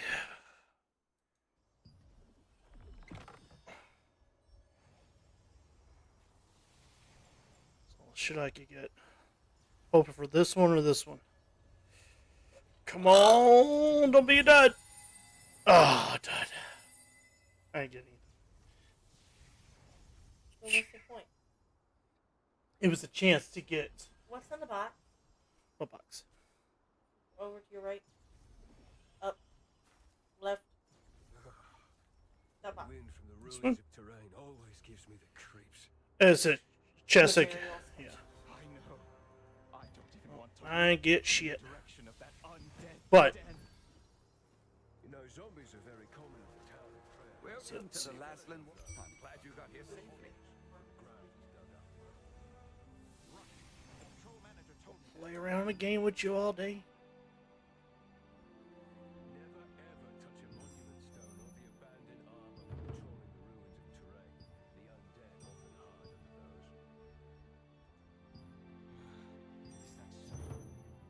under those. Ooh, I got another one. Bag. Well, I did this before I left.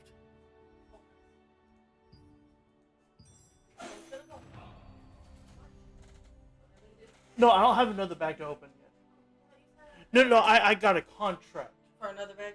To get another bag.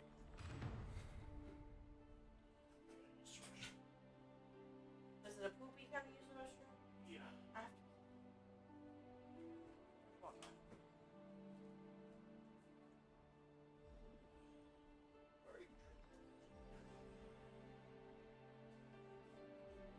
I can't help it.